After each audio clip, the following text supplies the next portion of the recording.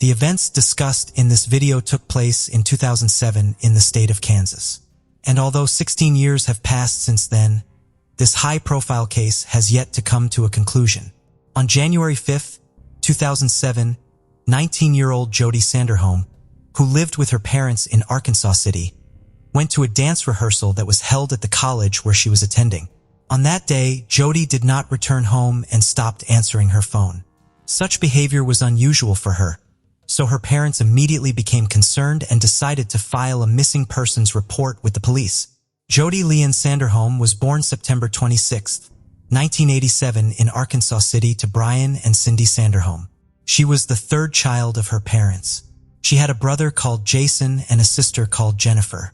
From a young age, Jody was fond of dancing. And although it played a large role in Jody's life, she also did not neglect her studies. She was one of 4 valedictorians in her graduating class. While in high school, Jody was a member of the National Honor Society, a Kansas State Scholar, a Kansas Board of Regents Scholar, and earned the Outstanding Physics Student of the Year award presented by David Steinmetz. She was a member of the Ark City High School dance team for 4 years. 2 of those 4 years, she was the captain. Jody was a member instructor of Ark City Dance and a Universal Dance Association instructor.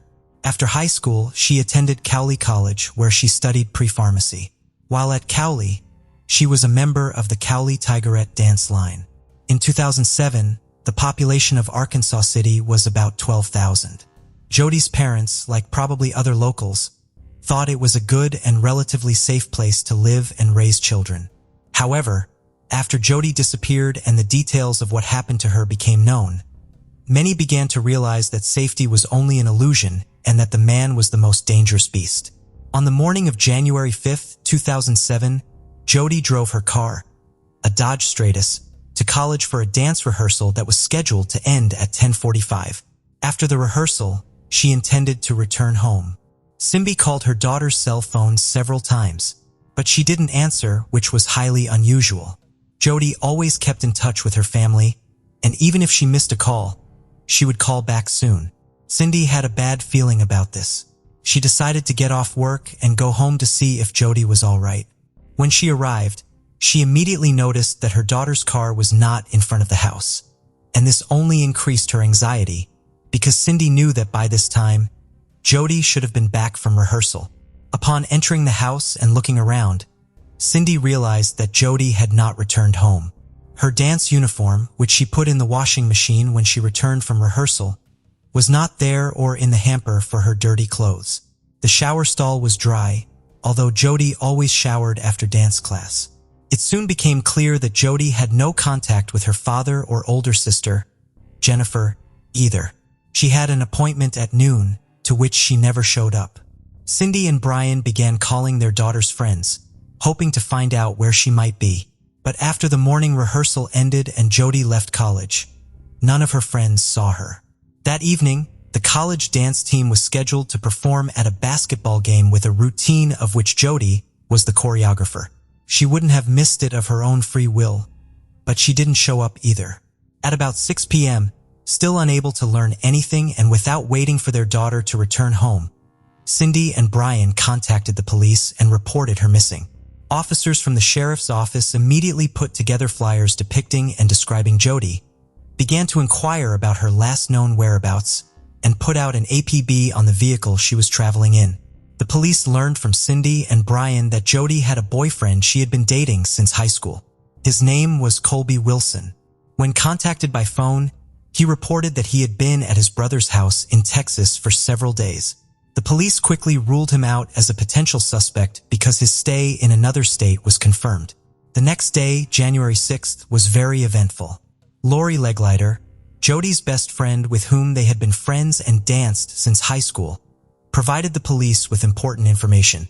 They both enrolled at Cowley College, where they went on to study dance. Lori reported that she left work at Sirloin Stockade in Arkansas City around 10 p.m. Tuesday, January 2nd, and noticed a light blue car drive by the restaurant several times as she left. On her way home, she noticed a car following her in her rear view mirror. "I thought something strange was going on," Lori told the detectives. She decided to see if the car behind her was really following her. so she started turning onto different streets. The driver of the car behind her was doing the same thing, and it really scared Lori. She drove to the local police station and parked next to it, thinking that the stalker would leave her alone. She didn't see him after she stopped, so she drove home again. However, she had to go back to the parking lot near the police station because she saw the car chasing her again. Lori sat in the car for a while before driving home. She told the detectives that she didn't go to the station because she thought it was someone else's stupid prank. But that wasn't really all. On Friday, January 5th, the band Tigerette Dance Line was rehearsing at the college. According to Lori, she and Jody got there around the same time and, as usual, parked not far from each other. Lori spotted the light blue car again. What's more, she recognized the man behind the wheel. It was a local resident, 23-year-old Justin Thurber. Lori did not know him personally, but had seen him several times in the company of his older brother and his friends. Lori and Jody left practice at the same time and were supposed to meet up later, but Jody never showed up for that meeting. Soon, several members of the dance team revealed that they too had seen Justin near the college during the past week. He always sat in his car in the parking lot and just watched. Within the first 24 hours of Jody's disappearance, police had driven all over the city but could not find her car. Arkansas City is surrounded by fields and wooded areas. They brought in a fixed-wing aircraft to search the area from the air. The car was more difficult to hide than a person because of its size, so the police hoped to be able to see Jody's car from the air. It was determined that the last time her cell phone signal was received, it was from a cell tower located near the Kaw Wildlife Area. This is a vast, wooded area along the Arkansas River. At this point in the investigation, only one person, Justin Eugene Thurber, who was identified by Lori Legleiter and other members of the dance group, was considered as a person who might be involved in the disappearance of Jody Sanderholm. It is important to note here that despite his young age, Thurber was well known to the police. 3 years earlier, in 2004, he had been charged with illegal possession of banned substances. He eventually received a suspended sentence and was released. 3 months after that, he was arrested for theft and probation violation. In October 2005, he was charged with disorderly conduct. 3 months later, he was arrested for petty theft and again found to be in possession of a controlled substance. On December 31st, 2006, which was just 6 days before Jody disappeared, Thurber was arrested again for theft. That same day, after paying a $3,000 bail, he was free. Having had a merry New Year's Eve, the next day, January 1st, he began impersonating a police officer and disrupting public order. When the real cops came for him, Thurber complained of chest pain and was taken to the hospital instead of the station. Why he was not arrested after his discharge from the hospital remains unclear, nor is it quite clear why he managed to get away with it all the time.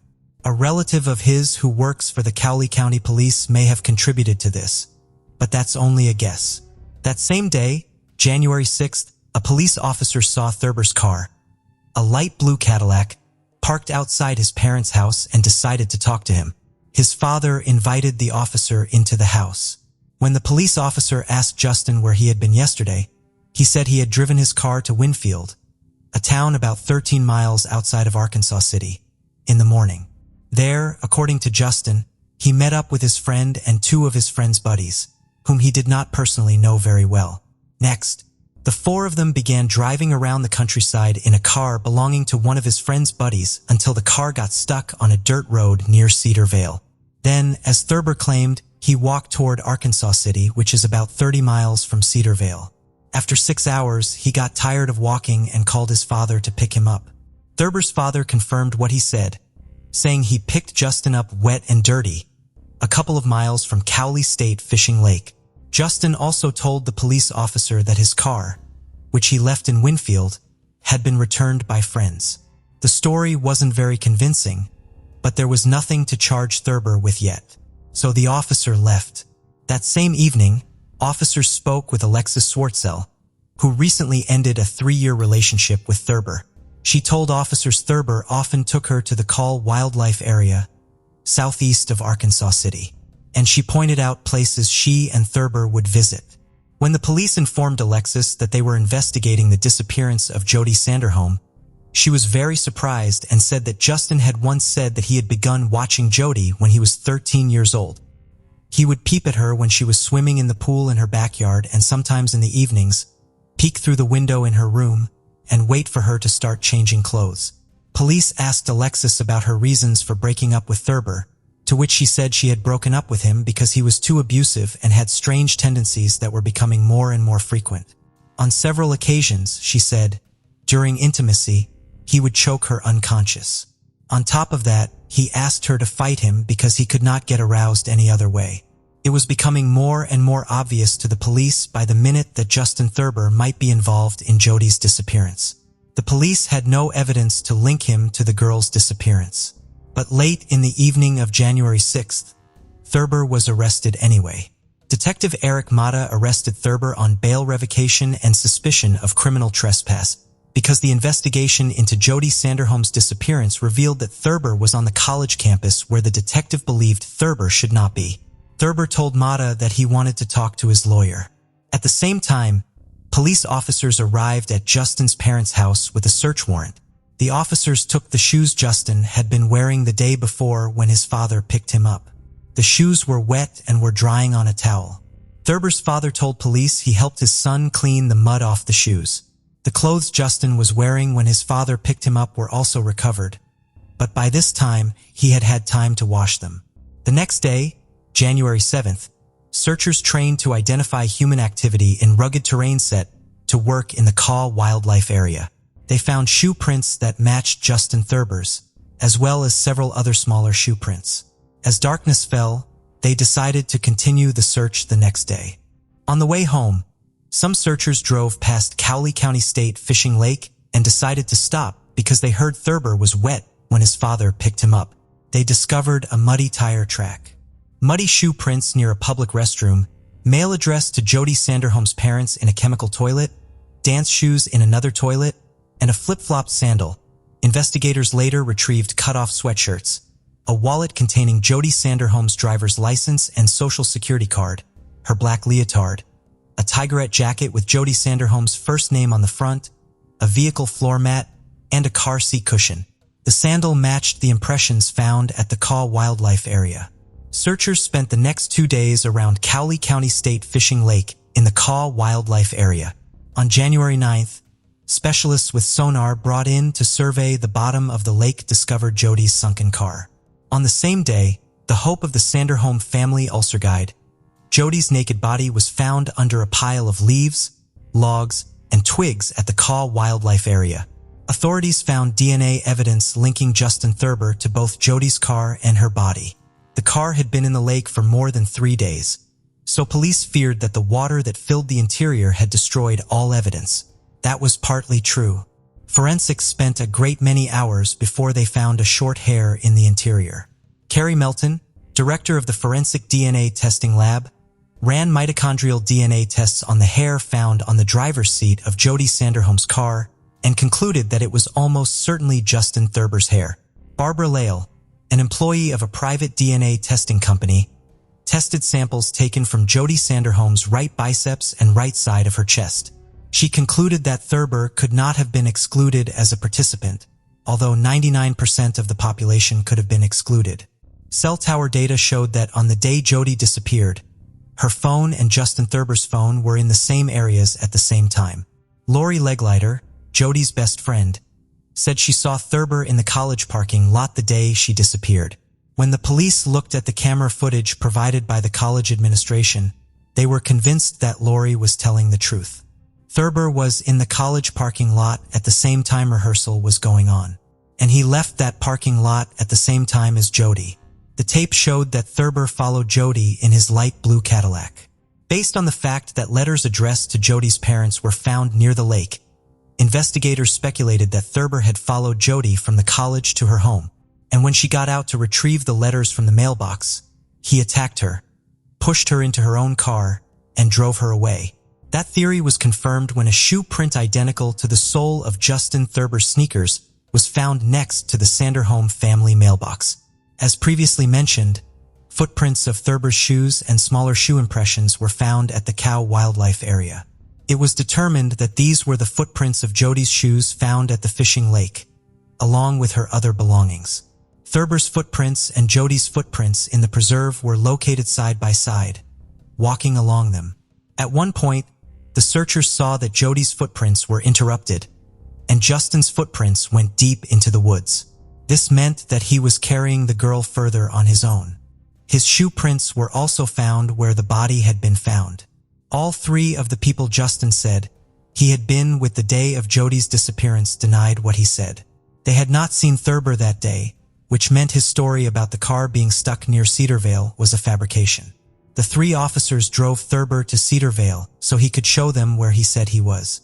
Thurber was unable to determine where he said the car was stuck. Back at the police station, Thurber volunteered to take a polygraph test. He also requested that his relative, Chad Monroe, who worked for the Cowley County Sheriff's Office, be present during the questioning. The evidence found was sufficient to indict Justin Thurber. He himself denied guilt, and the judge set his bail at $1 million. Thurber's attorneys tried to convince the court that he was mentally retarded and incompetent, but were unable to do so.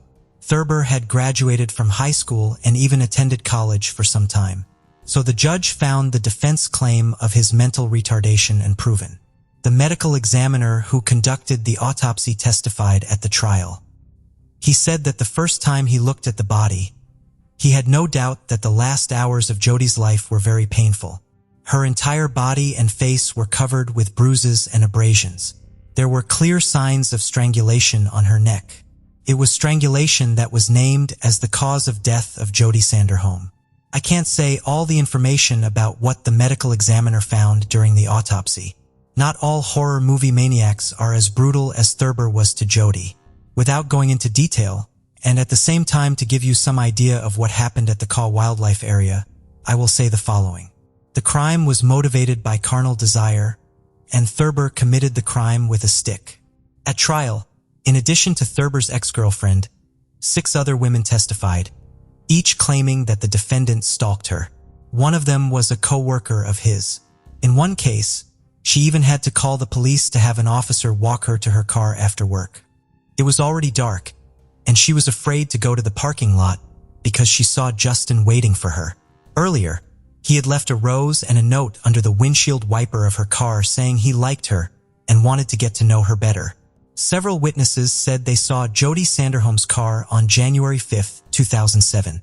Carrie Morris, a friend of Jody's, noticed that Jody was sitting in the passenger seat as their cars passed each other in Arkansas City shortly after noon.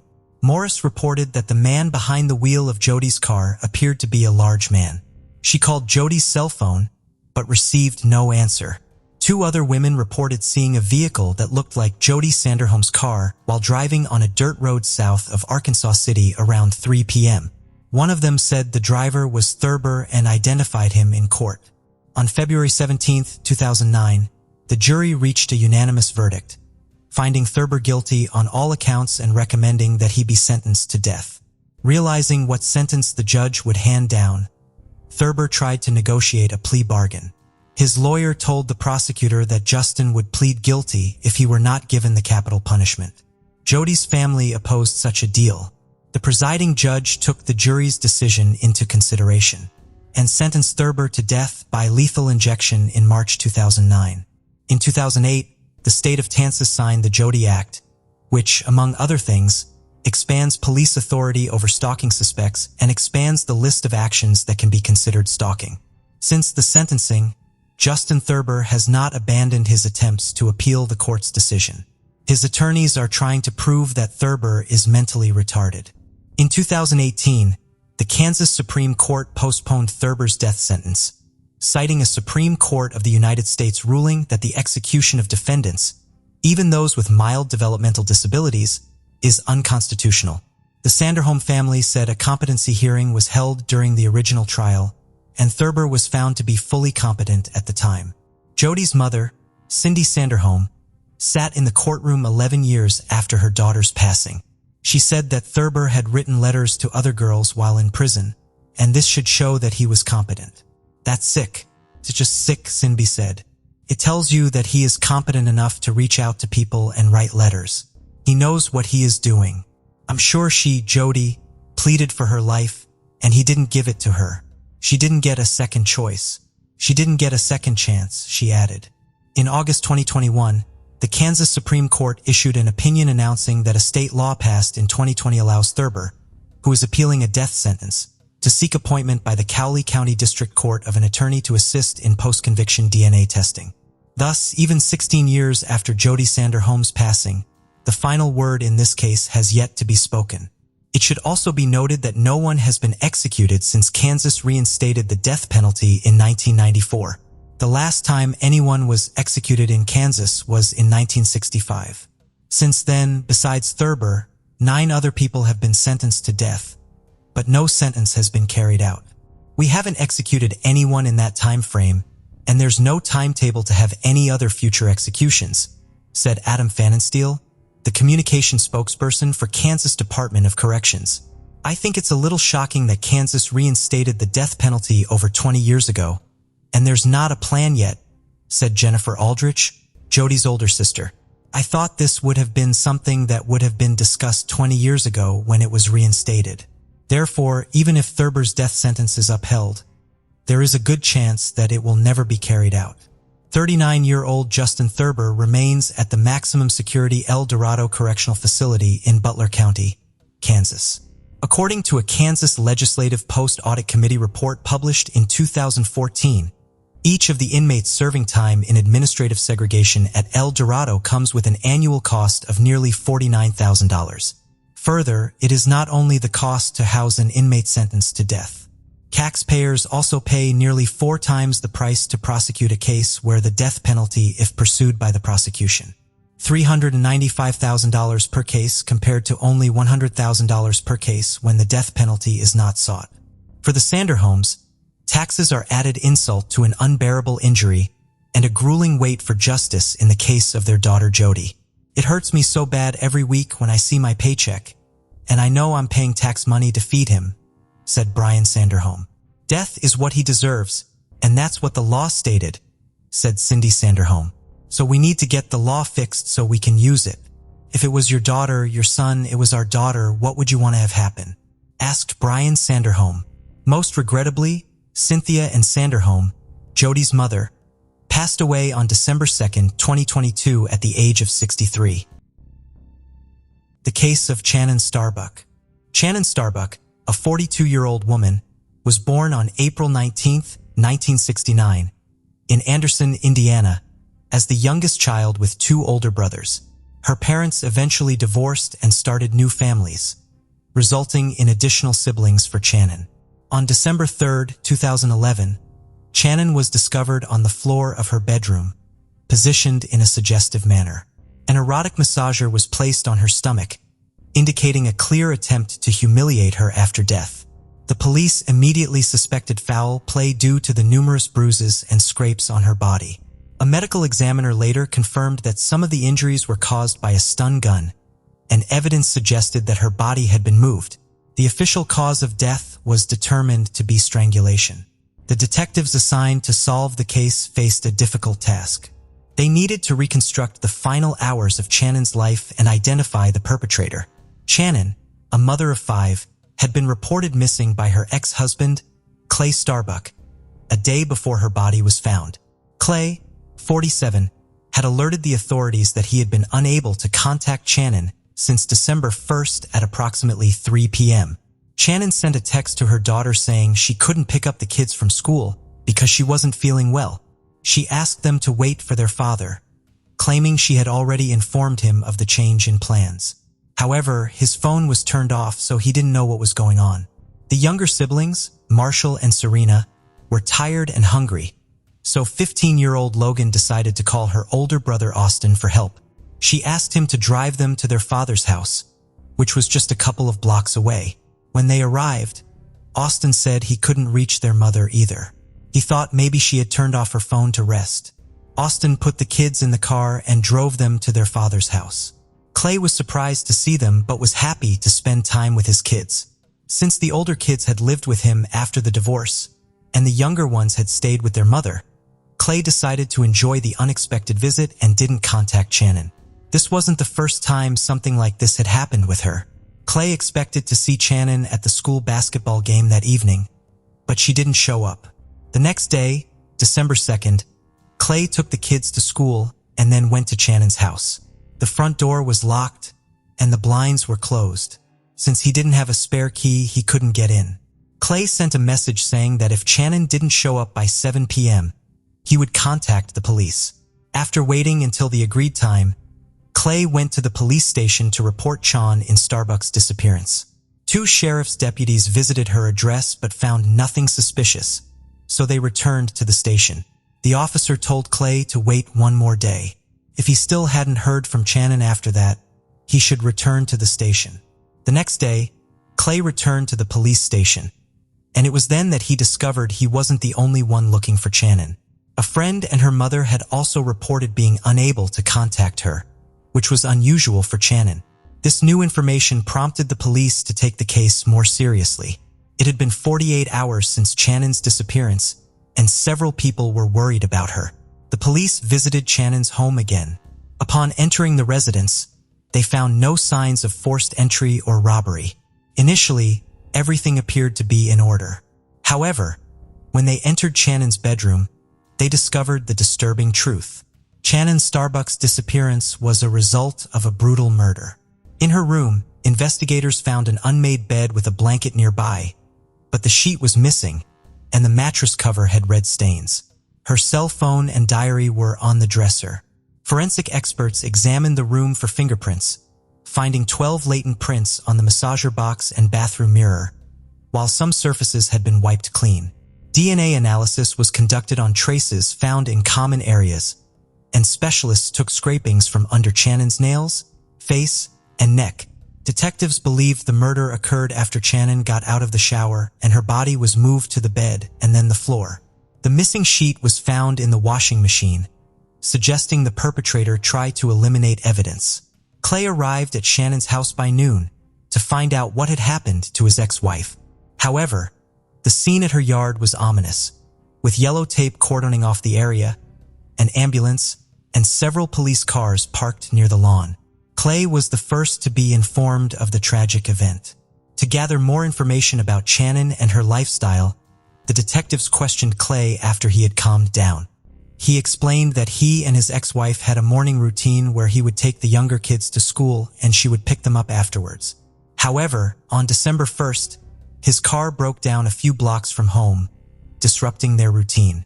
Clay had texted Shannon to ask her to take the kids to school.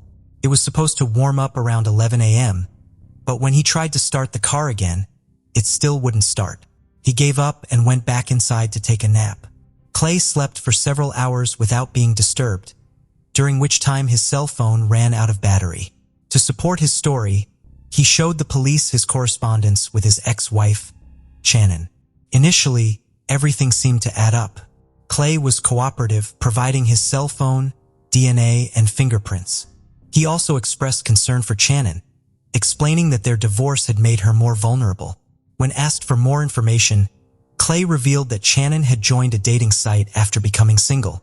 As an attractive woman, she had many admirers. According to Clay, she might have been seeing multiple people at the same time, and one of them might have been responsible for her death. Unfortunately, he didn't have any specific names to share. During the conversation, Clay became emotional and cried, struggling to accept Shannon's death. After recording his statement, the police sent him home. He had to break the news of their mother's death to their children. At the start of the investigation, the case surrounding Shannon's Starbucks demise was gathering momentum. Investigators questioned the Shannon family's neighbors, focusing on every detail, especially reports of unfamiliar people and vehicles in recent weeks. An autopsy revealed severe injuries, including chest trauma consistent with the use of a stun gun, 10 broken ribs, and head and body injuries likely caused by a blunt object. The severity of the injuries made it difficult to determine the exact time of death, but the expert estimated that Shannon's life ended between December 1st, 2002. Scratches on her body suggested that she had been moved, and her broken neck bone supported this theory. The medical examiner found evidence of strangulation using a soft object, possibly a hand, towel, or sheet. A breakthrough in the case came from the analysis of body samples, which revealed male DNA. This suggested that the suspect might be one of Shannon's close male acquaintances, including her ex-husband or secret admirers.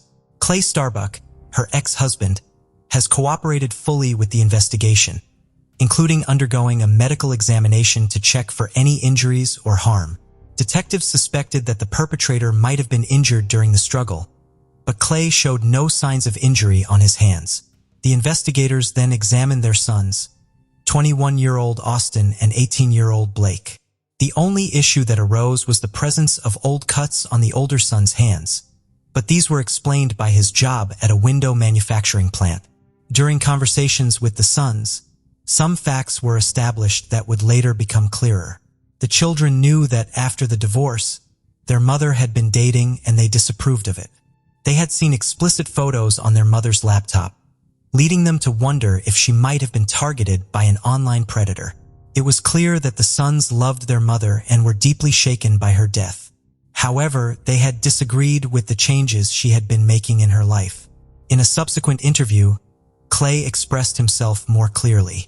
He blamed Shannon's behavior for his family's problems while he was away on business, especially her frequent encounters with other men. Clay even suspected that Marshall might not be his biological son, but he loved him regardless. Clay believed that after their relationship ended, Shannon started to indulge excessively and not appropriately for her age. He disapproved of her dropping off the kids at his place when she went on dates. By this point, investigators had not only spoken to Clay and the children but also interviewed Shannon's relatives and friends. The detectives developed a more comprehensive understanding of the deceased and her family. Shannon had always dreamed of having a big, loving family. Growing up, she was a kind and modest person who loved to draw and was very good at it, winning many awards. At 20, she met 25-year-old Clay Starbuck in Florida, where she had moved with her family when she was young. Clay was on vacation from Alaska. They were introduced by friends at a party and hit it off right away. That night, Shannon learned a lot about Clay. He had gone to school in Colorado to learn about diesel mechanics and later worked on the Trans-Alaskan Pipeline, which paid well. However, he was already married with 2 kids. Despite his complicated past, Shannon wasn't discouraged. She actually saw it as a plus, thinking it gave him valuable experience for their future together. Shannon and Clay got married soon after meeting. As Clay's new wife, she moved in with her husband. At first, she struggled to adjust to her new surroundings in the weather, but she quickly settled in.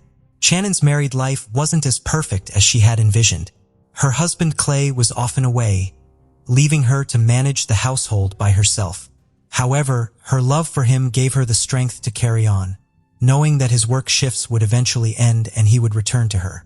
In the meantime, she took on the role of mother to his children from his previous marriage and soon gave birth to their own son, Austin, followed by another son, Blake, 3 years later. In 1996, they welcomed a daughter, Logan, who was later diagnosed with autism spectrum disorder.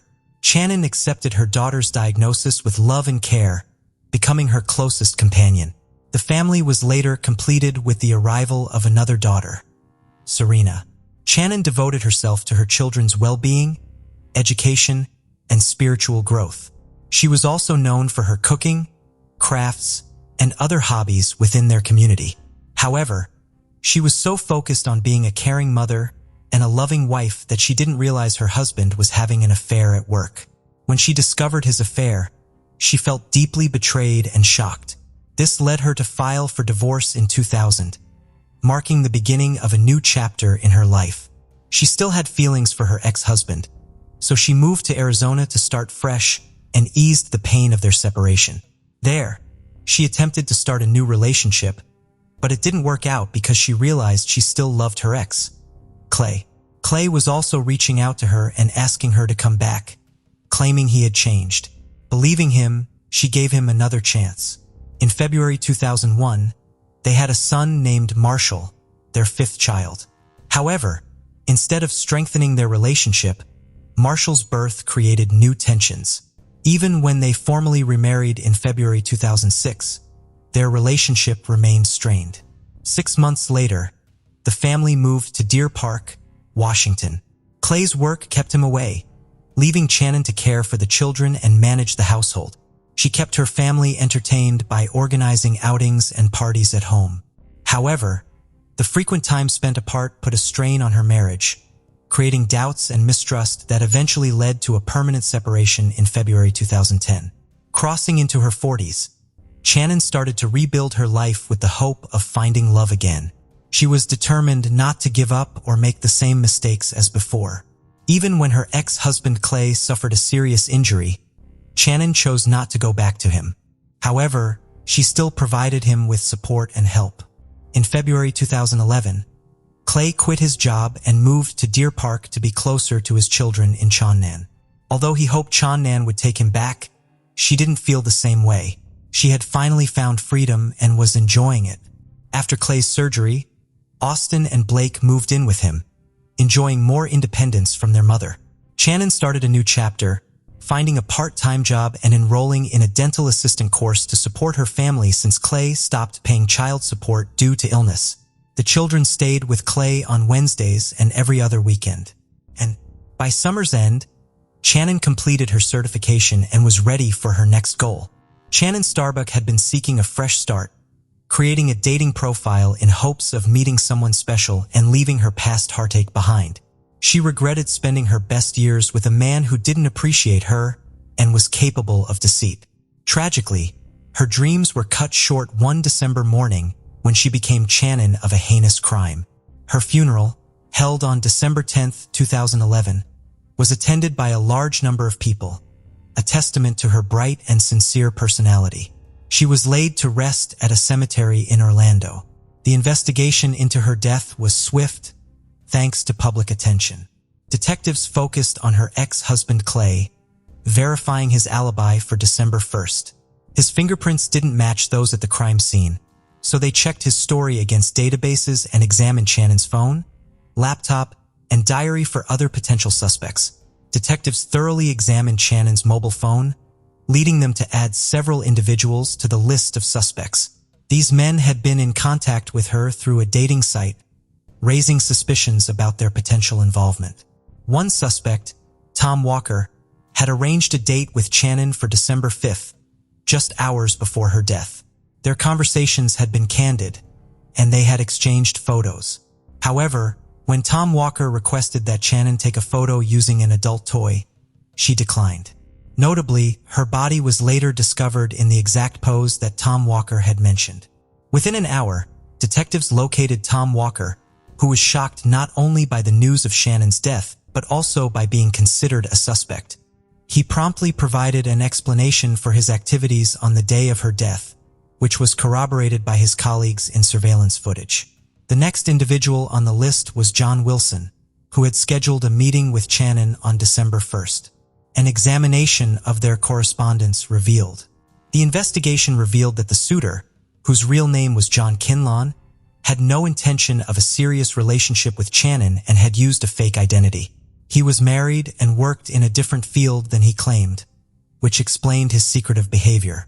When questioned, Kinlawn had an alibi for the time of the crime, which was corroborated, and he was released after providing a DNA sample. The investigation was back to square one, but a breakthrough came when detectives examined Shannon's mobile phone. They discovered that a 911 call had been made from the phone on the morning of December 1st, but it had been deleted from the call log. After retrieving the call, they found it contained only the sounds of sobbing and rustling before abruptly ending. Shannon's phone records revealed a failed call and 11 messages sent after her death. GPS data confirmed her phone was at home, where she was killed after dropping her kids at school. The suspect tried to mislead the investigation and was found to be close to the Shannon family, even using a nickname for the youngest son. After uncovering this information, Clay's statements were examined more closely. He had a clear motive for killing his ex-wife, as divorce can be difficult for some partners to accept. Additionally, he had the perfect opportunity, knowing her daily routine. As a result, authorities decided to track the suspect's car route again, this time using footage from street surveillance cameras. This is when the officer's suspicions became clearer. It turned out that Clay's car had not broken down. At the same time, results from another analysis arrived, showing that DNA material collected from Channon's body matched the suspect's samples exactly. When Channon returned home, a heated argument broke out, which ultimately led to her death. The unusual position of her body was a deliberate act of vengeance by Clay, who was enraged by her newfound freedom. After the murder, Clay stayed in the house and impersonated Channon in text messages. It became clear that his intentions to harm her may have been long-standing. A friend's conversation with detectives took on new significance, revealing that Clay and Channon's relationship was troubled. Channon had confided in friends that she was tired of Clay's controlling behavior and criticism and had feared he might harm her if she ever left him. In fact, Channon had contacted the police multiple times between June and November 2011, reporting that Clay was stalking her and making her feel unsafe in her own home. She had become so fearful that she refused to give anyone a spare key to her house. Ultimately, Channon secured a restraining order against Clay, limiting their communication to text messages. A thorough examination of her diary revealed that she not only feared her former lover but also believed he was manipulating their children against her. Clay had been spreading vicious rumors and portraying her as promiscuous. As a result, when he was arrested on February 6, 2012, the children refused to believe he was involved. The discovery of a tracking program on Channon's laptop, a hard drive labeled Channon's desktop computer in Clay's house, and printed correspondences did not seem to disturb them. The older children questioned the authenticity of the DNA analysis, thinking the accusations against their father were unbelievable and the case was fabricated. However, law enforcement and other relatives had a different perspective. At the trial, the prosecution presented a substantial amount of physical evidence and testimonies, confidently demonstrating Clay's guilt. In June 2013, justice was served when Clay Starbuck was found guilty of first-degree deprivation of life under aggravating circumstances and disrespect to human remains. He was sentenced to life without parole. His 2015 appeal was denied. He's serving time in Spokane County. Shannon's family grieves her loss, but the children siding with their father hurts more. His obsession led to revenge, leaving the children without a mother or father. Arellen Thompson was born on November 30, 1998, to Lynette and Aaron. As a young girl, she lived with her father, Aaron Thompson, and his pregnant girlfriend, Shelley Lowe. She lived with 7 other children in the house in Aurora, Colorado, ranging in age from 6 to 15, which included Arellen's older brother, Shelley's teenage brother, and Shelley's 5 children. On November 14, 2005, Aaron notified authorities that Arellen had disappeared. He said she got into an argument with Shelley over a cookie and ran away from home between 12:30 and 1:30 p.m. During this time, temperatures outside were below freezing, and it was snowing. Police noted that Aaron and Shelley did not appear distressed over her disappearance, and neither of them had any suggestions as to where she might be. Shelley was upset, but only because the police were questioning the other children. Between 8 and 9 p.m., while officers were still searching the neighborhood for the child, Aaron said he was tired and wanted to go to bed. He agreed to a formal interview at police headquarters afterward but fell asleep on the stairs in his house between 10 p.m. and 1 a.m. Both Aaron and Shelley stopped cooperating with authorities the next day. Aaron's mother, Lynette Thompson, lived in Detroit, Michigan, when her daughter disappeared.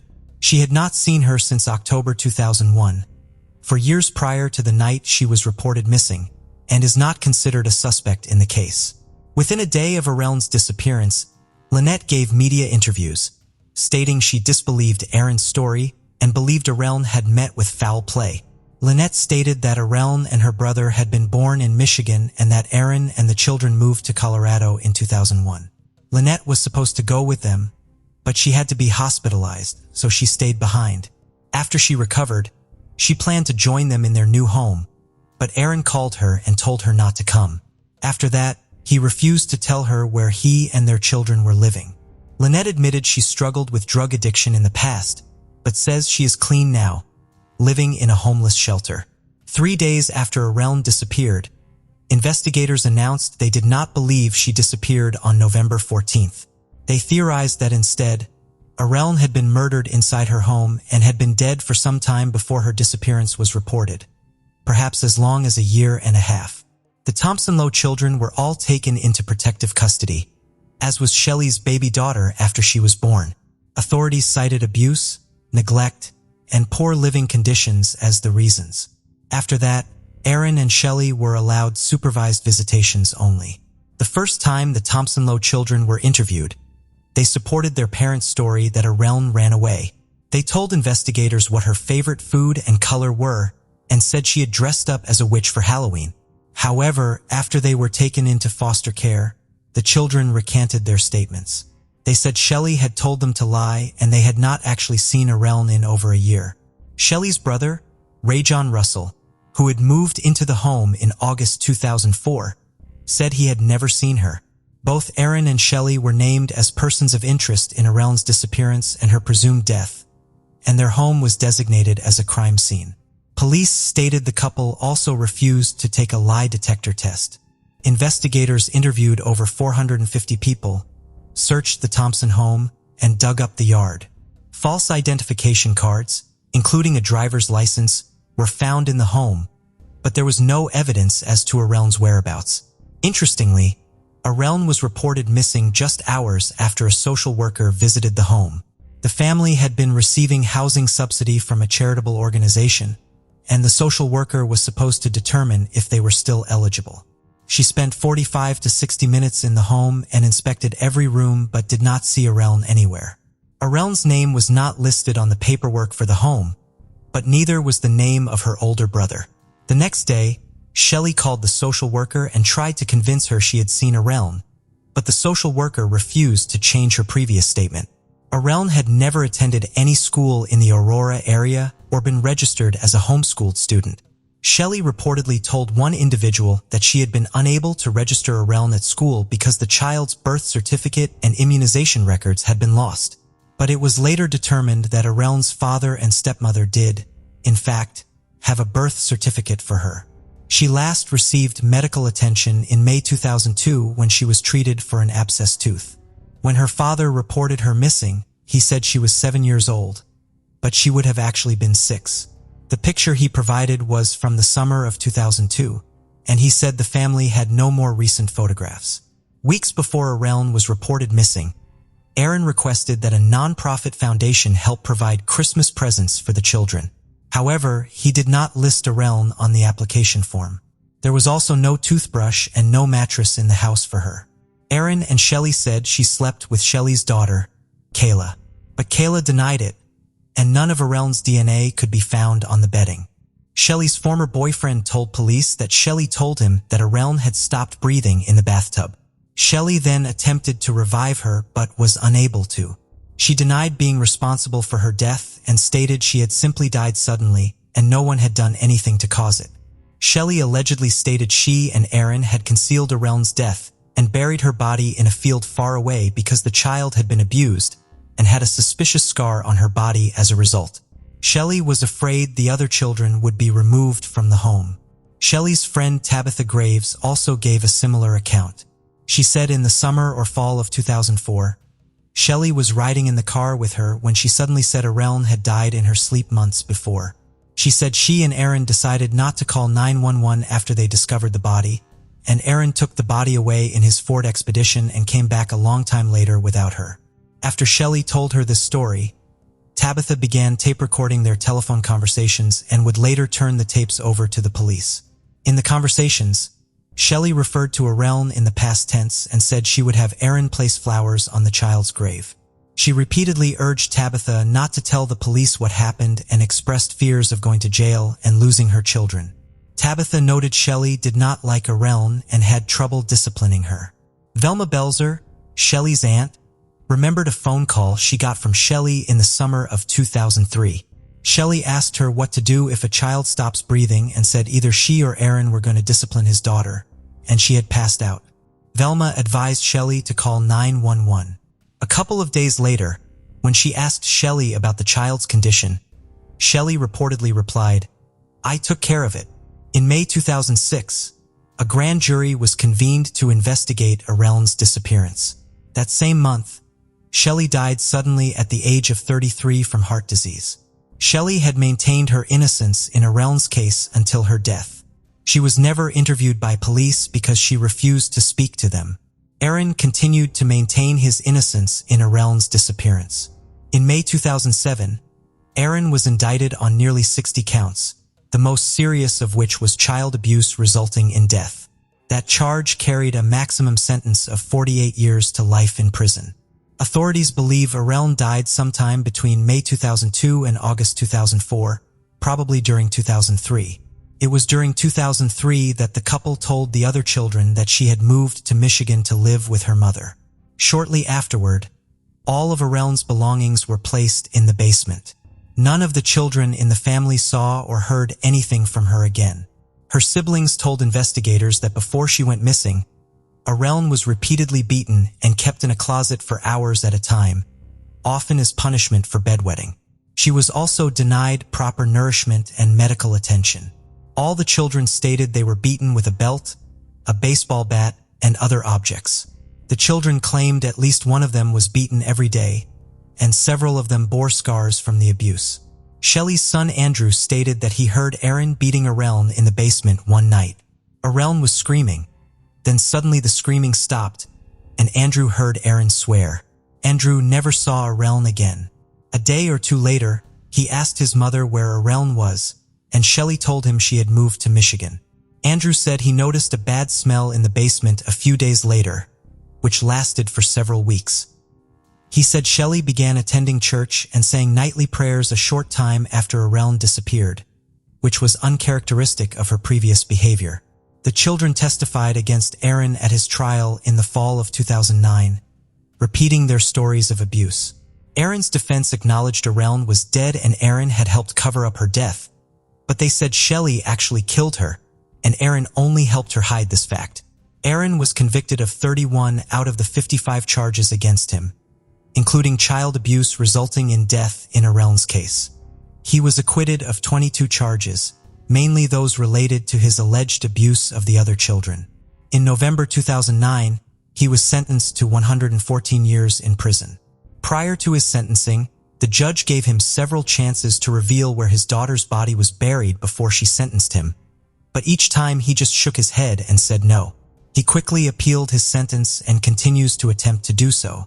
The children were all placed in foster care or with relatives. Sadly, as of today, the location of Arelne's body remains a mystery. The Vicky Glass case. Vicky Glass was born on September 21, 1979, in Stockton-on-Tees, a trading town situated on the banks of the River Tees. At that time, it was part of the extinct county of Cleveland, later reassigned to the county of Durham in England. She was the daughter of Deborah and Anthony Glass and had an older sister named Claire, who was a year older than her. Vicky entered the world prematurely, weighing less than 3.3 pounds, and both her life and her mother's were in danger. Eventually, Vicky's parents separated, and when she was 6 years old, her mother remarried Colin Goodall, a man also living in Stockton-on-Tees. This new union gave the young girl an additional stepsister named Cheryl, who was older than her, and a younger brother named Thomas. From that point on, Vicky lived with them. Vicky had light skin, light brown eyes, and long hair, a look she maintained from childhood into adolescence when she decided to cut her hair. Despite being born with a hearing impairment, music was Vicky's passion, and she considered herself a huge fan of Michael Jackson. Her musical inclination led her to join the local jazz band at a very young age. Clearly, she was a determined young lady. She remained with the group from the ages of 13 to 18, during which time she always enjoyed the trips they took to perform in various places. According to her acquaintances, she felt proud when she performed. Vicky also had a deep love for animals, particularly cats. In fact, she rescued one, which she named Sooty. Vicky attended Blakestone High School, also located in Stockton-on-Tees, and had a keen interest in running and sports in general. However, she was very diligent and never neglected her studies. Later on, she secured a job at a local factory in Teesside.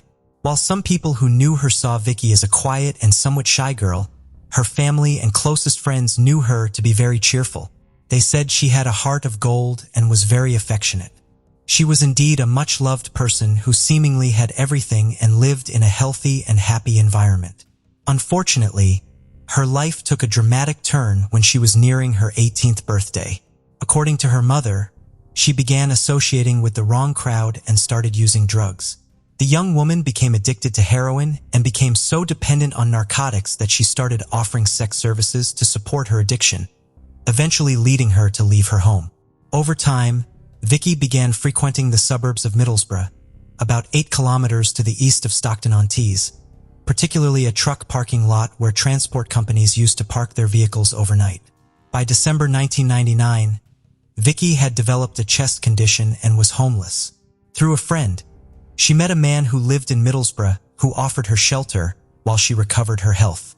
The homeowner took care of her, and the place became her permanent residence. He assisted her in scheduling her medical appointments and ensured she didn't miss them. Despite the man's efforts to help the girl heal and improve her life, she continued with her addiction to illegal substances and continued offering her services as a sex worker. In the year 2000, Vicky continued with the same lifestyle, and so her 21st birthday arrived on September 21st. Unfortunately, the joy quickly turned into tragedy.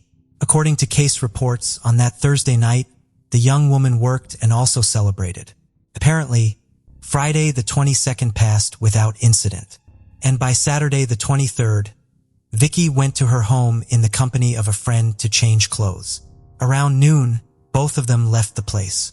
Hours later, past midnight, Vicky met with a client on Borough Road, located in the center of Middlesbrough. They then went to 104 Princes Road, a place frequented by drug users and sex workers. She was dressed in a white shirt, light gray pants, and white sneakers. Sometime later, the young woman and her client took a taxi down Union Street and went back to this male's home in Norton, Stockton. After spending some time there, Vicky called a taxi line she often used. The driver picked her up at around 4 a.m. on Sunday, September 24th, and about 20 minutes later, he dropped her off in Middlesbrough, specifically at the junction of Union Street and Eschwood Square. This is just to the rear of a pub that was then called the Shipmate. As soon as the taxi driver dropped the woman off at the designated destination, he returned to the headquarters of the taxi company he worked for. That night and in the following days, Vicky did not return to her house. Her friend, the man who had helped her when she needed it most, became worried as her absence prolonged. He started asking about her at all the places she frequented. Since no one could provide information about her whereabouts, he decided to contact the police to report her as missing. In the same month, a man named Sean Tooley was arrested. His arrest was related to the asphyxiation death of a 20-year-old woman named Kelly Mallinson, who also engaged in sex work to finance her addiction and frequented the same places Vicky did. Tooley was sentenced to life in prison a year later. On Friday, November 3rd, 6 weeks after Vicky's disappearance, a man who was walking dogs made a gruesome discovery on a trail in the town of Danby, a picturesque village located in North Yorkshire. Around 6 in the morning, the man came across the naked and decomposed corpse of a woman. Immediately, amidst his shock, the citizen notified the police. The remains were taken to the coroner's office, where experts determined that it was Vicky. Due to the state of the remains, pathologists concluded that she had been exposed to the moorland winds for several weeks. Although they couldn't establish the cause of her death, they stated that there appeared to be no wounds and no signs of abuse, sexual or otherwise, nor any indication that she had died from drowning. Officials who arrived at the scene searched the area surrounding where Vicky's body was found for clues and tried to locate the victim's clothing, but their efforts yielded no results. Cleveland and North Yorkshire police officers initiated investigations. A team of 40 officers tried to reconstruct the unfortunate young woman's last steps during the night of September 23rd and the early hours of September 24th. They interviewed both the taxi driver and the employees of the places Vicky frequented, as well as the friend who had given her shelter and some witnesses and colleagues. Sergeant Brian Dunn, who was leading the investigation at that time, made several public appeals for assistance from the community. They needed someone to provide information that could be useful in catching the perpetrator. Vicky's family was devastated by the tragic death of the young woman. On that day, when her mother returned from work, the police were at her house. Her initial reaction was to ask if they had found her daughter and if she was okay. But when she received the news, she began to tremble. Until that moment, she was convinced that her daughter would reappear alive, and every contact she had with the police involved asking if they would help Vicky get off drugs once they found her. On November 13th, Vicky's mother, Deborah, lashed out at the press for labeling her daughter as a drug addict. She emphasized that this fact was irrelevant and that the important thing was that she was a 21-year-old girl who had lost her life in a brutal manner. The following week, posters with Vicky's photograph were placed in various locations, especially in the places where the girl had been on the night she disappeared. In that same month of November, the police reported that they had spoken to more than 500 people and had taken statements from 150, including former clients of the young woman, taxi drivers, neighbors, and truck drivers. They also analyzed over 60 hours of closed-circuit camera recordings located in the areas the victim used to frequent. November was passing when Vicky's father, Anthony, and her stepfather, Colin, went together to the site where the lifeless body of the girl was found. On that day, Deborah's absence was notable, but the mother was too affected to participate in the ceremony. In addition to placing flowers, they prayed for any clues or information that would lead to the truth about what had happened. Anthony sent a plea to members of the community to help them find closure. In doing so, he stressed that they only needed a phone call to end the nightmare they were living, not knowing what had happened to their daughter. The investigation focused on the hundreds of truck drivers who used to frequent the parking lot in Middlesbrough. As part of the inquiries, a 39-year-old married man was arrested, but his identity was never revealed. Eventually, his connection to the case was ruled out and he was released. In January 2002, the investigators in charge of the case arrested a 47-year-old unmarried man, identified as Eric Coates, who resided in North Yorkshire. This was the third time officials had interviewed him in relation to the case, as he had been unable to provide a credible alibi for his whereabouts on the day Vicky disappeared. The agents found it suspicious that he couldn't remember certain details precisely. The man admitted that he had been with sex workers but denied any involvement in Vicky's death. He also revealed that one or two girls had mentioned to him that the crime was related to a drug debt settlement. His house, which he shared with his parents, was searched by the police, as were other properties belonging to his family. During the searches, officers seized computer equipment, clothing, diaries, videotapes, and a vehicle. Additionally, this individual had a criminal record. He had been arrested and imprisoned for 15 months in 1994 for unlawfully restraining and assaulting a sex worker in Middlesbrough. However, he was acquitted of charges of attempted sexual assault and indecent assault against the same woman. Ultimately, it was determined that Eric had nothing to do with Vicky's crime, and he was released. His father, a former county councillor in North Yorkshire, stated that they were as interested as the police in finding out who had taken the young woman's life. Years later, in 2006, Eric was imprisoned and sentenced to 14 years for pleading guilty to 15 sexual offenses against girls aged between 11 and 14 years. In this context, it was also revealed that his father had faced 12 charges of sexual offenses but was not brought to trial due to health reasons. Returning to 2002, in July, Cleveland police questioned a man identified as John Taylor, who was serving a life sentence after pleading guilty to the kidnapping and murder of a 16-year-old girl in Leeds, West Yorkshire. The investigations into Taylor also yielded no results, and he was ruled out as a suspect in the attack on Vicky. In December 2006, detectives from Cleveland police reported that they had contacted their colleagues in Suffolk to explore possible connections between Vicky's case and the tragic deaths of 5 other sex workers. For these crimes, truck driver Steve Wright had been arrested, and 2 years later, he was sentenced to life imprisonment. Subsequently, the authorities in Cleveland ruled out any connection of the man with the death. When the tragedy reached its 10-year mark, Vicky's parents visited the place where their daughter was found lifeless and placed flowers in her honor. Deborah told reporters that she thought of her daughter every day and that it was a pain that would never go away. In December 2010, the case file was once again examined, searching for possible links, such as a man identified as Steeken Griffiths, who had taken the lives of 3 sex workers in Bradford, West Yorkshire, and was sentenced to life imprisonment. However, at the beginning of January 2011, any possible connection to Vicky's disappearance was ruled out. For the family, the pain of loss was compounded by the uncertainty of not knowing what happened to her and the belief that the person responsible for her death remained at large. Vicky's grandmother, who was very close to the girl, was deeply affected and passed away a year later. Her mother, Deborah, passed away in 2015 at the age of 55 without ever getting to know the person who took her daughter's life. Anthony later admitted that during the first 24 months after the tragedy, he couldn't work and lost his job. He confessed that he couldn't smile, and it took him a long time to regain belief in himself and convince himself that it wasn't his fault. In 2017, the Cleveland police requested a grant to fund 3 separate historic cases in the vicinity of Middlesbrough.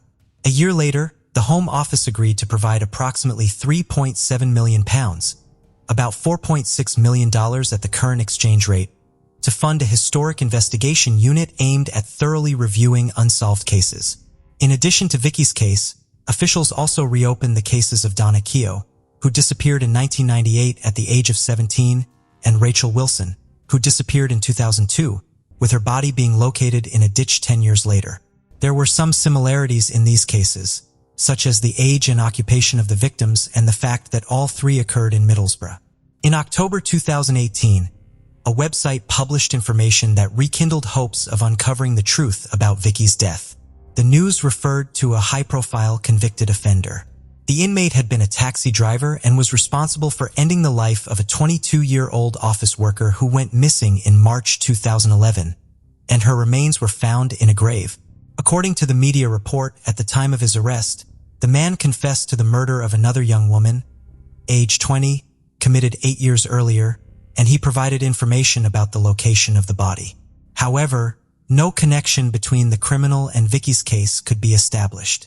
In September 2021, the police announced that they had significant new lines of investigation regarding the unsolved case. In this context, they made a fresh public appeal urging anyone who knew any details about what might have happened to Vicky in 2000 to contact the authorities.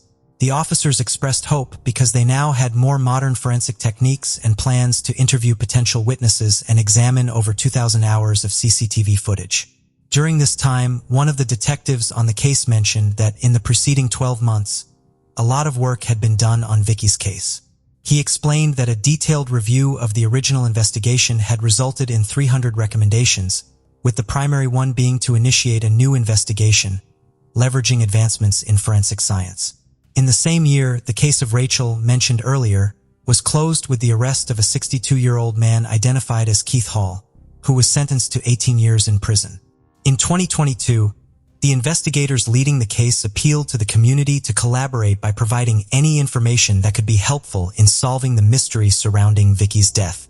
They were particularly interested in identifying the truck driver who was seen with the young woman hours before her disappearance. To achieve this goal, they released CCTV images in which Vicky is seen walking with a man in a parking lot on the night of her disappearance. And later, she is seen conversing with a truck driver to whom she may have left some of her belongings. This latter man was described as an individual with white skin, broad shoulders, aged between 34 and 38, and having a distinctive mark on his face. The police also launched a website with Vicky's name in an effort to gather information about the case. As part of these initiatives, detectives spoke with hundreds of people, and while they collected a significant amount of information, the identity of the truck driver remains unknown. That year, the family issued a statement reaffirming their deep love for Vicky and the difficult times they were going through. They emphasized that Deborah, Vicky's mother, passed away without answers, knowing that the person who took her daughter's life was still on the streets. On November 3, 2023, 23 years had passed since Vicky's lifeless body was found, and the investigation to find the person responsible for her death is one of the most extensive in the history of Cleveland police in England. Each year that goes by without justice is another year of suffering for the relatives of Vicky Glass, who would be 44 years old today. The police stated that in order to provide closure to the family, they need the support of the community. They are confident that someone out there possesses the missing piece to solve the puzzle and expressly called on that person to come forward to the authorities to help uncover the truth. Dylan Levi Bennett was born in 1992, and Austin Jean Bennett was born in 1996. Their mother, Mary, was a single mom who was originally from Oklahoma but would move to Colorado Springs later in life. In the late 90s, she was suffering from mental illnesses and was reported to be neglecting the boys and their younger brother, James. Because of the mental illnesses she suffered from, she voluntarily put the boys in foster care. They unfortunately went to live in the home of Edward and Linda Bryant as foster children in Monument, Colorado. Their mother visited the boys once a week and saw they were generally happy and well taken care of. Thinking she was doing the right thing, she allowed the Bryants to adopt the boys just months later in March 2000.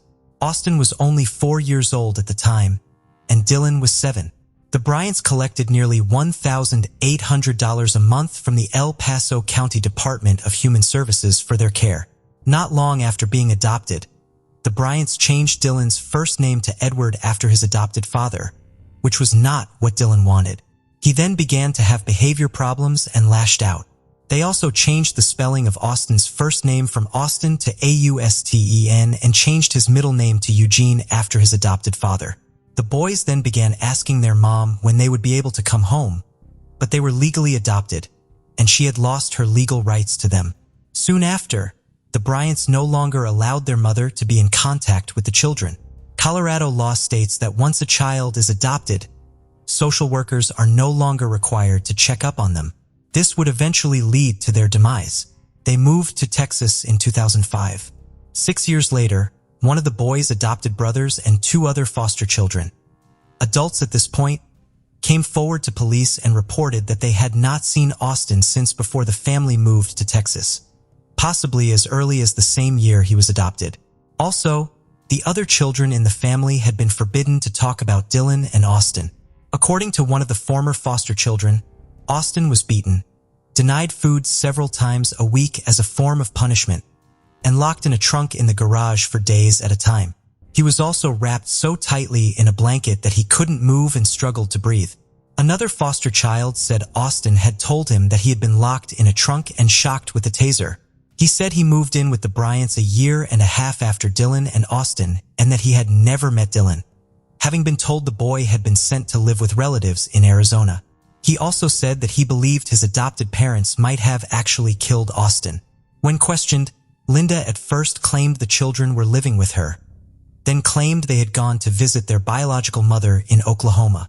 She then admitted they hadn't lived with her in years. She stated that a therapist had suggested that Austin be disciplined by being wrapped in blankets. Linda and Edward Eugene stated both boys had run away from home, but they gave different accounts. Linda said both ran away in May 2003, and Edward said Dylan ran away in 2001 and Austin in 2005. However, neither one ever reported the boys missing. Investigators determined that Austin was enrolled at Monument Academy Charter School until August 2003, when he was withdrawn, supposedly to be homeschooled. They could find no school or medical records for either Edward or Austin after 2003. Linda tried to make it look like the boys were still living with her and even printed photographs of other children off the internet, displayed them in her home, and told the other adopted children that they were pictures of Austin and Dylan. The Bryants separated sometime after moving to Texas in 2005. They filed for bankruptcy in 2007 and listed $126,000 in adoption benefits as part of their income. They would also list 8 children, including Austin and Edward, as dependents. They still had 5 children in their care by 2011. A 6th was in prison and the 7th was in the military out of state. In February 2011, the Bryants were arrested and charged with multiple counts of theft, conspiracy, forgery, and attempting to influence a public official. They had collected approximately $175,000 in benefit payments for the children's care after the children were no longer living in their home. Edward claimed he had no knowledge of the family receiving benefits for the children. Linda admitted she had deliberately covered up their disappearances to keep the payments coming. Linda was charged with 148 felony counts, and Edward was charged with 13 felonies. However, None of the charges were related to the actual disappearance of the children or the alleged abuse of them, but were for Medicaid fraud only. When they were charged, the other 5 minor children in their care became wards of the state of Texas. In January 2012, Linda pled guilty to 54 felonies, 4 counts of theft, 2 counts of conspiracy to commit theft, and 48 counts of attempting to influence a public servant. In March, she was sentenced to 42 years in prison for welfare fraud. In April, Edward pled guilty to 5 similar felony charges, and 19 of the other counts were dismissed. He was sentenced to 30 years in prison for welfare fraud. Some of Linda's relatives were told that Dylan had gone to Arizona to help care for her 82-year-old father. Others were told he had been sent to a boot camp for bad behavior. One relative testified at the sentencing that Linda told her Austin was sent to an insane asylum in Colorado. One of her adopted children told investigators she asked him to have a friend come over and pretend to be Dylan if a caseworker ever came by. An El Paso County Sheriff's deputy told the court that another relative had lodged a complaint over Dylan's disappearance with the El Paso County Department of Human Services. The detective said that for some reason, a caseworker was never sent. Police believe that the oldest boy, now legally named Edward Dylan Bryant, has been missing since 2001 and Austin Bryant since 2003, but neither of the Bryants have been charged in the boys' disappearances. Their mother still seeks answers, but extensive searches in Colorado have turned up no indication of their whereabouts. Authorities believe they may no longer be alive, and as of today, this case remains unsolved.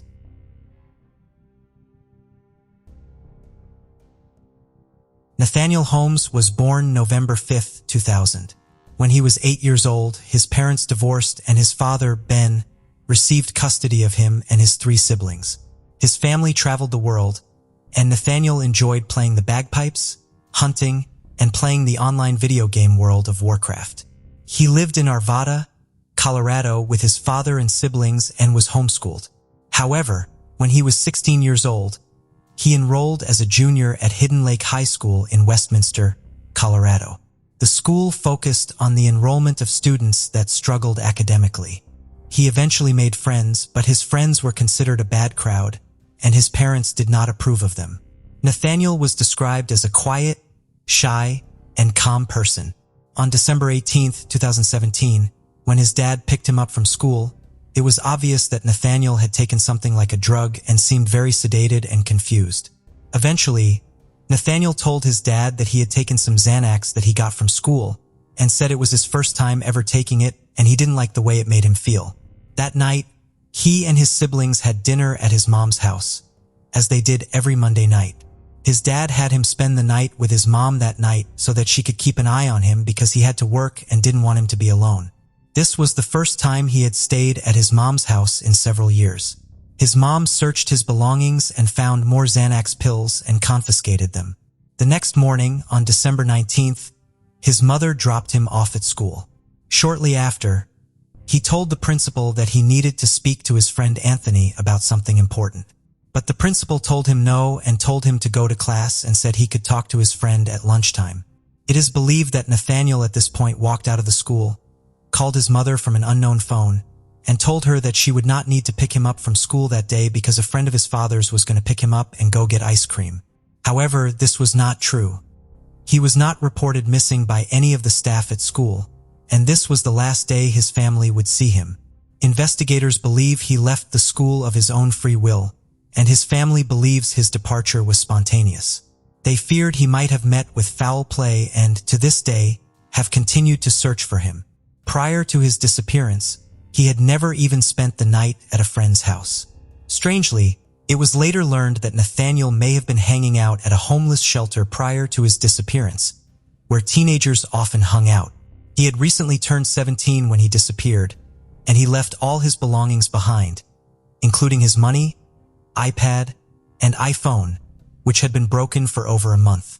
It was noted that Nathaniel had recently changed his password to his iPad, which he had been using to communicate with his friends since his iPhone was broken. Investigators told his dad they were unable to get into his iPad or iPhone to search for clues due to Apple's security measures. He did have a car, but he had recently had a fender bender, and his dad had taken it away. His friend that he wanted to talk to urgently that morning has come forward and states that he does not know why Nathaniel would have wanted to talk to him so badly, but has helped a lot in the search for him. Some of his missing flyer posters posted in Old Town have been vandalized, and they are unsure if there is anything suspicious behind this. He is listed as a missing runaway, but his family does not believe he ran away and then chose not to return. His family still continues to search for answers, and as of today, this case remains unsolved. Dale Dwayne Williams was born July 15, 1956. He would later marry Diana, and the couple lived in the small town of Nucla, Colorado, with their 2 daughters. He owned the Pro Body Shop in Nucla and is described as well-liked and very helpful to anyone that needed it. He was family-oriented, a great father, and a very hard worker.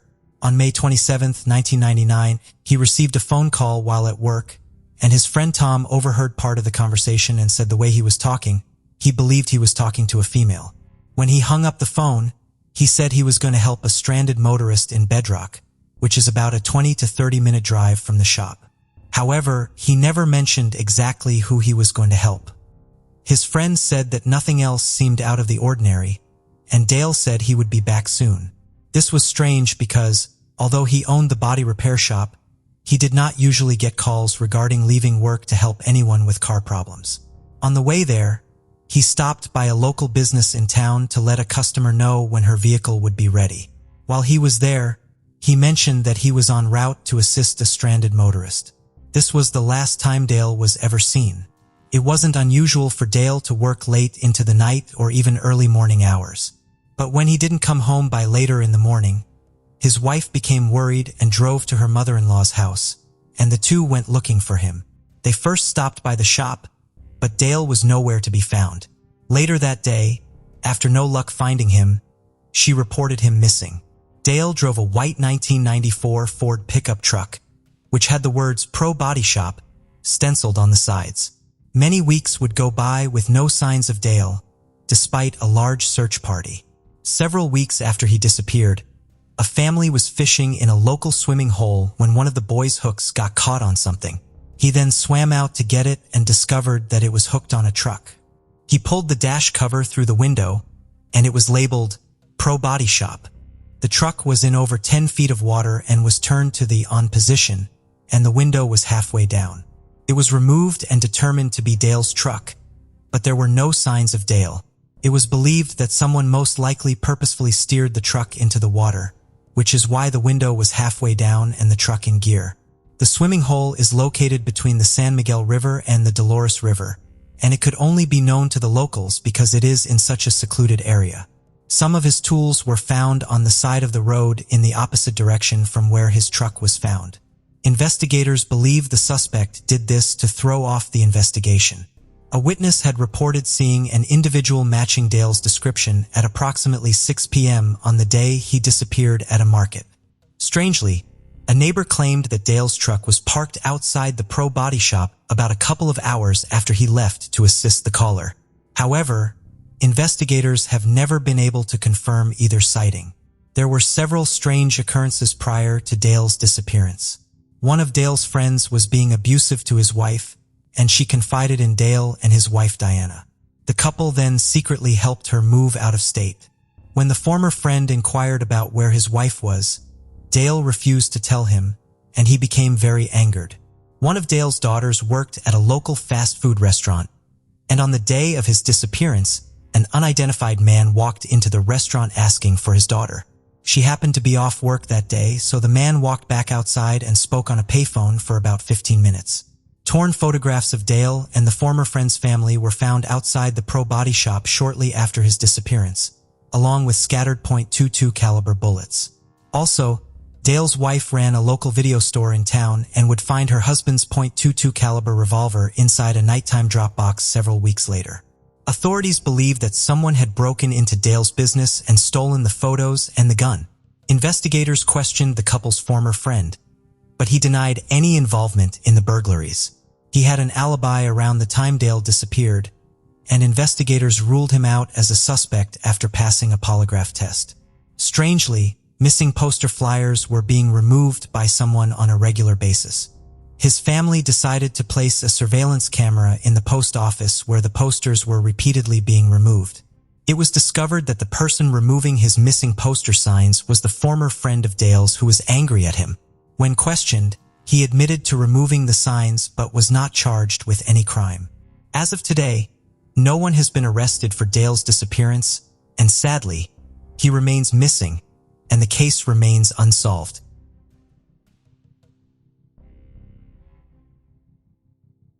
Becky Elshani was born December 27, 1985, and was one of 10 siblings.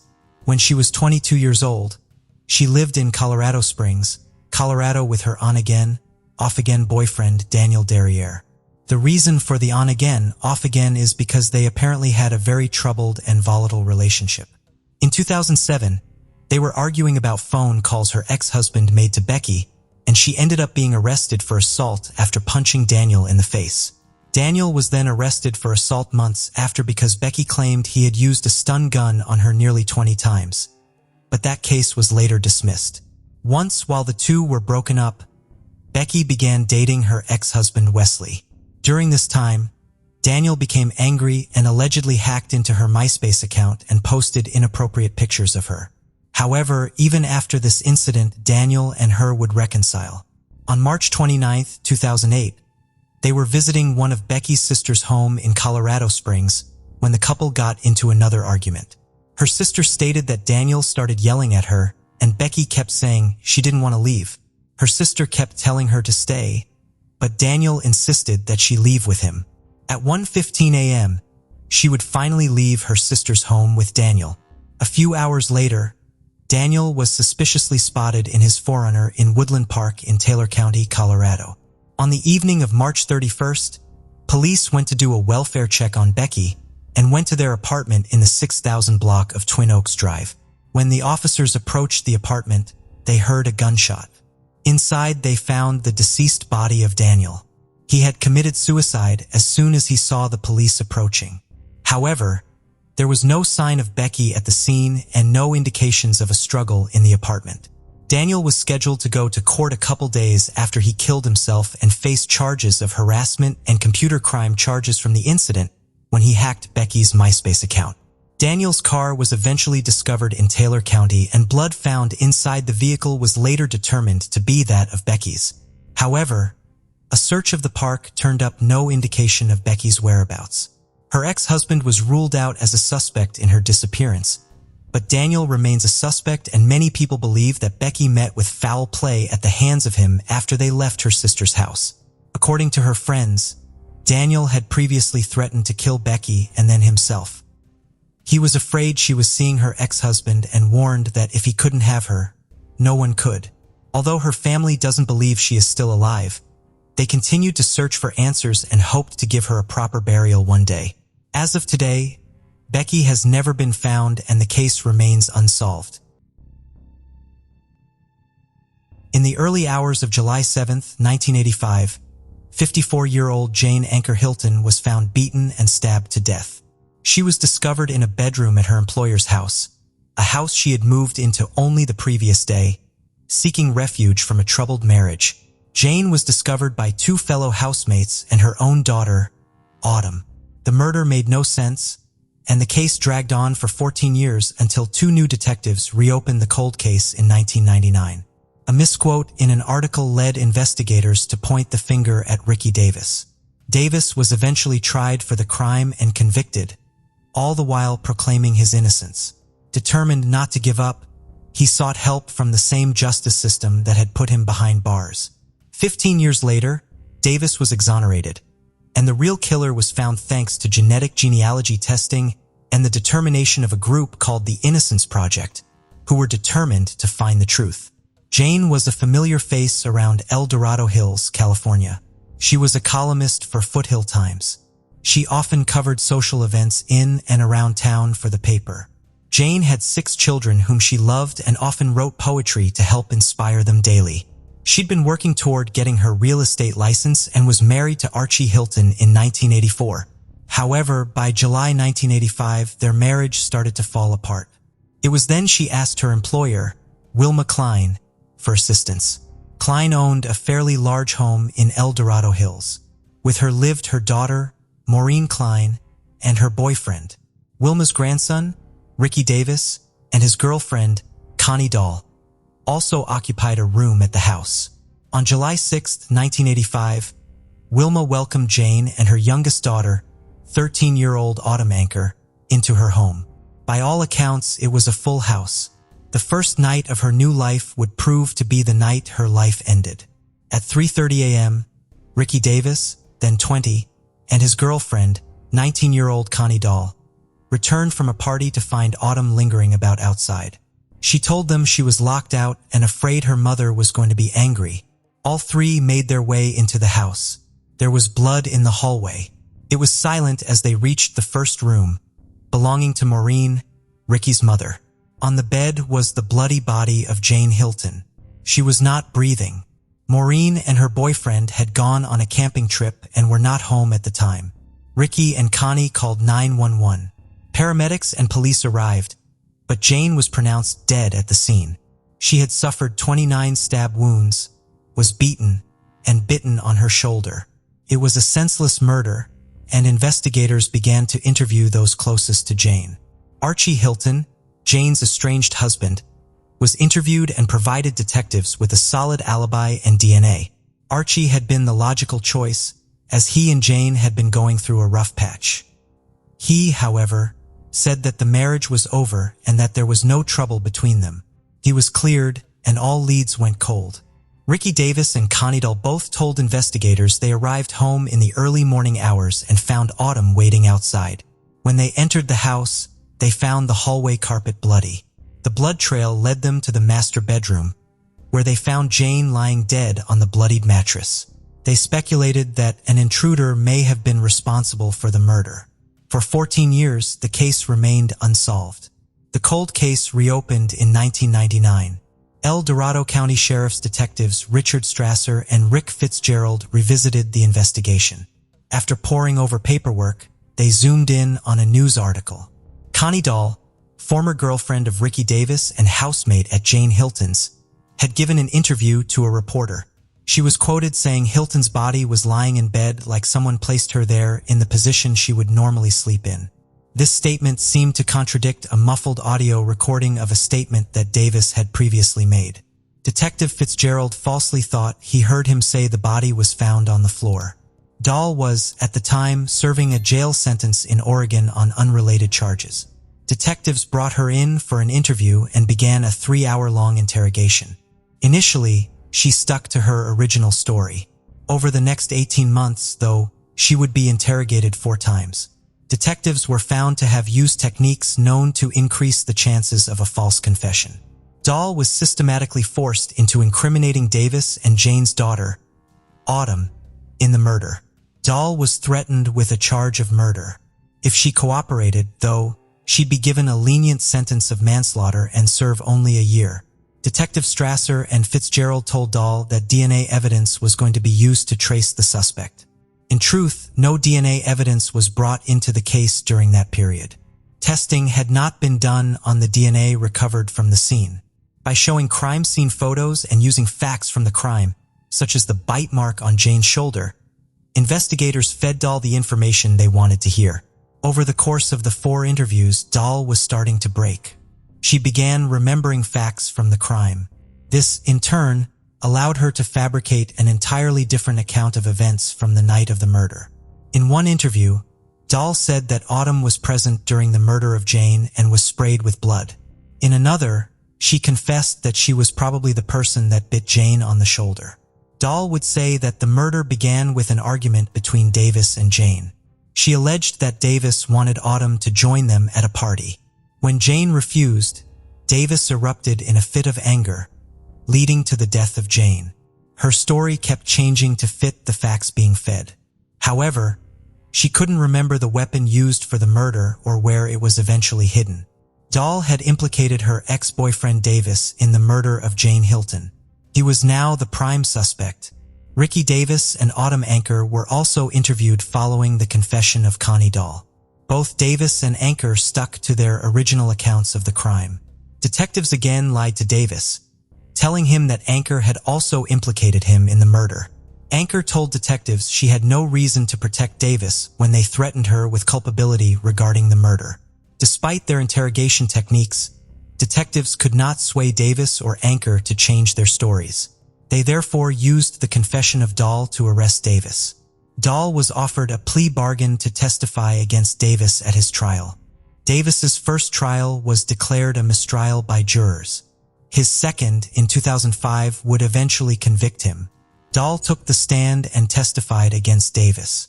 She told the court of how she struggled with Jane and that she herself accidentally bit the victim on the shoulder. She went on to say that she went outside as Davis continued the bloody assault on Hilton. Dahl said she could hear screaming, pleading, and gurgling as Davis continued the brutal attack. Based entirely on the testimony of Dahl's account of events, Davis was sentenced to 16 years in prison for the second-degree murder of Jane Hilton. Dahl received a lesser charge of manslaughter and received a year-long sentence in the county jail. Dahl would eventually die from a drug overdose in 2014. Meanwhile, Davis was not going down without a fight. He maintained his innocence and, in 2006, made contact with the Northern California Innocence Project. He asked if they could help him prove that he was wrongly convicted. The NCIP was founded in 2001 by Kathleen Ridolfi and Linda Starr. The project began after legislation offered convicted inmates the chance to seek DNA testing to prove their innocence. It's a non-profit clinical program of Santa Clara University's School of Law.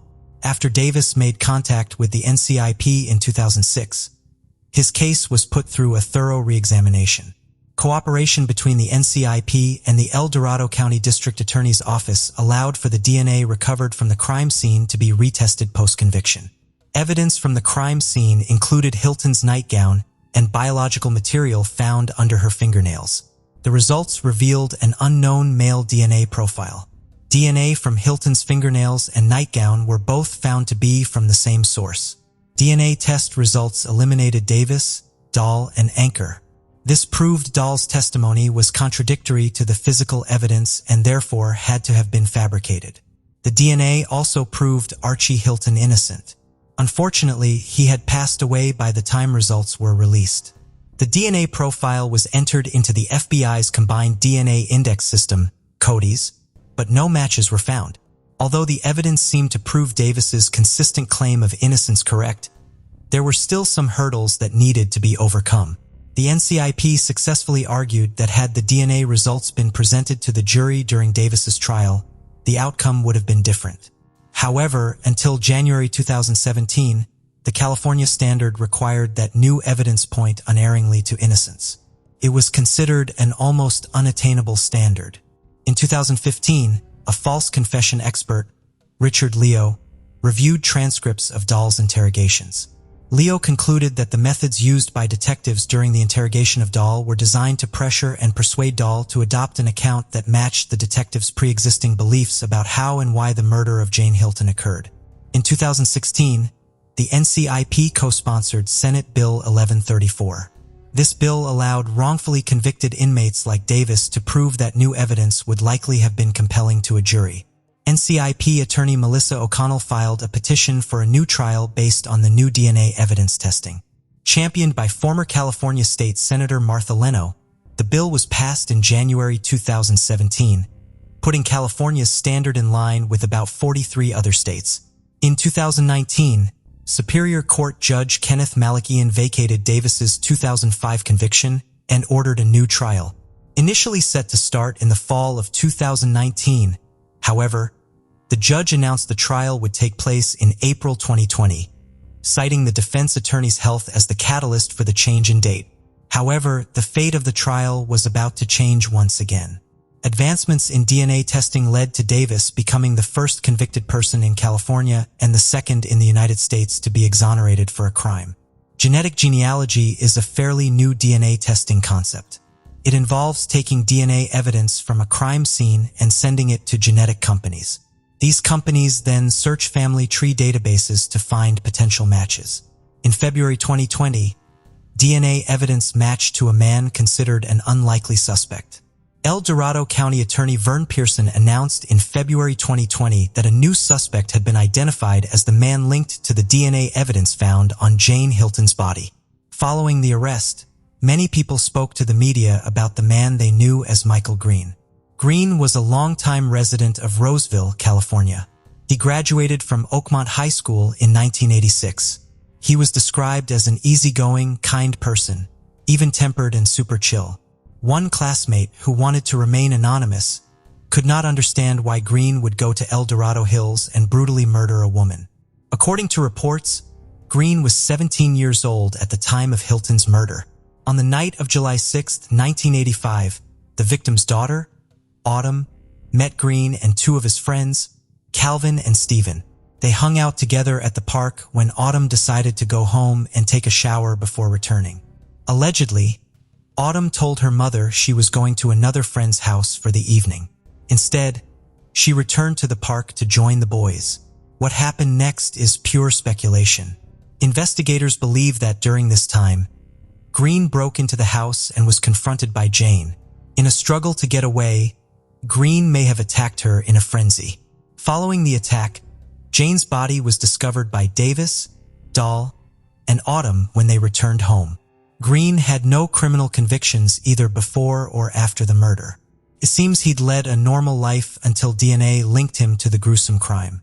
The other two boys who were with Green were tracked down shortly after his arrest. Calvin, unfortunately, had died some time ago. Stephen, however, was found and interviewed the day after the arrest. He was being treated as a witness and not a participant.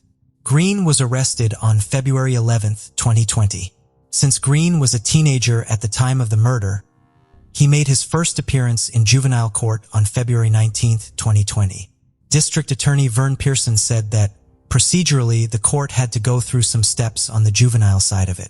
Following this, he was granted a transfer so that he could be tried as an adult.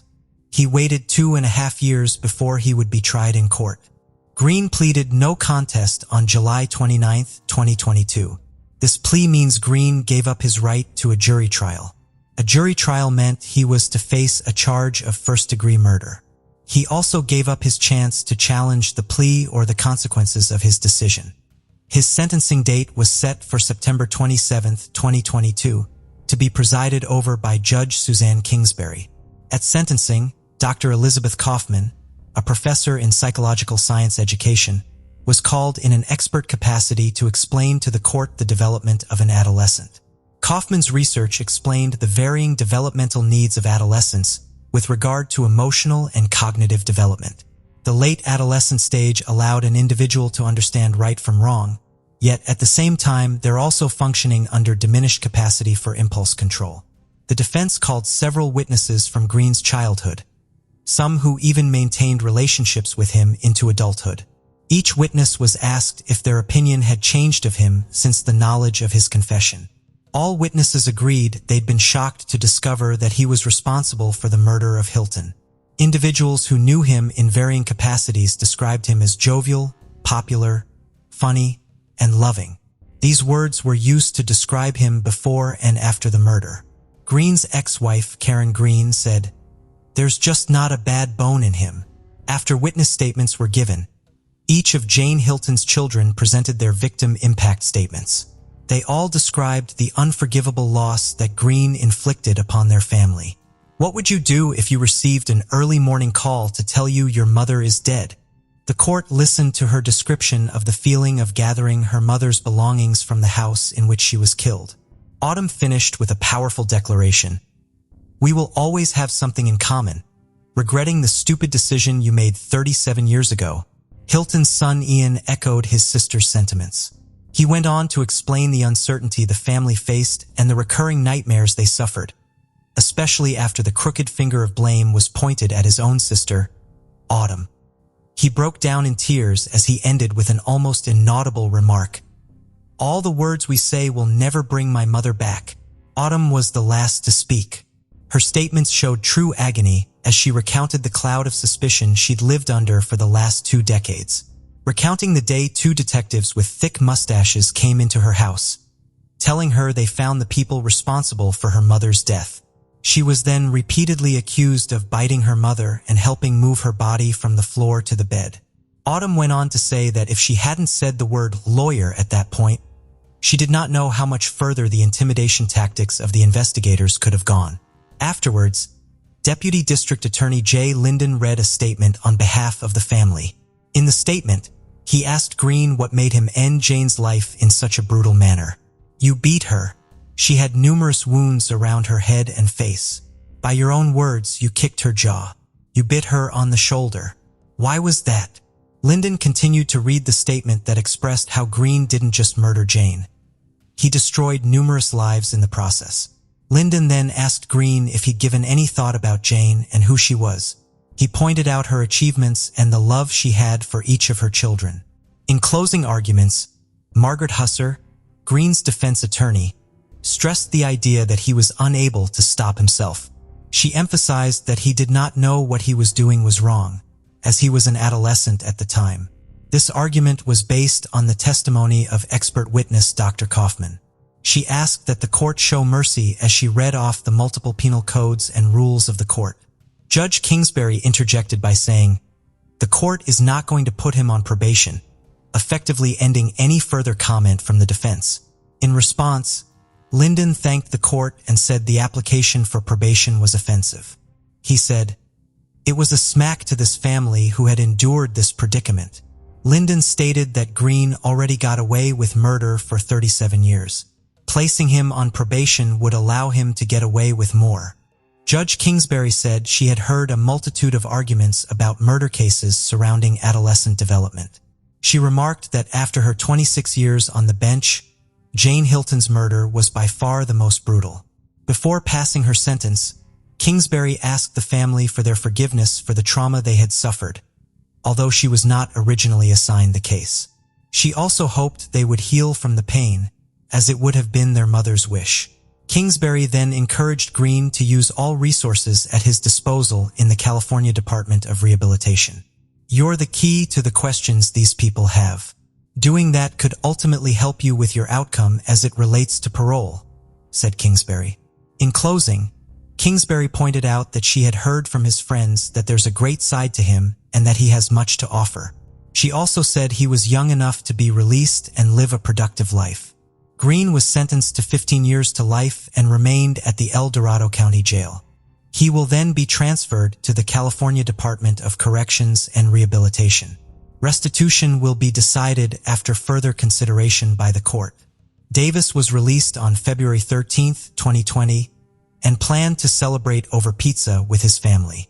His lawyer, Melissa O'Connell, said he will be entitled to more than $750,000 in state compensation for the wrongful conviction. Although the amount was high enough for him to re-enter society and start afresh, O'Connell said it could not make up for the years of freedom that he lost. Davis went on to sue the state for damages, covering the period from May 21, 2002 to February 13, 2020, for a whopping $18 million. The lawsuit named El Dorado County, as well as former detectives Richard Strasser, Rick Fitzgerald, Bill Wilson, who's deceased and being sued through his estate, and Larry Hennig. Sheriff's Office pathologist Dr. Robert Anthony has also been included in the complaint. The Village Life newspaper reported that Davis was homeless after being released. The lawsuit is still pending as of 2022. In September 2022, California passed Assembly Bill 2644.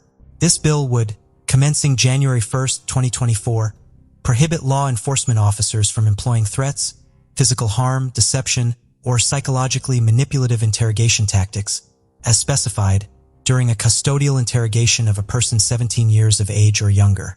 The bill faced opposition, but District Attorney Vern Pearson is urging all law enforcement to stop using intimidation tactics. Pearson stated that 10 years ago, he would have viewed the methods used to get a confession differently. However, after seeing the true impact it can have, he believed there is room for change. This also comes after research points to deceptive tactics being used for years by law enforcement. Tactics that presume guilt and focus on getting a confession rather than getting the full story. The district attorney is implementing this new policy in his office and is urging other district attorneys to do the same. El Dorado County DA's office will now reject any case where the primary evidence is a confession obtained using threats, lies, or psychologically manipulative interrogation tactics. These measures are to ensure that no one is ever again convicted based on a coerced false confession, like the case of Ricky Davis. Pearson personally apologized to all involved in the miscarriage of justice caused by the tactics used by then investigators into the brutal 1985 murder of Jane Hilton. After 37 years, the right man is finally facing justice. Yet the lives of so many were left broken by mistakes and false accusations. For Jane Hilton's family, hopefully, they can now pick up the pieces after being divided over the innocence of their own sister, Autumn. Ricky Davis can never regain the liberty he lost. And Michael Green destroyed not only the lives of the victim's family and friends, but the lives that he touched in the years before and after the murder. What are your thoughts on today's case? Did Michael Green deserve the sentence he received? Does his clean record minus the murder make him innocent of intentional murder? How could he let an innocent man take the blame for his actions? Can Ricky Davis ever get his life back on track, even when he does receive compensation? And why is it taking so long? The mysterious case of Johnny O'Barry. In a small American town called Bristol, Tennessee, Johnny O'Barry was born on August 26, 1983. She was a happy and friendly person who had many friends and loved to have fun at parties. When she was in school, she was also part of the local cheerleading team. After finishing high school, Johnny went to East Tennessee State University to study psychology and criminology. During her college years, she met Jason White, and they became a couple, eventually getting engaged right before they graduated. In late 2004, when she was 21 years old, Jonia decided to get a master's degree in psychology. This led her to move temporarily to Knoxville, another city, for her studies. While studying, she worked part-time at a children's educational center and discovered her passion for helping children. Her boyfriend, Jason, continued his studies in a different state, working towards a law degree. Even though they were far apart, they stayed in touch and planned their wedding. In Knoxville, Jonia initially stayed in her friend Jason Amami's apartment. They both went to college together and later moved to Knoxville. They shared an apartment with 2 bedrooms, and Jason let Jonia stay there until she found her own place. Jonia had 2 part-time jobs, one at a jewelry store and the other at a children's hospital. On the Sunday night of December 5th, after finishing work at the store, Jonia went to the mall to do some Christmas shopping. When she got back home, she wrapped presents for the children at the educational center, talked to her neighbor, and then went to her room. She also spoke to her boyfriend on the phone before going to bed. Around 4 in the morning, Jason Amami heard a scream from a woman. He thought Jonia was having a bad dream, so he went to her room. But instead, he found a stranger with a knife. The stranger attacked Jason and they had a fight. Eventually, Jason managed to push the attacker away and ran out of the apartment. He went to the nearest convenience store, which was almost a kilometer away, to call for help. When the store clerk saw Jason, who was covered in blood, they called 911. Jason explained what had happened to the police when they arrived. The police went to their apartment and found Jonia in the hallway that connected 5 apartments. She was still alive, but barely conscious. When they asked her about the attacker, she could only give weak clues. The police searched the whole building and the area nearby, but they couldn't find the attacker. They rushed Jonia to the nearest hospital, but the doctors couldn't save her, even though they tried their best. The doctor said she had more than 20 stab wounds, and it was very unlikely she could survive. As for Jason, he had 8 wounds from the attacker, but only one was very serious. He got medical help and his life was not in danger. Meanwhile, the detectives started to investigate the crime scene. They found blood in the hallway, showing that Jonia had tried to ask her neighbors for help, but no one had opened their doors. Right next to Jonia's room, they found the murder weapon, which turned out to be a kitchen knife that belonged to Jason. The attacker had used it with such force that it got bent and damaged. The police also found blood near the back door of the apartment and on the stairs leading to the street. Since Jason and Jonia had left through the front door, the detectives thought the most likely explanation was that the killer had escaped through the back door. In Jason's room, they discovered another clue, a partial footprint, which the attacker might have left when he followed Jason and attacked him. Because of the brutal way the attacker had taken Jonia's life, the police suspected that the motive behind the crime was personal.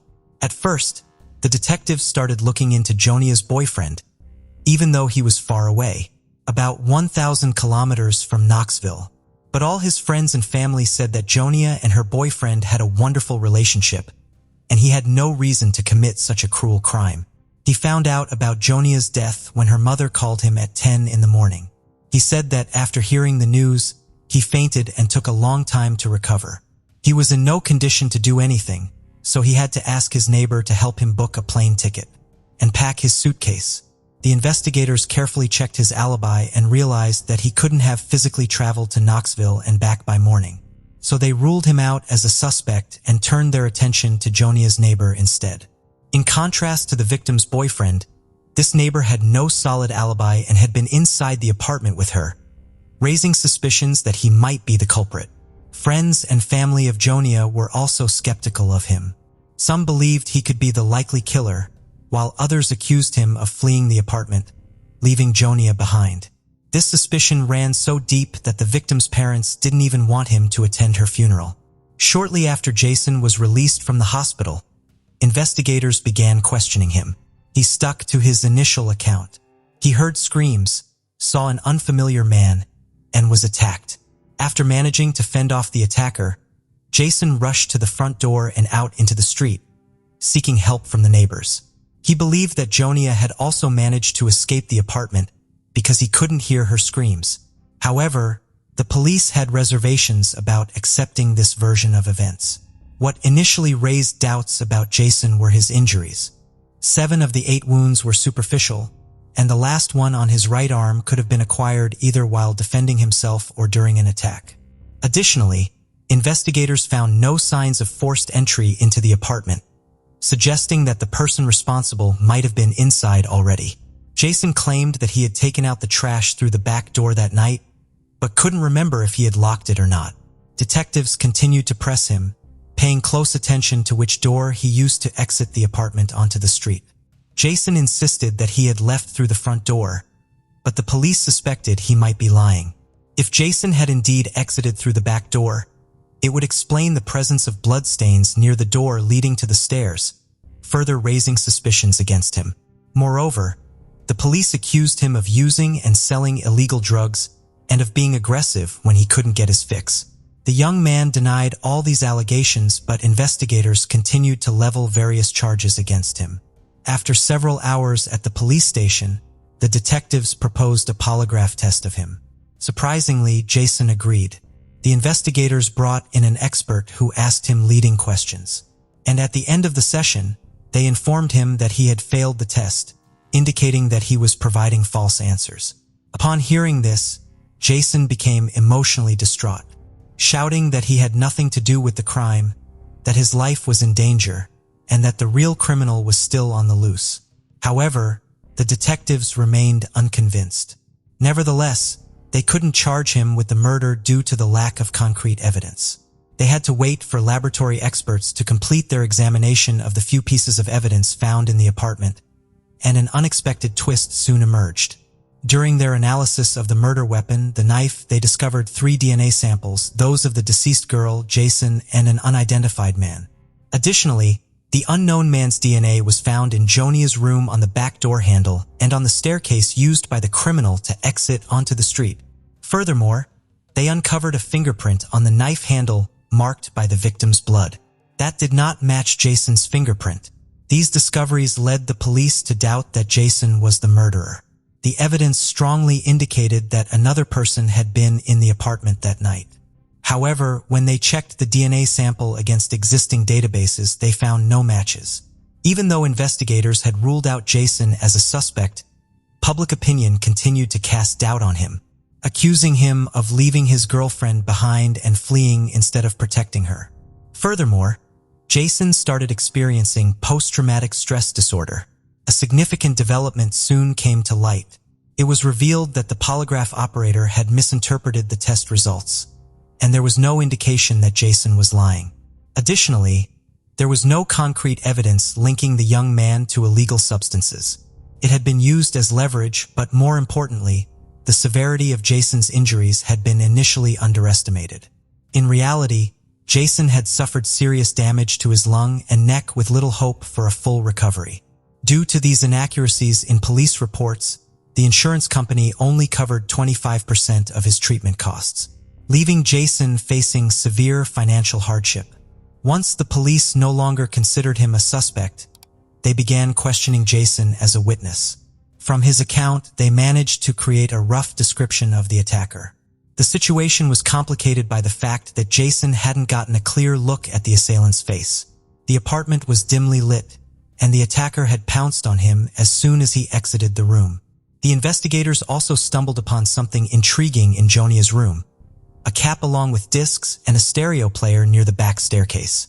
Initially, they thought these items might belong to either the victim or Jason, but Jason denied any connection to them. According to him, none of these items were in his apartment, suggesting they were left behind by the killer. The investigators shared a rough sketch of the suspect with the media, and after it was publicized, the police received hundreds of leads. People reported individuals who vaguely resembled the sketch, prompting detectives to pursue each of these leads. One lead stood out to the investigators. They learned about a group of teenagers in the area who had been breaking into houses with the intent to steal. One of these teenagers, a 19-year-old named Michael, bore a resemblance to the suspect's sketch. The police initiated a search for him, which was complicated because he was already wanted for theft. Now, with the possibility of his involvement in a murder, 2 police units joined the search for Michael. They eventually located him and brought him in for questioning. The investigators immediately focused on Michael's shoes, which had a tread pattern similar to the footprint left by the killer. They collected a DNA sample and fingerprints from Michael and sent them to the experts for analysis.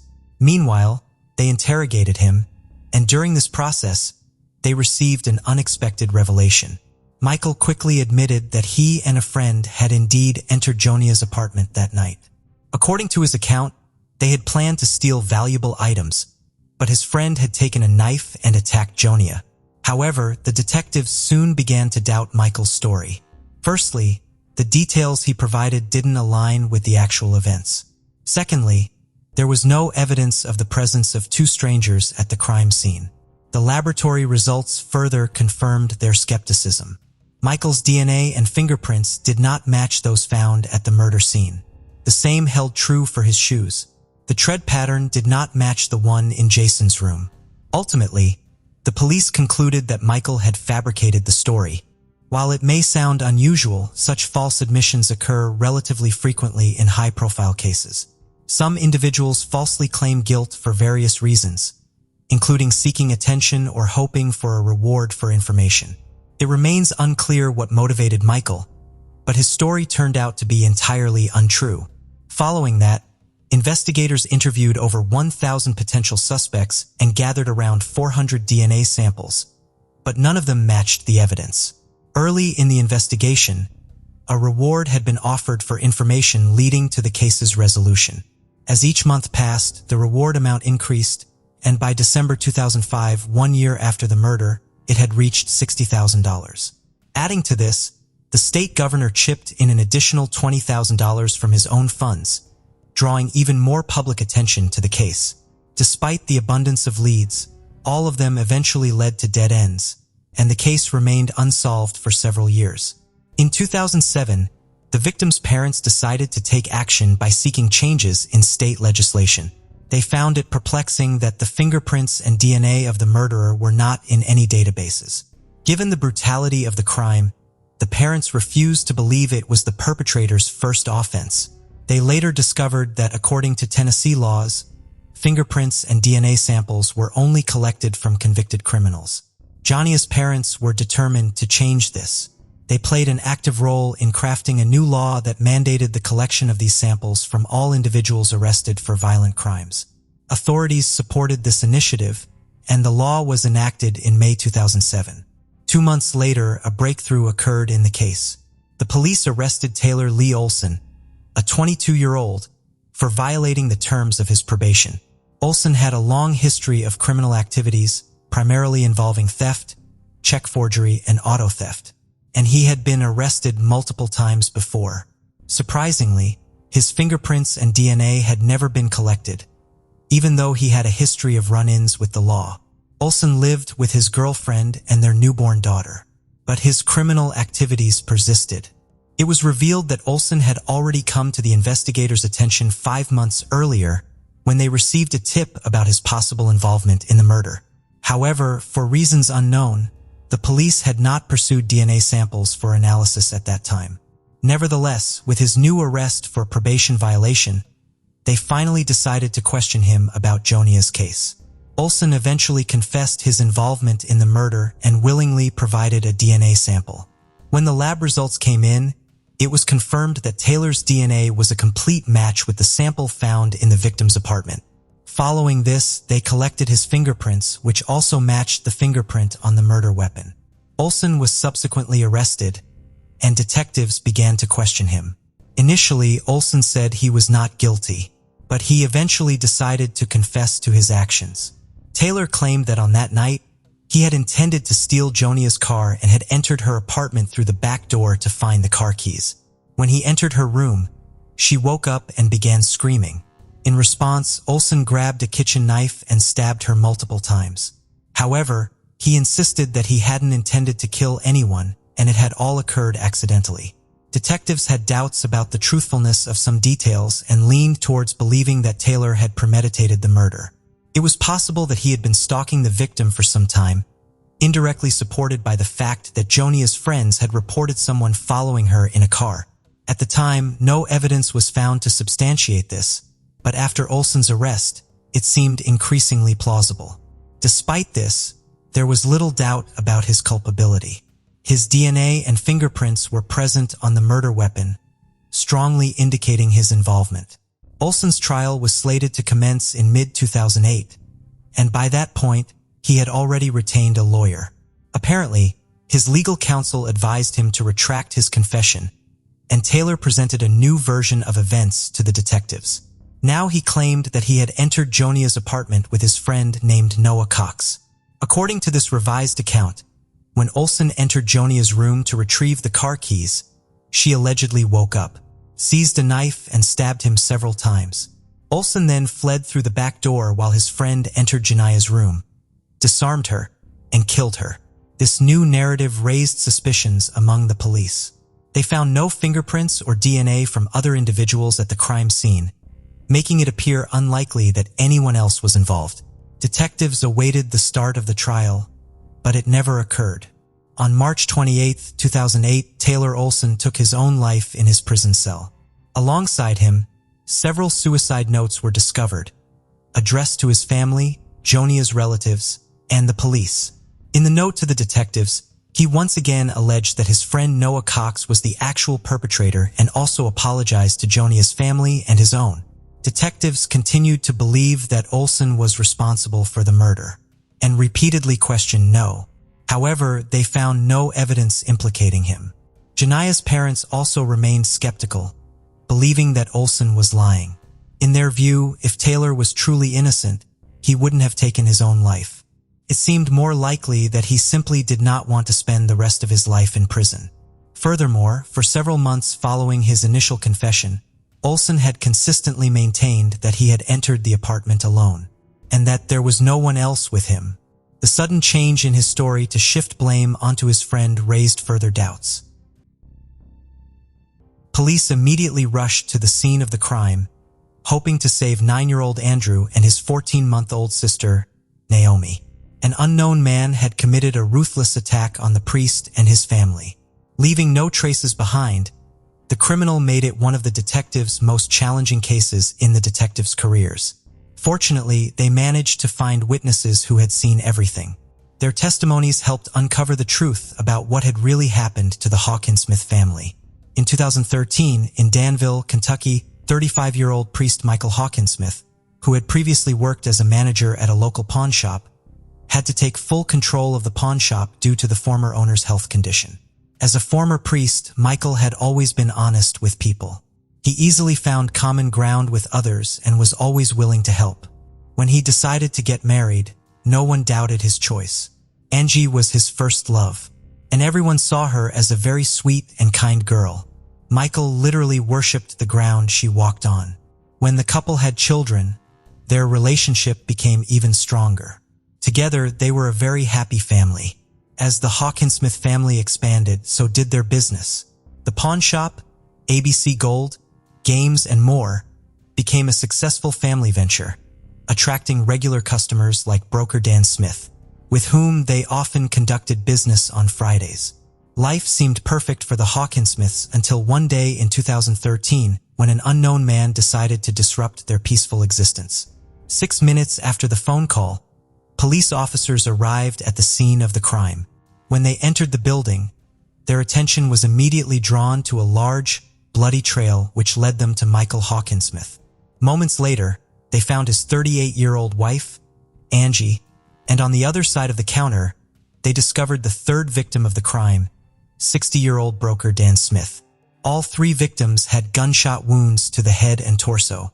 A few minutes later, officers found Andrew Hawkinsmith and his little sister Naomi hiding in a closet. The officers' accounts indicated the unimaginable horror these young children had endured. Suddenly, the 9-year-old boy and his 14-month-old sister were left orphaned, having lost both parents. Upon examining the crime scene, police found 14 spent .22 caliber shell casings and 3 intact bullets, along with a briefcase that belonged to Dan Smith. The victim's personal belongings and all the cash in the register were left untouched, suggesting that robbery was not the motive for the crime. Unfortunately, there were no surveillance cameras in the pawn shop, posing a significant obstacle to the investigation. The police had no choice but to rely on finding potential witnesses to the crime. An employee of the nearby Rainbowy Cleaners was able to describe a car that had parked near the building that morning. It was a silver minivan driven by a large man with a thick beard.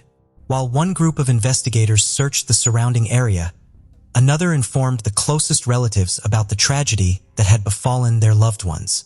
Michael's parents found it difficult to accept the circumstances that someone in their right mind could wish harm to their children. Nevertheless, they tried to find any positive aspect in the situation, and the fact that their grandchildren had survived could not but rejoice them. If they hadn't been for Andrew, they only would have Gail Ross Smith. Soon, the tragic news reached the daughter of the third victim, Dan Smith. He was involved in buying precious metals and skillfully adapted to the specifics of his work, easily finding common ground with different people.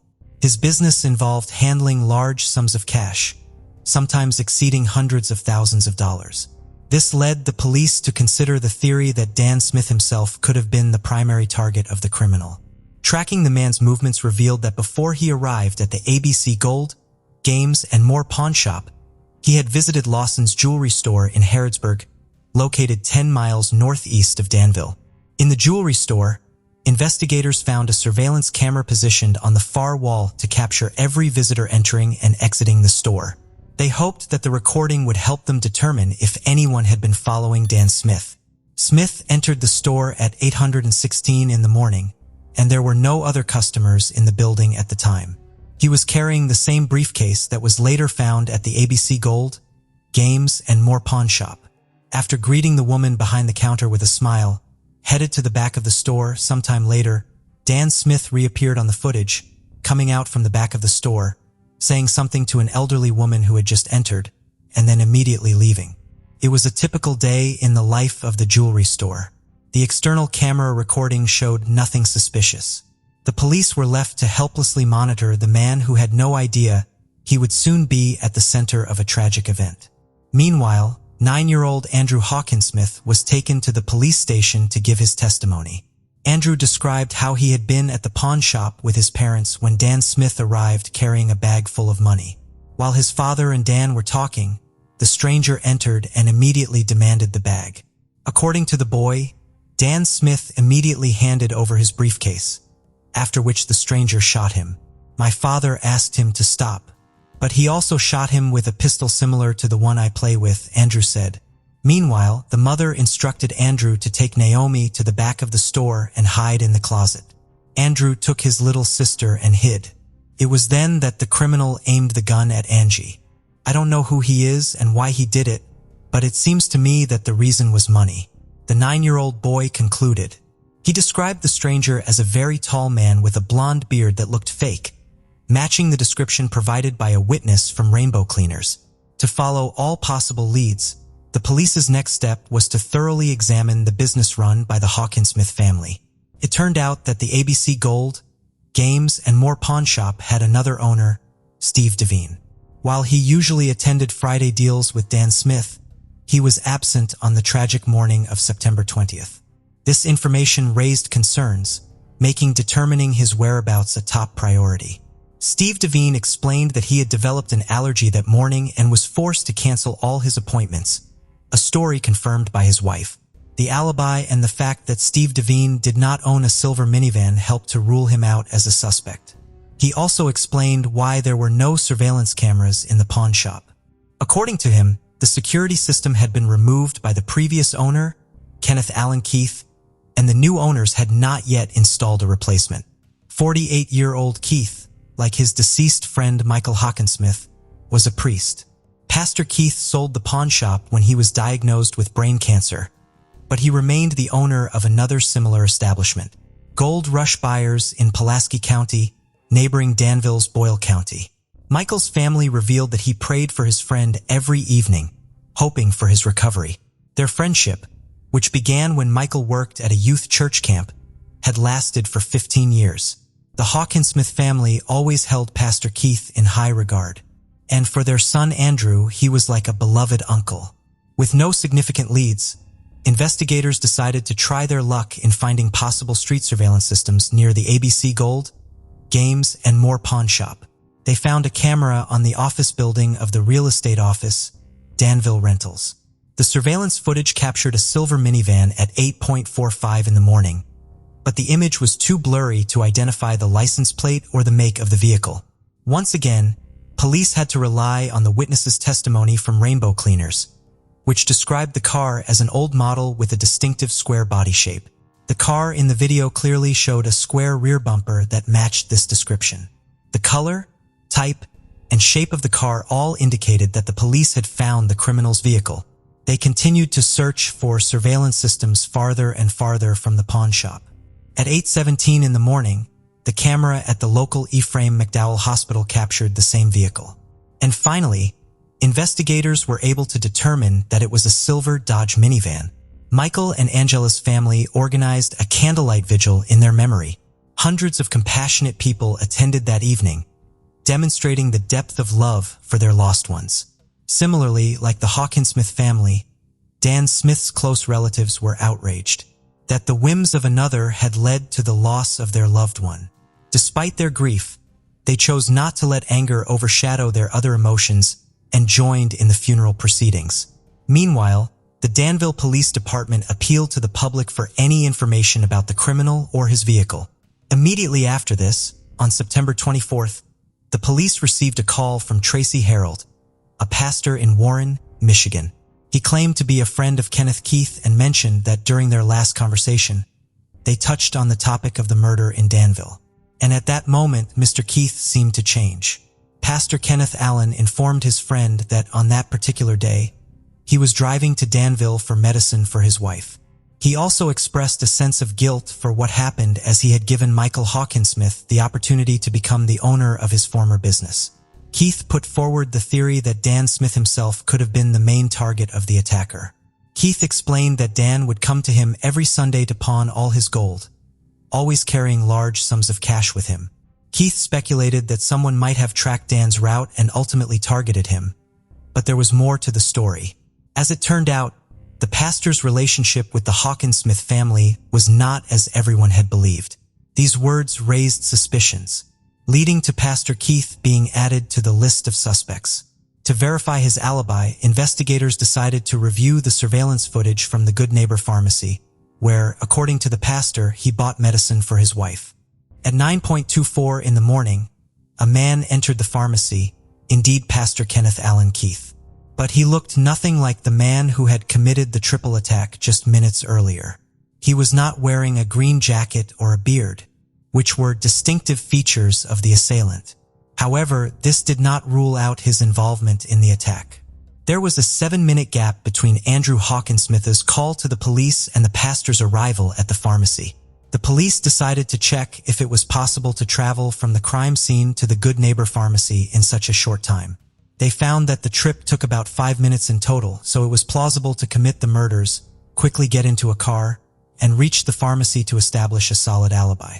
The key clue was that Pastor Keith had an unregistered 2008 Dodge minivan, which was silver. However, all the evidence found was circumstantial, and it was not enough for an arrest. So investigators turned to Tracy Harold to participate in a series of fake phone calls aimed at the suspect. Luckily, Tracy agreed. During these calls, Pastor Keith finally revealed his true feelings towards the Hawkinsmith family.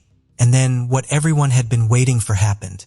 Keith began discussing details of the case that had not been made public. Following that, Pastor Kenneth Keith explained that he left Danville and returned to Somerset. He then took his car to the car wash to prepare it for a planned family vacation. At 10:50 in the morning, Keith was seen on camera walking down the hallway to the cashier's counter. With a noticeable smile, it seemed clear that he was not involved in the dreadful crime that occurred earlier that morning. The external camera footage covering the parking lot showed Pastor Chameth leaving the car wash in the same silver Dodge at 11:25. Matching all the images previously obtained from various surveillance systems in Danville. At that point, they had enough evidence to arrest the suspect. He was offered a polygraph test to prove or alleviate his involvement in the pawn shop crime. But his response was rather unusual. Keith stated that he would not be able to pass the polygraph successfully because during his military service, he was tasked with eliminating 3 individuals. The investigators obtained a warrant to search Kenneth Allen Keith's pawn shop, where they discovered a fake beard and a significant amount of cash. The police could not find any legitimate explanation for how he acquired most of the money. They also found bundles of bills wrapped in a ribbon with the name of the bank that issued them, revealing Dan Smith as their client. Further investigation revealed that the money found in Keith's pawn shop had recently been withdrawn from the account of a dead broker. Additionally, several .22 caliber casings were found in Keith's pawn shop. According to ballistics analysis, they were fired from the same weapon used to shoot the parents of young Andrew and Naomi. Based on all the evidence found, Kenneth Allen Keith was charged with 3 counts of deliberate homicide and first-degree robbery. It turned out that Pastor Keith believed that Michael Hawkinsmith and Steve Devine had conspired to get rid of him from the business. Knowing that Dan Smith carried large sums of money, Keith decided to exact his revenge on the day of their planned meeting at the pawn shop. Keith aimed to mislead law enforcement into thinking the crime was motivated by robbery. In reality, Michael Hawkinsmith and his partner, Steve Devine, had no involvement in the imagined conspiracy against Keith. During the investigation, no evidence of discreditable activities by Michael Hawkinsmith and Steve Devine was found. On September 20th, the criminal arrived in Danville in his silver Dodge Caravan. He circled the pawn shop for a while until he noticed Dan Smith's car parked nearby. The first victim was the broker himself, followed by Michael and then Angela Hawkinsmith. The pastor then took all the cash from Dan Smith's case and calmly left the crime scene, stopping at the Good Neighbor Pharmacy to be captured on its surveillance cameras and secure an alibi. His decision to go to the car wash was another attempt to remove traces and destroy any evidence that might have been left on his vehicle. In 2017, just before the trial, Kenneth Allen Keith pleaded guilty to all charges. He was sentenced to life imprisonment without the possibility of parole. Before the trial, investigators obtained medical documents from the Veterans Hospital and discovered that the pastor had never had a brain tumor. How could someone who seemed so spiritually inclined commit such a heinous crime? Furthermore, how was he going to live with the knowledge of what he had done? The horrible case of Elliot Rodger. Elliot Rodger was born on July 24, 1991, in London, England. His parents were Peter Rodger and Lichin Rodger, both very young at the time of conceiving the child and while growing their professional careers. Peter was dedicated to photography but dreamed of becoming a renowned filmmaker in Hollywood. Lichin was a young woman from Malaysia who had come to the United Kingdom to work as a nurse on film sets. Thanks to her job, She had the necessary contacts to fantasize about the idea of moving the family to the United States, where big dreams come true. George Lucas, no less, was a close friend of Li Qin. In the years following Elliot's birth, the family prepared for the big move, and after the arrival of their fourth member, Georgia, in 1996, they finally embarked on the journey that changed their lives. That year, the four of them took their belongings and settled in California, close to movie stars and huge recording studios. A new chapter in the life of the Rogers began. However, not everyone was pleased with this change. For the first time, sadness appeared within Elliot. For him, the happy days had been left behind in London. But after a brief period of adaptation, he was ready to become the happy child he once was. When it was time to start at his new school, his limited social skills became evident. Elliot was extremely shy and rarely had the courage to approach other children, to start a conversation, or join a game. In these situations, it was his mother who intervened and invited some classmates over to play at the house. Then everything would go normally, and Elliot seemed to integrate easily. Although there were numerous moves, after a while, the Rogers found their place and began to form bonds in the country they had arrived in. The adults had their friends, their dream jobs. Elliot was doing well in school. Everything seemed to be going as planned. But the dream was short-lived. By the time Elliot turned 7, the fights between Peter and Li Qin became more frequent. The situation became unbearable, and after a few months, the couple decided to separate. This event significantly affected Elliot's emotions and behavior. The child began to feel resentment towards his father, especially when, shortly after, he introduced him to his new girlfriend. He couldn't believe what he was doing to his mother. He refused to go to his father's house because he was hardly ever there, and he had to spend time with his father's new girlfriend, whom Elliot felt was trying to impose rules as if she had authority over him. But other, more important issues were on his mind, and soon his parents' separation became a secondary concern. What really obsessed him was figuring out how to make friends and be seen as a popular kid. He observed from a distance the behavior of the classmates he admired, wanting to emulate their appearance so others would notice him. Until that point, he had felt invisible everywhere except at home. At home, his mother indulged all his wishes and whims, but outside, he felt that no one acknowledged his existence. He did everything within his power to change this, seeing that his father, a good and successful man, had quickly found a new woman. Elliot concluded that this was the way to stand out among people and eventually become a great seducer. He asked his parents for permission to dye his hair blonde, changed his outfits to urban clothes like those worn by skaters, bought a skateboard, and started practicing. His plans seemed to be working. For the first time, he felt he could find a group of friends on his own without the need to talk too much. But at the same time, he was not so good with physical skills. There was always someone better than him. This discovery filled him with hatred. This was the first time he began to experience envy and jealousy. Others seemed to fit perfectly into the world, but for him, it seemed an impossible task to accomplish. Unfortunately, this thought began to completely take over his mind, plunging him into a vicious cycle of resentment. By the time he reached adolescence, his obsession took another turn. The idea of getting a girlfriend and losing his virginity began to occupy his head all day. He knew that day would come. Each day, his group of friends demanded he do something he didn't want to do. He himself claimed that he was desperate to catch the attention of women, to receive the love that had been denied to him so far, to lose the virginity that made him look like a loser. Time kept passing, and he was still unable to achieve his goal.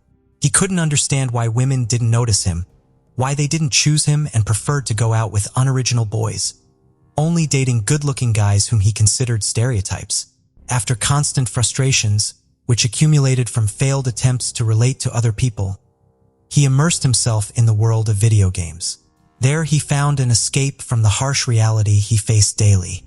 He distanced himself from the few friends he had managed to make with the help of his mother and fully delved into the parallel universe of role-playing games, losing interest in everything else. At school, they began to bully him for being the quiet and calm boy and also mocked him for his fear of talking to women. When the situation became unbearable, his parents decided to change his school.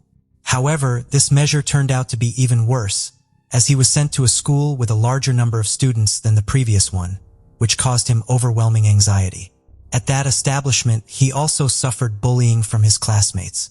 He then begged his parents not to send him back to that place.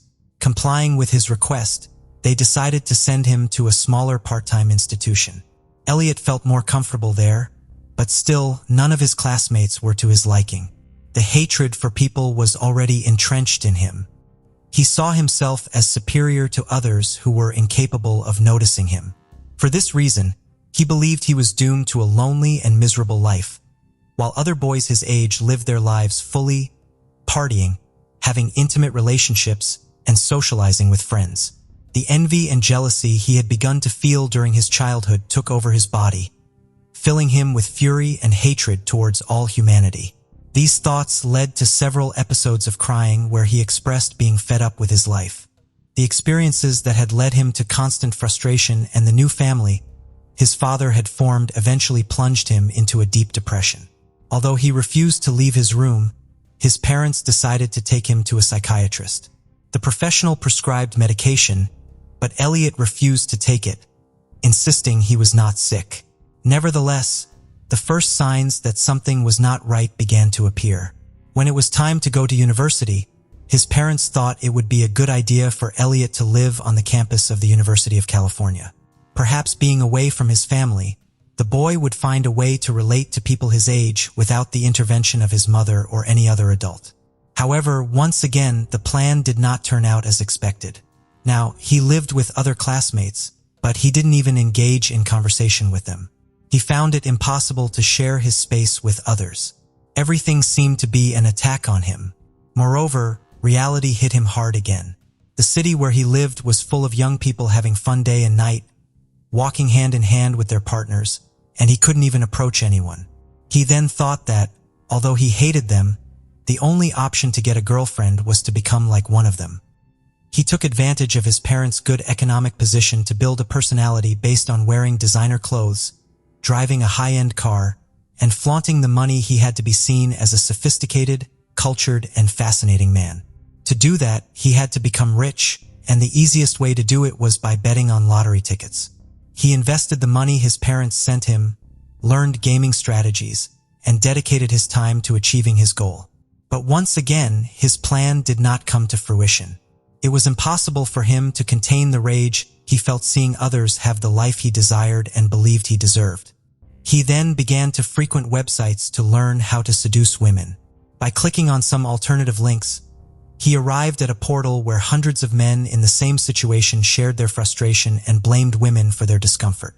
However, he saw these men as losers and did not feel he belonged to that category either. His insistence on fulfilling his wish seemed to have no end. On one occasion, learning about a party organized at one of the fraternities, he took the courage to go, even though he had not been invited. Beforehand, he drank vodka in his university room and then went to the place. When he entered the house, he saw people talking among themselves. But once again, they did not notice his presence. He drank a few more glasses there, hoping someone would approach him. Then he noticed an Asian boy having fun, and anger overwhelmed him. He ran towards him and started shouting and insulting him. How was it possible that this Asian boy had friends, and he did not? People mocked him because he was drunk and did not know what he was saying. Then, by his own will, he left that room, went to a balcony, sat down, and watched everyone in solitude, hating them with all his might. Soon the refuge he had found began to fill with boys and girls. Fury returned, and he started to insult the women, trying to push them off the balcony. However, the boys accompanying them reacted in time, and it was he himself who ended up falling. Injured from the fall, he left the place completely lost in his fury. The next day, he called his father to accompany him to a hospital due to the poor condition of his leg. He invented a story in which he was the victim. This was his breaking point. All the discomfort he had been dragging for years had to be returned to the world and humanity, which had rejected him time and again. He decided he had to take control of the situation. The only way out was revenge. This was how his Machiavellian fantasy took shape and turned into a plan to execute. a plan he called the Day of Retribution. Elliot had prepared for months for the day he would finally end his miserable existence. During his time at the university, he had managed to save the money his parents sent him for living expenses to buy weapons that would help him carry out his revenge against humanity. He learned to use them, set a date for the event, and opened a YouTube channel where, days before the attack, he uploaded videos detailing what he intended to do. He made sure to narrate his day-to-day life and the hatred he felt when he saw couples holding hands or kissing in front of him. He claimed it was a crime that some had that opportunity when he wasn't even looked at. It was an injustice perpetrated by a twisted world and humanity. In the videos, he also showed how he drove around in his luxurious car, and at every corner, he found a party of young people having fun, many girls interacting with boys, and how he insulted and resented them. In his original plan, he included the murder of his stepmother and his younger brother for stealing the life he deserved. The date for this terrible event was initially April 26, 2014, as his father would be out of town. However, a change in Peter's schedule forced Elliot to postpone it for another month. Meanwhile, one of the threatening videos Elliot had uploaded to his blog reached his mother. Concerned about what she had just seen, she alerted the police authorities. 2 officers showed up at the door of the apartment where Elliot lived. The young manipulator appeared calm and friendly enough to convince them that he was fine and would not harm himself or anyone else, considering the possibility of ruining everything he had planned up to that point. Elliot decided to expedite his plan on May 23, 2014. He uploaded his last video, titled The Day of Retribution, and simultaneously sent an email to a dozen acquaintances, including his parents, with a 141-page autobiographical manuscript entitled My Twisted World. In it, he explained the reasons for his hatred towards humanity and justified the horrible actions he was about to commit. His targets were women who chose other men and those men who had the fortune of living the life he believed he deserved. Even in his apartment, he stabbed to death 2 of his roommates and a friend who was visiting them while they were sleeping. He then got into his car and drove to a fraternity where, according to him, the most beautiful women who had rejected him throughout his life were located. He knocked persistently on the door, but no one opened. He then fired his weapon at a group of girls passing by. 3 of them died instantly, while 1 was injured but survived. Elliot got back into his car and drove through the streets of the city, bringing terror to each person unfortunate enough to cross his path. Passing by a store, he fired his gun numerous times from his car without getting out. Suddenly, the police managed to locate the loose murderer they had been searching for minutes. They began to pursue him, exchanging gunfire. Elliot, out of control, ran over people in his attempt to escape until he was shot in the hip, causing him to crash into a light post. Then, in the immense silence that finally enveloped the terrified city, a final explosion was heard coming from the interior of the vehicle Elliot was driving. When the officers approached, they found him dead with a head wound. In total, 7 people perished that fateful night, including Elliot Rodger. After the desperation and fear that ran through the blood of the witnesses of the tragic event came desolation. No one could believe what had happened on May 23, 2014. The families of the victims were inconsolable at the fatal end of their loved ones. Even his parents could not comprehend the terrible, drastic decision their son had made. Peter Rodger felt the need to publicly apologize to the relatives and also assured that they had not been able to see how sick Elliot was, as he had been clever enough to hide most of the thoughts tormenting his mind. Although they were aware of his obsession with getting a girlfriend, he had never expressed the hatred he felt for all humanity. Peter assured that he would live tormented for the rest of his days, knowing that his son took the lives of innocent people due to severe disorders that had not been detected in time. In this account, Rodger recounted that as soon as his ex-wife received the email containing the manuscript, she called him desperately to warn him that something bad was about to happen. They believed Elliot was going to take his own life. They then drove to meet him and convince him not to do anything rash. But by the time they arrived at the place, the attack had already started. And the news from the police was the death of their son and 6 other people. In an attempt to remedy what Elliot caused, Elliot's parents dedicated their days to joining the fight for improvements in the health system and against gun possession. The case of Elliot Rodger demonstrated that once again, an entire system failed to protect people's integrity. When officers arrived at his apartment, they discovered his collection of knives and other sharp objects, as well as his writings and books about mass murderers. Mental health professionals were also unable to recognize that they were dealing with a severe narcissist, an antisocial person lacking empathy, who endangered his life and others. But they managed to deduce it after his act of revenge. What is even more striking is that while for some, Elliot Rodger was a heartless murderer, for others, he represented someone who did justice for people who feel invisible. The Shelby Von Holt case. Shelby Erin Von Holt was a cheerful young girl born on September 7, 2000 in Fort Wayne, Indiana, USA. Shelby was the second child in a family that included her mother, Shauna Hartman, father Toda Von Holt, older sister Peyton Hartman, and younger siblings, Davin Von Holt and Isaac Von Holt. Shelby graduated from Troy Center High School in 2018. Over the next 2 years, she worked at a steakhouse and other places while contemplating her desired career path. She seemed to be leaning towards a therapeutic field, although she hadn't yet decided the exact specialty. Living life like any other 20-year-old, Shelby's cheerful personality made her the life of every party. She was ever smiling, loved to dance, sing, and spend time with friends. Interestingly, Shelby was living independently, although the reasons or circumstances for this remain unclear. Although she wasn't particularly active on most social media platforms, her presence on Facebook was notable. She frequently posted cheerful photos, many of which included moments shared with her young niece, Camilla, the daughter of her older sister, Peyton. According to her mother, Shelby met another young woman named Valerie Rose Hardique on Facebook. Though Valerie, at 22, was slightly older, the two reportedly never had a close relationship. Little is known about Valerie's life, but it has been rumored that she had a troubled childhood, questionable associations, and potentially some mental health challenges. On June 20, 2021, at 6:48 p.m., a 911 dispatcher received a call from a distressed woman. She managed to convey that she was injured and said that Valerie shot her.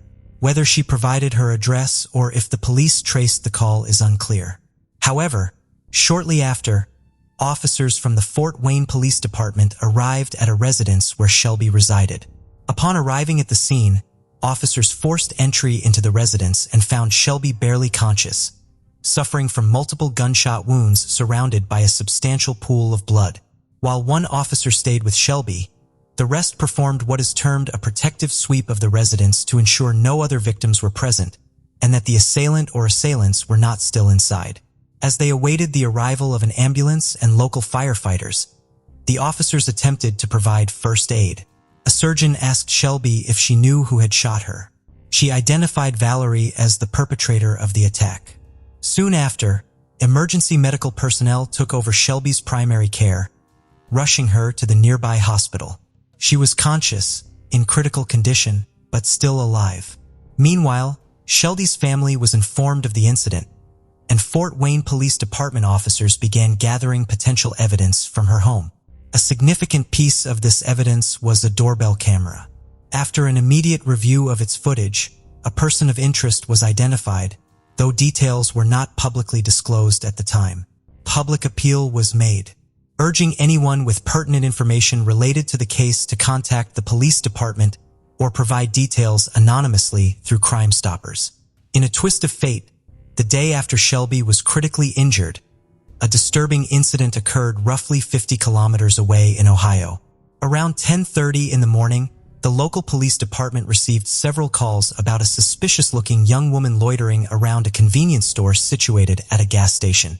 Eyewitnesses claimed she had been wandering inside the store and near the gas pumps for about an hour, appearing to try and glimpse the credit card numbers customers were using for their purchases. But that wasn't all. The police county had already received a call from a man who reported the same woman seen earlier at the convenience store. He claimed she had pointed a gun at his back. Shortly after, with precautions taken, police officers arrived at the gas station where the woman was still present, and they proceeded to apprehend her without any violent incidents. The woman was identified as 22-year-old Valerie Rose Hardique. She was in possession of a 9mm handgun, which according to reports matched the weapon used in the assault on Shelby. The name Valerie was the one uttered by Shelby when identifying her attacker. To further solidify the suspicions, Valerie's car was the same one captured by Shelby's doorbell camera, seen leaving the scene moments before the injured young woman's emergency call. Despite the ongoing investigation, Valerie was booked and transferred to the county correctional facility, awaiting her arraignment in the local municipal court. Meanwhile, Shelby was desperately clinging to life. 8 9mm bullet wounds had severely injured her chest and abdomen. Doctors had placed her in an induced coma, doing everything in their power to save her. Regrettably, 3 days after the brutal attack, on June 22, 2021, Shelby's body succumbed to the injuries, and she was declared dead. According to media reports, Shauna, Shelby's mother, mentioned her daughter passed away after undergoing 4 intricate abdominal surgeries that didn't produce the hoped-for outcomes. Shelby received 20 blood transfusions, and the medical prognosis was always grim. If she had survived, doctors believed that Shelby's legs would need to be amputated. One might wonder what could drive a 22-year-old woman to murder another young woman so viciously. Based on the limited details, the only motive the investigators disclosed was jealousy. It was alleged that Shelby was dating a young man to whom Valerie had a strong attachment, although his identity was never revealed. Valerie was charged with criminal assault and aggravated threats. Initially detained in Ohio, she was set a bail of $100,000 for threatening a man of the gas station with a firearm. After the initial legal proceedings in Ohio, Valerie was transferred to Allen County to face charges for the murder of Shelby. In a private ceremony, Shelby Von Holtz's remains were memorialized at a funeral home on June 29th, after which they were cremated. As the judicial process for the murder unfolded at the beginning of 2022, Valerie Rose Hardick entered a plea deal. She pleaded guilty to the murder of Shelby, citing a mental illness as a defense. As part of the agreement, the prosecution dropped an aggravating charge related to the use of a firearm during the commission of the crime, which could have added an additional 20 years to her sentence. Having pleaded guilty, the sentencing hearing was the only step left. This took place in September 2022 in the Superior Court of Allen County. As agreed, Valerie entered her plea as guilty but mentally ill. During the hearing, Valerie's defense attorney tried to present mitigating circumstances. He detailed Valerie's challenging upbringing marked by the death of her stepmother, abuse from a stepbrother, and a history of mental health issues. However, the prosecutors highlighted the trivial motive of jealousy that led Valerie to take Shelby's life. The prosecution also emphasized Valerie's criminal history, noting its escalation over time. They pointed out that when Valerie murdered Shelby, she was on probation, part of an alternative program due to previous charges. Throughout the hearing, Valerie displayed erratic behavior. At times, she appeared coherent and fully aware of the situation, while at other moments she seemed nervous, distracted, and even smiled at Shelby's family. Still, she answered the court's questions accurately. Media reports did not specify exactly what Valerie said when given the chance to speak, but they did highlight that she never showed remorse or apologized to Shelby's family. Shelby's parents clearly conveyed their profound loss during their victim impact statements. Shelby's father recalled his daughter's love for significant symbols like peace signs and mentioned that at the time of her murder, she was finding her way in life. He reflected on Valerie's demeanor during her guilty plea, stating that just by hearing her voice, one could sense her lack of remorse. The grief-stricken father asserted that by admitting to intentionally killing Shelby, Valerie wore her crime like a badge of honor, which showed clear evidence of her lack of regret. Additionally, Toby stated that while jealousy was presented as Valerie's motivation for killing Shelby, he believed there had to be more to the story that wasn't revealed. Referring to the defense's argument about Valerie's mental illness, Shelby's father pointed out that prisons are filled with people with mental issues. He vowed never to stop seeking answers as to why this tragedy occurred. In a heartfelt reflection, Toby emphasized that there were 2 tragedies in this case, the first being the shocking and agonizing death of his daughter, and the second being Valerie's choice to forsake her future out of rage. He pointed out that Valerie's children would suffer greatly. It was revealed that at 22, Valerie already had at least 2 children. Though no further details about them were made public, the grieving father expressed that the tragedy wouldn't end at the graveyard or in the courtroom, stating that true justice could never be found in such tragedy. However, he shared that he had forgiven Valerie to find peace within himself, feeling that his faith in Christ guided him to this decision. He expressed confidence that Shelby was with God and reiterated his deep love for her. Shauna, Shelby's mother, also shared her sentiments. She fondly remembered her daughter as a princess from the day she was born. She described Shelby as a kind spirit who wouldn't hesitate to help a friend. No matter the distance, Shauna committed to attending all possible appeal hearings that Valerie's defense might initiate in the future. Shauna shared the torment of the memory of her lifeless daughter and the helplessness she felt being unable to protect her. All she could do was lay her head on Shelby's chest as her daughter lay in a medically induced coma. She publicly acknowledged her daughter's courage, as Shelby had managed to name her assailant twice and fought valiantly for her life after being attacked. Shauna detailed Shelby's severe injuries, explaining that her heart was racing so fast that her body couldn't sustain it. Shauna mentioned she didn't seek compensation for her daughter's medical expenses, which amounted to nearly $500,000. As these were waived upon Shelby's death, funeral expenses were around $15,000. But Shauna expressed that she didn't believe she would ever receive compensation and didn't want any money from Valerie.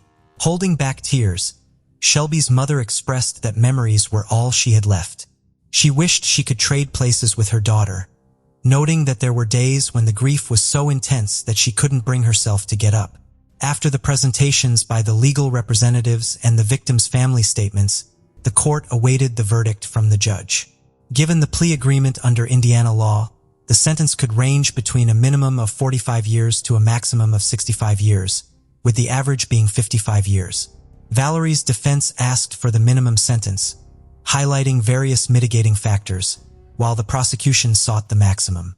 Before announcing his decision, the judge stated it was evident the murder was premeditated and Valerie was fully aware of her actions, which was further evident when she fled to Ohio. The judge acknowledged that Valerie might have had a challenging upbringing, facing inadequate education, personal traumas, and mental health issues. However, he emphasized her growing criminal record. At the time of Shelby's murder, Valerie was already facing pending charges for a separate crime. Given her past unsuccessful rehabilitation attempts and criminal background, her trauma couldn't be deemed a viable excuse. Reflecting on these points, the judge sentenced 23-year-old Valerie to the maximum possible sentence of 65 years in prison. He also ordered the destruction of the weapon used in the murder. According to the American Correctional System's records, Valerie is incarcerated in Indiana Women's Prison with the earliest estimated release date being June 18, 2070, at which time she will be 72 years old.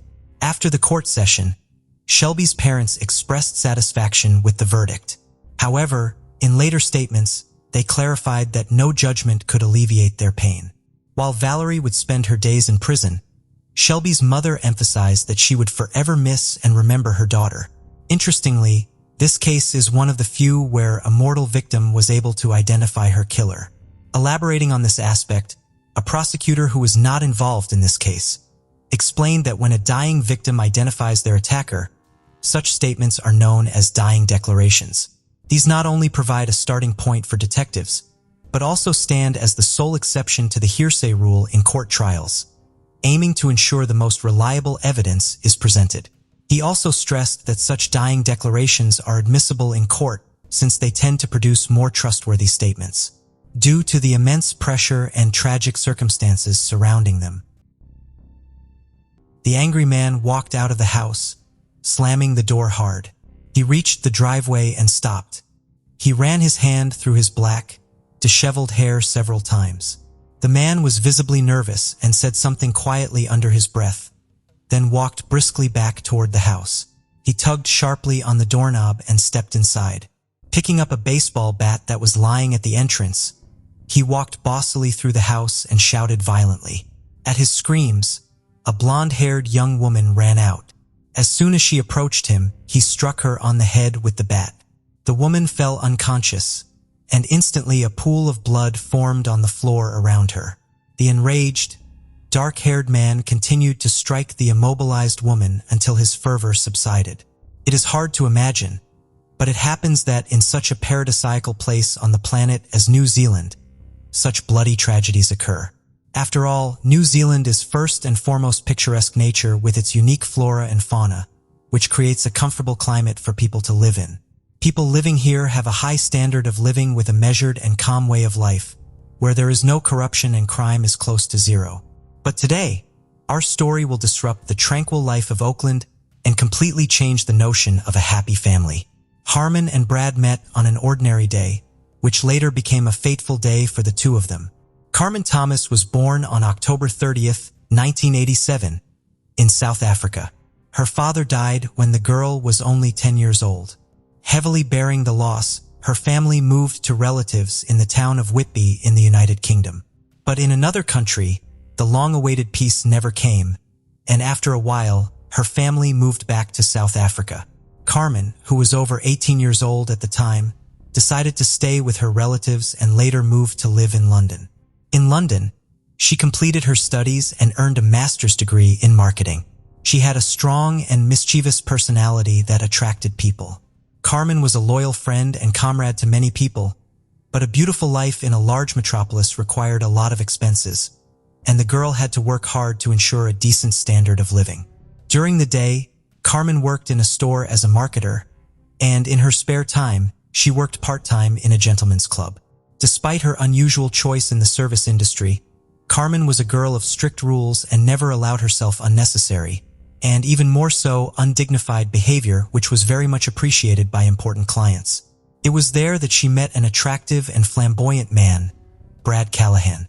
Bradford James Joseph Callahan was born in New Zealand in April 1978. The boy's parents separated when he was 9 years old. Little Brad stayed with his mother, after which they moved to Australia. In 2001, Brad graduated from university and received an engineering degree in the construction industry. At the invitation of a large construction company, he moved to the UK, where he was offered a position as chief structural engineer for a large business complex.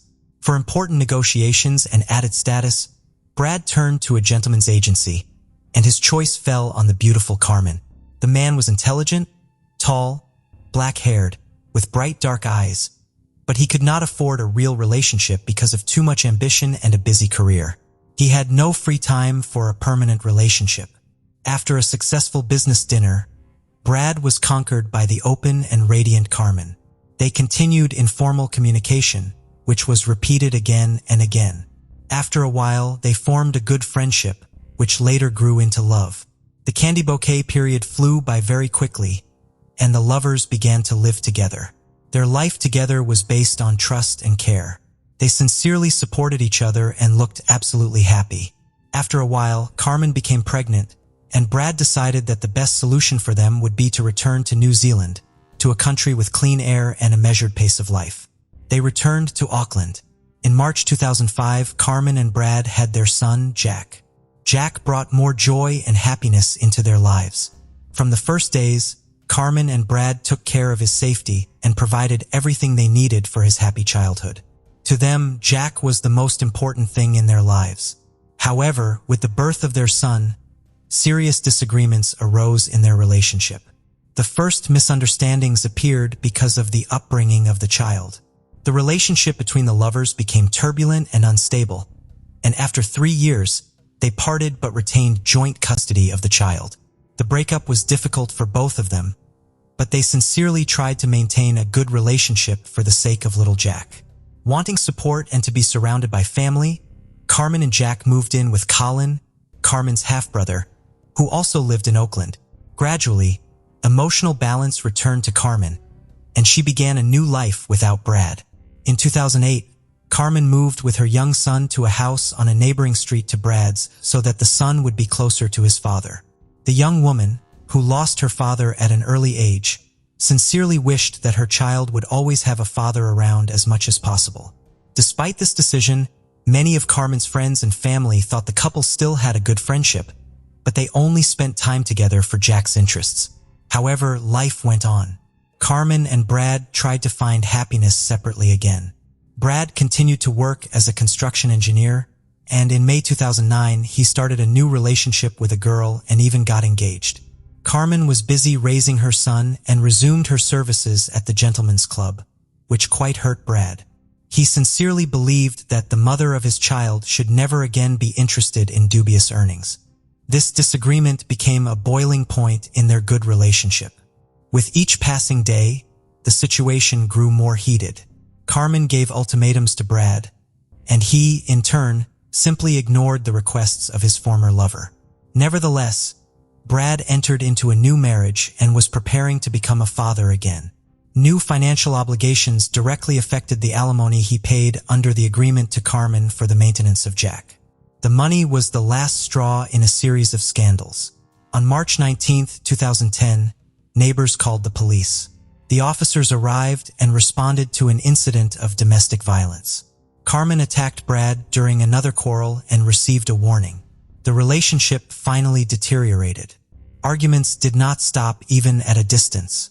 Each new question regarding Jack was perceived by each party with hostility and aggression. Once loving parents for a long time could not agree on what school Jack should go to, and it again led to a series of unsolvable problems and a chain of scandals. On June 29, 2010, Brad again came to Carmen's house to make a new written agreement on child support and to discuss a new school for Jack. Carmen was not satisfied with the document, and she kicked Brad out of the house, yelling in the wake that Jack was not his son. Brad left. 2 weeks later, Brad tried to speak to Carmen again, but she did not make contact. On July 13, 2010, he reported Carmen Thomas missing to the police. The police took the report and began searching for the missing woman using video camera footage and interviews with neighbors. Reconstructing the chronology of events since the last communication between Carmen and Brad, investigators found out some important details that should help in the search for the woman. They managed to find out that on June 29th, a surveillance camera recorded Carmen at a supermarket near her home. While inspecting the rented house where Carmen lived with Jack, the lack of a garbage can on the outside caught the attention of the police. Inside the house, there were also traces of blood on the front door, on the washing machine, near the sink, and in the shower. Forensic scientists used luminol to detect traces of blood left at the crime scene because it reacts with the iron contained in blood hemoglobin. The multiple patterns that appeared confirmed the presence of blood on the bathroom door and on the floor. The landlady told investigators that on June 29th, she heard loud screaming followed by prolonged crying and moaning. Recalling that day, she said she knocked on Carmen's door, but no one answered. She had to look out the window. She saw a street trash can and an overturned clothes horse, which is a drying rack usually made of wood or metal for drying clothes. Startled, the landlady called her husband, but while she waited for him to arrive, Brad walked out of Carmen's house and into the driveway. He was carrying soiled clothes in his hands. And upon seeing the landlady, Brad rushed to explain that Carmen had become ill after a medical procedure and had vomited blood. However, the landlady noticed Brad's condition. He looked like he had just taken a shower. The woman had no reason to disbelieve the man's story and did not call the police. The search continued, and Carmen's cell phone caught the attention of the police. Messages were being sent from her phone on a regular basis, but the manner of communication and tone of the messages were different and did not resemble Carmen's previous manner of communication. The outgoing messages and calls continued until July 10th. Where did the woman go if she needed medical help, and why? The investigators did not have to look for answers to these questions for long. During further investigation, Carmen's car was found. In the back seat of the car was luggage, clothes, and other belongings of the woman. The examination of the seized suitcase revealed traces of blood on some of the items. A note was also found in the car indicating that Carmen owed money to the agency where she worked. In the glove compartment, there was an envelope with Misty's name and the sum of $270. Police Inspector Mark Benefield, after finding traces of blood in Carmen's car, first raised the possibility that the woman had been murdered. Police searched the countryside southeast of downtown Auckland for the body of Carmen Thomas after a new report that her car was spotted around the time she went missing. But the search was inconclusive. The investigation and search for the woman continued. When investigators examined Carmen's and Brad's phones at the same time, they discovered both phones had been nearby the entire time they were being searched, and Carmen's phone was not connected to the cell tower in Hamilton. Going forward, one of the most important pieces of evidence was the missing trash can. It remained to be seen if it could be the same bin that had disappeared from its place near the house and that a neighbor had seen through her window on the day Carmen disappeared. But what did the trash can need to be inside the house for? Police did not refute the idea of the worst possible outcome and rechecked Brad's cell phone and spending by examining his bank card details, tracing his shopping list. On June 30th, Brad Callahan purchased a meat cleaver and a large plastic container, as well as several garbage bags. By scrutinizing Brad's daily routine, police identified some exceptional events that did not fit into the young father's daily to-do list. It turned out that on one workday, Brad arrived at the construction site very early and walked alone around the property for a long time. It was strange but not so strange that the workers who saw him would consider reporting such an early presence of a supervisor at the construction site. Based on the evidence gathered, such as Carmen's cell phone and questionable purchases, Brad went from victim to suspect. Police believed that Brad Callahan killed his former lover by hitting her several times in the head and carefully hiding the body. On September 21st, Brad Callahan was arrested on charges of murdering Carmen Thomas and attempting to pervert the course of justice. He pleaded not guilty and was scheduled to stand trial. In a fateful coincidence, Brad's second son from a new lover was born at the time of his incarceration, which caused a wave of emotion and resentment in the young father who was in custody. The man broke down, and 9 days after his arrest, he pointed out to investigators the burial place of Carmen Thomas. He thought he had come up with the perfect plan, part of which was to make it appear that Carmen had gone to Hamilton and never returned. He was absolutely certain he had succeeded, but life made adjustments. Under questioning, he detailed the chain of events from that fateful day.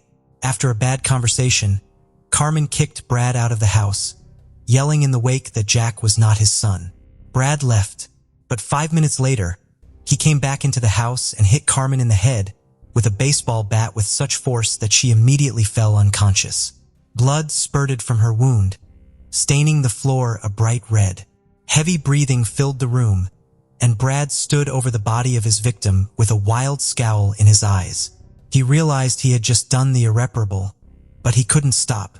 In a fit of anger and resentment at Carmen's words, he struck her several times again. He knew that his act carried irreparable consequences, but everything remained in the shadow of his insane obsession.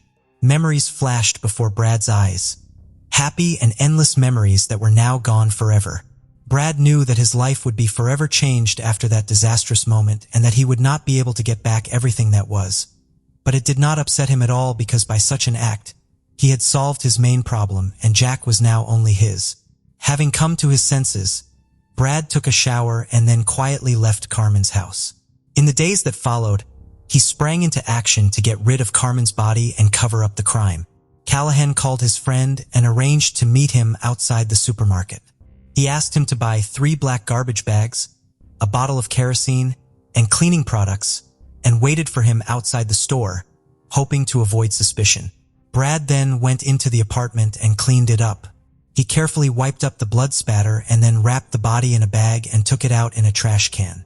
In the following days, the defendant dismembered Carmen's body into 8 pieces to prepare it for disposal. He cut Carmen's legs from her torso at the hip joints. Each leg was cut through the knee into 2 pieces. Her arms and head were also severed from her torso. On July 3rd, he met a good friend at a boat ramp in Oahu Bay near downtown Oakland. He told him that he had killed Carmen during an argument and needed help disposing of the body. But an attempt to dump the remains into the sea failed due to the friend's refusal to provide a boat. Over the next few days, he drove to Waitakere Ridge in West Auckland and buried the containers in a shallow grave. On July 7th, he drove Carmen's car to Hamilton and abandoned it in a hotel parking lot. He put a suitcase of clothes and several other bags of her personal belongings in the car to give the impression that the woman wanted to leave. But in his haste, he overlooked the fact that the suitcase also contained bloody clothes. After getting rid of the car, Brad began sending text messages from her cell phone to give the impression that Carmen was still alive. The criminal texted her friends, saying she wasn't feeling well and had been in bad shape for days. But Brad's perfect plan backfired on him. On October 1st, police went to the burial site Brad had indicated and discovered the body. Carmen Thomas's remains were found in plastic containers. They were carefully removed from a makeshift grave on Whitaker Ridge. An autopsy determined that Carmen Thomas had died from multiple blows to the head, with the fatal blow causing a compressed skull fracture. After multiple forensic examinations, Carmen's body was released to her family for burial. On October 13th, a private funeral was held at Green Lane Christian Center for Carmen Thomas, a young mother, a cheerful, kind, and successful woman. Little Jack, who all along had waited and hoped to see and hug his mom, was only able to hug and kiss her white casket. On February 8, 2011, the first court hearing for Carmen Thomas took place. Judge Venning found the crime committed was unintentional and took into account Brad's explanation that he acted on emotion. He acknowledged that it was done in a fit of rage, but Judge Venning was less lenient when it came to the cover-up. On May 26, 2011, Brad Callahan was newly charged with attempting to pervert the course of justice. A summary of the police case shows that at 8:45 a.m. on July 29, 2010, Callahan struck Mrs. Thomas several times in the head, resulting in her death. He then texted a friend to bring 3 garbage bags and a bottle of kerosene. During the ensuing period, Callahan dismembered Mrs. Thomas's body into 8 pieces to prepare it for disposal. On November 25, 2011, a retrial was held. Police officers who had been working on the case filled the High Court in Auckland when Bradford Callahan unexpectedly made 2 guilty pleas. Brad Callahan, who had previously denied guilt, suddenly admitted to murder and attempting to pervert the course of justice after Carmen's death. The judge said it was one of the most serious cases of attempting to pervert the course of justice, calling Brad's actions just about the most serious case of attempted perversion of justice there can be. The judge also felt the murder of Carmen Thomas was brutal but not so brutal as to result in the harshest sentencing laws. The 33-year-old man was sentenced in Auckland High Court, where a large public gallery was filled with Thomas's friends and family, including her parents, who were visiting from South Africa. Judge Venning sentenced Brad Callahan to life imprisonment for murder and 6 years in prison for attempting to pervert the course of justice. He also condemned the lengths Callahan went to in order to cover his tracks. The sentences were to be served concurrently. Judge Venning also said the minimum sentence for the perverting the course of justice charge was insufficient to bring Brad Callahan to justice. Mr. Callahan passed judgment on himself by his actions that day, and it had a devastating effect on 2 families, said Detective Inspector Mark Benefield. Callahan's supporters left court without comment. In a statement, the Thomas family said nothing can bring their Carmen back, and they are still angry because of it. But they are grateful that Brad will be away for an extended period of time so he can reflect on the enormous damage he caused to their own son in the first place. Carmen Thomas's mother, Teresa Scott, told the court in a victim impact statement that she felt completely destroyed by what happened to her daughter. After the verdict was announced, the officer in charge of the investigation, Detective Inspector Mark Benefield, told the court that the justice done is the result of hundreds of hours of police work over the past 10 weeks since Carmen Thomas was reported missing on July 13, 2010. Also, Detective Mark Benefield, during the interview, explained what the work to find Carmen consisted of. He explained that early on in the missing person investigation, they determined that Carmen was most likely murdered. Then the work of gathering evidence, as well as researching information, was carefully conducted. This required a great deal of time and effort to gather, and it was also necessary that proper legal procedures were followed. The detective reported that over the last few weeks, close cooperation with the defendant's employer had not been finalized. Attempts to further investigate part of the Victoria Street construction site would continue in order to find any evidence that might assist the investigation. Until today, we have been unable to comment on media reports about our activities at the facility because we have been very sensitive to the issues of litigation and preemptive contempt of court, said Mark Benefield. He did not rule out the possibility of further arrests and charges in connection with Carmen's death in the near future. Brad Callahan had the courage to take responsibility for his actions in this tragic saga, and he pleaded guilty to 2 charges. But that will in no way change what he did. For the hearts of Carmen's loved ones are broken, their world shattered. Living each new day without Carmen, Each of her close family members feels completely destroyed. "We will never forgive him for what he did to our family," said Carmen Thomas's mother, Teresa Scott. "I could forgive someone for taking a life under certain circumstances, but I can never forgive this man for being able to strip a body and hide it in containers," added her stepfather, Wayne. Callahan's attorney, Stuart Grieve, said his client acted responsibly and does not intend to file a motion. Can a sentence with parole eligibility after 13 years and 8 months be called a ridiculous miscarriage of justice? Obviously, since New Zealand only records about 50 murders a year for the entire country, any crime that is a little out of the ordinary is covered extensively by the national media, as are the court cases for those crimes. It's possible that there was an overbearing bias against the victim at trial because of her line of work. But even if Carmen was antagonistic and pissed Brad off, we don't blame the victim for having her life taken from her, do we? If Brad had wanted sole custody of his son, he likely would have used this prejudice about Carmen's work and gotten his way because he had the opportunity. Instead, he beat her to death and tried to cover it up. In this situation, we are not diagnosing. We are only speculating. In summarizing this gruesome story, the same question comes up repeatedly. It is understandable that in a fit of rage and uncontrollable anger, a person can commit irreparable acts.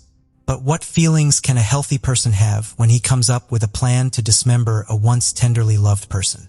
Little Jack Callahan is currently living in another town under an assumed name in the temporary care of his grandmother. He doesn't know that his daddy took his mom's life and must never find out because it wasn't his fault. Absurd. Jennifer Bugwa was born in Kenya on August 15, 1982. When she was around 18 years old, she would move to Taunton, Massachusetts. And then in 2012, she moved into an apartment in the 500 block of South Main Street in Fall River, Massachusetts. She had 2 sisters who also lived in Massachusetts while the rest of her family remained in Kenya. She would work as a nurse in various nursing homes and also worked for Mary Kay Cosmetics. 31-year-old Jennifer was last seen by a neighbor outside her apartment building on May 27, 2014. Her neighbor saw her inside her car shuffling papers. The next day, her gray Toyota Camry was found abandoned at a Shell gas station off Route 1 in North Attleboro, Massachusetts near Route 295. It was about a 30-minute drive from her apartment, and it had apparently been left there between midnight and 3 a.m. Investigators would find keys and one of her sandals in a nearby dumpster. Her apartment was found with the lights and TV left on, along with her purse and her driver's license and cell phone still inside. A state police emergency response team performed a search of the area for Jennifer, but she was never found. Her family describes her as quiet and reserved, and as far as they know, she was single at the time she disappeared. The last activity on her Facebook page was on May 19th, and her family reported that she could have been depressed. Her family hired a private investigator, but due to the lack of money would no longer be able to use their services. Strangely, her landlord allegedly refused to let police or her family inside her apartment when she disappeared. The next day, he packed up all of her things and moved them out of the apartment. Her family said they worried the action of the landlord may have hampered the investigation and possibly prevented the police from finding any clues that might have led to Jennifer. Her loved ones are desperate for answers, but there are little details available in this case, and as of today, it remains unsolved.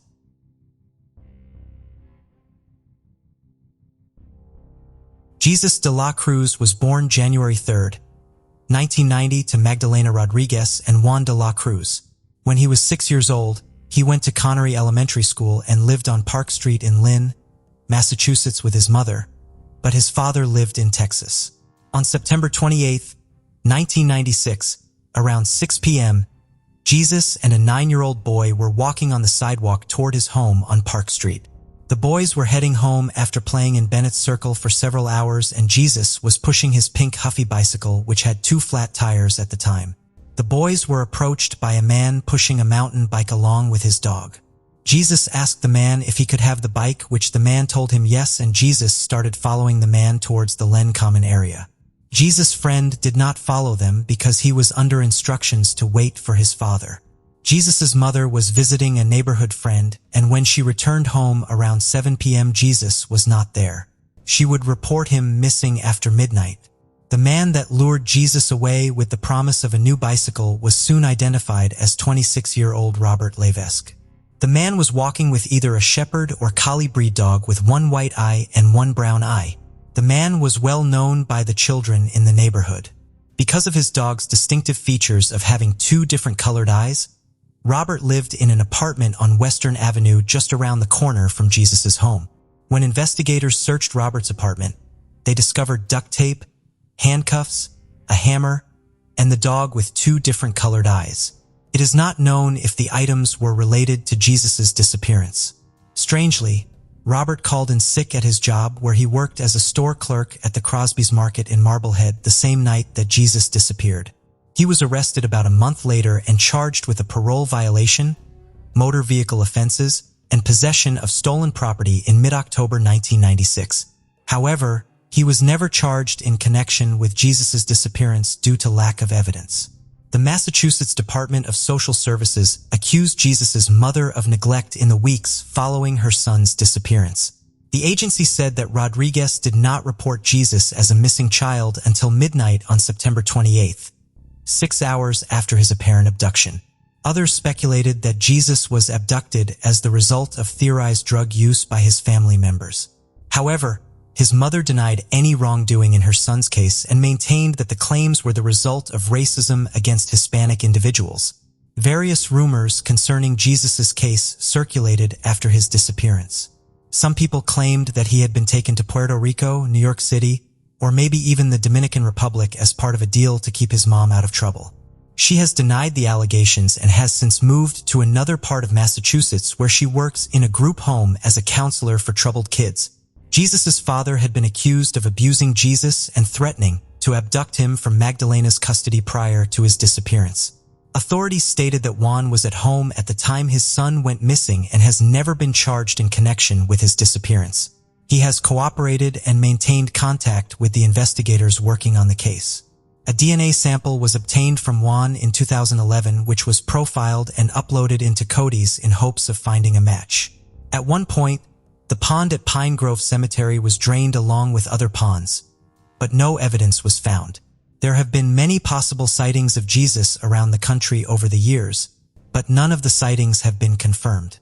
Police are hopeful that Jesus is still alive, but as of today, this case remains unsolved. Vicki Lockwood was born October 30th, 1949 in Harper, Kansas, and raised on a wheat farm. In 1968, she settled in Worcester, Massachusetts with her fiancé Lowell Lamberton, who at the time was earning a degree to become a college professor while she was earning her bachelor's degree from Clark University. They would marry the next year in 1969. In 1974, after only 5 years of marriage, Vicki and Lowell would separate. At this time, 24-year-old Vicki was getting very close to earning her master's degree in psychology at Assumption College. However, she would never get the chance because she would go missing only 1 month after their separation. When Vicki and Lowell had separated, she moved out of the couple's home and into an apartment at 27 Westford Road in Worcester. She would store the majority of her personal belongings in a garage owned by her psychology professor, Dr. Roger Barker. She and Dr. Barker, who was also married, were allegedly having an affair. He would even accompany her to New York City when she applied for her psychology doctorate at Columbia University in early 1974. Vicki's husband suspected that she was involved in a relationship with Barker at the time. Her brother also stated that he had seen the couple together at the mall. Some of her friends at the time admitted that they knew about the affair and that she wanted to marry him. The day before she vanished in February of 1974, Vicki called her husband and said she wanted to discuss getting back together. At this time, the couple had been estranged for about 6 weeks, but they made plans to have dinner when she returned from a weekend trip to Maine with one of her girlfriends. However, her husband became very concerned when she failed to contact him after the weekend and called the girlfriend who supposedly accompanied her to Maine. The friend said that she and Vicki had not spoken recently and that there had been no trip to Maine planned. Vicky's husband went to Assumption College to ask if Dr. Barker had any knowledge of his wife's whereabouts. However, staff members told him that Dr. Barker was in Vail, Colorado for a skiing trip. He had only planned to spend the weekend, but claimed he had been hospitalized with pneumonia and had to stay in Colorado for 2 more weeks. His wife, however, had only stayed the weekend and had returned to Massachusetts. It is believed Vicky may have traveled to Vail after Dr. Barker's wife left, but this could never be proven. Lowell would visit Dr. Barker again sometime during March 1974, about a month after Vicky was last seen. Dr. Barker admitted that he was storing her belongings in his garage, but claimed he did not know Vicky well and did not know her whereabouts. He also insinuated he believed she found another romantic partner. Vicky's 2 brothers would retrieve her possessions from Barker's garage in 1975, 1 year after she disappeared. Friends of Vicky claimed they didn't know where she was and said she never told them of her plans. Dr. Barker was also questioned but once again maintained his innocence, saying he knew nothing about her disappearance and denied ever having a romantic relationship with her. He suggested the only contact with her was that he helped her move out of her husband's home and allowed her to store her belongings in his garage. Some of her family members believed she chose to leave voluntarily and found a new relationship with another man. Her husband said that the idea wasn't that far-fetched because she had considered the idea prior to her disappearance. As a result, a missing persons report was never filed for Vicky until 2010 after her brother created a webpage dedicated to her disappearance, and it caught the eye of a Worcester police detective who filed a missing persons report. This was 36 years after she vanished. Come to find out, her social security number was never used after she disappeared in 1974, and she never renewed her driver's license. One of Vicky's brothers located a close friend of Vicky's in 1980, who had not been questioned after Vicky's initial 1974 disappearance. Her friend and Lawson at one point lived on the same floor as Vicky at 74 Beaver Street, and they talked every day. She said that Vicky called her the night she last spoke to her estranged husband and told her that she was going to Colorado. Vicky promised to call and when she returned, but she never heard from her again, and said she can't believe her friend vanished without keeping in touch with anyone close to her. Although Vicky grew up in Harper, Kansas, she told people she was originally from Colorado. Her husband believed she was ashamed of her upbringing. In a 2012 interview, her husband reported that shortly after her disappearance, a phone call was placed to a neighbor of her family's former home looking for Vicky's family. However, her family had moved to Texas at the time of the strange call. The anonymous caller stated that Vicky had left for Europe and asked for her husband Lowell's phone number. Police investigated and found no evidence of her traveling there. Her husband also stated that he got an acceptance letter on her behalf from New York University, but he was unaware that she had ever applied there. Dr. Barker, who supposedly kept her stuff in his garage, has been interviewed by police. However, he stated that he does not remember ever going to Colorado with Vicky. A DNA profile for Vicky was created in Namas, but no remains have matched. At one point, authorities wondered if she was the lady in the dunes, a Jane Doe whose body was found in Provincetown on July 26, 1974. However, the body was not that of Vicky's, and as of today, she has never been found and the case remains unsolved. Christopher Brian Lewis was born July 20, 2000 and was nicknamed Chris. He went to Lee School and lived in Boston, Massachusetts, and was the oldest of 4 boys. On February 4, 2014, the school bus dropped 13-year-old Chris off at the corner of Morton and West Selden in the Dorchester area as it usually did. One of his friends walked with him until they were only a block from Chris's home. He was expected home at 5:30 p.m., but when he had not arrived or called by 6 p.m., his mother, Nina, became very worried. According to Nina, Chris was responsible about coming home on time and letting her know if he was going to be late. The Boston Police Department reports that Chris has gone missing on previous occasions, but was always found in Dorchester in the Fields Corner area. Nina says that her son has never run away and was always either in school or at home. However, Chris never arrived home that evening and has never been heard from again. Authorities believe he might have left on his own accord, but there is no concrete evidence to prove this. There are very few details available in this case, and his family still seeks answers. But as of today, the case remains unsolved. 23-year-old Evelyn Valibayeva, a native of Azerbaijan, lived in Unit 11 at 11 Hodges Avenue in Quincy, Massachusetts, and worked at a local restaurant. She spoke with her mother nightly, who still lived in her home country, but then her mother abruptly stopped hearing from her. Evelyn's boyfriend, Duncan Boyd, reported her missing on July 19, 2011. Upon searching her apartment, her door was found left ajar and her bedroom furniture had been moved, and both her cell phones and laptop were missing. Her U.S. visa, passport, and immigration papers were all left behind, along with a whiteboard where she noted upcoming events. That same day, Boston police reported that her pocketbook with her checkbook, student ID, and cell phones had been found in Dorchester and turned in by a citizen. However, it would be 10 more days before the Quincy police found a missing persons report. During the investigation, it was discovered that the last verified sighting of Evelyn was on a surveillance camera in Quincy on July 17th, 2 days before her boyfriend reported her missing.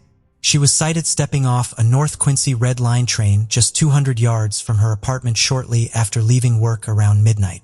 One of her concerned friends came into town to help with the search and was told by police that adults have the right to go missing. Frustrated, her friends and boyfriend hired a private investigator less than a week after her disappearance due to the lack of interest by the police. They also contacted neighboring police departments, media outlets to push for a deeper investigation, and since she had retained her citizenship, the Azerbaijan embassy. It would still take 3 weeks for the case to be handed over to the state police. When they took a second look at Evelyn's apartment, they found a significant amount of blood under the carpet in Evelyn's bedroom, indicating that she was attacked and possibly killed there. Someone had attempted to clean the carpet, but blood had seeped underneath. The building's handyman would later admit that suspiciously, he had cleaned her apartment after she disappeared. The building's handyman was John Castung, who was interviewed and ultimately named a suspect. While he told investigators he had never seen nor met Evelyn, her roommate would completely contradict this. John was also made a suspect because of his past crimes. In 1987, he approached a 9-year-old girl walking her beagle puppy and lured her to a remote area by saying he knew where they could pick some blueberries. Instead, he would take her to a gravel pit where he would physically and sexually assault her. Police said John told them that he had master keys to all the doors and apartments and said he was at Evelyn's building on the day she was last seen, but that he did not see her or harm her. He and his lawyer claimed that he was just an easy target because of his criminal background. John is the prime suspect in Evelyn's presumed murder, but he has never been charged in her case. He pled guilty to probation violation after her disappearance and served 15 months in federal prison before being released in 2015. Evelyn's family stated that since the Quincy police didn't initially take Evelyn's disappearance seriously, that John slipped through the cracks in the system. Her boyfriend Duncan was eventually ruled out as a suspect. As of today, Evelyn has never been found and this case remains unsolved.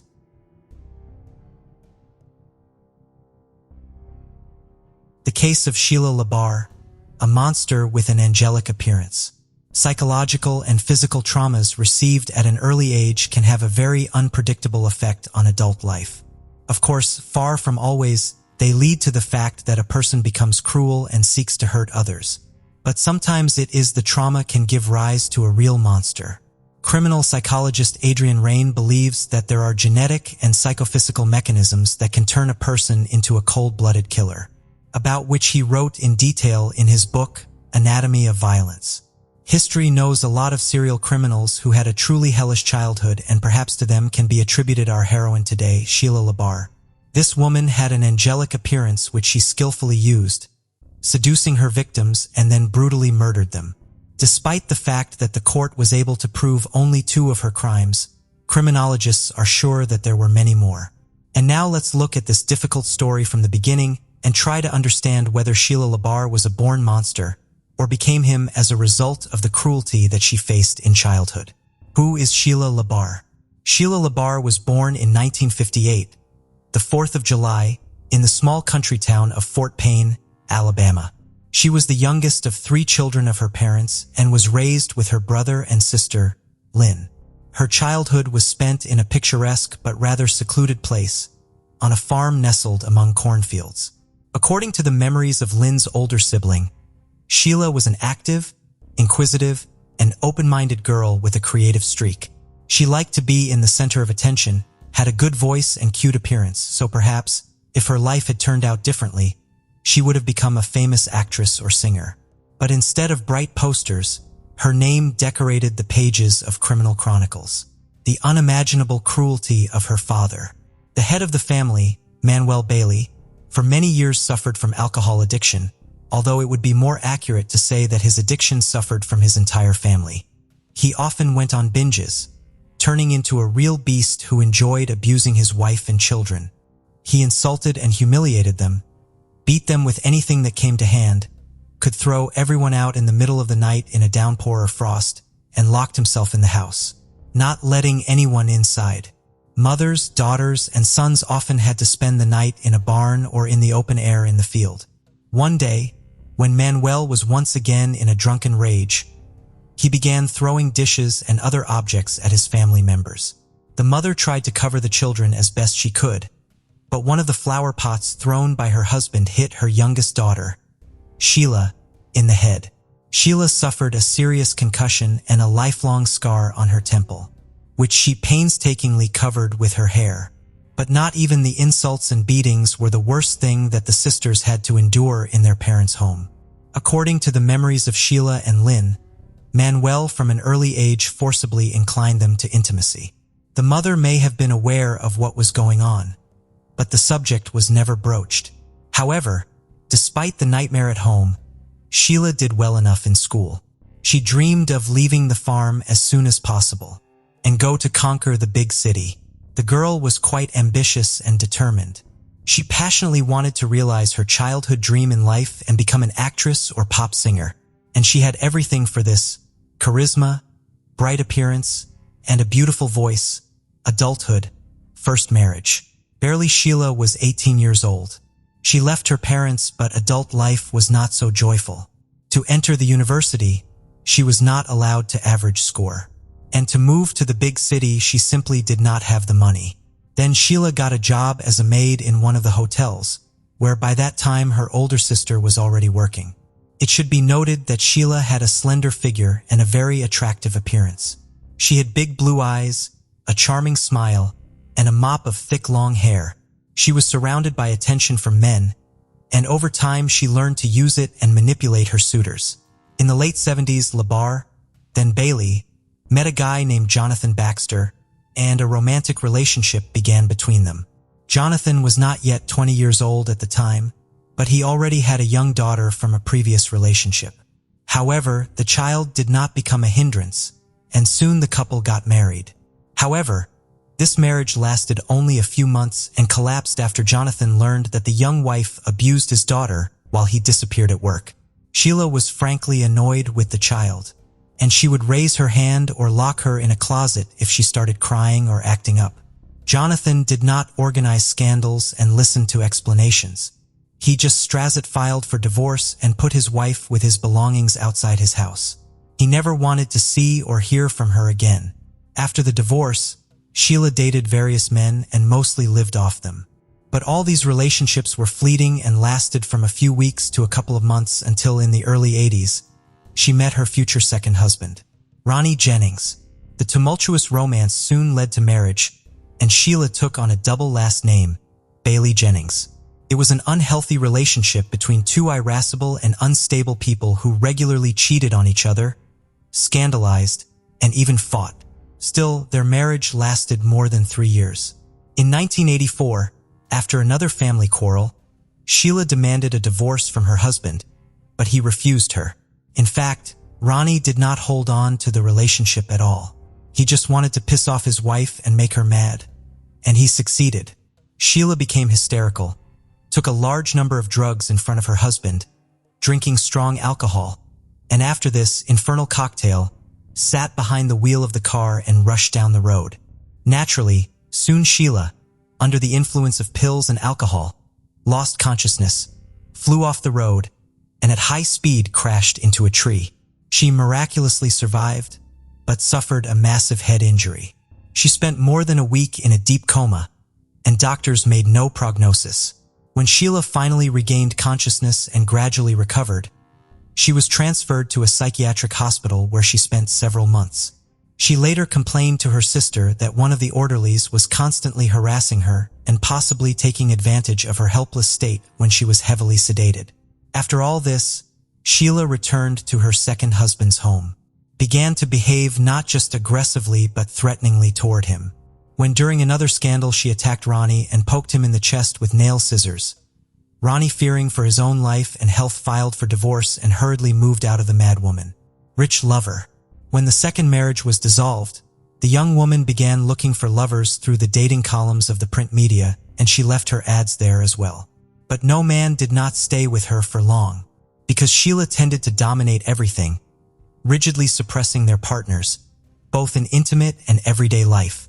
Soon the photo of an attractive girl in the dating section drew the attention of 60-year-old Wilfred Bill LaBar. The man had previously been married twice and had adult children and grandchildren from previous marriages. He was widowed a few years ago and had been living alone on his large country ranch ever since. Bill was a fairly wealthy man. He had a chiropractic office in Epping, New Hampshire, and on the ranch he raised horses.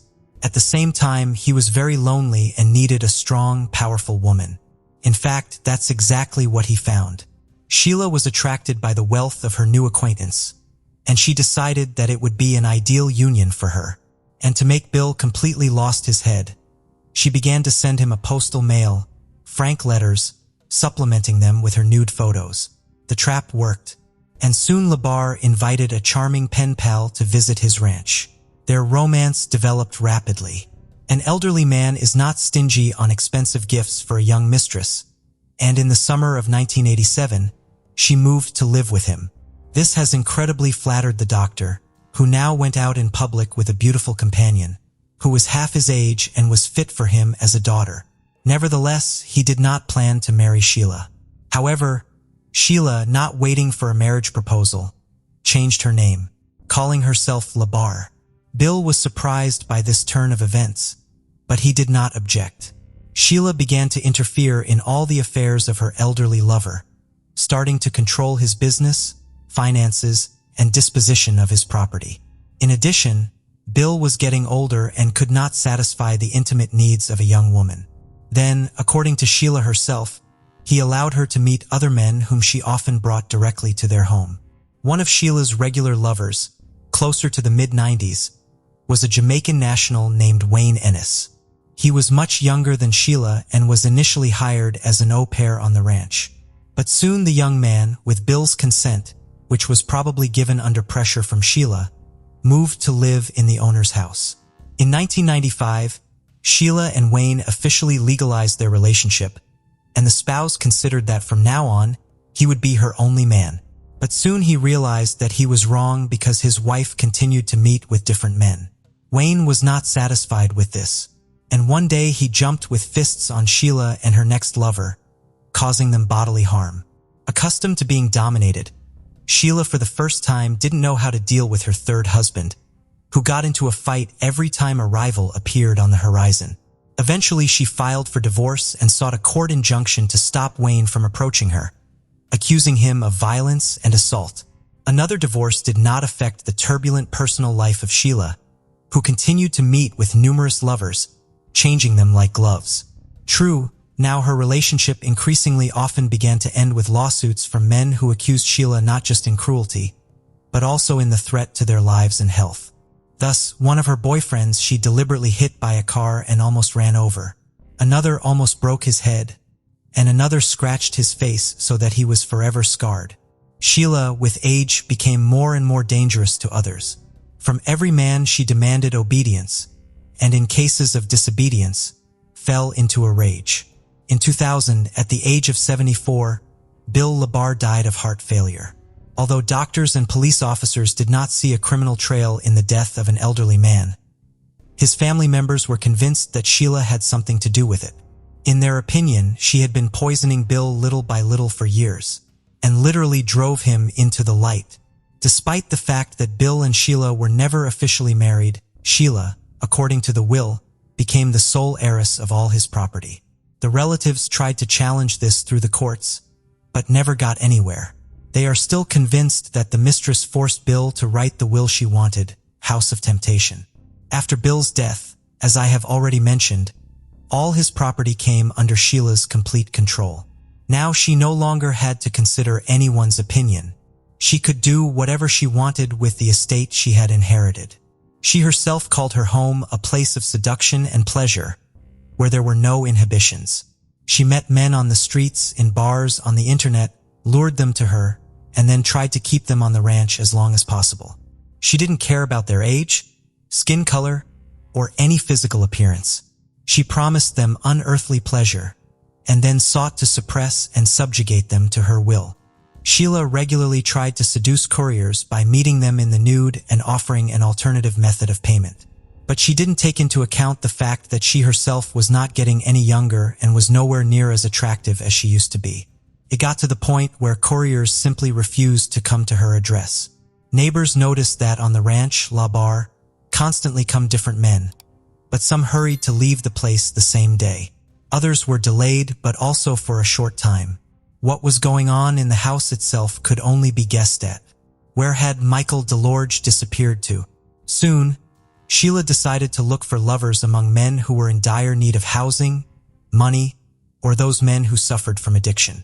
This category was the most vulnerable and proved to be an easy prey for the cunning woman, who everywhere posed as a widowed millionaire and talked about her untold wealth inherited by her. In 2004, La Barre met on one of the city streets homeless man named Michael DeLorge. He was in a difficult life situation and lost literally everything because of addiction to illegal drugs. His relatives tried to send him to a rehabilitation clinic, but he ran away from there and has been loitering ever since. Sheila liked Michael and she invited him to her, promising shelter, food, and the necessary drugs in exchange for intimacy. Moving to the ranch, the guy was completely dependent on his old mistress. He complied with all her demands, afraid to be on the street again. But Sheila quickly got into the taste, and her desires became more and more sophisticated. She bound, beat, and humiliated Michael, taking pleasure in it. He tried to escape several times, walking dozens of miles and hiding in homeless shelters, but he never decided to go to the police for fear they wouldn't believe him. Meanwhile, Sheila found him each time and brought him back to the ranch. In desperation, he tried to contact his family members and let them know he was in trouble. His loved ones immediately responded to this disturbing news, but it was too late. In October 2005, Michael DeLorge disappeared without a trace. When his family contacted Sheila directly, she stated that she and Michael had broken up.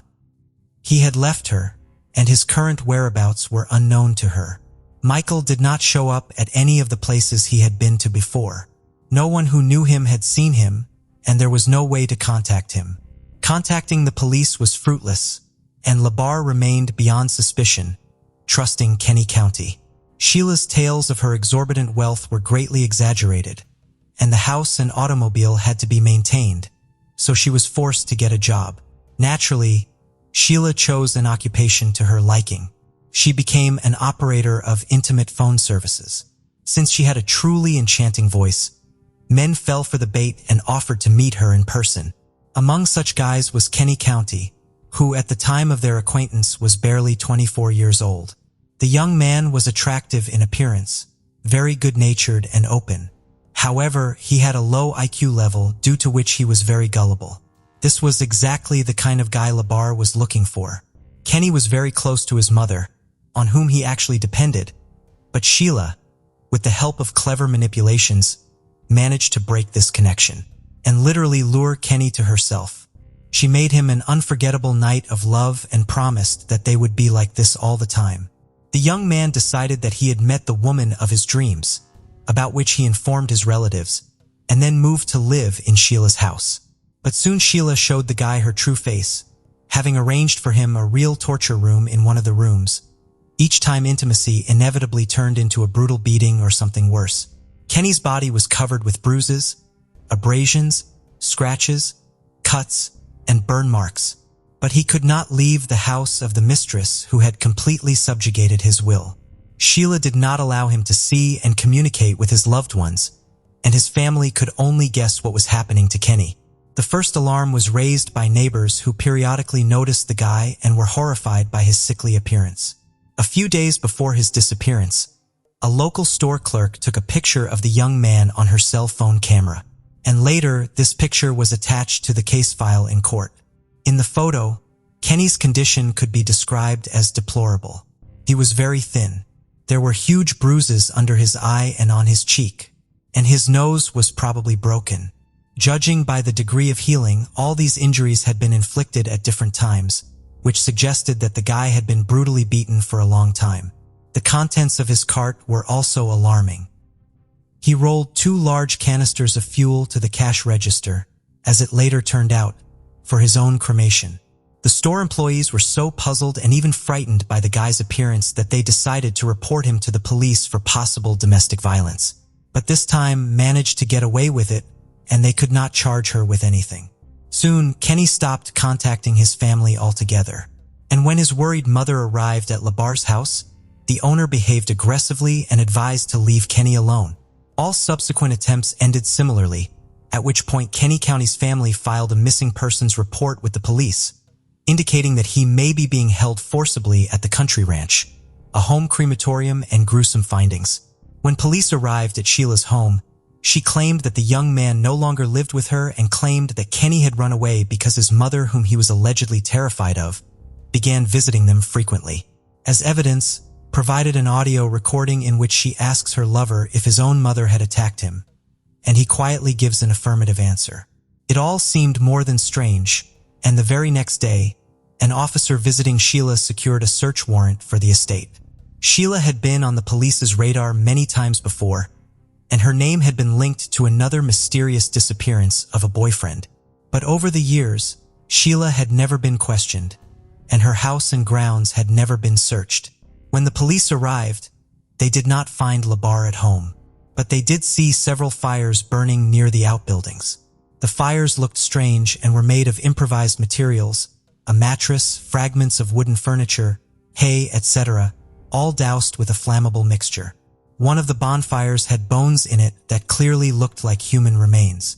The squad requested reinforcements in the form of forensic experts, reporting all the findings. But that turned out to be just the tip of the iceberg compared to what they discovered next. Almost all over the house were found poorly washed traces of blood. It was so much that it seemed as if there had been a real massacre. It turned out that the blood belonged to at least 3 different people.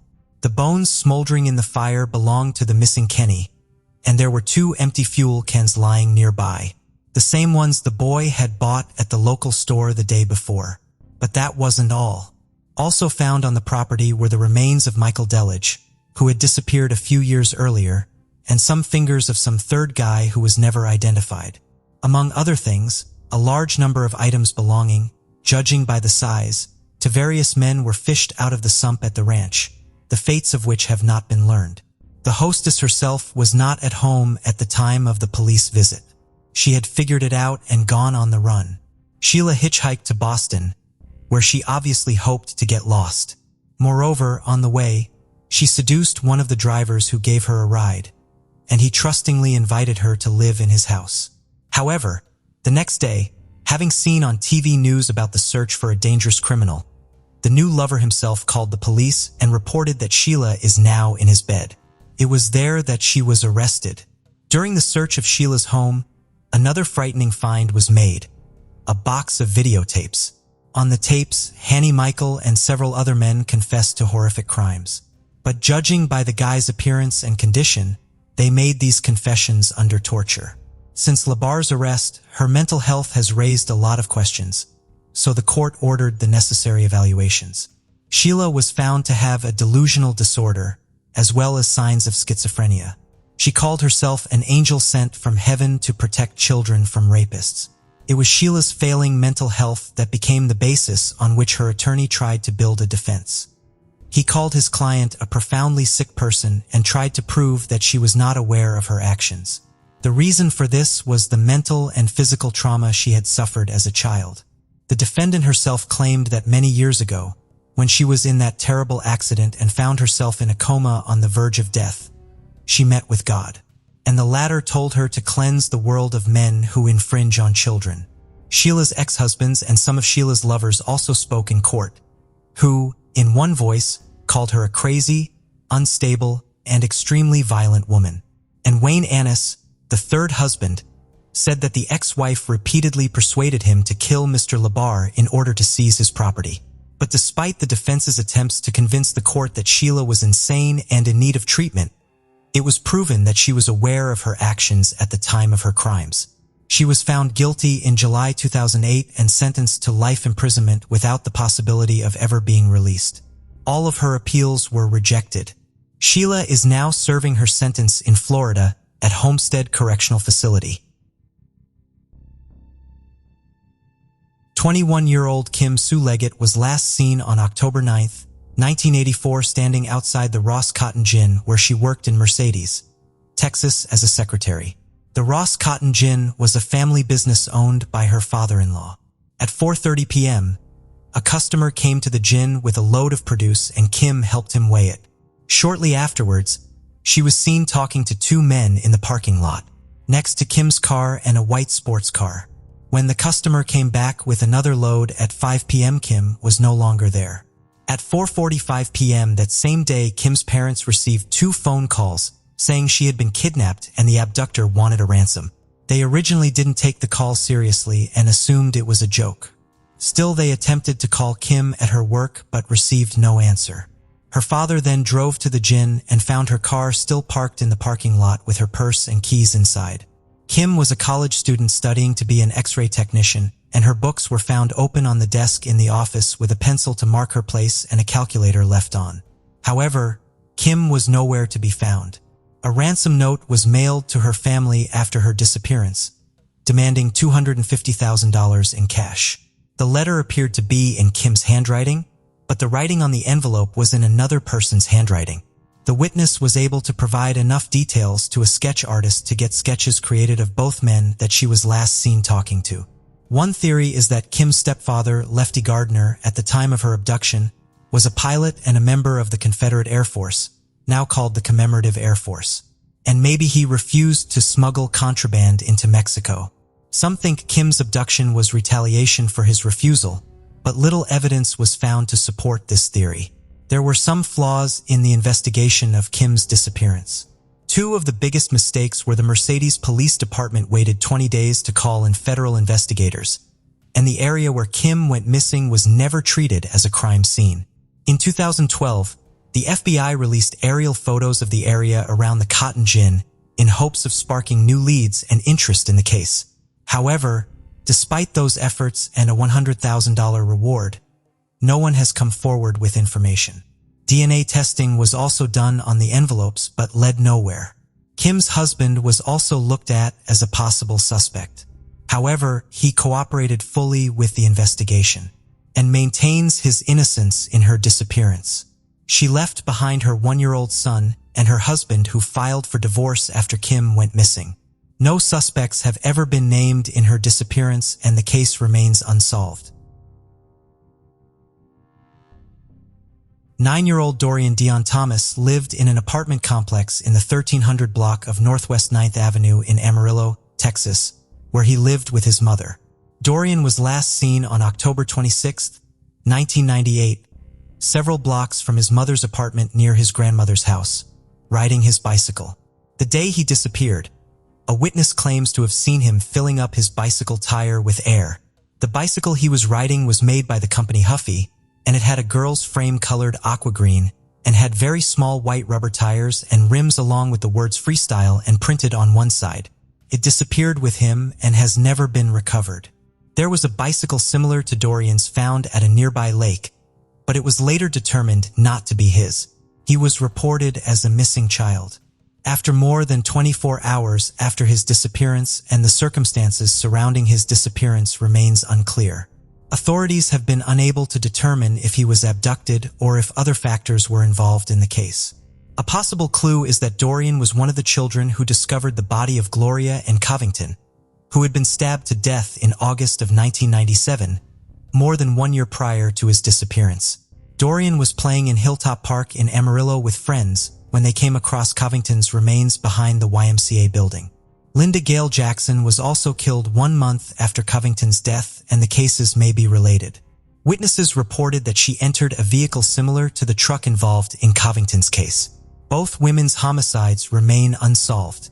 Another incident involving Dorian was a woman was beaten by an unidentified white man in September 1998 and stopped at Dorian's mother's home for help. She said her attacker had red hair pulled in a ponytail, blue eyes, and a mustache. The woman said that Dorian was home at the time and was seen by the attacker. The woman claimed that the assailant threatened to harm her again in the future. She personally believes the individual may be involved in Dorian's disappearance, but there is no proof of this. Authorities also have been unable to determine if Dorian's disappearance is actually related to the unsolved murders. Several of Dorian's relatives initially believed a family friend took him to Dallas, Texas. However, the individual called authorities shortly thereafter, and it was determined he was not involved in Dorian's disappearance. Extensive searches of the Amarillo area have produced no clues as to his whereabouts. As of today, Dorian remains missing and the case remains unsolved. Danielle Marie Sleeper was last seen at her home in Magnolia, Texas on March 22, 2015. She and her husband of 5 years, Austin, had attended a cookout at a friend's home in Field Store, Texas. They arrived there in 2 separate vehicles, but left together in a white 1996 Ford F-350 pickup truck at 1 a.m. They were arguing and Austin was insisting she come home, but Danielle wanted to spend the night at a friend's house. Danielle had made plans to meet her friends later in the day, but she never showed up and didn't respond to any text messages, and calls to her cell phone went directly to voicemail. On the night she disappeared, there were numerous text messages and other activity on the phone until 3:12 a.m. The last time the phone was turned on was 2 days after she was last seen, when it pinged off a tower 2.5 miles from her home. Danielle's email account had not been accessed since 5 days before she went missing, and her bank account and credit cards hadn't been used since 2 days before she went missing. The day after Danielle's disappearance, Austin would show up at Danielle's friend's house alone to retrieve her car. He would tell the friend that he hadn't seen Danielle since the morning after the cookout. He said when he left the house to go pick up her car, Danielle was asleep on the couch, but when he returned, he claimed she was no longer there. Her purse and cell phone were missing and to this day have never been found. When Danielle's sister went to her home, she discovered the house was in disarray with items scattered all over the place. This was very unlike Danielle, who always kept her house very clean. She would also find Austin acting very strange and suspiciously had failed to report his wife missing. Immediately after Danielle's disappearance, Austin had his mother, who lived 7 hours away in Louisiana, come pick up their 3-year-old son and take him back to Louisiana with her. Danielle and Austin were going through a legal battle with Child Protective Services due to Austin's abuse of their 3 children, and he was facing felony injury charges. CPS would remove the 2 oldest boys that Danielle had from a previous marriage, and Austin was facing up to 2 years in prison for the charge. The children would also state that Austin always mistreated them when Danielle wasn't home. Austin's court date was set 1 week after Danielle's disappearance. It seems Austin and Danielle didn't have the best relationship, with him cloning her phone in order to monitor her calls and messages. And he also had stated that he didn't like Danielle's boys and hated spending money on children that weren't his. Austin had a previous arrest record and had threatened Danielle by saying if she ever left him, she would never take their son with her. Something really strange in the case was Austin and his friends would play a game where they would try and describe the best way to hide a body, and mutual friends heard the same kind of talk weeks before her disappearance. He even went as far as to say he scouted out 2 locations in Waller County to use if he ever needed to do such a thing. Strangely enough, the couple who hosted the party that Danielle and Austin were at the night before her disappearance moved out of the state suddenly after only living in the house for 3 months. Danielle and Austin's son together was Hagen, and he could be a key witness in the case. But Austin had his mother take him across the state line into Louisiana the morning before he reported Danielle missing. He also gave away Danielle's car 2 days before her disappearance. At this point, Austin and his mother retained a lawyer and have refused to speak to police about the case. He also lost touch with Danielle's family and has never participated in any of the ground searches or helped hand out missing person flyers because he stated that his attorney advised him not to. Austin has never been charged in her disappearance, but he remains a suspect in the case. As of today, Danielle has never been found and this case still remains a mystery. Michael Adams was last seen by his stepsister as she looked out her bedroom window at around 11:30 p.m. on June 8, 1987. Mike was 18 years old and lived in Abilene, Texas and worked at M. Systems grocery store. On the night he disappeared, he had closed down the grocery store and then drove to his home on Peach Street. When he pulled into his driveway, he woke up his sister, Beverly, who was asleep upstairs. She got up and looked out the window and saw Mike talking to someone in an older model brown or gray GM with opera-style windows and possible malfunctioning headlights that were flickering. Police believe there was only one person in the car, although they received some tips that indicated there were two people. When Beverly saw this, she didn't think anything suspicious and assumed Mike was talking to a friend, and so she went back to sleep the next morning. Mike's stepmother woke up to leave for work and noticed that his car was behind hers, blocking her path out of the driveway. This was strange because Mike always arranged the cars ahead of time to prevent this from happening. When she went back inside to get Mike, he was nowhere to be found. Mike had some issues with some coworkers who got upset because Mike received a promotion over them and they believed it was because of his age. He also had a run-in with his manager, Steve Turner, because Mike had caught someone stealing from the back room. And instead of thanking him for catching the person, Steve reprimanded him for not being at the front of the store. This was very suspicious because in order to access the back room, an employee would have had to let the person in or maybe an employee gave them a key. Mike was very upset about Steve's reaction and had planned to send a letter to corporate to complain about it, but ultimately decided against it. All employees were given polygraph tests and one employee would come out with inconclusive results. That person was a coworker of Mike's that had once said if he ever needed someone to disappear, all he would have to do is make a phone call. None of Mike's family has seen him since Beverly saw him through her bedroom window on the night he disappeared. Some tips came in later suggesting that Michael was assaulted and killed at the Lake Fort Phantom area. However, law enforcement investigated this claim, but nothing ever came of it. Other tips suggested that on the night he disappeared, he was visiting a house nearby for a short period of time around the 16th Street vicinity, or he was going for a short drive in a car with multiple occupants. Mike's store keys have never been recovered, and in 1994 he was declared legally dead. No one has ever been arrested in his disappearance, and as of today this case remains unsolved. Ronald Lee Johnson was 74 years old when he went missing from Newtown, North Dakota. On October 15, 2011, he was supposed to visit his son in Jamestown, but he never arrived. The next morning, he was seen in the Four Bears Casino and Lodge in Newtown on security footage playing poker, and then the footage shows him leaving around 12:35 a.m. The camera then caught him taking a right out of the casino onto Highway 23 towards Newtown. The tip that he was there came from a bank statement that showed a withdrawal from an ATM at the casino. That same day, he was supposed to see his sister in Valley City and then go to an appointment at the VA hospital in Fargo on October 17th. After the appointment, he had plans to go to Needles, California to spend the winter as he often did. However, he never made it to see his sister. He missed his appointment and he was never heard from again. When his son checked his father's home, he found groceries lying out and his suitcase half-packed. No one knows if he actually made it home and headed for Valley City as planned. Some people believe from the appearance of his home that Ronald might have been interrupted while packing and left suddenly for an unknown reason. However, the most plausible theory is he had already started packing his suitcase and laid out groceries for his trip before he ever went to the casino and he never made it back home to finish packing. His medication and checkbook were left behind, but his 1982 gold Cadillac Fleetwood was missing.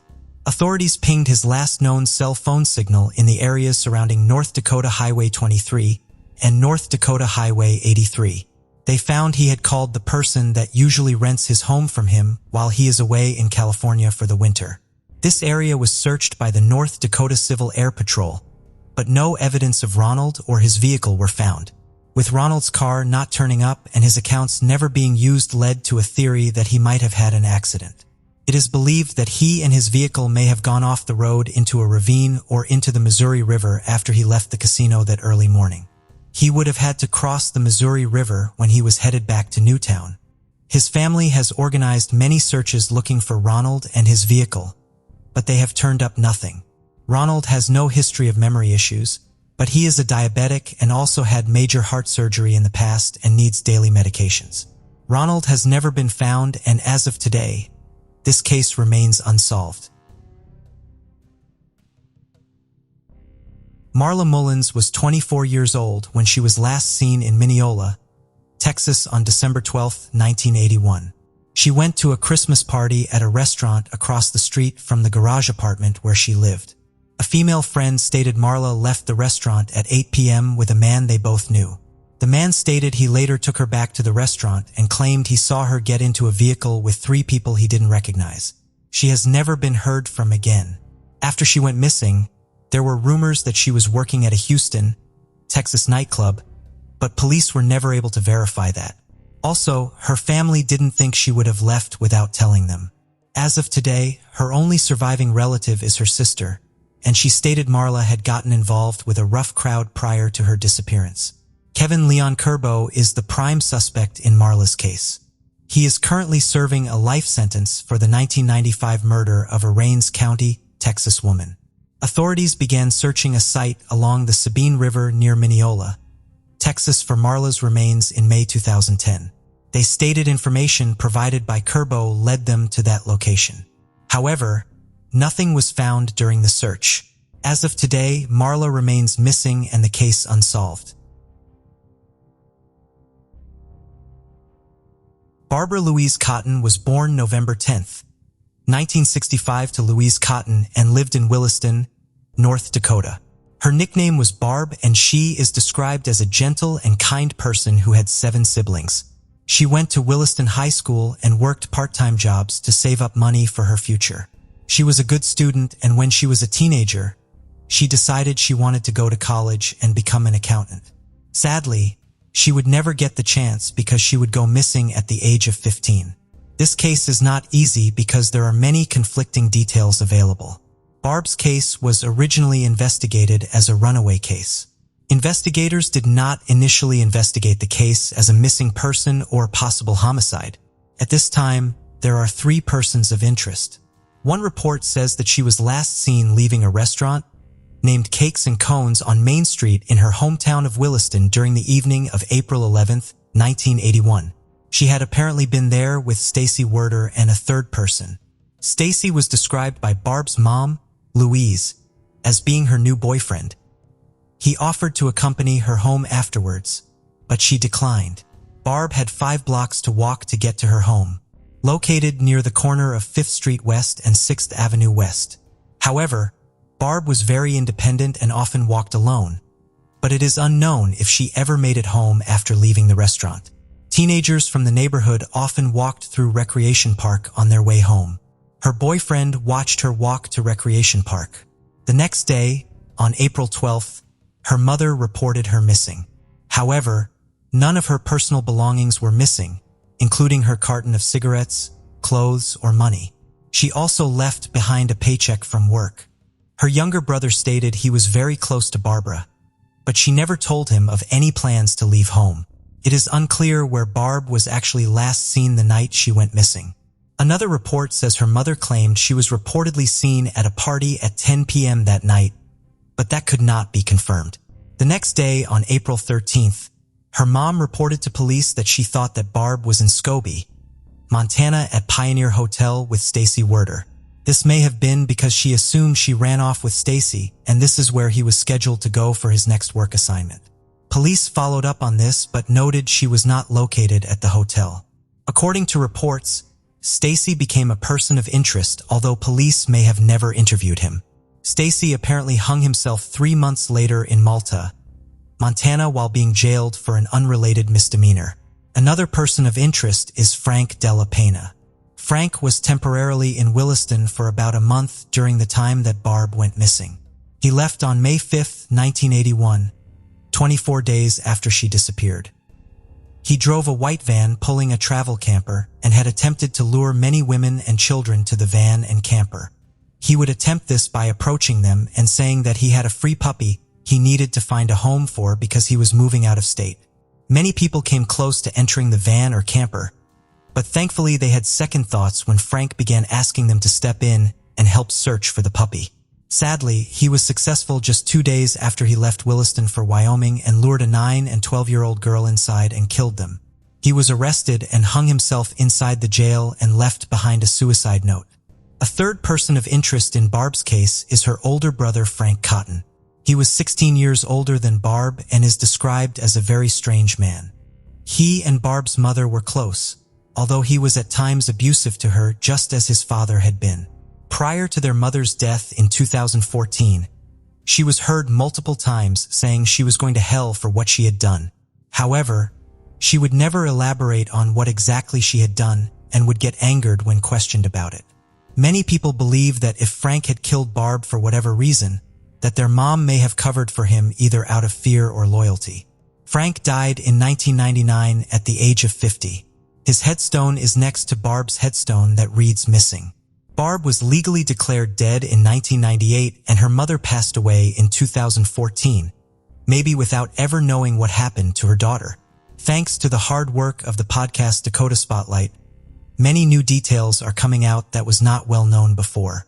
Due to lack of investigation by police, when this originally happened, a lot of people that could hold significant information have been missed and never interviewed.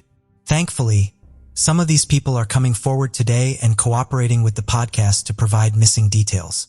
Barb has never been found, and as of today, this case remains open and unsolved.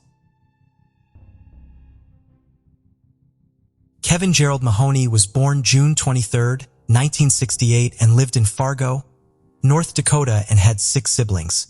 When he was 25 years old, he lived with his mother Judy, but spent most of his time at his friend Ben's house, which was also known as the Party House. In September of 1993, Ben had recently divorced and was renovating his home at 1118 11th Street North in Fargo with Kevin's help so he could sell it. Kevin's mom last saw him when he left home on September 30th, 1993 to go to Ben's. Ben and Kevin often worked on the house during the day and they would start drinking at night. On October 2nd, his family became concerned when they had not seen or heard from him in a few days, which was very unlike him. When his family began searching for him, they would question Ben, who told them that Kevin had left his home to walk to his brother's apartment 3 miles away in Moorhead. However, no one ever saw him walk in that evening. That same day, with no word from Kevin, his sister would file a missing persons report. A few days later, police went to Ben's home and talked to him. He told the police that he had not seen Kevin since September 30th, but did say that him and Kevin had gotten into an argument while working on the home. He said that Kevin called several of his family members looking for a ride, and then he assumed Kevin took off walking to his brother's apartment. Kevin's friend, Lena, said he did call her and ask for a ride, but she was unable to because she had to be at work. A few weeks later, after Kevin disappeared, Lena went to Ben's house to check it out. The door was unlocked and she let herself in. While looking around, she found a pair of jeans that had blood on it, which she took to the police and they determined it was human blood. Police would get a DNA sample from Kevin's mother and grandfather, but it is unclear if they ever tested it against the blood found on the pants. A few weeks later, after he disappeared, the police returned to Ben's house. However, this time Ben told police that Kevin was very drunk when he left the house and he didn't see which direction he went. Ben took a polygraph test 2 months after Kevin disappeared and passed. However, on a third interview, his story changed. He said the last time he saw Kevin was October 1st and they were both drunk. He said on the evening of October 1st, the two of them went to their friend Troy's apartment to help patch up some holes in the wall, because he was moving to Minnesota with his girlfriend Lynette. Ben said he left without Kevin that night because he assumed Troy was taking Kevin home. When Lynette was interviewed, She said that she last saw Kevin in the early morning hours of October 1st, when the four of them went in her car to their apartment to fix the door, but realized they didn't have the right paint color. She said she then drove Ben and Kevin back to Ben's house around 1 a.m. and she went home. The next night, Troy and Lynette went to Ben's house and stayed over, but she never saw Kevin there. Many years after Kevin disappeared, multiple rumors were circulating about what happened to him. His family recalled that Kevin's friend Lynette had said that the day she found the jeans with blood on them, she also saw poured concrete that did not look like it was done professionally. Detectives went to further investigate the concrete, but Ben denied having ever done any concrete work in the basement. The owners of the home before and after Ben also denied doing any concrete work. In 2011, detectives decided to dig in the basement of the patch that was 90 inches long and about 20 inches wide. They excavated a small area, but stopped when they came upon a pipe. Many people believe that they did not dig far enough to be sure a body was not there. Suspiciously, many missing flower posters were often taken down by an unknown person. Several people have taken and passed lie detector tests in connection with this case. Sadly, Kevin's mother passed away in 2014, never knowing what happened to her son. Foul play is suspected in Kevin's disappearance, but he has never been found, and as of today, the case remains unsolved. Bruce Aaron Falconer was born July 16, 1959. He would join the Marines at the age of 16 with permission from his mother. In February of 1981, at the age of 21, he was promoted to sergeant. He was about to be transferred to Yuma, Arizona, and would take a leave to his home in Bismarck, North Dakota. This is when he would go missing and has never been seen again. While home on leave on the night of February 20th, Bruce went out with a grade school friend named Tim Jewell. They went to some bars, and after the bars closed, they drove Bruce's Chevrolet Blazer to an area south of Bismarck along the Missouri River. A few days later, the vehicle was found stuck in the mud and abandoned. However, there was no signs of Bruce or Tim at the scene, but there were cigarette butts and the remains of a campfire located nearby. Bruce's mother, Dorothy Falconer, was in California that weekend attending her daughter's wedding. When she returned home on either Sunday or Monday, her younger daughter told her Bruce had not come home since Friday night. Initially, there was speculation that Bruce had gone AWOL from the Marines, but his mother never believed this because he was very happy with his military career. Early on, his mother concluded he had probably died shortly after his disappearance because he would not have left behind his family or even his blazer or paychecks. In 1992, Tim's remains were found in the area by a hunter. The coroner determined that Tim's likely cause of death was exposure. However, Bruce's body has never been located. The Marines declared Bruce legally dead 5 years after he went missing. And as of today, this case remains unsolved. Rochelle Marie Smith was born September 10, 2002 and nicknamed Peanut. She lived in Minot, North Dakota with her Aunt Stephanie Smith, who was also her legal guardian. A man named Lee Cohen also lived in the basement of the home. On May 16, 2006, Lee came home around midnight after celebrating his birthday with a night of drinking. Rochelle was asleep on one couch while Lee was watching TV on another. Stephanie went to bed around 1 a.m., leaving the 3-year-old asleep on the couch and Lee still watching TV. Lee had been very close to Rochelle since she was an infant and claimed to be her father, although he wasn't related to her.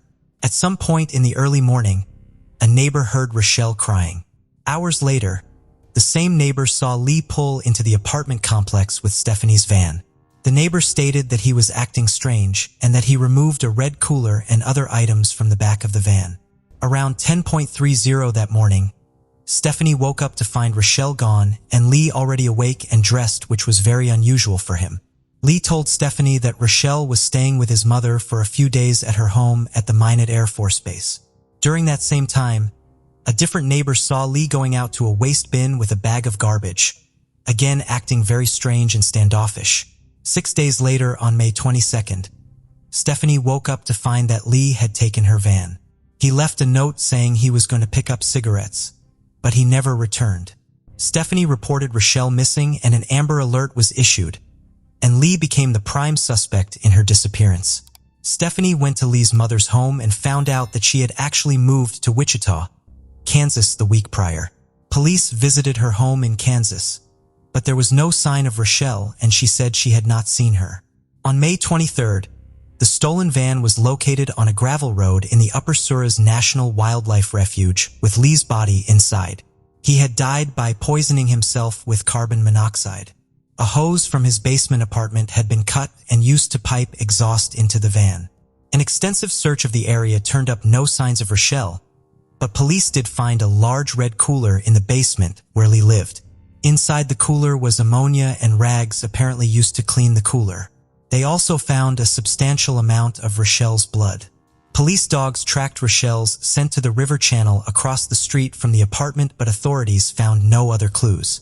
Searches were done of the parks along with horseback searches of wildlife and rural areas. A portion of the Suras River near the Smith residence was also drained, but nothing was ever found. Police determined the only explanation for Rochelle's disappearance was that Lee Cohen killed her early May 17, 2006 and disposed of her body in an unknown location. In May 2021, 15 years after Rochelle's disappearance, authorities stated that there was compelling and overwhelming evidence that Lee had murdered Rochelle and that there is no other plausible explanation for her disappearance. Her case was officially closed, but her body has never been recovered, and as of today, this case remains unsolved. April Tinsley was born on March 18, 1980, in Fort Wayne, Indiana. She was the oldest child in her family. April attended elementary school and participated in the children's choir at the local church. But her favorite thing to do was to hang out with her friends, playing around the neighborhood and just having fun. On Friday, April 1, 1988, when April was 8 years old, she came home from school early, excited to go out and play. After lunch, she asked her mom if she could go over to her friend Nicole's house, just a few hundred yards away. Her mom agreed and let her go, as she had done many times before. Nicole lived just a short walk away, and their neighborhood was considered safe. She reminded April to call her from Nicole's house as soon as she got there and handed her an umbrella. It was almost 3 p.m., and rain was expected soon. A few minutes later, April called her mom from Nicole's house, and her mother told her to be back home by 4 p.m. But when the time came and went, April still hadn't returned. Her mom started to worry that she might get caught in the rain and called Nicole's house. Nicole's mom answered and said that April and her daughter had gone to play at a nearby playground. While they were there, it started to rain, and April realized she had left her umbrella at Nicole's house. April told Nicole she would walk back to her house, get the umbrella, and then head home, as she promised her mom she'd be back when it started raining. Nicole, on the other hand, decided to go to another friend's house, and the girls went their separate ways. However, Nicole's mom said April never came by to get the umbrella, even though she had left the playground almost an hour ago. Hearing this, April's mom immediately started to worry. She told her husband that their daughter was missing, and they both went out to look for her. Several neighbors joined them upon hearing about April's disappearance, and together they searched all the streets connecting Nicole's house, the playground, and their home. But they found no trace of her, so the parents decided to call the police. Officers came to their home, got a photo and description of April, and started their search. Within hours, dozens of neighbors joined in, eager to help the Tinsley family find their daughter. The search area stretched for several miles around April's route, but they couldn't find any traces of her. As night fell, the police began to suspect that they were likely dealing with a kidnapping. If April had gotten lost on her way home, they would have definitely found her by now, but it was as if she had vanished into thin air. The next day, the search area was expanded, and news of April's disappearance spread throughout the city. Despite more police and volunteers joining the effort, they still couldn't find her or any clues. This continued for 3 days until April 4th, when a man called 911 and said he was out jogging along a road about 20 miles from April's home. As he ran past some fields, he noticed something strange in a ditch. When he came closer, he realized it was a human body. The police arrived at the scene and found that it was April Tinsley. She was fully clothed except for one shoe. Officers couldn't find any obvious signs of trauma on her body, but they were almost certain she had been murdered. They speculated that an unknown perpetrator killed her elsewhere, then brought her to this field and left her body in a ditch. Police also found an adult toy nearby, but they weren't sure if it was connected to the case. Later, they did find April's second shoe, which was lying on the other side of the road, a few hundred yards from her body.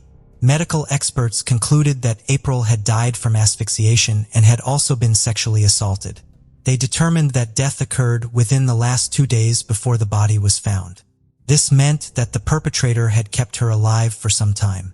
Experts collected the perpetrator's semen from the body, although at the time, the FBI didn't have a DNA database, and DNA analysis and forensic science were still in their early stages.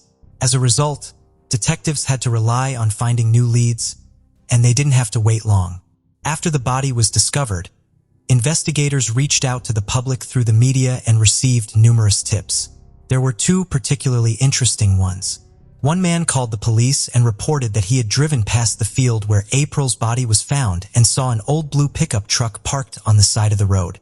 Investigators believed it could belong to the killer, and the witness might have seen it when the perpetrator came to dump April's body in the ditch. The next lead became even more valuable. A woman who lived along the route from the playground to Nicole's house reported seeing a girl resembling April on the day of the disappearance. According to the witness, as the girl walked along the road, an old blue pickup truck pulled up beside her, and a few seconds later, it drove away with the girl. The car obstructed her view, so the witness couldn't see exactly how the girl got inside. But her tip became the first significant lead for investigators. The woman also provided a description of the driver. He was a white man around 30 years old with blonde or ginger hair. Based on this information, police created a sketch of the suspect and distributed it to the media along with a description of his car, hoping someone would recognize him. The FBI soon joined the investigation. Together with the police, they looked into the possible involvement of all men who had previously been convicted of school crimes living in April's area and tried to find new leads. At some point, they were informed that the suspect's portrait resembled a man who had been involved in some organized crime activities and had an interest in Satanism. Investigators checked on this individual but couldn't establish his involvement. However, they arrested him for another offense. Police continued to follow up on tips and investigate various individuals, but they couldn't make any significant progress. This went on for several months, and eventually detectives hit a dead end. It's worth mentioning that during the search for the killer, police uncovered several other crimes against children and arrested the perpetrators, but the one responsible for April's murder remained unknown. In the following years, there were no major developments in the case, but in May 1990, everything suddenly changed. A teenage boy living 10 miles from where April's body was found discovered a message on his shed. It was written from the perspective of the perpetrator, where he confessed to April's murder and hinted at more killings to come. The perpetrator also inquired whether the police had found the victim's second shoe. This immediately led detectives to believe that the author was indeed April's killer, rather than someone playing a prank. At that time, information about the victim's shoe being found several hundred yards from her body had never been reported in the media, so only the killer could know this detail. Another intriguing detail was that this message had been initially written in pencil and then outlined in marker. This led investigators to speculate that the perpetrator may have left the message months before it was discovered and decided to return to make it more noticeable by outlining it in marker. Police decided to publish photos of the message, hoping someone would recognize the handwriting, but it didn't lead anywhere. Just a few months later, residents of Fort Wayne were shocked by the news that police had found the body of a 7-year-old girl in another part of the city. She had been sexually assaulted, and the cause of death was asphyxiation. Given the striking similarities to April's case, police immediately suspected the same person was behind this murder. However, FBI profilers held a different opinion, believing they were dealing with 2 different perpetrators. No progress was made in either case until 1995, when police established that the second victim's murder was committed by a friend of her family who had already passed away. As a result, the case was closed, and investigators stopped considering it related to April's murder. Detectives also waited for the perpetrator to leave them new messages. It was clear from his first inscription that he enjoyed taunting the police and feeling his impunity. But as the years passed, no new messages were found. This continued until 2004, when the case suddenly took a new turn. A girl from Fort Wayne found a plastic zip bag in her bike basket containing a note that horrified her. She immediately took it to her parents, who called the police. The note read, "Hello dear, I've been watching you. I'm the one who kidnapped, assaulted, and killed April Tinsley. I have a gift for you. You will be my next victim. If you don't report this to the police, and I don't see this note in tomorrow's local news, I will destroy your home, killing everyone but you. You will be mine." Police had no doubt that the note's author was indeed April's killer. Inside the bag with the note was a used condom which was sent to the laboratory. By 2004, DNA analysis had been actively used, and experts had long extracted a profile from the semen found on the victim's body. Now, the analysis showed that the biological sample from the condom belonged to the same person, but he wasn't in the FBI database. Police reopened April's case and soon received a report of a second note. Another girl found a plastic bag with a piece of paper containing a similar message. The perpetrator had written that he had killed April Tinsley and threatened to kill this girl too. Inside the bag was also a used condom containing the DNA of the same man. In the following months, police received 2 more calls about similar notes found by other girls. This time, the perpetrator had attached Polaroid photos of his genitalia. Police tried to find any clues in these images that could help identify the perpetrator. However, all they noticed was a green patterned bedsheet in the background, which was on the killer's bed. They tried to locate stores selling similar bedding sheets, but it didn't lead anywhere. Within just a few months, the perpetrator left a total of 4 notes, but then fell silent for years once again. In 2009, the FBI released a profile of the killer, including known features of his appearance from the witness's description. They hoped to receive new leads, but it didn't lead anywhere. For Fort Wayne investigators, this case remained one of the top priorities for several reasons. Firstly, and most importantly, they wanted to achieve justice and punish the person who had killed April. The perpetrator also openly taunted the police with his messages, apparently believing that he would never be caught, and also threatened other girls. He was so confident that he literally left his DNA for the detectives, and now they had numerous biological samples. But over all those years, April's killer never made it into the FBI's database, meaning he hadn't been arrested for serious crimes and continued to live freely. In 2012, April's case was featured on a popular television program about unsolved crimes, leading to a new wave of tips, but they all led to dead ends. In 2015, detectives reopened the investigation and reached out to Parabon, a company that had recently started providing law enforcement agencies with an innovative service. Experts created portraits of people based on their DNA samples. This new approach had already helped solve several cases. Investigators reached out to Parabon, and they provided a portrait of the suspect in April's case. It was published online and distributed to the media. Detectives hoped someone would recognize this person, but luck was not on their side. They didn't receive any valuable leads. But the police weren't ready to give up. Several years later, in 2018, they contacted Parabon once again, but this time to try an innovative approach called genetic genealogy. Its essence lies in experts taking a DNA sample and searching through publicly available genetic databases for any relatives of the DNA owner, even distant ones.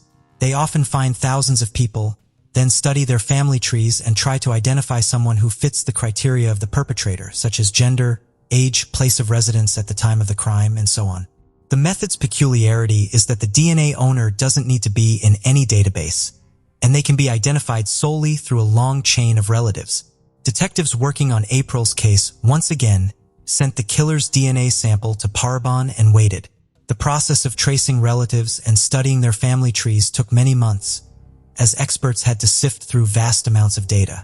But eventually, they informed the detectives that they had traced the DNA lineage to 2 brothers living in Fort Wayne. Now, the police had to determine if one of the brothers was the killer. They placed both men under surveillance and collected their trash, hoping that experts could extract DNA samples from it. Soon after, They called the detectives with long-awaited news. 30 years after the murder, they had found a perfect match. The semen taken from the victim's body and from the condoms matched the DNA of one of the brothers, 59-year-old John Miller. He lived in a small town called Grable, not far from where April's body was found. At the time of the murder, he was 29 years old and lived in the same trailer. Now, all the police had to do was obtain a direct DNA sample from Miller and interrogate him. They went to his trailer and told him they wanted to ask him a few questions at the station. Miller asked what it was all about, and one of the officers asked him to guess. Miller then looked at them and said, "April Tinsley." The detectives decided not to rush things and took Miller to the station to question him properly. On the way, he engaged in small talk with them and appeared quite relaxed. Once at the interrogation, he didn't deny anything and confessed to kidnapping and killing April. According to Miller, on that day, he deliberately came to Fort Wayne and drove around the streets looking for a girl to abduct. Spotting April on a deserted street, he stopped and told her to get into his car. He claimed April silently agreed, which struck the detectives as odd. However, the witness hadn't heard any screams or signs of a struggle, so the police didn't rule out the possibility that the perpetrator somehow convinced her to get into the car voluntarily. He then took her to his trailer, sexually assaulted her, and killed her. After that, he carried the body to his pickup truck, drove to those fields, and dumped her in the ditch. He also admitted that the adult toy found at the scene belonged to him. 6 months after his arrest, when the trial began, Miller, following his lawyer's advice, pleaded not guilty. To avoid stretching the process, he was offered a deal. The prosecutor initially sought the death penalty, but if Miller admitted guilt, this sentence would be replaced with a prison term. Considering that awaiting executions often spans decades, this decision was quite understandable. Miller would have spent many years in prison anyway, and it was not certain if the decision to carry out the execution would be made before his death from natural causes. In the end, he agreed to the deal, admitted his guilt before the judge, and received an 80-year prison sentence. He will be eligible for parole only in 2058, when he turns 99. April's mother, who was present at the sentencing, remained disappointed that the perpetrator did not receive the death penalty. However, considering his age, he is unlikely to ever be released. April's father was unable to attend the trial due to health problems, but still thanked the investigators for their work and for finally finding his daughter's killer. The detectives who worked on this case still believe that Miller wanted to be caught for some reason. He deliberately attracted attention to himself and taunted the detectives, risking getting caught by the police. Even if we assume that he couldn't have known about the progress scientists would make with DNA analysis, leaving his samples was still quite risky. He could have been arrested for another crime, and then his DNA would have been entered into the database, where a match with the April case would immediately come up. Miller could have also easily been seen by witnesses leaving notes. He just got very lucky each time. All of this led investigators to think that, at the very least, he was prepared to be found out or even wanted it. The horrible case of Peter Porco. Peter Porco and Joan Balzano met in college in the 70s, where he was training to become a lawyer, and she was focusing on studying to become a children's speech pathologist. The young couple was very much in love and decided to start a life together. They married in 1974, and since then, they had settled in a house in Del Mar within Albany County, where they lived for the rest of their lives. Years later, the Porco family grew with the arrival of their first son, Jonathan, in 1981, and 2 years later, in 1983, their second and last son, Christopher, was born. Peter dedicated much of his career to being a prosecutor, but in his later years, when his sons had reached adulthood, he opted for a job that would allow him to be more relaxed and enjoy free time with his wife. Later on, when his eldest son graduated as a sailor and was stationed at the base assigned to him in South Carolina, and the younger Christopher moved to the University of Rochester campus, where he studied biomedical engineering, Peter left the prosecutor's office to start working within the Court of Appeals. By the year 2000, the Porco's place was empty, yet the family never lost contact with each other, especially Christopher, who visited them more regularly because the distance allowed it. However, by the end of 2004, Their relationship began to go through a rough patch when Peter and Joan discovered that Christopher was not fully committed to his studies. His grades were not good, he hardly ever attended classes, and he constantly spent time partying with his campus friends. The news disappointed his parents, and as a result, a long argument broke out among them. A week later, in the early hours of November 15, 2004, someone broke into the Porcos house, and the discussion between Peter, Joan, and Christopher was concluded forever. The clock hands pointed to 9 in the morning, marking the time Peter was supposed to go to work. An important day awaited him and his colleagues at the court. Minutes passed, but Peter did not come through the door. His boss began to worry, as it was not common for him to miss work. But if he had reasons to do so, he always notified in advance. Something was wrong and they had to find out. They called him repeatedly by phone, but in vain. Peter did not answer. Then his supervisor sent a court security officer to check that everything was all right at the Peters house. The officer arrived at the place around 11 in the morning. From the outside, he could see that something was not right. The key that would open the front door was placed on the outside, but it also had a peculiar detail. It was stained with blood. Without hesitation, he called the supervisor and reported the situation. Both knew something was not right. The supervisor ordered him to enter the house in search of a concrete answer. But first, he warned him to be cautious as he did not know what he might find. Just a few steps down the entrance hallway, the officer discovered that he was inside a crime scene. The house was in disarray, and there was no corner that was not stained with blood. A massacre had occurred there. The officer reported the discovery to the police authorities, and they arrived at the scene immediately, launching a large operation at the Porco family home.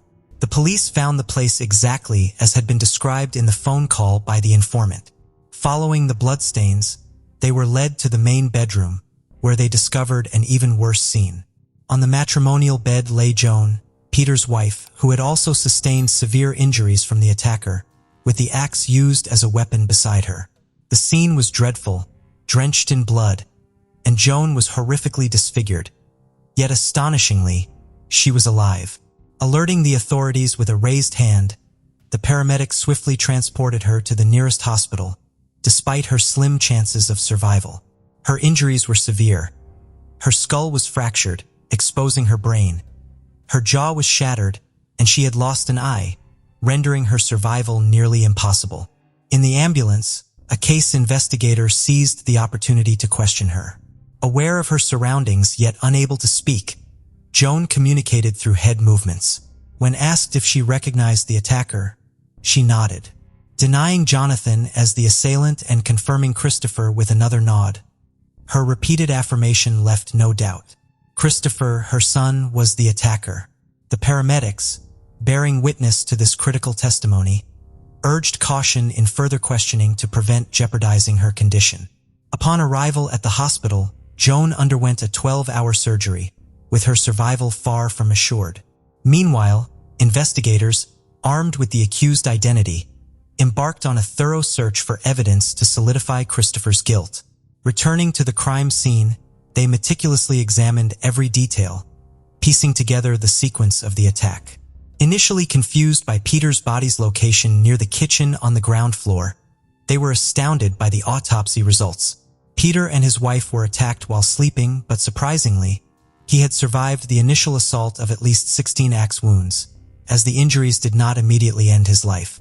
Remarkably, on the morning of November 15th, around 5:30 a.m., Peter woke up as if it were any ordinary day, unaware of the gravity of his condition. He proceeded with his morning routine, washing his face, preparing breakfast and lunch for work, oblivious to the tragedy that had unfolded in his home. He wrote a check to cover the fines that his son Christopher had accumulated due to his reckless driving and went out to the porch of his house to look for the newspaper. He noticed that the door had closed behind him and he was locked out. Subsequently, he looked for the key he hid among the plants, re-entered the house, and collapsed. His body could no longer withstand it, so he lay down beside the kitchen. Every step, every movement Peter made that morning left large bloodstains, but he was not aware of it. The investigators learned from the autopsy that the axe had caused wounds in the superficial area of the brain, but not in the internal part where people store activities they frequently do, explaining why he moved normally that morning. On the other hand, the police authorities discovered that the entry had not been forced and that the key they had found on the door was the one Peter had used to re-enter the house, not the attacker. Moreover, the person they were looking for knew the security alarm code that monitored the house but had taken the trouble to destroy the device. The house was in disarray, drawers open and belongings scattered everywhere, but nothing of value was missing. It was evident that the criminal had staged the scene to simulate a robbery with a fatal outcome. This theory was confirmed when they discovered that a protective metal mesh covering one of the windows from the outside was broken. Trying to open it, they noticed it was locked from the inside and only opened a few inches, making it impossible for a person to escape through there. The attacker had managed to flee the scene without leaving a single footprint or any trace of their DNA, but was not smart enough to hide their Machiavellian plan. It was clear that their only goal was to murder the couple, and then it was time for the investigators to prove why. While Joan fought for her life in the hospital, the police authorities met with Christopher after he contacted them to inquire about what had happened to his parents. It turned out that the youngest son had received a call from a journalist who wanted information about the case, which is why Christopher called the police to know the truth. When they finally informed him that someone had broken into his parents' house, killed Peter, and injured Joan, Christopher showed no reaction. At no point did he seem overwhelmed by the severity of the situation. This caught the investigators' attention, but they had to remain calm and agreed to meet at the hospital where Joan was recovering. There, they had a 6-hour talk in which Christopher claimed that on the night of the crime, he had fallen asleep in a common area on campus. During his statement, a patrol went to the university where the 21-year-old studied, and the officer spoke with his peers, and what they told them did not help at all in proving his innocence. His peers described him as a friendly and humble guy, even though they knew Christopher belonged to a wealthy family that could afford great luxuries. He never acted superior to others. The police were alerted by these statements, as they knew the Porco family had a good socioeconomic status, but they were far from being rich. They then understood that the young man had been lying to his friends all this time. On the other hand, the young students assured that they had seen Christopher on the afternoon of November 14th in the common area where they gathered to watch television, and also in the morning of the 15th, but he had not been there during the night by any means. Everything began to indicate that Christopher was the only suspect, but then, 3 weeks after the incident, Joan woke up from the medically induced coma she had been in, and the investigation took an unexpected turn. The crime survivor was notified about the accusation she had made against her son minutes before being admitted to the hospital. At that moment, Joan denied what the investigators were informing her.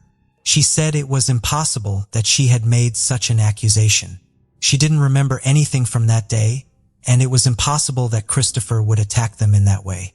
When she regained consciousness, Joan suffered from short-term memory loss, perhaps due to the trauma she had experienced, or maybe she just wanted to defend her son. The truth was that as soon as she denied Christopher being responsible for killing her husband, the investigation abruptly regressed. Thus, the progress they had made until then was paused for a moment. The authorities were forced to consider other possible lines of investigation that did not involve Christopher, so they decided to turn the search toward Peter's job. Since the man worked in the Court of Appeals, where family cases were usually presented as part of his job, some time ago, Peter had denied a man custody of his children. The violent reaction of that individual was accompanied by murder threats directed at Peter, which numerous witnesses were able to testify. The investigators pursued this theory and met with the possible suspect. However, it turned out to be a waste of time, as the man had a solid alibi. The agents returned to Theory 1. No one knew where Christopher had been on the night of November 15th. They then reviewed the timeline in which the house alarm had been deactivated, marked around 12:15 in the morning. At that same moment, the telephone lines had been cut. Then they knew they were back in operation around 5 in the morning. Furthermore, they accessed Peter's private information, specifically his email. What they found there were clues that brought them closer to their main suspect. Once again, everything led to Christopher. A week before the murder, Peter sent an email to Christopher, informing him that he had learned from his bank that he had taken out a $31,000 loan without his authorization. The man expressed his anger and disappointment in that message for having lied to him and warned him that if it happened again, he would have to report him. Subsequently, he clarified to his son that Joan, his mother, was worried about his actions, wanted to see him, and that whatever happened, they could solve it. The investigators had found a compelling motive for Christopher to decide to end his parents' lives. But now it was time to find concrete evidence. They went once again to the university and requested access to the security cameras, and that's how they saw the footage capturing the yellow Jeep, which belonged to the suspect, leaving the campus on the night of the 14th around 10:30 p.m. According to the agent's calculations, if Christopher had driven on the highway, he had enough time to reach his parents' house by 2 a.m. They needed to prove that he was driving the vehicle, so they approached the toll booths on the highway that connected the university to the house in Del Mar. The employees assured they had seen a yellow Jeep that night. They remembered it because it was speeding. One of the witnesses said it was a young white male, but still, a piece of evidence was missing to effectively prove it. Then, the investigators embarked on a meticulous job. They knew that those who passed through the tolls received a ticket, which they then had to present at the next one to be charged the corresponding rate. These tickets were stored in boxes by the employees, who always operated with gloves. They requested the box containing all the tickets collected that day and sent them to be analyzed one by one in a laboratory in order to obtain Christopher's DNA from one of them. And so it happened, one of the tickets had been handled by the boy. Everything fit perfectly. They finally had what they needed to arrest him. It took the authorities a year of investigation, and in that way, they managed to arrest Christopher Porco for murdering his father and attempting to do the same with his mother. To regain his freedom, he had to pay a bail of $250,000, which paradoxically, Joan Porco and her friends took care of collecting so that Christopher could return to his regular life. The young man moved in with his mother while waiting to stand trial. During this period, Joan continued insisting to the authorities to leave her son alone and raised her discontent in a public letter, which was released in the media. In it, she asked the investigators to stop pursuing her son and to focus on finding the real criminal. But after several more months, the time for the trial came. Christopher arrived at the venue accompanied by his mother, whom he was arm in arm with, and the round of statements began. The prosecution presented all the evidence positioning Christopher as the sole responsible for the atrocious crime, while the defense attempted to exonerate him by questioning certain aspects. On one hand, they wondered how it was possible that if Christopher had been the murderer, he left the house without the slightest trace of blood. On the other hand, they claimed he could never have driven to his parents' house because no young person has that much cash on hand to stop for gasoline and pay the toll booths. This was because the opposing side knew very well that the boy had removed the electronic device for toll collection, using cash to avoid being tracked. As absurd as these arguments sounded, the jury still had to meet to determine a verdict, taking into account all the information provided by the investigators. Christopher had a financial motive. No one knew where he had been on the morning of November 15th until the cameras captured him driving his yellow Jeep, and he was one of the few who knew the code to the house alarm. Additionally, one of the witnesses at the trial was his former boss, the owner of a veterinary clinic where Christopher had worked and where he had learned how to avoid being splattered with blood in surgery. The jury had no doubts at the time of their verdict. On August 10, 2006, Christopher Porco, the younger son of Peter and Joan, was sentenced to a total of 50 years in prison for the murder of his father and attempted murder against his mother. The image of a united family that the Porcos had portrayed throughout their lives ended in the past with the terrible tragedy they went through at the hands of their youngest son. Christopher's criminal behavior, which they had kept silent and managed to hide for years, finally came to light on November 15, 2004. The whims of the boy, to be someone he was not, to invent a life he didn't have, and a social status he didn't belong to, led him to commit a series of crimes against his own parents. The fatal outcome didn't just happen. To sustain the lies he had told throughout his time at university, he repeatedly stole belongings from his parents and friends, which he then sold on the internet where he ironically scammed people. When it was time to deliver the products, he didn't. And later, he impersonated his brother's identity and used his account to tell buyers that Christopher had passed away. On multiple occasions, he forged Peter's signature to obtain loans from the bank and so financed the yellow Jeep truck. When he had no way out, he decided to murder them to keep the money and assets of his parents. Even days before the act, he approached a financial investor for advice, as he would soon receive a large sum of money that he wanted to invest. The case of Peter Porco clearly shows how far a person lacking feelings but full of greed can go. It also highlighted the impeccable work of the investigators, who even with the victim against them, used all their tools and even more to finally do justice for Peter Porco. This case still causes controversy within the community, with some believing that Christopher's conviction was fair, while others believe he was not the author of the terrible murder. Debbie Lynn Randall was born on August 21, 1962 in Marietta, Georgia. She grew up in a loving family with two older brothers. Sometime after Debbie's birth, her parents divorced, but her dad remained involved in their lives. A few years later, their mom married a man named Roy, and he became Debbie's stepfather. They all lived in a small apartment building in a quiet neighborhood near a military base. Debbie was a typical cheerful kid who loved hanging out with friends and playing basketball. She also loved dolls. Debbie had a large collection and spent a lot of time playing with them. On January 13, 1972, when Debbie was 9 years old, she had dinner with her family. After that, her mom decided to send her to the laundromat, as she had done many times before. Debbie was supposed to keep an eye on the laundry while it washed, while someone else from the family would help her carry the clothes to the laundromat and back home. The laundromat was just a few hundred yards away from their home, right across the street, so her mom wasn't too worried about anything happening to her. Back then, it was quite common for parents to have their kids help with chores like laundry, and Debbie even made some friends with the other girls at the laundromat. On that day, her mom wanted to send Debbie's older brother along, but he wasn't feeling well, wanted to watch his favorite TV show. So, the mother asked her husband to take the laundry instead, and Debbie went along with him, grabbing a box of detergent on the way. Her stepdad dropped off the laundry, loaded it into 2 washing machines, and left, while Debbie stayed to wait for the wash to finish. After that, she was supposed to walk home and ask someone to pick up the clean clothes as she couldn't carry them all by herself.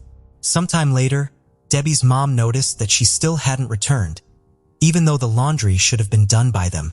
It was getting dark outside, so she and her husband decided to walk to the laundromat, but Debbie wasn't there.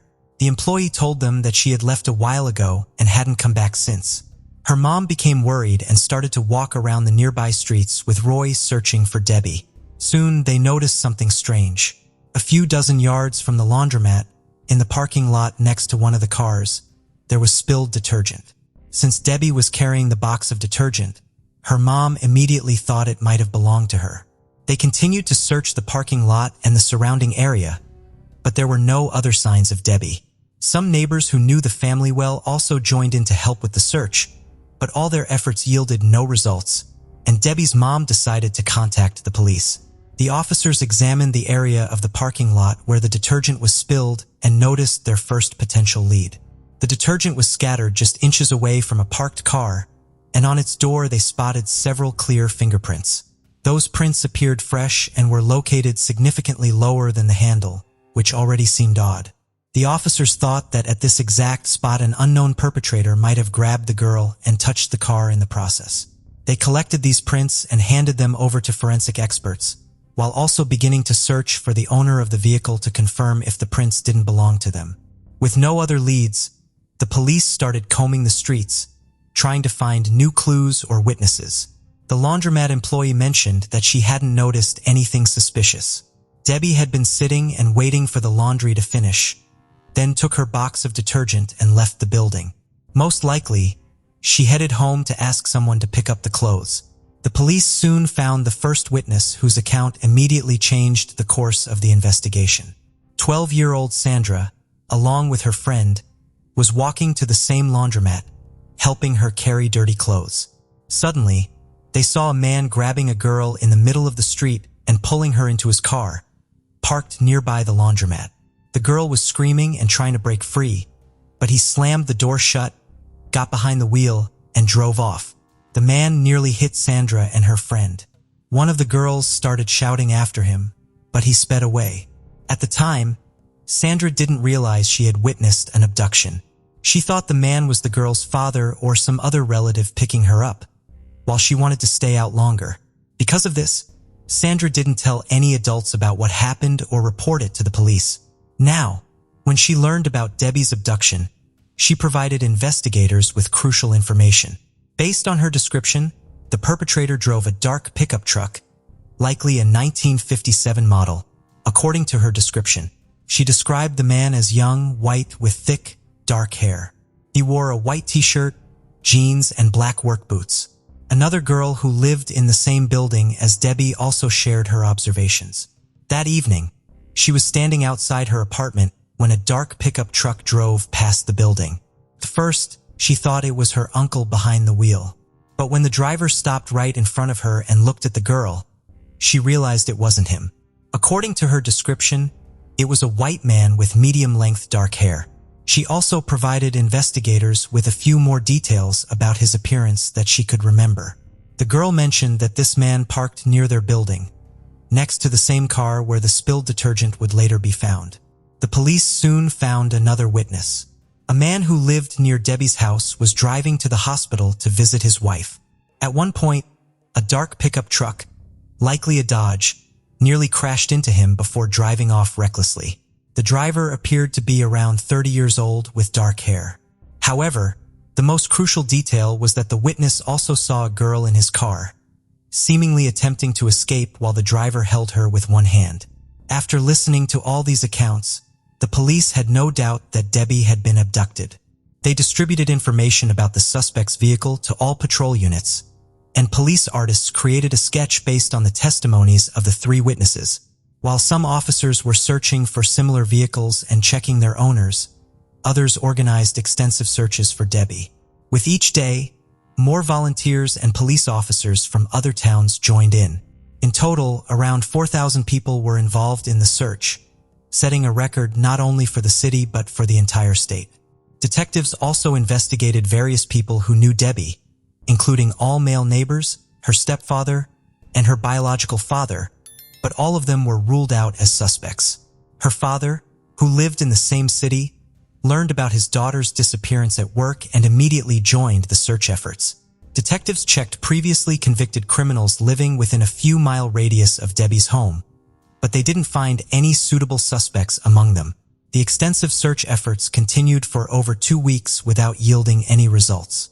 This went on until January 29th, when several students joined the search teams and were sent to explore the wooded area several miles from Debbie's house. After spending nearly 5 hours there, one of them suddenly noticed tracks on the ground leading from the trail into the depths of the forest, as if something had been dragged there. Following the tracks deeper into the woods for about 150 feet, they stumbled upon a human body and immediately called the officers. They quickly realized that they had found Debbie Randall. She was wearing the same clothes described by her mother on the day of her abduction, a lavender dress and a dark blue zip-up jacket with a hood. However, her shoes were missing. She had socks on, but her lavender shoes were nowhere to be found. She had received these shoes as a Christmas gift just a few weeks before her disappearance, and she loved them very much. Her body was handed over to medical experts, who determined that she had died from strangulation. The victim had also been sexually assaulted. Experts found a single dark hair on her body, most likely belonging to the killer. Since DNA analysis was not used at that time, experts couldn't do much with this evidence. They examined it under a microscope and, based on their knowledge at the time, concluded that it belonged to a man aged between 18 and 30 years old. Debbie's clothing was also covered in dirt, and lacking other leads, detectives decided to examine it more thoroughly. They contacted a geologist and asked him to work with their forensic team. Together, they determined that some of the dirt consisted of a particular type of clay mined less than 10 miles from their city. The geologist confirmed that it was indeed the unique northern Georgia clay that couldn't be found anywhere else nearby. There were also other dirt stains different from the first. They were traced back to another type of clay mined by a local company just 2 miles from where the body was discovered. Based on this information, detectives theorized that the perpetrator didn't kill the victim immediately. Instead, drove her to remote areas where those types of clay were located. Most likely, he initially took her out of town, where he sexually assaulted her. Then, he drove to the location where the second type of clay was mined, killed her, and took her to the forest, dragging her body behind the trees and leaving it there. Supporting this theory were not only the clay traces, but also the forensic analysis indicating that Debbie was already dead when brought to the forest. If the perpetrator had killed her there would have been signs of a struggle around that area. The traces on the ground from the trail into the trees also suggested that the victim was already dead. The clay mining sites were quite remote and difficult to access, leading detectives to speculate that the killer might have worked there. They reached out to the mining companies, and a supervisor for one of them confirmed this theory. It was hard to believe that someone unfamiliar with that area have taken the abducted girl there. Even the workers themselves sometimes struggled to navigate through these vast areas. Police checked employees from both companies, trying to find a man matching the description or the similar vehicle, but it didn't lead to anything. They also had fingerprints left on the car just inches away from the abduction site and compared them with all suspects, but this yielded no results either. The news of Debbie's brutal murder shook the entire city, and thousands of people came to bid farewell at her funeral. The local police department continued their efforts to find the killer and bring them to justice, but they couldn't find any new leads, hitting dead ends over and over again. Eventually, the case remained unsolved for many years. Detectives continued to work on it, checking dozens of suspects, but they couldn't establish their involvement. For the lead detective on the case, Morris Nix, Debbie's murder remained a priority throughout his entire career. The crime happened when he was just 19, and he had been involved in the search and investigation from day one. For many years, Nix pursued various leads, scrutinized different suspects, and eventually compiled a list of 4 men whom he considered the most likely suspects. When the FBI established a DNA database, experts were able to extract the genetic profile of the perpetrator from the hair found on Debbie's body. It was entered into the database, but no matches were found. This indicated that the killer either had never been convicted of other serious crimes or it occurred before the time when DNA samples started being collected from such individuals. In 2015, 43 years after the murder, the case was reopened and detectives decided to re-examine the victim's clothing using modern technology. It had been stored in the evidence warehouse all this time, and experts found biological material from an unknown man on it. However, over the years it had degraded significantly, resulting in a partial profile. In 2018, Debbie's mother, who had hoped for decades to see the police arrest her daughter's killer and hold him accountable, gave an interview. She said that after Debbie's murder, she couldn't bear to live in the apartment where everything reminded her of her loss. She moved to another city, and year after year, the lack of progress in the investigation slowly destroyed her. She also said her only desire now is to see the closure of this case before her time comes. Unfortunately, that was not meant to happen. Just a few weeks after the interview, she passed away to cancer at the age of 78, and she was laid to rest next to her daughter. Sandra, who witnessed the abduction at the age of 12, also spoke out in an interview.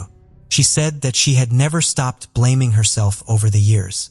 According to Sandra, she believed she could have stopped the perpetrator and prevented the abduction, even if it meant taking Debbie's place and dying instead of her. In 2019, the local police department received additional funding, enabling them to request a more detailed analysis of Debbie's clothing. This time, experts were able to extract a full DNA sample from it. The perpetrator's DNA still wasn't in the FBI database. Debbie's father was also interviewed, and he shared that not a day had gone by over the decades when he didn't think about Debbie. He still kept a box of her old photos, hoping for only one thing, to reunite with his daughter in heaven. In 2022, shortly after the interview, he passed away. In the same year, detectives focused all their efforts on the one lead they had: DNA. They reached out to a company in Florida specializing on an innovative DNA analysis method called genetic genealogy. The police handed over all the biological samples they had collected over the years and waited. Experts created a profile of the unknown man and began searching for his relatives in public genetic databases. They needed to find people who had uploaded their DNA because family members' genetic material has similarities. Modern tools can detect even distant relatives.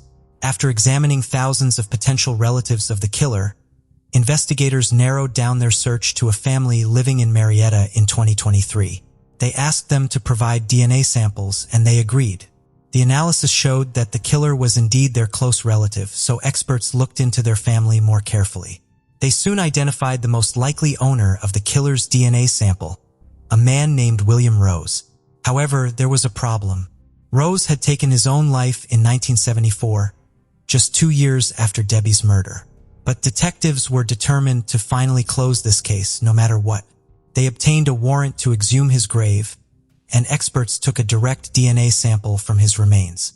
After 51 years since Debbie's murder, the police finally got a full match. William Rose was indeed the killer.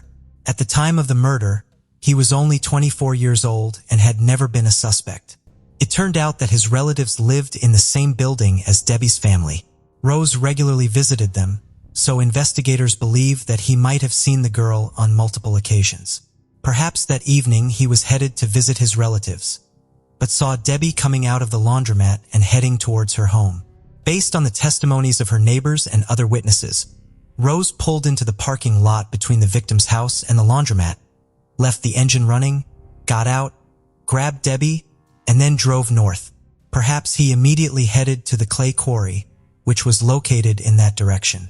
It's worth mentioning that Rose didn't have any other criminal record.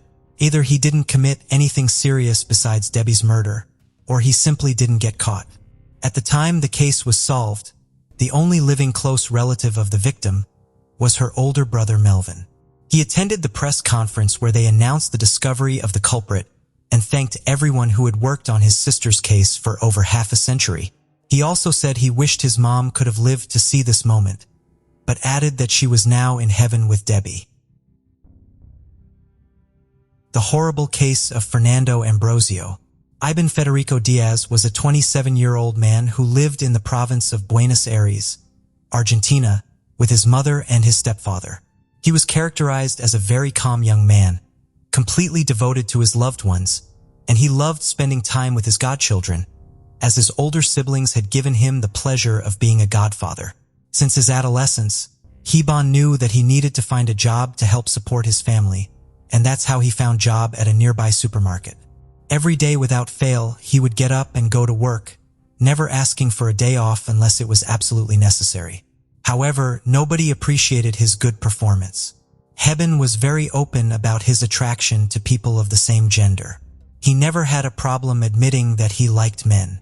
This made him the subject of ridicule from his colleagues and even his supervisors. Iban endured this for a long time as he wanted to save up to buy a piece of land and build a house there. But the annoyance caused by the harassment from his colleagues led him to seriously consider looking for another job. And he almost did, until a kind of light appeared at the end of the tunnel. During the year 2016, within the same supermarket, he met Fernando Ambrosio, a 30-year-old man who instantly captivated him. They started their relationship as friends and over the weeks began to see each other more and more often since both lived in the same city. The relationship eventually became romantic, but it wasn't perfect. It had to be kept a secret as Fernando was married to a woman and had 2 young children. He had no interest in the rest of the world, knowing his true orientation. Shortly after, Fernando's wife became pregnant. He told Iban that the best thing was to end their relationship. This upset Iban quite a bit, however. Passion was stronger, and a few months later they started seeing each other again. After 2 years of encounters as passionate as they were clandestine, in 2019, Fernando decided to end the relationship forever, feeling that they were being too obvious and not wanting to raise suspicions in his family. From then on, Iban would never be the same. For many months, he wondered, why had he made such a sudden decision?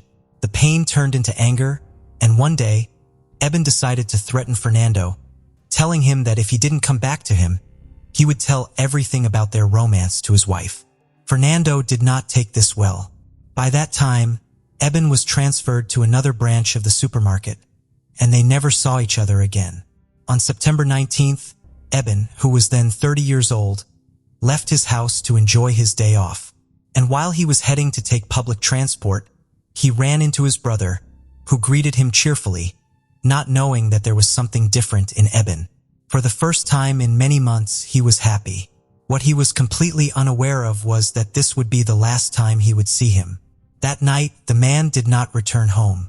His mother tried to call him several times, but he never answered. After leaving 100 messages, they decided to search for him in the neighborhood. However, there were no traces of him. Nobody had seen him since the afternoon. They went to the police station to file a missing person report, but the police told them that to formalize it, they had to wait at least 48 hours. It wasn't necessary, as by the next day, there were already news about Ivan. But they were not good at all. It was 6 p.m. on Friday, September 20th, 2019, when the police received an emergency call. Some people had found a completely naked body in a nearby field. The patrol command unit arrived at the scene, and upon seeing the body, they were completely astonished. The body had 6 stab wounds and had cuts on the arms, 1 leg, and the abdomen. However, that was not the most terrifying part, but the fact that the eyes and a section of the intestines had been removed. The condition was so terrible that the officers could not identify who it belonged to, although they could determine it was a man. The agents theorized that the motive for the murder could have been related to drug trafficking. This theory was based precisely on the extraction of the eyes from the eye sockets. They believed that the victim had seen something he shouldn't have, or maybe he was a mule carrying drugs in his stomach, and that was why his intestines had been cut. The body was transferred to the forensic office for the corresponding autopsy, where it was determined that it was none other than Eben. The studies also showed that the body presented all types of injuries, including fractures and several cuts. Part of the scalp had also been removed. It was also established that the cuts had been made with a scalpel and that the attack was sudden, so the victim couldn't even defend himself from his aggressor. Although the body presented a lot of savagery, not everything seemed to be the work of humans. Having been exposed for more than 14 hours, the local birds could have plucked the victim's eyeballs, and stray dogs might have devoured his intestines. The case was investigated as an aggravated homicide. Newspapers and television channels quickly picked up the news, awakening fear among the population. With such a terrible case under his jurisdiction, the prosecutor had no choice but to get to work to find the sinister murderer. After receiving the painful news, Ivan's relatives offered their testimony before justice, sharing everything they knew about his life, as anything could help understand the motive for the crime and thus lead to its author. In all the statements, there was a fact that stood out above the rest: the romantic relationship Ivan had had with a man. While they did not know his name or surname, they could describe him as a man with dark skin. They also knew that the relationship had not ended well. On one occasion, this man had gone to Eben's house with his wife. Since Eben was not there, he left a message with one of his brothers. The message was very clear. He wanted Eben to stop bothering him. After this revelation, the case took a 180-degree turn. The theory of a drug trafficking problem was completely discarded, and the motive shifted to a possible love triangle. But the testimonies of Eben's relatives alone were not enough. The agents decided to summon some of his colleagues from the first supermarket branch where he worked. A woman and a colleague of Eben confirmed the romantic link between the two men and provided names and specific details. She recounted that everyone at supermarket knew Eben, had a relationship with a man who worked as an external rest docker named Fernando Ambrosio. Initially, everything was going relatively well, but at some point they began to fight all the time. The already bad situation escalated even more when they were found being intimate in the supermarket storage area. The supervisor decided to transfer Eben. The woman took advantage of her statement to emphasize that the young man had been harassed for a long time because of his sexual orientation, not only by his colleagues, but also by the supervisor and Fernando himself. With the testimonies collected, the prosecutor no longer had doubts that this man was at least a suspect in the crime. He went along with other agents from the Buenos Aires police to raid his house, and there the doubts turned into certainties. On the street, the officers randomly chose a witness to attest to the procedure, which is extremely necessary in Argentina.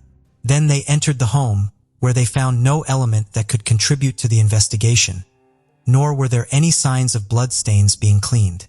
They were about to leave without having obtained any evidence when the witness asked to make a statement.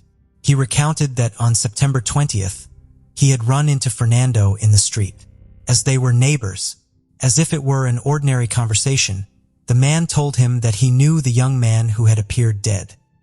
He also said that the previous day he had met with him since he had picked him up at his house, and they went together to the river. There they chatted for a while until they said goodbye near the stream. After that, he didn't hear from him again until he saw the news. The situation was quite extraordinary. The accused himself had placed himself at the location where the victim's body was found on the same day he disappeared. The investigators theorized that Fernando probably did this out of fear that some security camera might have captured him, evidenced by the emphasis he had placed on explaining that he left the place while Eben was still alive. However, this testimony was not enough evidence to arrest him. The agents conducted luminal tests in his car in search of bloodstains, but they were negative. By then, they were certain that the crime had been committed Fernando. While they continued looking for clues, team from the local police began to covertly surveil Fernando. But the intelligence work did not take long, and very soon they found the missing piece of the puzzle. By intercepting his cell phone, they discovered that in the days before the crime, Fernando had communicated with a man named Jonathan, who was called Mosquito, a 42-year-old bricklayer who was working on his house doing some repairs. Moreover, Fernando had asked him for help with something. On October 4th, the officers went to Jonathan's home. When surrounded by agents, the man broke down and decided to tell the whole truth. He said that one day while he was working at Fernando's house, he was offered 3,000 Argentine pesos to help him scare a guy who was bothering him and Jonathan, who lived off occasional jobs and needed money, accepted without hesitation. On September 19th, he received the instructions. He had to hide in the trunk of Fernando's car. From there, they would pick up Eben. The first part of the plan went perfectly. When they parked in the area of the river, Fernando got out of the vehicle with Eben, and they began to argue heatedly. Jonathan heard screams and blows, but could not see what was happening. After a few seconds, the noise ceased. Fernando told Jonathan to get out of the car and help him put Eben's body in the trunk. By then, the young man was not breathing. It was not what they had agreed upon, but Jonathan preferred not to ask questions. After wrapping the body, they drove about 300 meters to an open field, took the body out of the car, and dragged it to leave it under a tree. After giving his testimony, Jonathan was detained that same day, and the agents headed to Fernando's home, arriving just in time as, according to intelligence work, the subject was planning to flee to the interior of the country. Following Jonathan's directions, they checked a shed of another house located in a nearby town. There they found various valuable objects that were identified by Ipan's relatives, as well as blood-stained clothing. The objects were subjected to forensic tests, and they matched the DNA of the victim. With both accused detained, the agents thought the investigation was closed. But there was still something to be resolved: the motive for the crime. That's when a key testimony appeared, surprising everyone working on the case. Teresa, Fernando's wife, said she wanted to testify before justice. She recounted that at the end of 2016, Ivan had contacted her to tell her that he was her husband's lover. This seemed very strange to her, so she decided to have a straightforward conversation with Fernando. He flatly denied it, and she, with all the love she had for him, chose to believe him. They were calm for a while until Ivan reappeared. On that second occasion, he sent Teresa images of Fernando without clothes. There was no doubt what Ivan was saying was true. The woman decided to separate from her husband, but this only lasted a few days. Fernando swore that his thing with Ivan had been a momentary confusion and that it had not gone beyond some chats. He denied that they were a couple or that they had had relations. Again, Teresa chose to trust him and they reconciled. To prevent Ivan from interfering in their marriage, they both decided to change their cell phones and forgot about the issue for a while, as if nothing had happened. However, more than a year later, Ivan reappeared in their lives. This time he contacted her via Facebook, sent her photographs and videos where Fernando was seen being intimate with another man. Teresa chose not to give importance to the messages from this man, decided that it was best if the matter remained within the family, and saw Eben as an intruder. She blocked him, but the harassment continued. The man managed to create up to 4 fake accounts per day to send her messages, increasingly aggressive, telling her over and over that she was fat, and that Fernando would eventually leave her because he did not love her.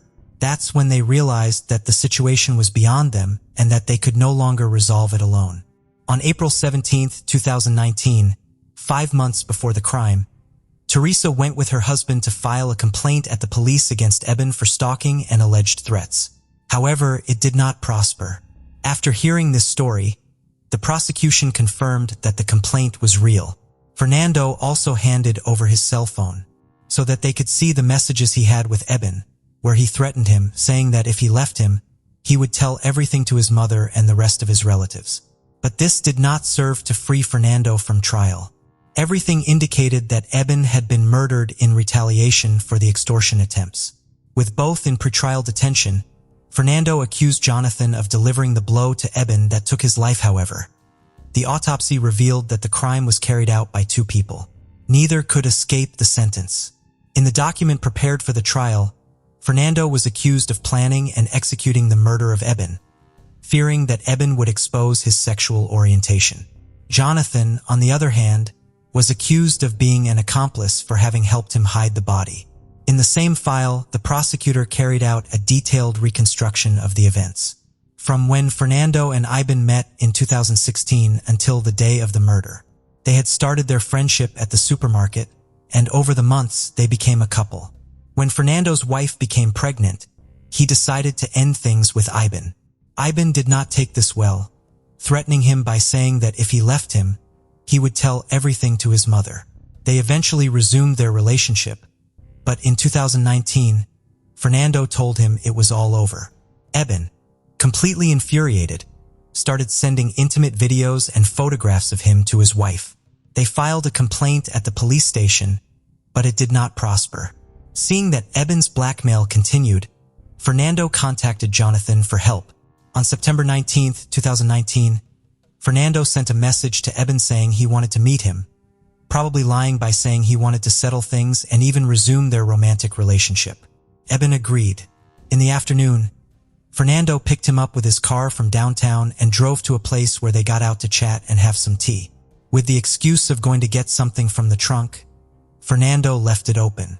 At some point, one of the attackers hit Eben on the head with an iron bar, fracturing his skull. They then proceeded to strip him, cut his neck and abdomen with a scalpel, put him inside a bag, and covered him with a sheet to avoid leaving blood stains in the vehicle. They then drove to the open field of a nearby river, where they finally placed the body. The prosecutor stated that Fernando took advantage of the trust and love Eben had for him to deceive him into going out. There, along with Jonathan, they took advantage of his defenseless state to murder him and make him suffer, proceeding to beat and stab him savagely on multiple occasions.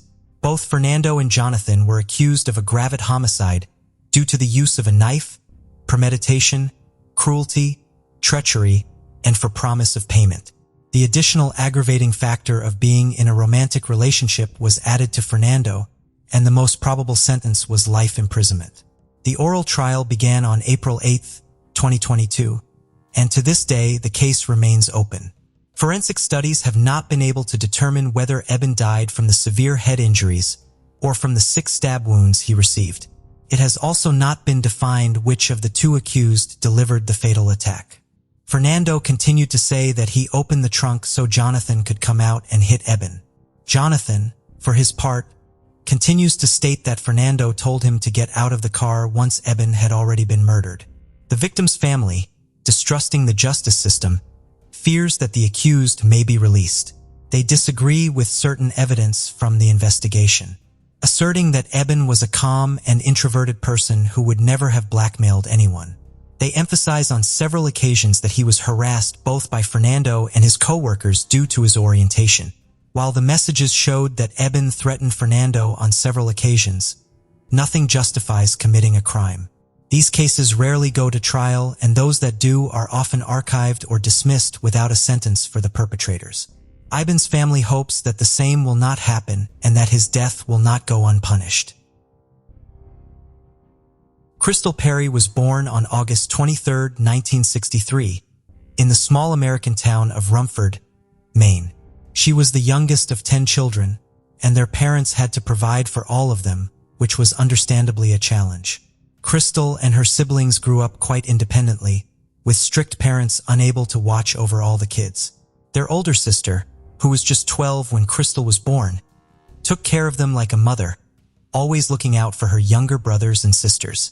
Growing up in such a tense environment, they all wanted to start their own separate lives as soon as possible, eventually scattering to different cities and states. Was no exception. She wanted to start a family of her own and met a guy named Tom in high school.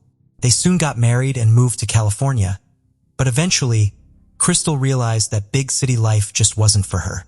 After a year and a half, they decided to return to Maine, settling in a small town called Bridgeton, about an hour away from her hometown. It was a quaint town, famous for being the setting of a Stephen King novel, The Mist. Crystal got a job at a local shoe shop while Tom took on various odd jobs. Soon, Crystal discovered she was pregnant and they welcomed their daughter, Sarah.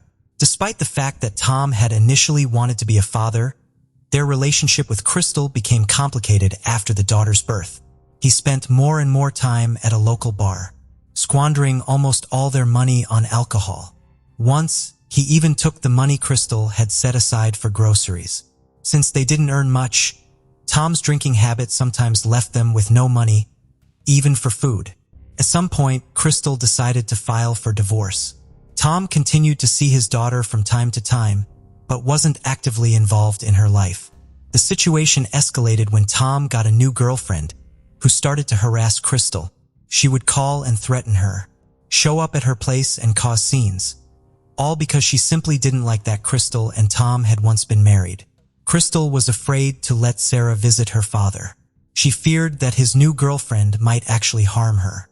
Soon after divorce, Crystal moved in with her mother, and over the years, she worked hard to save up enough money to buy a house of her own. A few years later, she finally got the opportunity and purchased a small house on the outskirts of Bridgeton. It was located just a few dozen yards from a picturesque lake. Surrounded by a forest, Crystal and Sarah were thrilled to have their own home just for the two of them. Crystal, who grew up surrounded by 9 siblings, made sure to give her only daughter as much attention and love as possible. After work, they always tried to spend time together, often renting a movie or just sitting and talking for hours. On May 10, 1994, when Crystal was 30 and Sarah was 12, they watched a solar eclipse together. The next day, as usual, went to work and Sarah to school. In the evening, they had dinner together and Crystal tucked her daughter into bed. A few hours later, Sarah suddenly woke up to a loud scream. At first, she thought her mom was arguing with someone on the phone, but she quickly realized it was much more serious. Crystal was screaming at the top of her lungs and Sarah immediately thought someone was attacking her mom. The door to her bedroom was slightly ajar, and through her fear, she came closer to it. Sarah realized that the screams were coming from the kitchen, but she couldn't see what was happening from where she stood. Sarah was gripped by fear and afraid to move or make any sound. After a few seconds, she heard footsteps and thought that whoever had attacked her mom was coming for her. She hid behind the bed, waiting for her door to swing open at any moment. But instead, she heard the kitchen drawer open, followed by a sound like someone was rummaging through the silverware. Crystal continued to scream and beg for mercy, and in the next few seconds, heard sounds as if someone had started stabbing her mom with a knife. With each new stab wound, her cries became increasingly muffled until they stopped completely. Despite being only 12, Sarah understood clearly that some unknown criminal was killing her mom. She wanted to rush to her mother's aid, but was paralyzed with fear. Sarah also realized that she had no chance against the knife-wielding person, and they would likely just kill her too. After her mother's screams stopped, Sarah couldn't move for several minutes. She waited for the criminal to come to her room, but the house was eerily silent. Gathering her courage, she finally left her room and headed to the kitchen, where she was met with a horrific scene. The lights were off, and only the moonlight illuminated the room through the window. As Sarah approached the kitchen, she glanced at the clock on the wall and saw it read exactly 1 a.m. On the kitchen floor, she saw her mother laying in a pool of blood. There was so much that it covered the entire floor. Despite being in a state of shock, Sarah understood that she needed to get help as quickly as possible. Next to her mother's hand, she saw the telephone receiver. She picked it up and dialed 911, but there was absolute silence on the line.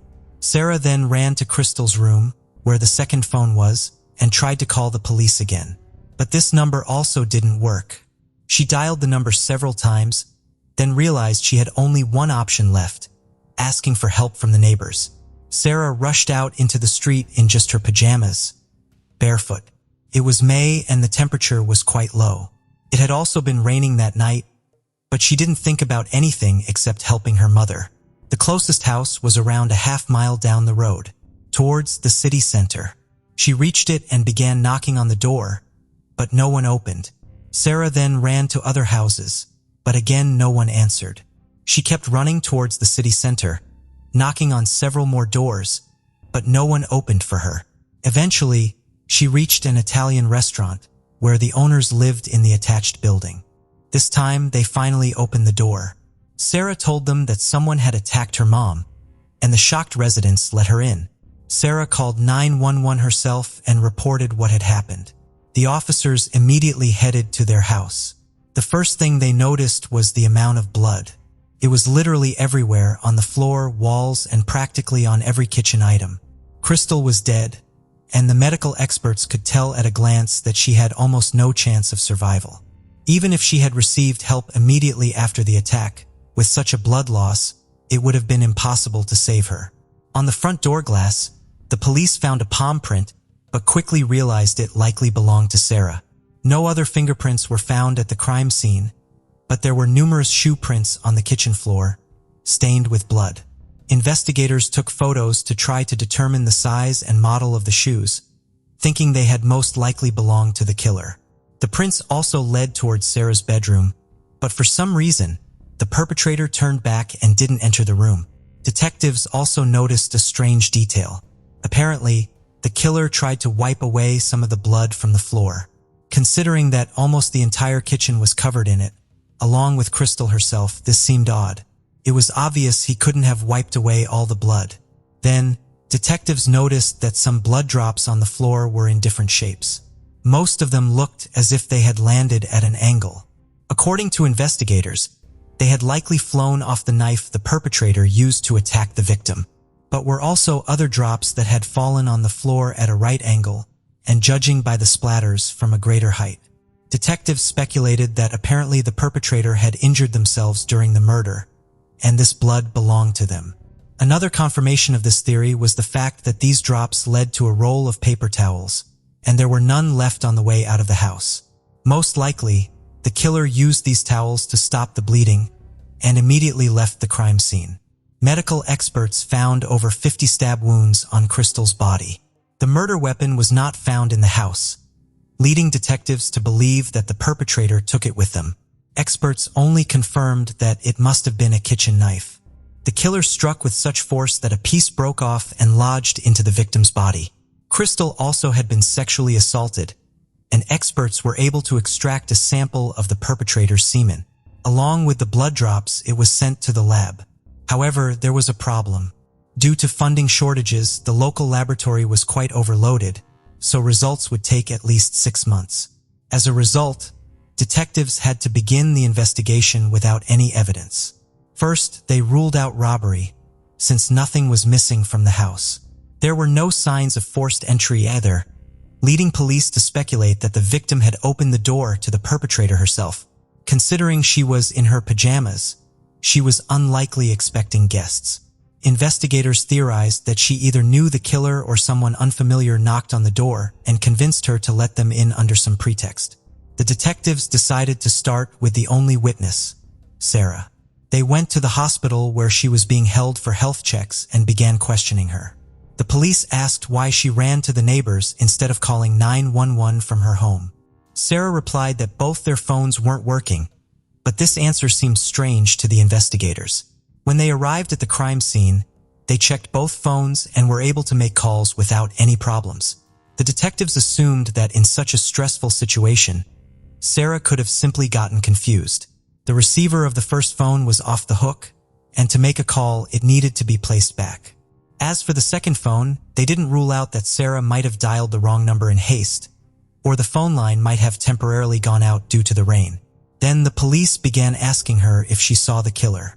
Sarah replied that she hadn't left her bedroom until it was all over, but the police treated her story with slight skepticism. They asked how she could know that her mom was attacked with a knife. Sarah answered that it was obvious, but the detectives continued to press her. They felt that she might be withholding some information and that she had actually seen the perpetrator. In the first 3 days after the murder, the police interrogated Sarah 18 times, hoping that her story would change. But she continued to insist that everything had happened as she told them. While pursuing other leads, detectives stumbled upon their first breakthrough. They found a pair of boots at a local shoe store whose sole patterns matched the bloody footprints on the floor. They also discovered that Crystal had been harassed by Teresa, the girlfriend of her ex-husband. Despite the killer being obviously a man, the police decided to investigate her. Considering that Teresa had repeatedly threatened the victim with murder, she could have found an accomplice and convinced him to commit the crime. However, detectives found no evidence to support this theory. Investigators then learned that at the time of her death was seeing a man named Dennis. They met 2 years prior when he started working in the shoe shop. They began dating shortly after, and Dennis eventually proposed to her. Although Crystal agreed, they never got married. Detectives found out that their relationship was quite tense. Crystal and Dennis argued a lot, and sometimes he displayed aggressive behavior. He could break things, hit the wall, and so on, but the police couldn't find any evidence that he had ever raised a hand on Crystal. The next day after the murder, they went to his house. When he opened the door, investigators asked if he had left his house that night or seen Crystal. Dennis immediately asked if she was dead, and in the next second, he collapsed on the floor. When he regained consciousness, he began answering the detectives' questions.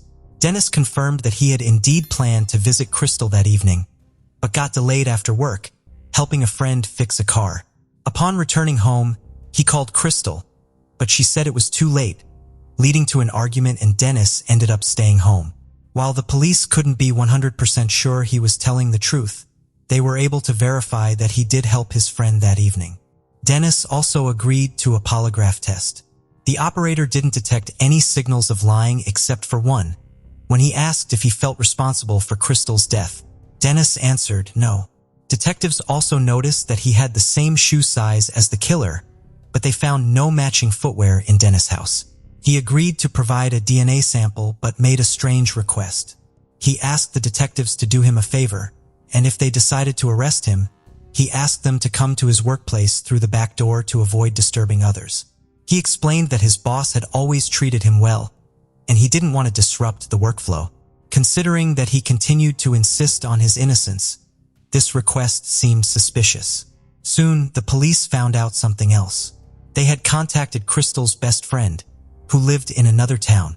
She told them that just a few weeks before, Crystal had called her and said that she was scared of Dennis. Their arguments were becoming increasingly tense, and Dennis was growing more aggressive with each altercation. Crystal even thought about breaking up with him, but feared his reaction. Detectives also spoke with Crystal's colleague. During the conversation, she didn't provide any useful information. But as soon as the police left her workplace, Dennis came in and started asking what she had told the detectives. Despite their efforts, there was no evidence against the man, and the DNA test results would take months. So, the police continued to search for any other leads. They soon received a weird tip. A local man named Donnie got drunk at a party and started bragging about killing Crystal. They brought him in for questioning, but he claimed to have no memory of the party and denied any involvement in the murder. Investigators later found out that Donnie was an alcoholic and a known liar. Another witness reported seeing a black pickup truck with New Hampshire plates parked near Crystal's house, but this lead didn't lead anywhere either. One woman told the police that on the night of the murder, she was driving past Sarah's house when she heard sirens and thought they were for her boyfriend who lived down the road and often got in trouble. At the same time, she saw a car with high beams on, following her at high speed. Thinking the driver was chasing her, she turned onto another road, but the car passed her by. However, the police couldn't confirm if this car was somehow related to the murder. Since then, the police struggled to find any solid leads. Crystal's relatives pulled together $10,000 as a reward for any information on the case. They also distributed flyers around town, hoping to attract new witnesses. It's worth mentioning that Teresa, the girlfriend of Crystal's ex-husband, was seen tearing down these flyers multiple times. As for the ex-husband himself, he was thoroughly investigated, but detectives eventually doubted his involvement. Over the years, his alcohol problems became even worse, and now Tom drank heavily every day. In his condition, it seemed unlikely he could have committed such a crime, and he had no clear motive. The police also looked into 2 other men Crystal dated after divorcing her husband, but they found no evidence linking them to the crime either. All of them, including Tom, provided DNA samples, leaving detectives waiting for the lab results. 9 months after the murder, investigators finally received the results, which showed that the blood and semen samples didn't match any of the suspects, including Dennis. This left detectives with no other leads. They requested Dennis' sample again for additional testing, but the results remained the same. Stuck in a dead end, investigators decided to revisit their only witness, Sarah. They still assumed that either she was lying to them or her mind had blocked out the horrific memories of her mother's murder, and she actually saw the killer. At that time, Sarah was living with her aunt in Texas. So the police headed to the other end of the country to question her. They polygraphed her, but the operator didn't detect any false answers. Despite this, investigators continued talking to her day after day, asking the same questions, but each time, she replied that she didn't see the killer. After that, the case remained unsolved for several years. The police kept interviewing people, checking various suspects, but it yielded no results. In the late 90s, when the FBI DNA database became available, investigators uploaded the sample of Crystal's killer, but no matches were found. In 1999, a new detective was assigned to the case. He decided not only to review all existing evidence, but also to collect DNA samples from as many men as possible living in the town and nearby areas. By then, the laboratory could conduct tests much faster, and the police obtained hundreds of samples, but none of them matched. The new detective also reached out to Sarah and persuaded her to work with a psychologist to try to recover suppressed memories. She agreed, but the psychologist concluded that Sarah truly didn't remember anything and was telling the truth about not seeing the perpetrator. Since then, the case remained unsolved for many years. Detectives kept working on it, but couldn't find any new leads. This continued until 2006, when something unexpected happened. Detectives received a message. A DNA sample was entered into the FBI database, and it matched with the blood and semen left by Crystal's killer. The owner of the DNA turned out to be a man named Michael Hutchinson, who had never been a suspect in the case. Detectives found out that in 2003, he was arrested for assault and threats with a weapon, resulting in a 6-month prison sentence and 3 years of probation. At the time, his DNA sample was taken, but for some reason it wasn't uploaded to the FBI database, and remained stored in the lab. 3 years later, Michael was arrested for drunk driving with his children in the car. He was released on bail, but he didn't show up for his court hearing, so he was sent to prison. Michael was arrested right at his own wedding and placed in a cell. His DNA sample was taken again, and this time they immediately uploaded it to the database. Soon after, investigators in Crystal's case received a match. The detective called Sarah and informed her about this, but asked her to keep this information in secret until the official charges were filed. He also asked if she knew this person, and Sarah said no. Considering that Michael was already behind bars, the detective began slowly building the case to ensure that the suspect had no chance of escaping punishment. He found out that at the time of the murder, Michael lived in Bridgeton, just 2 miles from Crystal's house. Michael, who was 19 at the time, lived near the Italian restaurant where Sarah called the police. He drove to his mother's house almost every day, which was just a little further away than Crystal's house, so Michael regularly passed by it. For the detective, it meant that he could have seen Crystal multiple times. Eventually, he went to see Michael in prison, but the man claimed to have no connection to the murder, and he said he never knew the victim.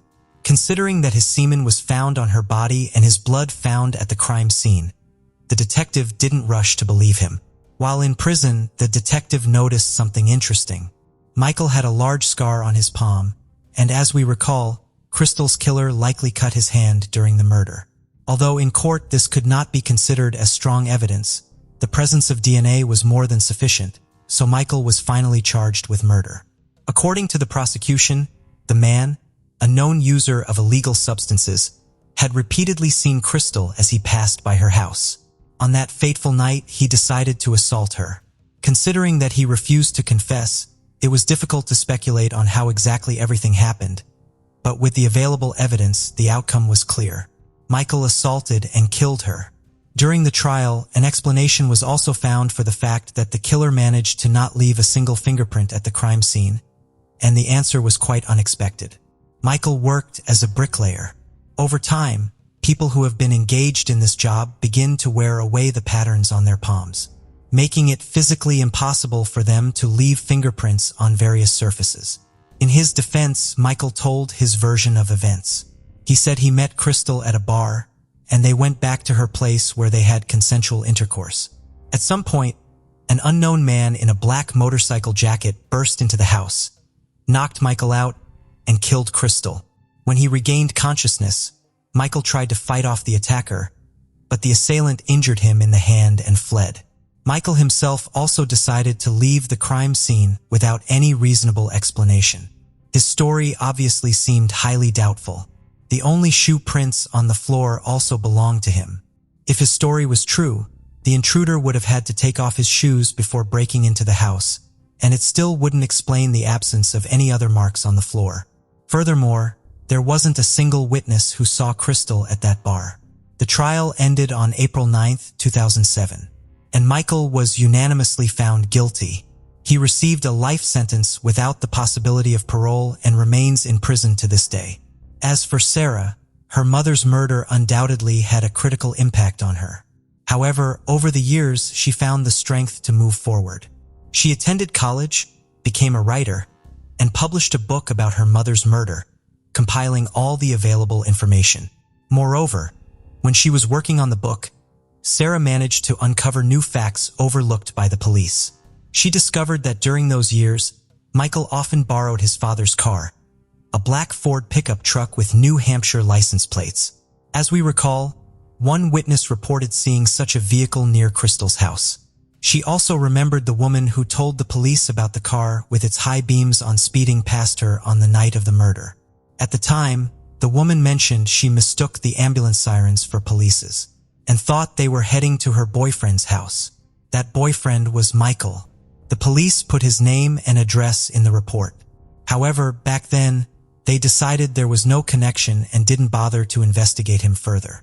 Perhaps if the police had decided to speak with him, they would have noticed the cut on his hand and the case would have been solved much sooner. But the past cannot be changed. The horrible case of Laura. See you later, Lopez.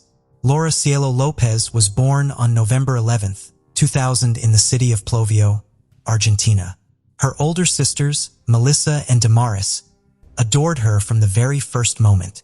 When Laura was just 3 years old, her mother passed away in a car accident, leaving the three sisters in the care of their father.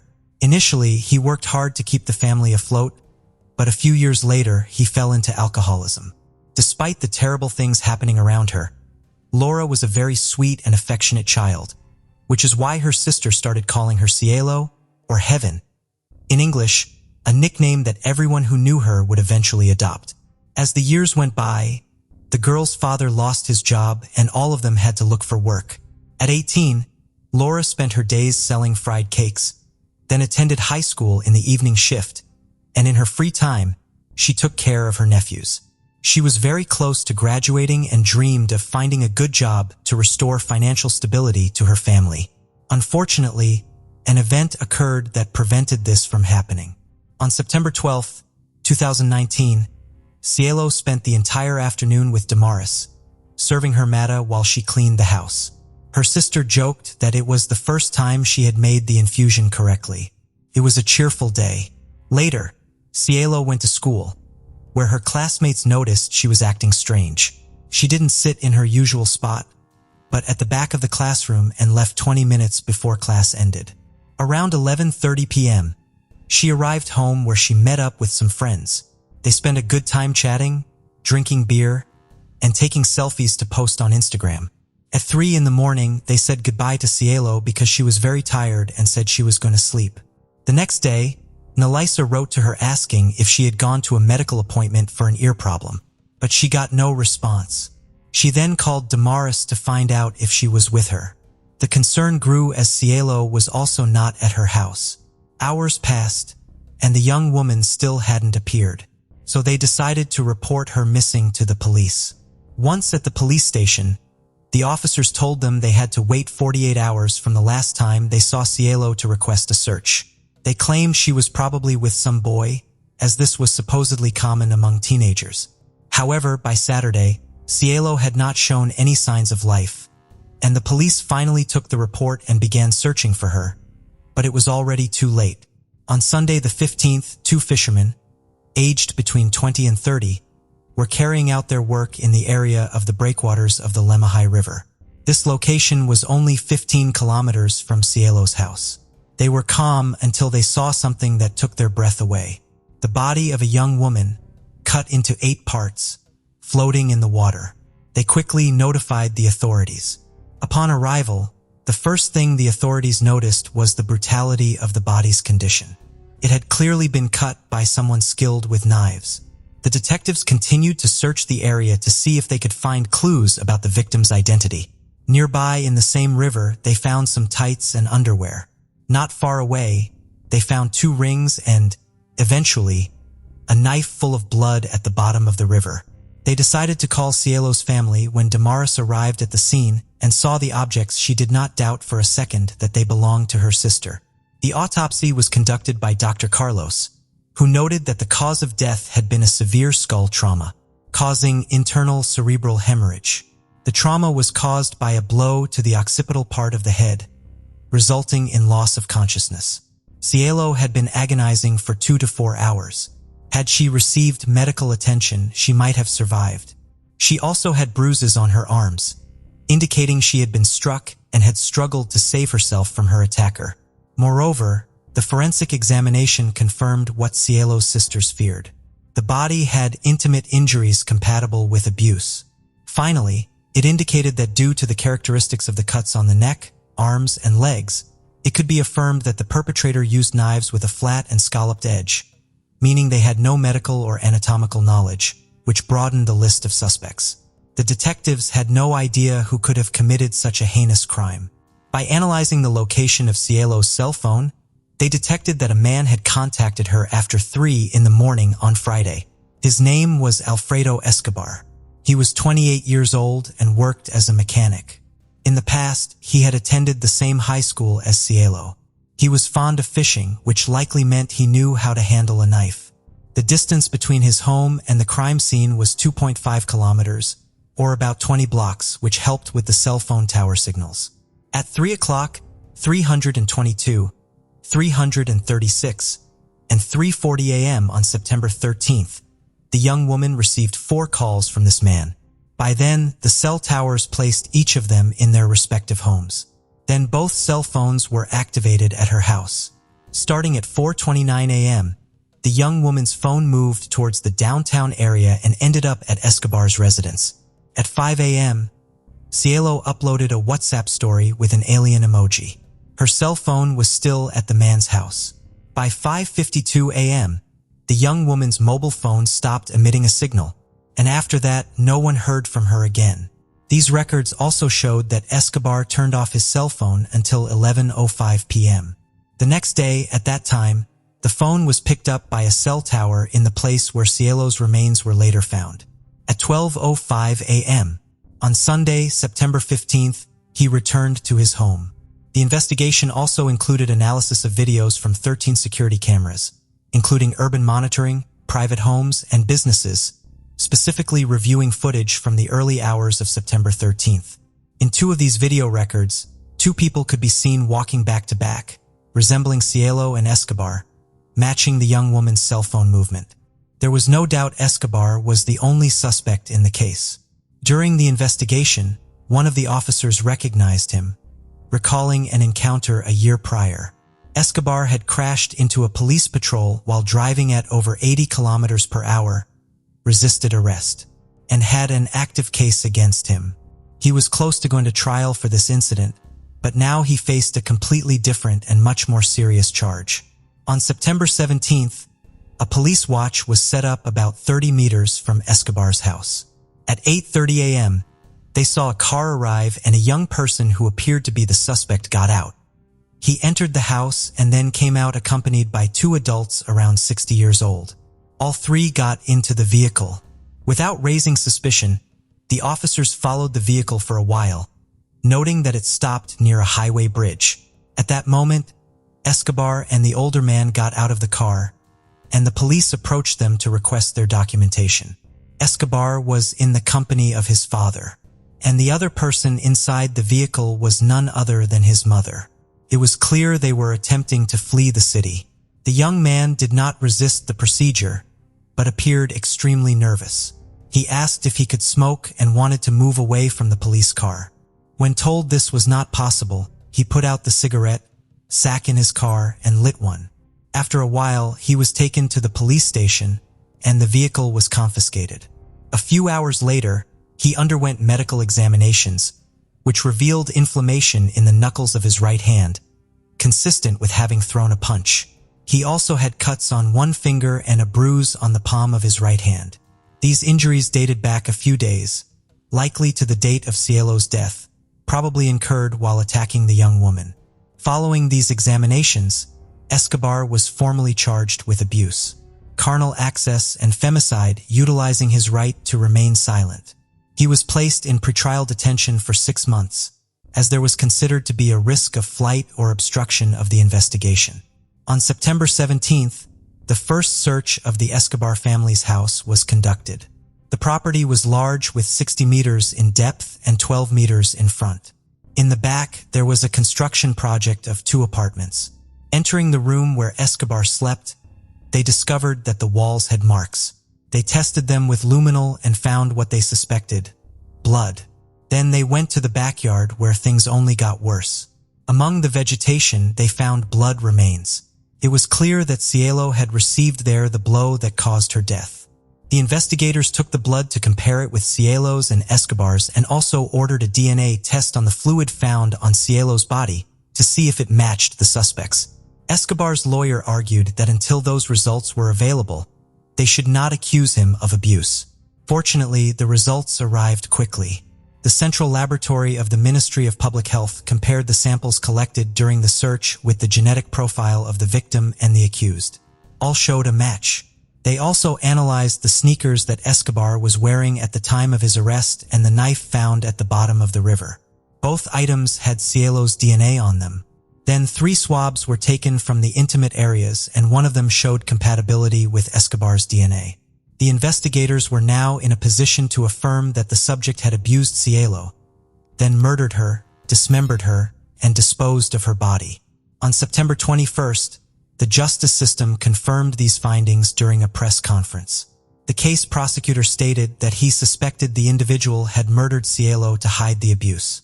If found guilty of this charge, he would receive a life sentence. However, more evidence was still needed.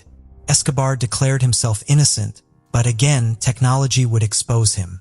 His cell phone was confiscated, and by court order, he had to provide the access code for forensic analysis.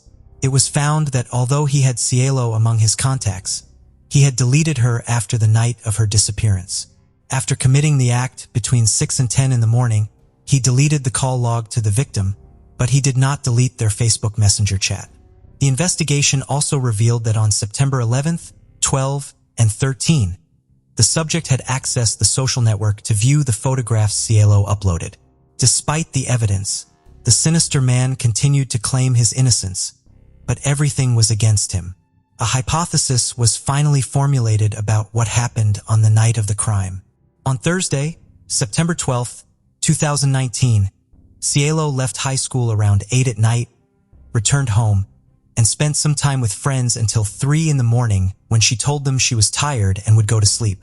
40 minutes after she was left alone, she received a message from Escobar, and they began to chat. Although they knew each other from living in the same city and attending the same school, they were not friends. However, they had mutual acquaintances which gave her confidence. After a while of chatting, the subject asked if she could come over.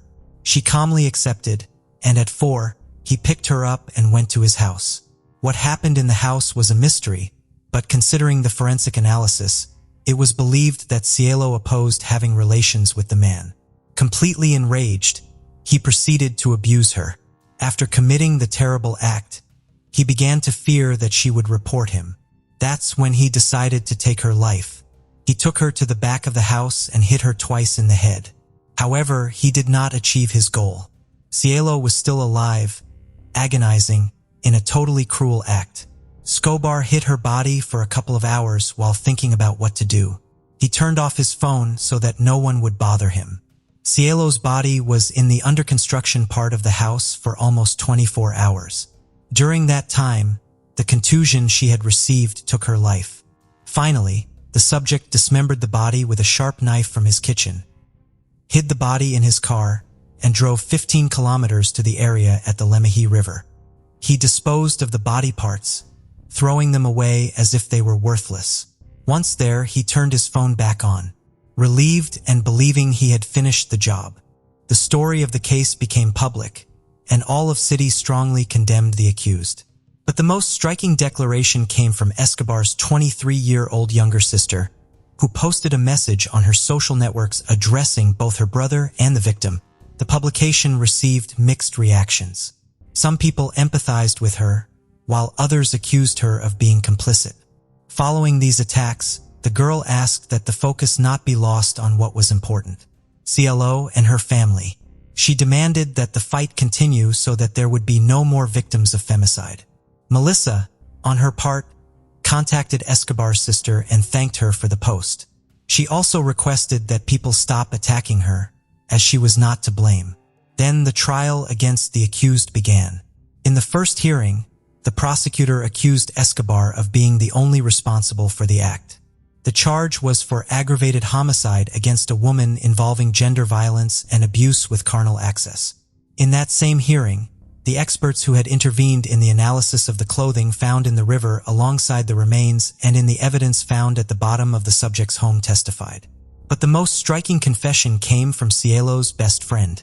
During the trial, she recounted that for months Escobar had been sending messages to Cielo, inviting her to have a good time and drink beer, but they had never had a date for her part.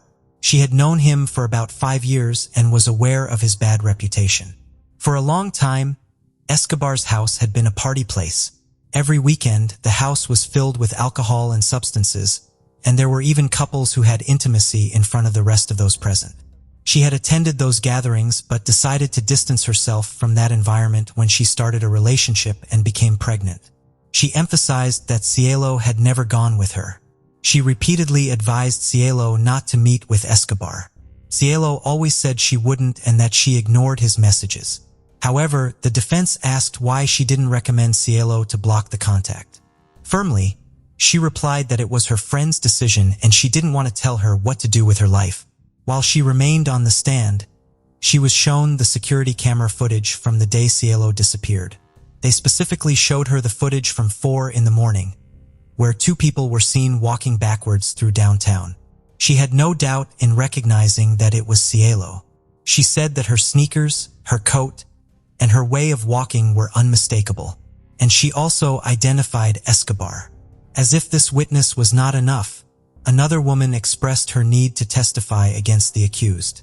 The prosecution and the victim's family requested that her name remain anonymous and that the accused not be present. The judge granted the request, but allowed the accused to stay on one side of the room, out of the witness's sight. The woman narrated that sometime before the incident, Escobar had gone out with her. They met through Facebook, the same social network through which he contacted Cielo. They bought 2 beers and took a walk around the neighborhood, then bought 2 more beers. It was then that Escobar invited her to his house with clear intentions of intimacy. She told him she didn't want to, and the man appeared frustrated, but did not force her. She told him she wanted to change, to be someone new. They were together until about 2 in the morning. Once Escobar returned home, he messaged her again, asking her to have sex. He insisted for a while, but she stopped responding. It was probably at that moment that he contacted CLO. When the girl found out he was the main suspect in the incident, she was in shock. She hesitated a lot before going to the police station, thinking that if she talked to him, she might convince him to turn himself in voluntarily. But that didn't happen. After hearing the statement, the defense asked if Escobar had been violent towards her in an attempt to discredit her story. She replied that he had not. However, Escobar's impulsive behavior was evident when a friend testified against him, saying he was a womanizer with a substance addiction. His ex-partner also took the stand, stating they had not ended on good terms. Years earlier, she had reported him because she suspected that he had broken into her house and stolen her money. When she confronted him to return her things, Escobar hit the friend who was with her. In response to these statements, the accused tried to defend himself, pointing to a friend who was also his drug dealer as the perpetrator of the crime. He narrated that on the night in question, he was under the influence of substances, and this man was with Cielo at his house. At one point, Escobar heard a scream from one of his rooms and ran to see what had happened. Once he saw the blood, he focused on cleaning it up, then helped his friend hide Cielo's body, referring to it as that thing. At the end of his story, he thanked for having the space to share his version of the truth. However, no evidence was found, and this statement did not prosper. Escobar remained the only suspect. In his closing argument, the prosecutor argued that the man had taken advantage of his prior knowledge of the victim and betrayed her trust. He planned the brutality of his actions and the despicable manner in which he had dismembered and hidden the body. He asserted that the accused had a contemptuous relationship with women, evidenced when he referred to Cielo's body as that thing. The jury's deliberation took only 40 minutes. In a unanimous verdict, Escobar was found guilty of abuse with carnal access and homicide. The latter had the aggravating factor of having been carried out to hide the abuse and for involving gender violence. For this reason, he was sentenced to life imprisonment. Although the case did not go unpunished and tranquility was restored to the community, the problem has not been solved. The rate of cases in Argentina continues to rise every minute. The case of Cielo highlights the need for a program to educate children, young people, and adults on gender issues. The young woman's family launched an initiative to make this possible. In September 2020, almost a year after the murder, the Cielo Lopez Law was approved. This law mandates training on the subject for students and teachers at all levels of the provincial educational system to prevent violence against women. Gabby Doolin was born on December 26, 2007 in the small town of Scottsville, Kentucky. With a population of just over 4,000 people, Scottsville was mostly a farming community where many folks knew each other well or at least knew someone from each local family. Like in many similar small towns, there weren't a lot of entertainment options in Scottsville. The only major thing for locals were school sports, particularly football. The local school had pretty decent fields for football, baseball, and tennis where they regularly hosted games and competitions. It became a sort of tradition for locals to attend these activities, especially if their children were involved. Gabby's family was no different. Her parents had 3 kids, 2 sons, and a daughter. The oldest boy was on the school's football team while Gabby herself got into cheerleading. In November 2015, when Gabby was 7, their town was gearing up for the biggest football game of the year. Their school team was set to play against another county's team, and everyone was eagerly anticipating this event. Gabby's older brother was on the team, but she was more interested in just hanging out and having fun with other kids than in the game itself. Her parents initially planned to leave Gabby at home with their youngest son under the care of a relative, but Gabby managed to convince them to take her with them. On the evening of November 14th, they headed to the school field. Besides the local crowd, there were also many folks from the other county who came to watch the game and support their team. As soon as their family arrived at the stadium, Gabby spotted her friends and asked her mom if she could go play with them. Her mom agreed but warned her to stay within the school grounds and stick with the other kids. After that, her mom went to the bleachers and Gabby ran off to her friends. From then on, Gabby dashed back and forth to her mom a few times before going off to play again. At some point, she also came to her dad, who was in an announcement room. Gabby asked him for some money to buy some snacks at the concession stand before darting away. Some time later, Gabby's friends ran up to her mom in the bleachers. She glanced at the group and immediately noticed her daughter wasn't among them. The girls asked if she had seen Gabby. They seemed visibly worried. The woman replied that she hadn't seen her for quite a while. She then asked what was going on, and the girls explained they had decided to play hide and seek. Gabby was supposed to find them, and they hid in the restroom. But time passed, and Gabby never found them. Thinking they had one, the girls left their hiding spot and went to look for her. But Gabby was nowhere to be found. They called her name, checked all the places they had been playing before, but their friends seemed to have vanished into thin air. That's when they thought Gabby might have gone to the bleachers to her mom and ran there. Her mother immediately started to panic and went to her husband, but Gabby wasn't there either. She told him that Gabby was missing and the man rushed to search the area around the stadium. Meanwhile, the mother went to the concession stand where her daughter had wanted to buy some snacks and began searching for her there. On the way, the parents met their friends and informed them about their daughter's disappearance. Hearing that, they joined the worried parents, helping with the search. After scouring the entire area around the stadium and finding no sign of Gabby, the parents went back and made an announcement over the loudspeakers, hoping Gabby would hear it. But that yielded no results either. By that time, there was a break in the game and people were returning to the bleachers. The parents continued asking everyone if they had seen Gabby, and some of them joined in the search as well. They went out again to search the area around the stadium and asked the staff to turn on flashlights around the baseball field, which led to a small forest. The adults walked through it, but still couldn't find the girl. By this time, about 20 minutes had passed since her disappearance, and the parents decided to call the police. Officers immediately arrived at the school, listened to the parents and Gabby's friends, and began searching. The local police department had little experience with such serious cases, as child disappearances rarely occurred in their small town. The officers immediately considered the worst-case scenario, that someone had abducted or attacked her. In that case, they faced one problem. The likely perpetrator was probably at the stadium watching the game, which was about to end any minute. So, the officers realized they had very little time and soon people would start going home, including the alleged perpetrator. Eventually, they decided to halt the game and lock down the stadium, keeping everyone inside the building. Officers watched every exit to prevent anyone from slipping away.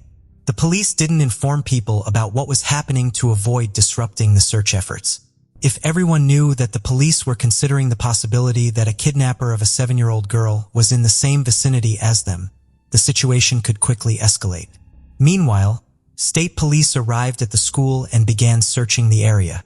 They reached the baseball field and headed into the woods. After some distance into the trees, they stumbled upon a small creek and saw the girl's body in it. They identified her as Gabby and called for an ambulance to take the body to the medical examiner. However, even a visual inspection was enough to suggest that the cause of death was asphyxiation, as there were distinct marks on her neck. Part of her clothing was also missing, leading the police to suspect that the victim had been the police had found her daughter who needed medical attention. She rushed there, but the police stopped her. They didn't want the woman to see this horrifying scene. Now that the police were dealing with a murder, they decided to move everyone from the stadium to the school gym. Investigators believed that the killer was likely among them, so they needed to quickly figure out how to identify that. They spoke to Gabby's parents and told them about what likely happened to their daughter. Investigators also asked if they had any suspicions about who could have committed such a heinous act. Perhaps they had noticed someone suspicious or someone had threatened their family, but Gabby's parents insisted they had no idea who could have done this. Detectives then talked to Gabby's friends and asked if they had seen anything strange that evening. Maybe someone had been watching or following them, but the girls said they couldn't recall anything like that. The police also brought them to the gym and asked them to look carefully at the people present, hoping they might remember something, but it didn't lead to anything.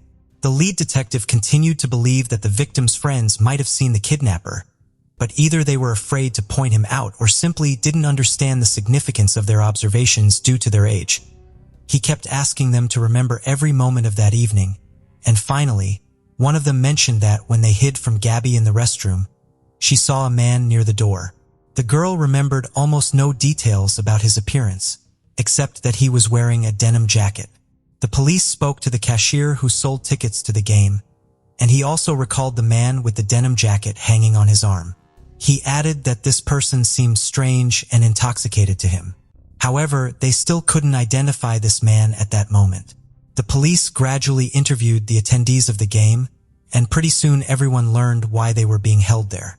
Realizing that they might be in the same room with the killer, people were frightened, especially for their kids, but still cooperated with the police and answered their questions. Investigators cross-referenced the list of names of all the men in the gym with the sex offenders registry, but there were no matches. The police also sent officers to the homes of several such offenders living within close proximity, but they all had solid alibis and none of them were near the school. Meanwhile, officers continued to interview people at the school, and they soon came across some interesting leads.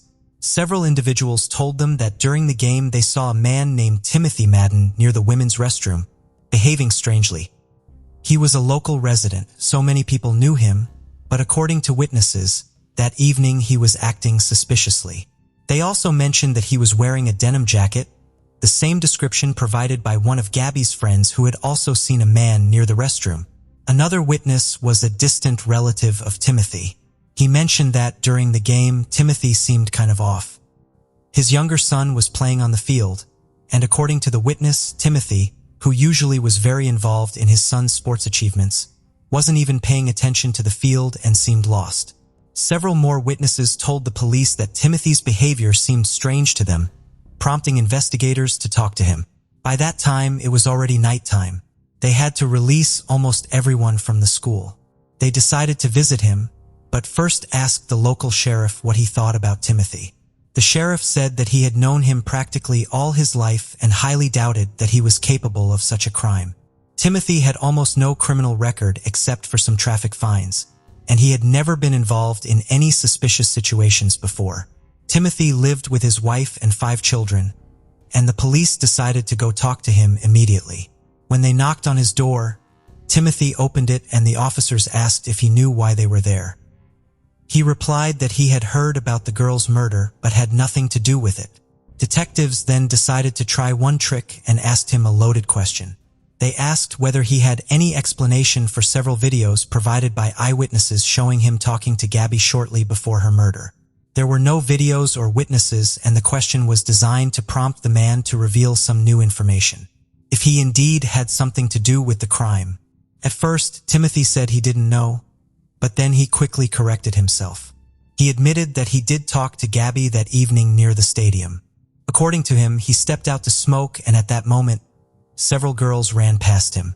Shortly after, Gabby passed by and asked if he had seen her friends because they were playing hide and seek and she needed to find them. Timothy pointed her in the right direction and she ran off. Detectives found it suspicious how quickly Timothy changed his story. Moreover, his account indicated that he spoke to the victim just minutes before her disappearance, and at that time, there were no witnesses outside the stadium, so it gave him the opportunity to commit the crime. The detectives also asked if he would have any explanation if they found his DNA on the victim's body, and Timothy calmly replied no. Finally, they asked him to provide them with a DNA sample and the clothing he wore at the stadium.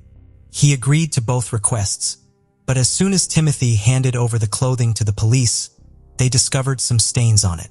There was something resembling blood stains on the pants, denim jacket, and even underwear. Detectives asked if he could explain it. Timothy claimed that they were insane and that it wasn't blood, but some dirt. However, the police thought otherwise, although they needed to wait for the DNA analysis results before they could arrest him. Even though this case was a priority for the lab, it still took several days for the experts to examine all the samples and conduct the analysis. The forensic pathologist soon finished examining the body and confirmed that Gabby's cause of death was manual strangulation. He also confirmed that the victim had been brutally assaulted and extracted a biological sample of the perpetrator, which was sent to the laboratory. The day after the murder, something unexpected happened. The police received an anonymous letter from someone who reported a suspicious individual present at the game. The author wrote down the model of his car and even the license plate, which allowed the investigators to quickly identify the owner of the vehicle. It turned out to be a student living half an hour's drive from Scottsville. The police went there and began questioning him, but the guy claimed he hadn't been to any game and hadn't even heard of the murder. He added that he was at work that evening. The police found undoubtful confirmation of his alibi. He was crossed off the list of suspects, but the author of the letter was never found.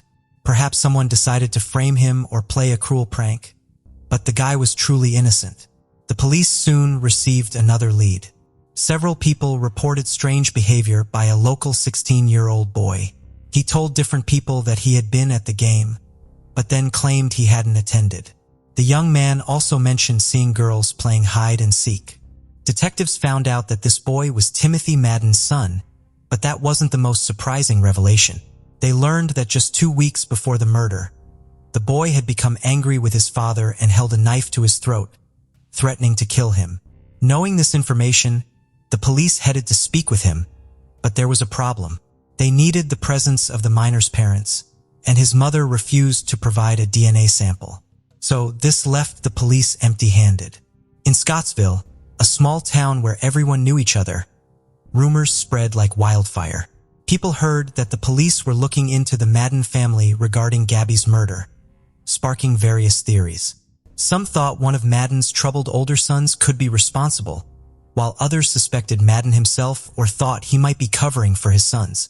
Gabby's parents also became aware of these rumors, which came as a big shock to them. Gabby's father had known Timothy since 3rd grade and also knew his whole family. Their sons played on the same football team, and their daughters were cheerleading together. Both families were close, even sitting near each other at the game.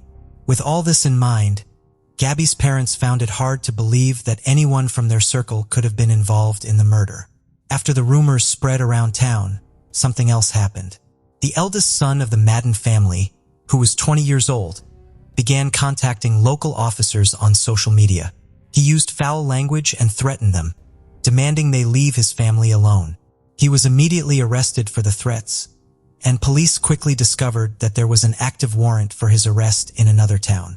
It turned out he was suspected of assaulting a minor girl. They brought him in for questioning. The young man claimed he was simply frustrated by the accusations against his family. He also said he had nothing to do with the murder and that he was at his cousin's house in the neighboring town that evening.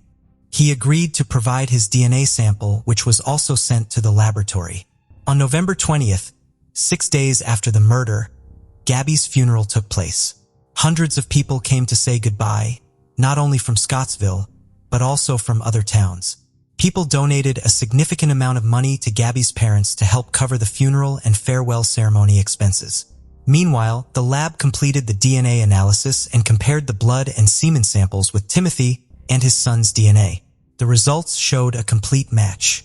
The semen found on the victim's body belonged to Timothy Madden, and the blood on his clothes belonged to Gabby. Upon receiving this news, detectives went to the funeral. When Gabby's parents were alone, they informed them of the discovery of the killer. At the same time, the police officers went to Timothy's house and he was arrested. As he was being transported from the police station, he shouted to the gathered reporters that he was innocent. Later, he claimed that the blood on his clothes was his own, as he had scratched himself passing by a fence. Even though initially, as we remember, he had told the police that it wasn't blood at all, but mud. With the DNA match in hand, the investigators took the case to court, and the prosecution stated they would seek the death penalty. During the trial preparation, Timothy's lawyer insisted his client was innocent, and the origin of the evidence raised serious questions. He argued that during the supposed murder, Timothy was at the stadium filming the game, even though Timothy himself told the police he saw Gabby around the same time. The lawyer also tried to point out the fact that Gabby's body was found in a creek, but his client's clothes were dry when he returned to the stadium. Timothy's mother, who lived with him, stated that Timothy returned home in clean clothes, didn't look troubled, and behaved as usual. But the prosecution pointed out that all these arguments crumbled in the face of the fact that the suspect's semen was found on the victim's body. There could be no other explanation for this, and therefore, there was no doubt about Timothy's involvement. According to the police, his account of that evening contained some portion of truth. He could have indeed stepped out of the stadium during the game and encountered Gabby, who was looking for her friends. She knew Timothy well because he was the father of one of her friends. She might have approached him and asked where the other girls had gone, and that's when he devised a plan. He could have said they ran into the woods behind the baseball field and offered to escort Gabby there. Once they were a few hundred yards away from the school, he could have assaulted and killed her, then returned to the game. The wait for the trial dragged on for years, much to Gabby's family's dismay. They wanted the murderer to be punished, but due to bureaucracy, the case progressed slowly. In 2019, 4 years after the murder, the parties began discussing a possible plea deal. The prosecution offered to drop the death penalty in exchange for a life sentence, with Timothy having to admit his guilt. Gabby's parents agreed to this option because the endless wait for the trial was a heavy burden for them. Moreover, if the trial finally began, they would have to attend hearings for months, essentially reliving their daughter's death all over again. Timothy, who kept insisting on his innocence, eventually agreed and confessed. However, the terms of the deal didn't require him to reveal the details of what he did. He just had to admit his guilt. These terms didn't satisfy Gabby's family, because they wanted the perpetrator to fully confess to what he had done to their daughter. During the court hearing, Gabby's father started yelling at Timothy, while the defendant's relatives began shouting at Gabby's family. Eventually, the judge had to take a break and separate them. In the end, Timothy received a life sentence and went to serve it in a maximum security prison. But that's not all. In 2016, a year after Gabby's murder, something else happened involving Timothy Madden. A boy from a neighboring state saw a news report about the crime and recognized Timothy. Several years ago, he and his friend were walking near a mall parking lot when an adult man approached them. He tried to convince the boys to get into his car for a ride, but they found the offer extremely strange. The kids ran away from him and the friend's relative contacted the police. According to the boy who saw the news report, the man was no other than Timothy Madden. There was no substantial evidence for this case, so it didn't progress any further. Nevertheless, if Timothy had indeed attempted to abduct 2 boys in another state, it could tell us about his true nature more clearly. Perhaps, before Gabby's murder, he had been trying to find other victims, but had no success. And on that evening, when she approached him near the stadium, the man decided to seize the opportunity to satisfy his horrific fantasies. The case of Alison Bonilla. Alison Pamela Bonilla Vasquez was born on November 7, 2001 in Cartago, Costa Rica. She was an only child living with her mother, Yendri Vasquez. Along with her mother, her grandparents, Ramon and Marjorie, and her aunt, Samara, also played a role in raising Alison. Her father left the family shortly after her birth. He chose to start a life with another woman who was expecting. He had no interest in being part of Alison's life. Only once, after being diagnosed with lung cancer, did he ask to see Alison, and Yendri permitted it. It's worth noting that his new family was unaware of Alison's existence. Alison and her mother, Yendri, shared a very strong bond. To Alison, Yendri was not only a mother but also a father. That's why she often gave her mother presents on Father's Day. Their bond went beyond the usual mother-daughter dynamic. Alison could confide in Yendri freely without fear of being judged or misunderstood. Even without a father, Alison never felt alone or neglected. She had a big extended family and loved spending time with them. She also went to church every Sunday without fail. Family members described her as kind, sociable, and cheerful. In photos, she always seemed joyful, with no signs of sadness or emptiness in her eyes. Alison always wanted to become a model. She left 8th grade to take makeup classes, feeling it was too hard to manage both. She didn't want to waste time on something unrelated to her dreams. She then began searching for a job to support her mother financially but received no callbacks. This deeply saddened her. Her mother, Yendri, saw her daughter struggling due to her lack of schooling, so she urged Allison to enroll in evening classes. At age 18, Allison enrolled in Liceo Enrique Geyer, a few miles from home. During this time, she completed a pastry course and began practicing. Allison made delicious cakes and desserts that were loved by everyone in the neighborhood. This helped her find a way to make money from her baking talent. Allison had a boyfriend named Harold Suarez Solano, who lived in Cachi, a district in the province of Cartago, Costa Rica. Usually, Allison stayed home with her mother in the morning, then met Harold, and then went to evening school at 6 p.m. She often returned home late by bus. The route from the bus stop to her house was dangerous, dark, and deserted. Therefore, Allison always informed her mother of her location, and sometimes her mother picked her up at the bus stop or halfway. On March 4, 2020, Allison went to her mother's nail salon, then visited her classmate Paula for about 15 minutes. They arrived at school at 6 p.m. and separated because they had different classes. Allison arrived at school and waited in an empty classroom for about 15 minutes before realizing that her classes had been canceled for the day. Instead of going home right away, she decided to visit her aunt, who lived near the school. However, her aunt was not home. Allison then decided to go to her boyfriend Harold's house. When she arrived, she learned that Harold was at work but would be back soon. Harold's mother invited Allison inside to wait. When Harold returned, the family had dinner together, talking about a variety of topics and discussing future plans. After dinner, Harold excused himself for a moment, saying that he had urgent business to attend to but would be back soon. At 8:15 p.m., Allison left Harold's house without waiting for him to return. This set off a chain of events that would become nationally known. Harold returned home about 5 minutes later and, seeing that Allison had left, texted her to ask where she was and offered to give her a ride home on his bike. Allison replied immediately that she had already arrived at the bus stop. While waiting for the bus, she texted her friend Paula to ask if Paula's cousin could give her a ride home on his bike. However, Paula's cousin refused because his bike was a special type and not suitable for two people. It is unclear why Allison did not ask her boyfriend for help. She may have been angry with him or did not want to bother him. Allison got off the bus at 8:43 p.m. Her house was about a mile away. Feeling anxious and scared, she texted her mother to pick her up. At 8:45 p.m., Allison texted her boyfriend and mother that two suspicious men had gotten out of a car and were following her. She decided to run home to avoid them. The road Allison was on was dangerous, poorly lit, and had few people. There was only one security camera there, which captured a blurry image that could have been Allison.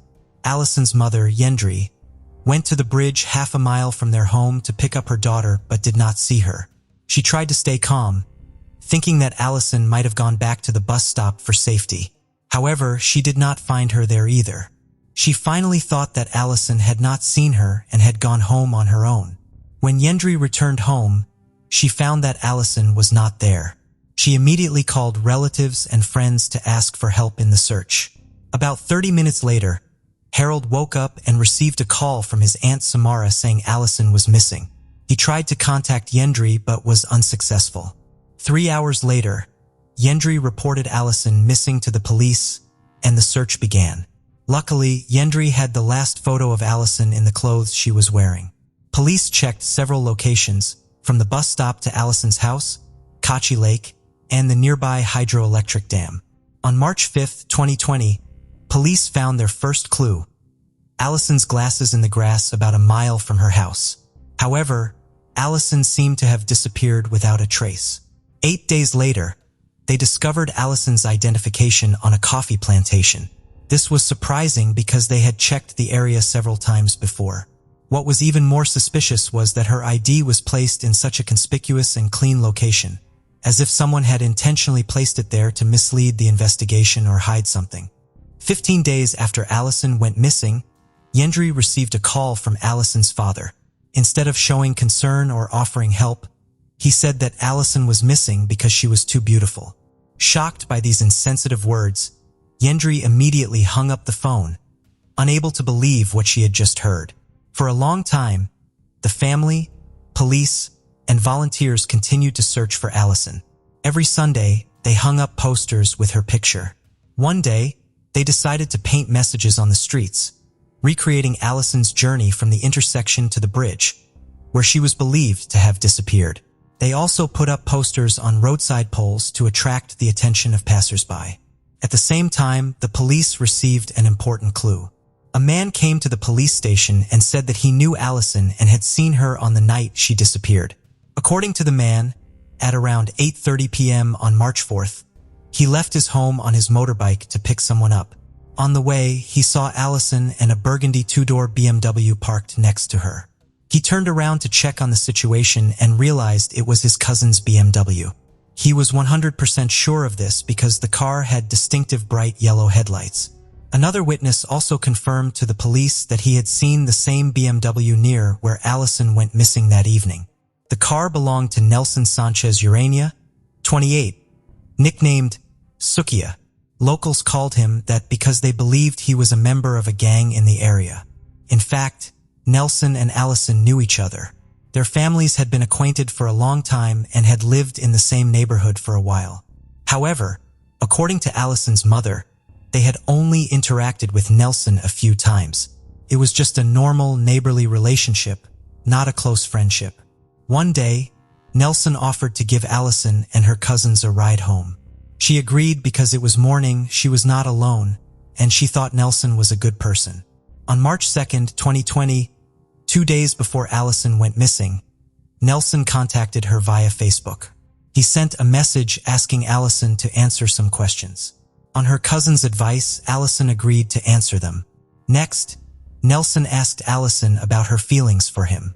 Specifically, he wanted to know if Allison liked him. Allison was confused by Nelson's sudden question, as they were not close and barely knew each other. When Allison asked why, Nelson explained that he did not have a negative opinion of her but wanted to know if she thought badly of him. Allison reassured Nelson that she did not hate him and that everything was normal between them. Nelson thanked her and said goodbye. Police searched Nelson's home and seized his car, cell phone, and computer. Investigators found shocking images of women being abused on his phone. When they inspected the car, they found that it had been thoroughly cleaned with car polish. However, the front driver's seat carpet and trunk carpet had been removed. Police found hair and blood on the trunk lid and sent samples to a lab for analysis. After examining the exterior of the car, police used a police dog to search for traces. The dog detected possible blood on the two front seats and in the trunk. To confirm, the police used a luminol test, a chemical that reacts with hemoglobin in the blood. The results showed that there were many blood stains on the car's interior, despite the owner's efforts to remove them with cleaning products. While waiting for the results from the lab, Nelson remained free but was closely monitored by the police. They monitored his every move to prevent him from leaving the city or the country. Although Yendri repeatedly requested his arrest, the police did not have enough evidence to do so. Therefore, Nelson continued to live freely without being prosecuted for many months. Yendri believed that Allison had been kidnapped for ransom. She tried to stay calm and hoped that her daughter was still alive. In preparation for Allison's return, Yendri kept her daughter's room as it was, not cleaning or rearranging the furniture. She even bought Allison a gift. Yendri told the press, "I will continue to do so, as long as there is no evidence that she is dead. I still believe that my daughter is alive and will return home." Laboratory test results confirmed that the hair and blood found in Nelson's car belonged to Allison. The police immediately arrested Nelson. Later, his ex-girlfriend told the police that Nelson had never physically abused her, but had put a lot of mental pressure on their relationship. Specifically, he forbade her from contacting her friends and using the internet. According to her, Nelson only wanted to have a sexual relationship with her. His previous boss revealed that he was very irresponsible at work and even stole about $11,000. Additionally, his landlord said an ex-girlfriend had broken up with him because she was tired of paying his debts. She described him as a very spoiled man. After that, Nelson confessed to his crimes against Allison. He said that on the night of Allison's disappearance, he found her walking alone on a deserted road. Taking advantage of the late hour and their acquaintance, Nelson offered to give Allison a ride. She agreed and got into the car without suspicion. However, instead of taking her home, Nelson drove to a remote coffee plantation and forced Allison out of the car. Nelson finally stuffed her into the trunk of the car and drove to a dumpster in San Juan de Chichagua, Cachi. There, the killer pushed Allison off a cliff into a pile of trash below. He justified his heinous actions by saying that he was under the influence of drugs. He also admitted that he had long been obsessed with Allison, and when he saw her that night, he decided it was his chance to carry out his dark intentions. Surprisingly, Nelson later recanted his initial statement, accusing the police of coercing him into confessing. However, the authorities had enough evidence to charge him despite his denials. The suspect could face a maximum sentence of 35 years in prison. In the early morning of September 4th, a search party went to the San Juan de Chichagua landfill to look for Allison's body. However, because the area was large and difficult to access, finding Allison's remains was an extremely difficult task. Moreover, it had been 6 months since Allison went missing. Just 25 days after Nelson's confession, the police discovered a number of important pieces of evidence.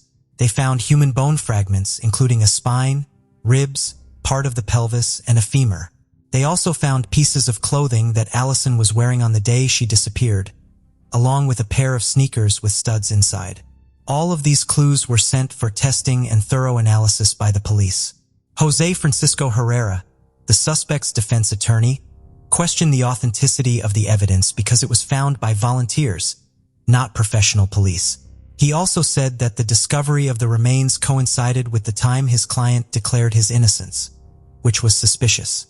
Rodrigo Araya, the attorney representing Allison's family, on the other hand, criticized the suspect's change of testimony, saying that it undermined the credibility of the official investigation. On October 5, 2020, experts confirmed that the remains found belonged to Allison. Because only a partial body was found, they were unable to determine the exact cause of death. However, examination of the remains revealed multiple fractures that appeared after death, suggesting she may have fallen from a great height. Her clothes were torn, and her sneakers had bite marks, suggesting a possible animal attack. This would explain why the remains were found scattered in different areas of the landfill. Allison's mother, Yendri, is furious with the police for not listening and acting promptly. She believes that if they had arrested Nelson sooner, he would have confessed, and Allison's body would have been found in better condition. This is an irreparable loss for the family. Despite the terrible pain she is enduring, Yendri finds some solace in saying, "My daughter is in a better place now, where no one can hurt her anymore." The trial of Nelson took place on July 19, 2021. Harold, Allison's boyfriend, was a key witness in the case. According to Harold's testimony, on the afternoon of March 4, 2020, at approximately 6:30 p.m., he returned home and found Allison there with her mother. Harold then left for approximately 5 to 10 minutes. When he returned, he discovered that Allison had left without saying anything. While Allison was on her way home, Harold texted her repeatedly. As soon as she got off the bus, Allison texted Harold to say that 2 men were following her. Concerned for her safety, Harold suggested that she take a taxi and promised to pay for it. However, Allison refused twice and said that she would run home. Harold did not receive any further response from Allison after that text message. According to his explanation, he only informed his mother of the situation. He did not contact Allison's mother, Yendri, because his phone battery died. He then fell asleep for about 30 minutes. It was Allison's aunt who called him to inform him that his girlfriend was missing. Since then, he said he has been worried and tried to call Allison several times, but all the calls went to voicemail. He also could not be reached via WhatsApp messages. Harold said he joined the search party for a few days, but then had to stop because he felt unwell and had to go to work. He really wished things had gone differently. If he could go back in time, he would have taken Allison home that night.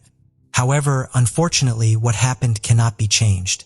On August 18, 2021, the court sentenced Nelson to 18 years in prison for taking the life of Allison.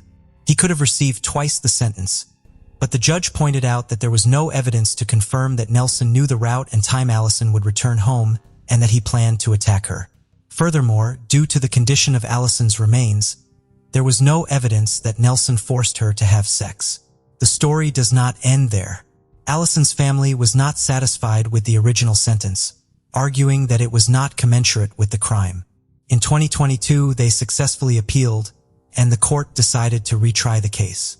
As a result, on September 28, 2023, Nelson was sentenced to 35 years in prison. Allison's family's lawyer emphasized that Nelson acted in a cruel and inhumane manner and took advantage of the trust of the victim and her relatives. The court ruled that Nelson's actions were intentional. Nelson used his long-standing relationship with Allison to commit the crime. The criminal court also took into account Nelson's lack of remorse for his actions. Although still hurt and angry, the victim's family was relieved by the new verdict. The decision ended a painful chapter in their lives that lasted more than 3 years and put an end to this nightmare. Allison's family created a memorial at the spot where her body was found. They placed a cross, flowers, and a small altar with a photo of Allison and a statue of the Virgin Mary. Allison's case has caused a stir in Costa Rican media and social media. It has also led to many marches in memory of Allison and other women who have been victims of similar violence. Helen Milner was born around 1964 in New Zealand to her mother, Anne Milner, and frequently spoke about how hard it was to raise Helen, who had been a difficult child from early on. By age 10, Helen was already getting into serious trouble, a pattern that would follow her throughout life, and kept a written record of Helen's offenses, many of which were quite severe. Helen went to high school in Christchurch, the largest city on New Zealand's South Island, known for its English-style heritage. Though she attended a well-regarded school, Helen stole from classmates and withdrew large amounts of money from her mother's account. Her mother chose not to press charges, and fellow students did not report her to authorities, but the school ultimately expelled her. Worried about her daughter's future, and enrolled Helen in Ritchie Secretarial College. After finishing, Helen worked as a typist but was fired for submitting a fake letter from the Ministry of Health that falsely allowed smoking in the staff room. She later worked as a cashier at United Building Society, a New Zealand-based lender, but was dismissed for theft. Once more, her mother repaid the stolen money and spent thousands to keep her daughter out of prison and court. Nevertheless, Helen continued down a troubled road. She moved to Wellington with a fiancé, but the relationship ended badly, leaving her in debt and returning to Christchurch. Financial issues persisted. Helen often exploited her family, stealing from her disabled aunt and taking money from her father's wallet. In her early 20s, Helen met Mark Robert Kearns. They married around 1987 and had 2 sons, Greg and Adam. The marriage dissolved in the mid-1990s in a bitter divorce, followed by a tough custody dispute. Mark claimed Helen was manipulative, driven by money or self-interest, and showed no empathy. He alleged that she lied in court to get custody and told the boys their father had moved to Australia and didn't want to see them. Despite spending over $20,000 on legal fees, Mark found it hard to stay in touch with his sons until they were old enough to contact him on their own, by which time the bond was deeply damaged. Details of Helen's life after the divorce are unclear until 2005, when she married Philip Nisbet. Phil was born on March 20th, 1962. He was the eldest of 4 siblings. As the eldest, Phil was always protective and caring toward his siblings, especially his youngest sister. At some point, the Nisbets moved to Australia, but Phil chose to stay in New Zealand. He worked as a truck driver, a demanding but reasonably well-paid job. He was married to a woman named Vicky, with whom he had his eldest son, Zach. After their separation, he formed a relationship with Karen, which produced his younger son, Ben. This relationship also ended, leaving Phil single again as he entered his 40s. The specifics of how Phil and Helen met remain unclear, but it is evident that both had experienced failed marriages and had children from previous relationships. Their happiness together was well documented in family photos shared on social media, showing them smiling and evidently in love. They got married in 2005. Initially, Everything seemed perfect, and their families were pleased to see them rebuilding their lives. However, not everything was flawless, and like any couple, they had their difficulties. Even Helen's family blamed her for generating conflicts, as Phil avoided confrontations. Helen and her sister-in-law, Lee Ann, had a falling out in 2006, leading to a permanent rift. There are two versions of the story behind their disagreement. One version suggests that Lee Ann's teenage son, Lance, had stayed with Phil and Helen, and after an incident that upset Helen, she called her sister-in-law to complain, resulting in an argument. The other version claims that Lance reported to his mother about a nefarious plan that his uncle Phil was allegedly plotting under Helen's influence to harm his ex-partner, Karen. Lee Ann confronted Phil about the absurd plan and took her son out of Phil's house. Despite this, Lee Ann continued to love her brother, but regretted the distance that grew between them. Although things seemed fine, or at least Phil thought so, Helen had grown tired of the relationship. She spoke ill of him behind his back and complained about not being free. Sometimes, she openly fantasized in front of her co-workers about becoming a widow. However, she never mentioned divorce. On April 15, 2009, Phil fainted at work and was taken to the hospital. Doctors were unsure of the cause but suspected an allergic reaction to a spider or insect bite during a recent visit to Australia for his birthday. His condition improved and he was sent home. But that night, he fell ill again. Helen informed her younger son that she would take Phil back to the hospital. In the days that followed, Adam spoke to Phil about something odd he had noticed the night Phil's condition worsened. He told Phil that his mother had been holding some empty capsules and tried to hide them from view. Despite being Helen's son, Adam warned his stepfather to be cautious, suggesting that his mother might poison him. Phil, trusting and unwilling to believe such a thing, reassured Adam that he had nothing to worry about and must have been mistaken. This incident was the final straw for Adam, who moved out the next day, unwilling to remain in a toxic environment. For about 3 weeks, life returned to normal, with everyone going about their routines without health issues. On May 3, 2009, Phil, a loving father, texted his younger son, Ben, before bed, informing him that he had washed his hoodie and would bring it to him the next day. However, Phil did not wake up that morning. On May 4, 2009, Helen called the police, reporting that her husband, Phil, was dead in their home.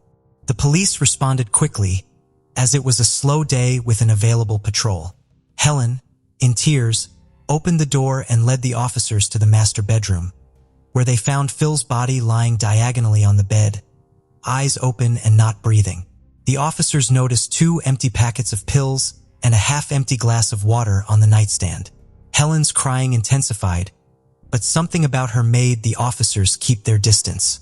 They called their superiors to report the scene and notify Phil's family. With the phone in her hand, Helen reported that her husband had taken his own life and that she had evidence to prove it.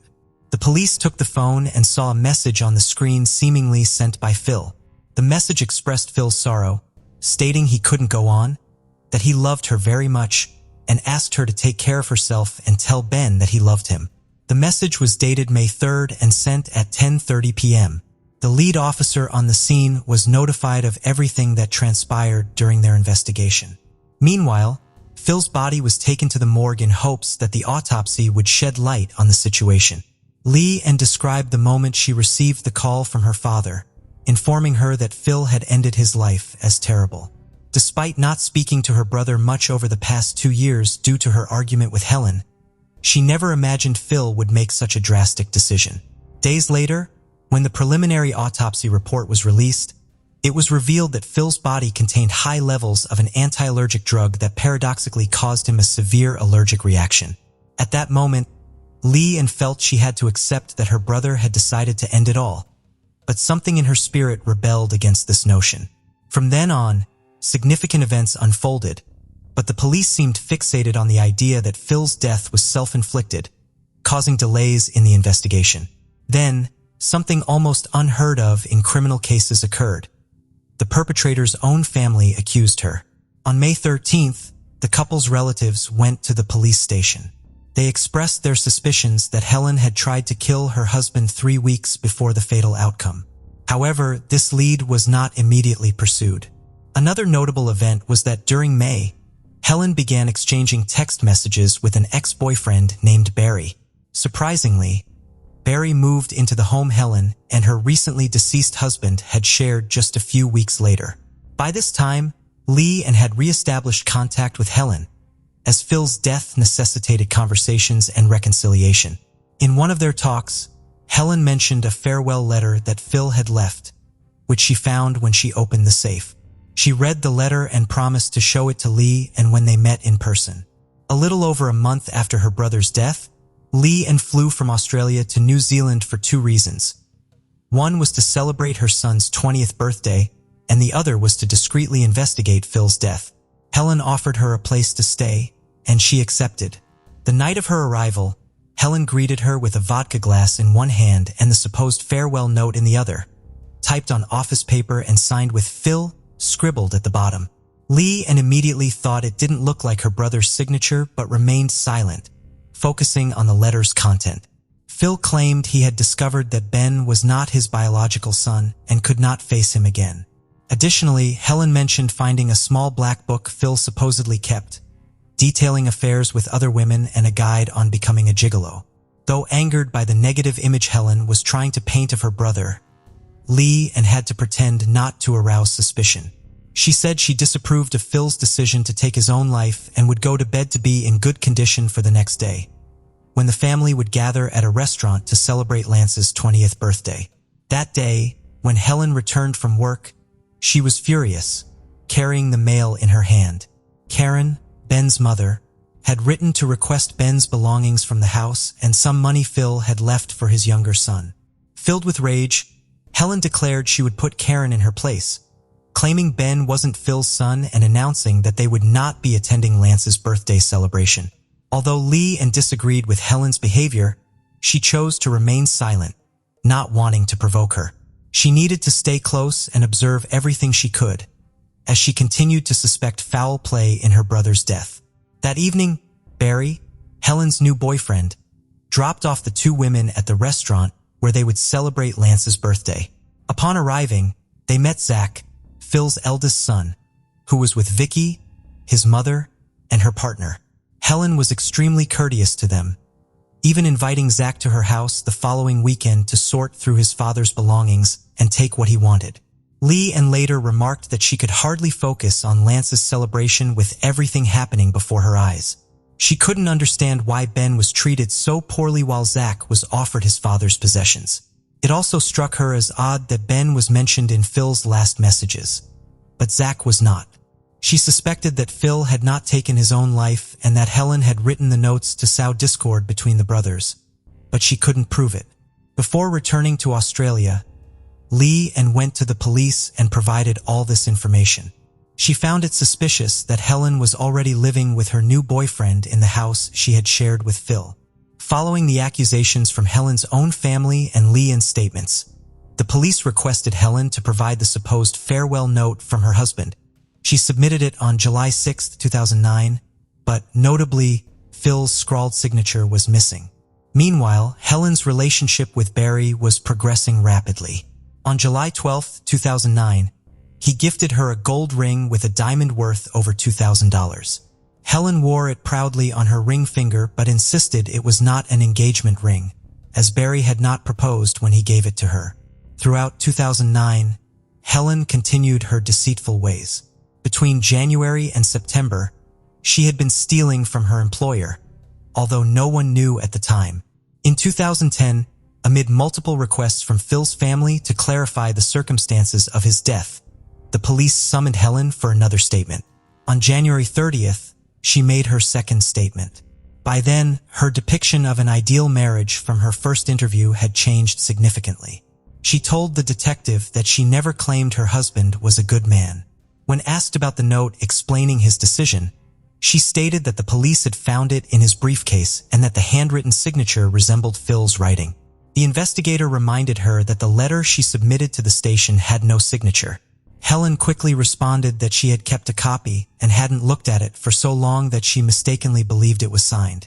Helen also expressed that Phil's family had turned against her, claiming it was unfair. Known for her vengeful nature, in March 2010, she bought a mobile phone and sent herself threatening messages, pretending they were from her son, Adam. This was her way of retaliating after learning he had backed his grandmother when alerting the police about how dangerous Helen could be.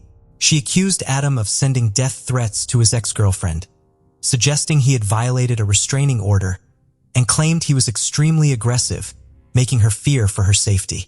Due to these serious allegations from his mother, Adam was detained for over 15 days until it was revealed that everything was a fabrication of Helen's twisted mind. Helen's luck seemed to turn in late 2010. In October, she was sentenced to 5 months of house arrest after being found guilty of stealing from her employer between January 2009. Concurrently, Lee Ann's persistence bore fruit, leading to a forensic investigation into Phil's death starting in November 2010. Lee Ann had requested permission to review some evidence for the court case, and it was granted. Lee Ann brought a folder of documents with Phil's signature for comparison with the farewell letter. The judge showed her and her brother the letter. Lee Ann practically snatched it from the judge's hand upon seeing it lacked a signature, displaying her anger and disappointment at what she saw as another of Helen's attempts to evade responsibility. The subsequent court investigation highlighted the police's failings in investigating Phil's death, Helen's history of law violations, and mounting evidence that Phil had not taken his own life but was a victim of foul play. On the stand, Helen described her husband as very nervous and easily agitated, recounting their trip to Australia in March 2009 for Phil's birthday. During that trip, he had been bitten by an insect, taken a low dose of Phenergan, and remained unconscious for at least 6 hours, discovering his severe allergy to the medication. Helen added that the day before his death, they had a pleasant time shopping, having lunch, and discussing future projects for the house. They had dinner, watched TV, and Phil showered and went to bed around 9:30 p.m. According to Helen, she joined him an hour later, kissed him goodnight, and went to sleep. The investigation in court lasted 6 months, with various pieces of evidence presented and thoroughly analyzed. On May 12, 2011, the judge presented her conclusions, stating there was insufficient evidence to prove Phil intended to take his own life. This conclusion paved the way for a homicide investigation. The investigators took an immediate interest in the case and launched a murder inquiry that lasted several months. On October 27, 2011, Helen was arrested and charged with murder and attempted murder. In the meantime, Helen continued facing legal repercussions for her other actions. In August 2012, she was sentenced to 2 years and 8 months in prison for sending herself insulting text messages, pretending they were from her son. In March 2010, she was denied parole.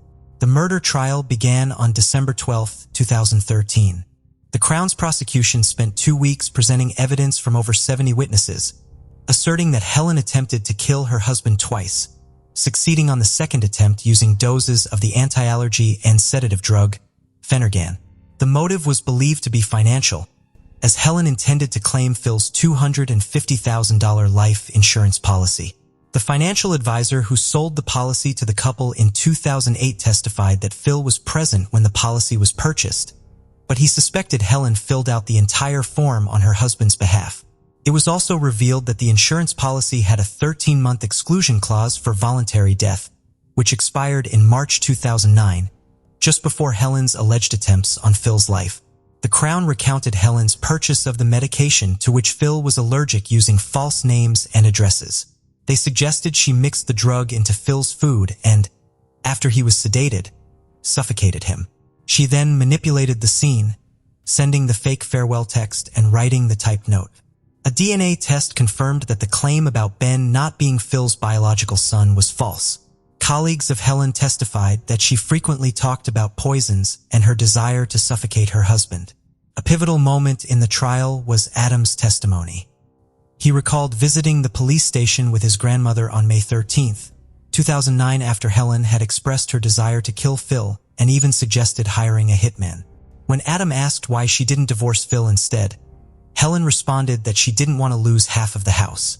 Adam recounted seeing his mother in the kitchen on April 15, 2009 with 2 transparent capsules filled with a pale blue powder, which she nervously hid when he noticed. She claimed Phil had a headache. That night, Helen took Phil to the hospital. The next day, Adam warned his stepfather about what he had seen, but Phil dismissed his concerns. The first officer on the scene noted that Helen's prolonged emotional display seemed unnatural.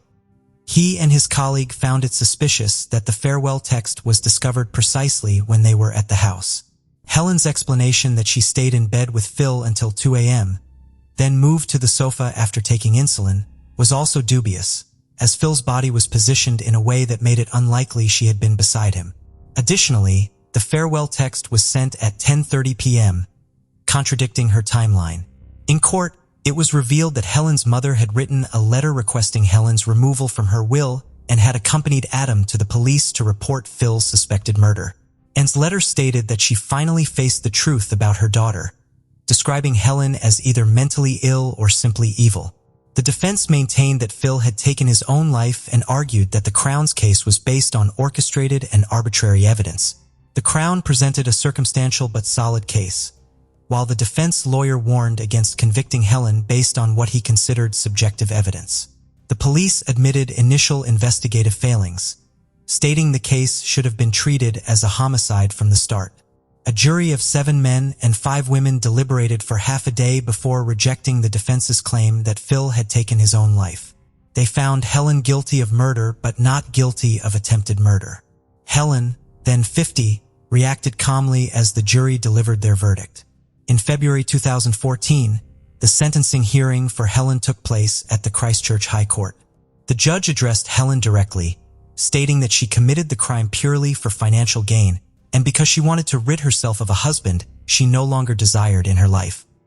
He added that her actions were even more reprehensible because Phil was an exceptionally kind man who had given her no reason to take his life. The judge agreed with the Crown's assertion that Helen's actions were calculated and cold, describing them as a meticulously planned and executed scheme with cruel disregard for Phil's family and friends. Ultimately, Helen was sentenced to life imprisonment with a minimum of 17 years before being eligible for parole for causing Phil's death in 2009 to claim a $250,000 life insurance payout. One of the consequences of the trial was the tarnishing of the police's reputation for initially adhering to the idea of a self-inflicted fatal injury despite indicators of foul play. The media highlighted this issue, which the public deemed crucial. Reports revealed an internal document exposing fundamental flaws in the initial investigation. After the sentencing, Mark Kearns, Helen's first husband, broke his silence, stating that Helen nearly destroyed his relationship with their children. He said he was trying to rebuild his bond with Greg, 25, and Adam, 23, understanding the need to move past the past. Adam, who had filed a civil lawsuit against his mother for falsely accusing him of harassment, won the case in 2014. He argued that Helen's actions caused him pain, distress, humiliation, and financial loss due to his unjust 15-day imprisonment. Helen was ordered to pay Adam Kearns $55,000. However, Helen's impact on Adam's life led to further legal troubles.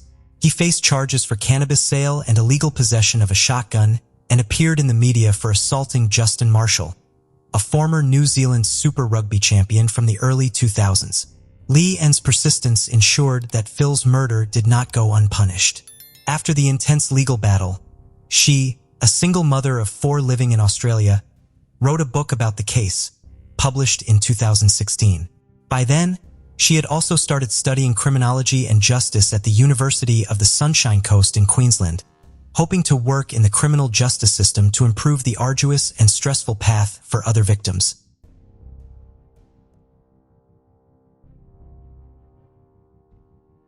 The case of Stephen Freeman.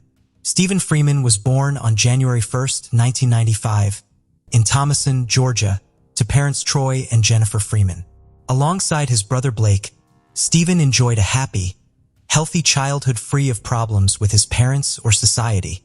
As a friendly, responsive person, he built strong relationships with many friends, who often described him as exceptionally calm. Growing up in Griffin, Stephen attended Spalding High School and later Gordon State College. Mary Catherine Higdon, his future partner, is known for her cheerful, humorous, and friendly personality. Mary expressed her creativity by performing mini plays for family and neighbors. In their senior years, Mary and Stephen fell deeply in love and remained inseparable. Shared interests brought the couple closer together, as they often spent time in nature, enjoying activities such as hiking, fishing, and hunting. After publicly announcing their relationship on Facebook in February 2012, Stephen frequently posted photos with Mary. Both families were pleased with the young couple's relationship. Mary's family adored Stephen, and his parents welcomed Mary as a second daughter. Upon finishing school, Stephen and Mary moved in together. Stephen secured a job at Drain, Gutters, and Roofing Incorporated as a plumber, while Mary worked as a teacher's assistant at St. George's Episcopal School.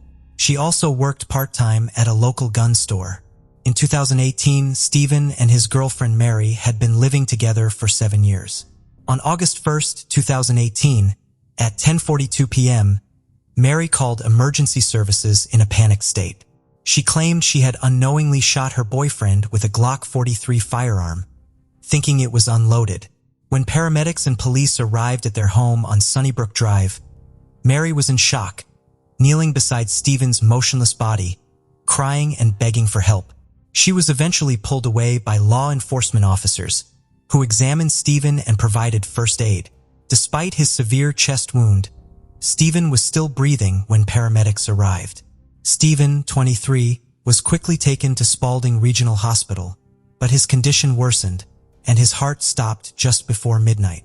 Mary, still reeling from the incident, was required to give a statement at the police station. During questioning, she reiterated her claim that the shooting was an accident. Mary explained that her home had always had firearms, and her boyfriend Stephen would leave a pistol on the nightstand at night for protection, as they lived outside the city. On the evening in question, Mary claimed she had simply intended to hand Stephen the pistol, and it accidentally went off. She had no knowledge the gun was loaded at the time. Mary emphasized that Stephen was the love of her life and she would never intentionally harm him. When investigators examined the scene, they found evidence suggesting the act might have been planned in advance. In the kitchen, signs of a struggle were visible, with food and dishes scattered around. Detectives Adam Trammell and Chris Wilson found it hard to believe Mary's story and decided to further investigate the evidence. Mary was brought in for another interrogation. This time, the investigators applied pressure. They raised their voices, doubted her account, and demanded honesty. The tactic worked, and she confessed to shooting her boyfriend in a fit of anger. She revealed that they had a severe argument that night, and she wanted to leave him. Investigators recorded the conversation, capturing her admission of guilt and essentially resolving the case with a candid confession. A technical issue occurred, resulting in the loss of most of the recording, with only fragments of interference and indistinct noises remaining. The reason for this technical failure was unknown, and it was surprising that no one had made a backup copy of such crucial evidence. Further investigation led to the discovery that the pistol was not capable of accidental discharge, as it required a deliberate trigger pull. This meant that the gun had to be intentionally pointed at Stephen for the bullet to hit him. Detectives also expressed skepticism about Mary's behavior and questioned whether her distress was genuine or false. They continued to collect evidence, slowly piecing together the case. However, Mary's own words raised another important question about the accident. Investigations revealed that she had previously worked at a gun store, where employees received extensive training on handling firearms before starting work. This strongly suggested that Mary should have known how to safely handle a pistol and that an accident was highly unlikely. The investigation into the accident revealed inconsistencies with the initial testimony. Mary gave multiple conflicting statements during the investigation. Initially, she said Stephen's death was an accident, claiming she was handing him the pistol directly, then it accidentally discharged. However, during further questioning, Mary let slip that she had actually tossed the pistol to Stephen at his request, resulting in the accidental discharge. These contradictory statements raised suspicions, as Mary's story kept changing. As a result, she was detained at the Spalding County Jail and charged with felony malice murder, aggravated assault, and possession of a firearm. Lieutenant Wilson strongly disputed Mary's claim that the incident was an accident and sought to prove that she had deliberately planned the act. A recent discovery shed light on the case. A small amount of cooking grease was found on the pistol slide. This indicated that the pistol had been handled recently, with the magazine possibly being emptied, reloaded, and placed back on a shelf. Mary defended herself by explaining that she was preparing dinner for Stephen on the evening in question, which would explain the grease found on the slide. Despite further investigation, speaking with Mary and Stephen's relatives and friends did not shed much light on the situation. It was revealed that the couple, who began dating as teenagers, had a complex and on-again, off-again relationship marked by numerous breakups and reconciliations. The relationship between Mary and Stephen was tumultuous and often marked by heated arguments. Mary would escalate to screaming at Stephen, physically lashing out at him and prompting him to leave the house for the night to stay with friends. In an attempt to cope with the emotions of the moment, Stephen would usually turn off his phone, while Mary would continue calling and texting him. Mary's behavior went beyond just verbal arguments. She frequently tried to control Stephen's actions, leading to him feeling frustrated and helpless. Furthermore, Stephen confided in his friends about instances where Mary would pull out a pistol during fights, threatening to harm either herself or Stephen. Despite the severity of these incidents, Stephen chose not to report them to the police out of concern that Mary would face jail time. Stephen's friend, Thomas Skinner, revealed some critical information during an interrogation. He stated that just 2 days before the tragic incident, Stephen and Mary had exchanged affectionate messages, wishing each other a good day. However, the situation took a drastic turn the following day, when Stephen told his mother he didn't want to come home because of the unbearable situation, saying he would rather stay with Thomas. On the night of August 1st, 2018, when Stephen failed to come home, Mary sent him hundreds of messages, desperately pleading with him to return. That evening, Mary prepared dinner, expecting her boyfriend Stephen to return home. She found out from Stephen's mother that he was at his friend Thomas's place. Mary drove to pick him up and encountered them on the road. She rolled down her window and told Stephen that she was waiting for him at home for dinner. Stephen agreed to come home, but the evening ended in a tragic incident. A year after Stephen's death, Mary went on trial in June 2019. Before the trial, the prosecution offered Mary a deal: life in prison with the chance of parole if she admitted to the crime. Despite this opportunity, Mary refused the offer and maintained her innocence. During the initial court hearings, Mary vigorously defended herself. She insisted that the incident was an accident and that she had no intention of harming Stephen, emphasizing her deep love for him. She also made a shocking accusation, claiming that Stephen had a history of abusing her. According to her, he physically assaulted her on 2 occasions and even forced himself on her.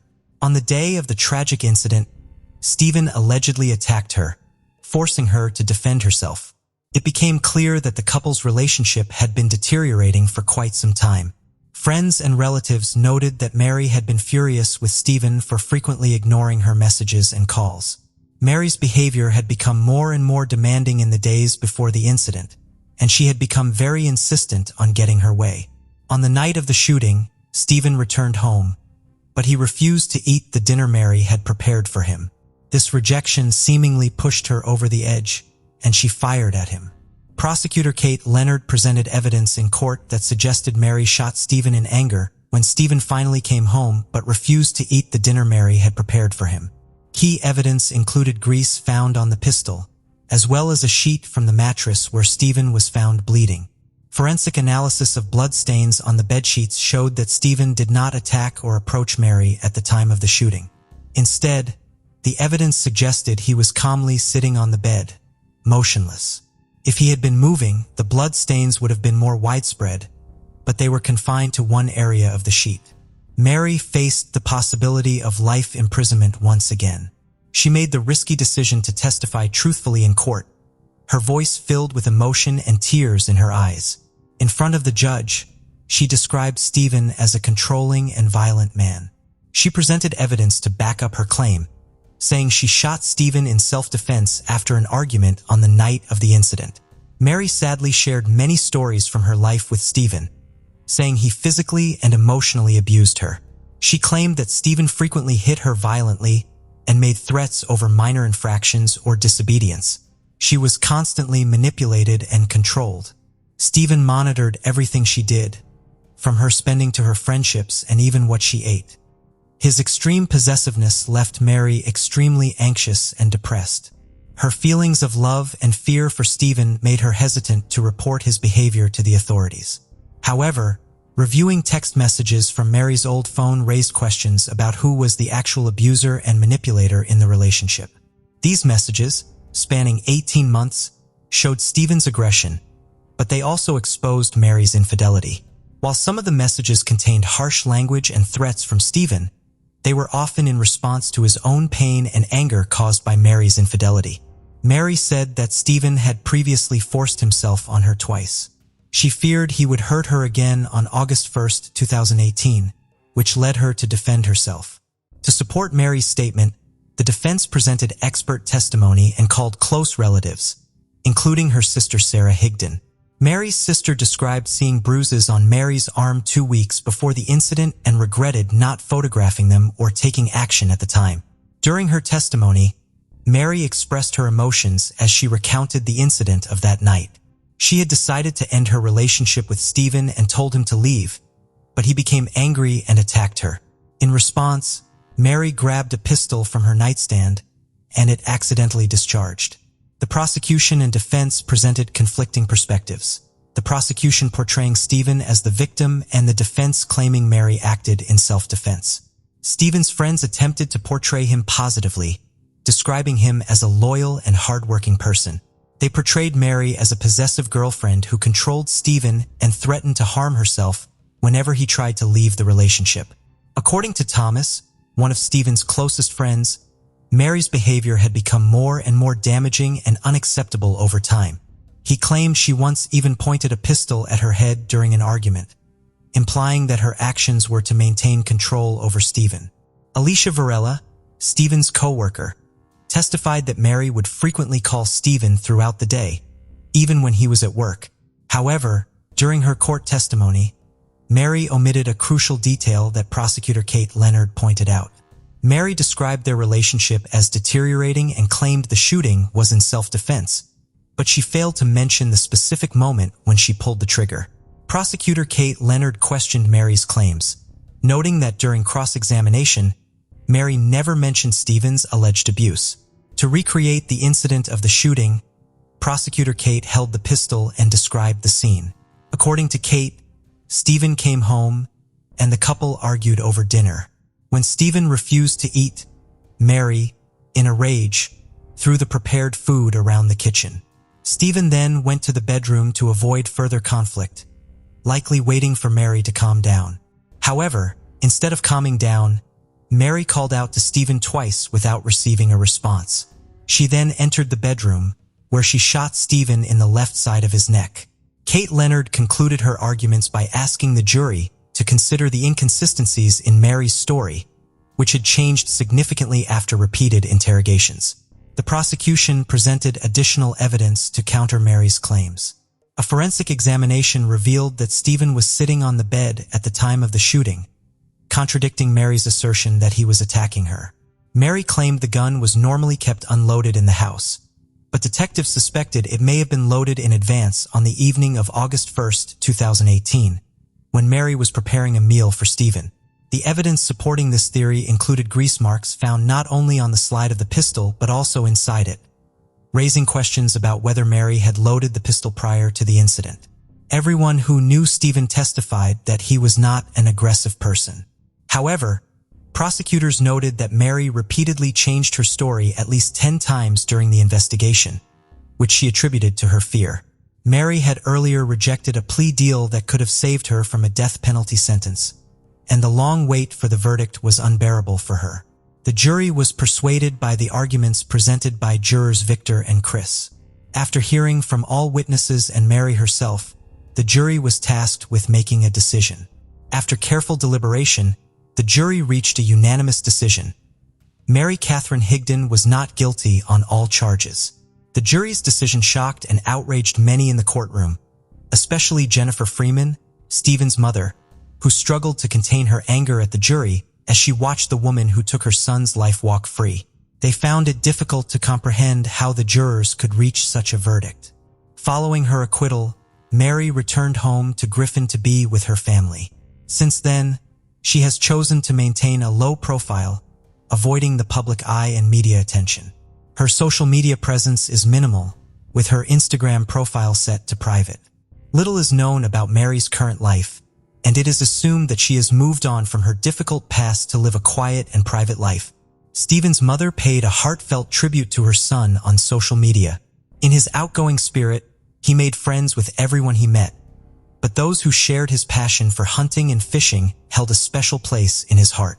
His kind nature, warm smile, and charm left a lasting impression on those around him.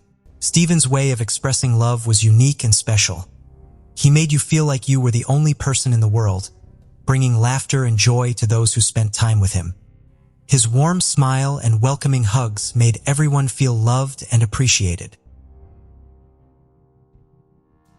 Bruce and Deborah Bennett married in the 1970s, brimming with hopes and dreams for their future together. Nearing their 20s, the young couple looked forward to building a life side by side.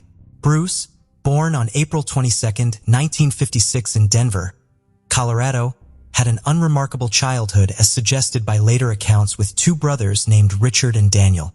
Deborah was the eldest of four siblings, children of war veteran Ernest Large and his wife, Rosina Martinez. Tragically, Deborah lost her mother at a young age, forcing her to take on the responsibility of caring for her younger siblings alongside her father. The family eventually relocated to Colorado where Larry, one of Deborah's brothers, met Bruce, leading to a friendship that ultimately brought Bruce and Deborah together. The pair soon fell in love and decided to start a family. To support his new family, Bruce enlisted in the Navy, serving as a sonar analyst stationed at Pearl Harbor, Hawaii. This job allowed him to work with advanced technology, providing a stable income. During his service, their first daughter, Melissa Bennett, was born in January 1976. Their second daughter, Vanessa, arrived in 1981. After completing his military service, Bruce had succeeded in securing a better financial standing for his family. They settled in Aurora, Colorado, and in 1983, they used their savings and a loan to purchase their first home. Bruce and Deborah joined the family's furniture distribution business, while Bruce also pursued studies to become an air traffic controller. The Bennett family led a quiet life, enjoying their time with their two young daughters. However, their peaceful existence was shattered in early 1984. On Sunday, January 15, 1984, the Bennetts hosted a family gathering to celebrate Melissa's upcoming 8th birthday. Deborah had planned a party at school for her daughter, but the family also gathered at the Bennett home for a pre-birthday celebration. The day was filled with laughter, conversation, and a delicious cake. As the evening wound down, Melissa's grandparents and uncles left for their homes. One of the uncles noticed the garage door was open and reminded Bruce to close it, unaware it would be the last time he would see Bruce alive. The next morning on January 16, 1984, Bruce's mother, Constance Bennett, known as Connie, received a call from the family furniture store. Bruce and Deborah had not shown up for work, and no one was answering the phone at their house. Concerned, Connie decided to check on them. When she arrived at the Bennett home, the garage door was still open. Entering the house, she was met with a horrifying sight. Bruce lay at the foot of the stairs in a pool of blood with severe head trauma and a deep cut across his throat. Shocked and terrified, Connie ran to a neighbor for help. They called 911, and soon, police and medical personnel were on the scene. Inside the house, police discovered Deborah's body in the master bedroom, her head brutally beaten. In the children's room, they found Melissa, also beaten and stabbed, her face covered with a blanket and showing signs of sexual assault. Miraculously, little Vanessa, despite her severe injuries, was still alive. Emergency responders rushed her to the hospital where her life hung by a thread. With Vanessa on the way to the hospital and the bodies of her family members removed, investigators began meticulously examining the Bennett home for clues. They found Deborah's purse outside in the snow, rifled through, likely by the attackers. Nearby, a butcher knife belonging to the Bennetts was discovered, believed to be one of the weapons used in the attacks. While the murder weapon used for the fatal blows was never found, investigators suspected it might have been a hammer based on the injuries and a blood-stained outline found on a carpet. They collected fingerprints and other samples from various surfaces, hoping to find traces that would lead them to the perpetrator. They also noted blood-stained boot prints that the family did not recognize. Family members and close friends who had attended Melissa's birthday party that Sunday were also asked to provide DNA samples. Authorities took these measures hoping that, in the future, they could be used for genetic studies, which were in their early stages at that time. Specialists carefully preserved the victim's clothing and, upon thorough examination, collected parts of the carpet beneath Melissa's body as well as a bedspread and other items. Meanwhile, a team of healthcare professionals fought to keep Vanessa alive. The 3-year-old needed 3 units of blood and several units of fluids for the treatment of her numerous injuries. The doctor's report to the family was devastating. Vanessa had a shattered jaw, severe head injuries, and broken arms, hips, and legs. She had also been sexually assaulted. As days passed, investigators realized that the Bennett family attack was not an isolated incident. Less than 2 weeks before the brutal assault on the Bennetts, several similar attacks had occurred in Colorado. One notable case involved the young couple James and Kimberly who lived in the Aurora area. On the night of January 4, 1984, James and Kimberly were spending a quiet evening at home. Kimberly was in the bedroom, and James was recording music tapes for a friend. Suddenly, Kimberly was struck on the head in the dark. She managed to see the silhouette of a man who fled when she began to scream for her husband. James ran to the bedroom and was hit on the head by the hammer-wielding attacker. Despite his injury, James chased the assailant who ultimately escaped. Kimberly, despite her severe head injury, called 911. Emergency services arrived and transported the couple to the nearest hospital. James had a skull fracture and Kimberly had a concussion, but both recovered. The police found the hammer used in the attack. They concluded that the assailant had entered through the garage, whose door was open. Fresh footprints in the snow led away from the house but eventually mixed with other tracks, and the trail was lost. They also found Kimberly's purse in the snow, missing only the money. Less than a week later, another violent incident shocked the Colorado community.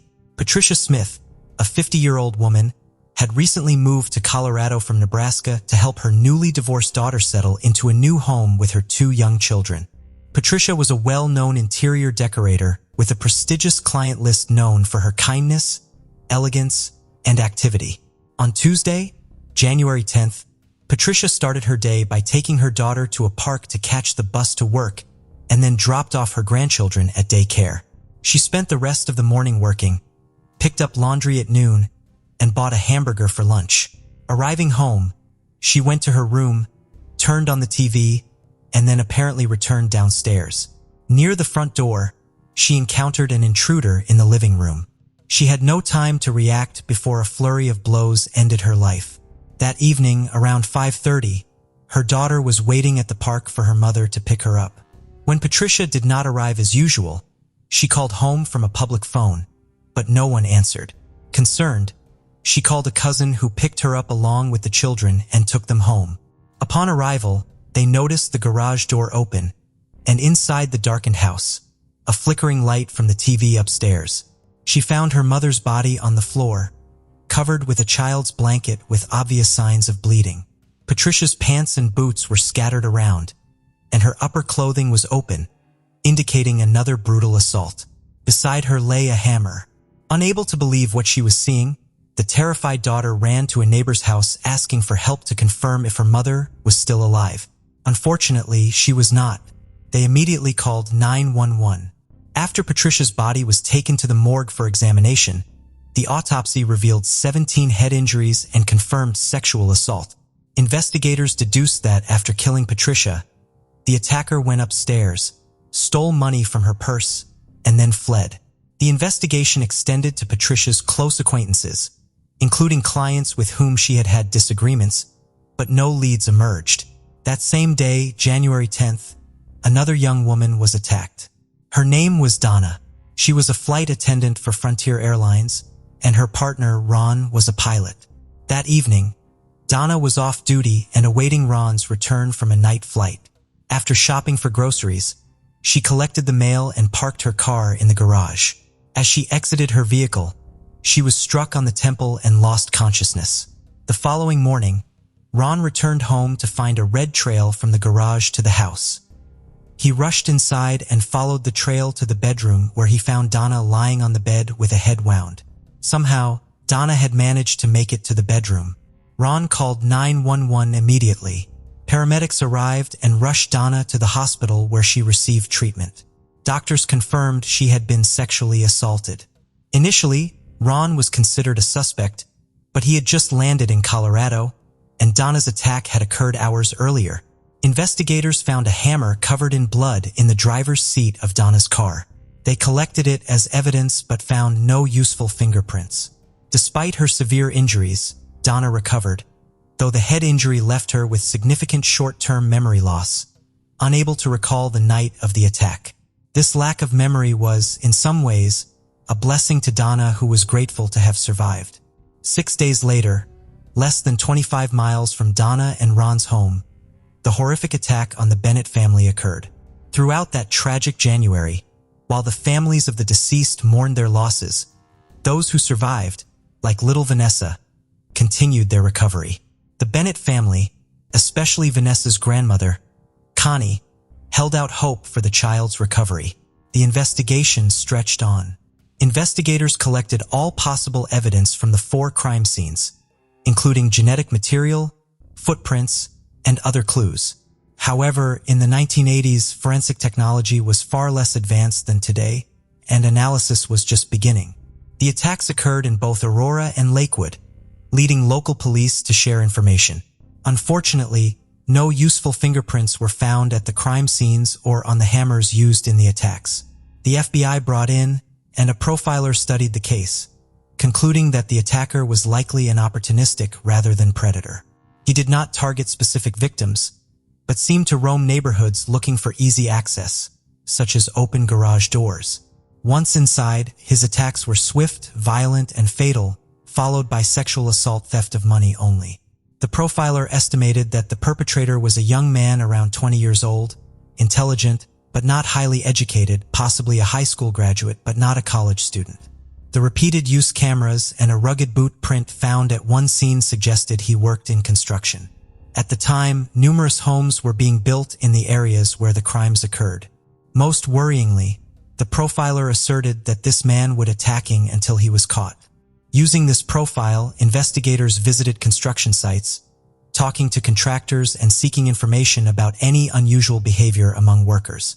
However, contractor records were not thorough, and no useful descriptions of the attacker were available since all assaults were sudden and occurred in darkness. While the investigation continued without new leads, the community was gripped by fear, became vigilant about locking their garages and doors, with some buying guns or even wearing helmets to bed. Time passed without further attacks, and the police were forced to move on to new cases, leaving these brutal crimes unresolved. Survivors of the assaults were recovering and trying to move past the trauma of their harrowing experiences, while the families of the victims continued to grapple with the pain of their loss. Periodically, the original investigators of the attacks, along with those who replaced them, would contact specialized departments and laboratory, hoping that advances in DNA technology might finally identify the perpetrator.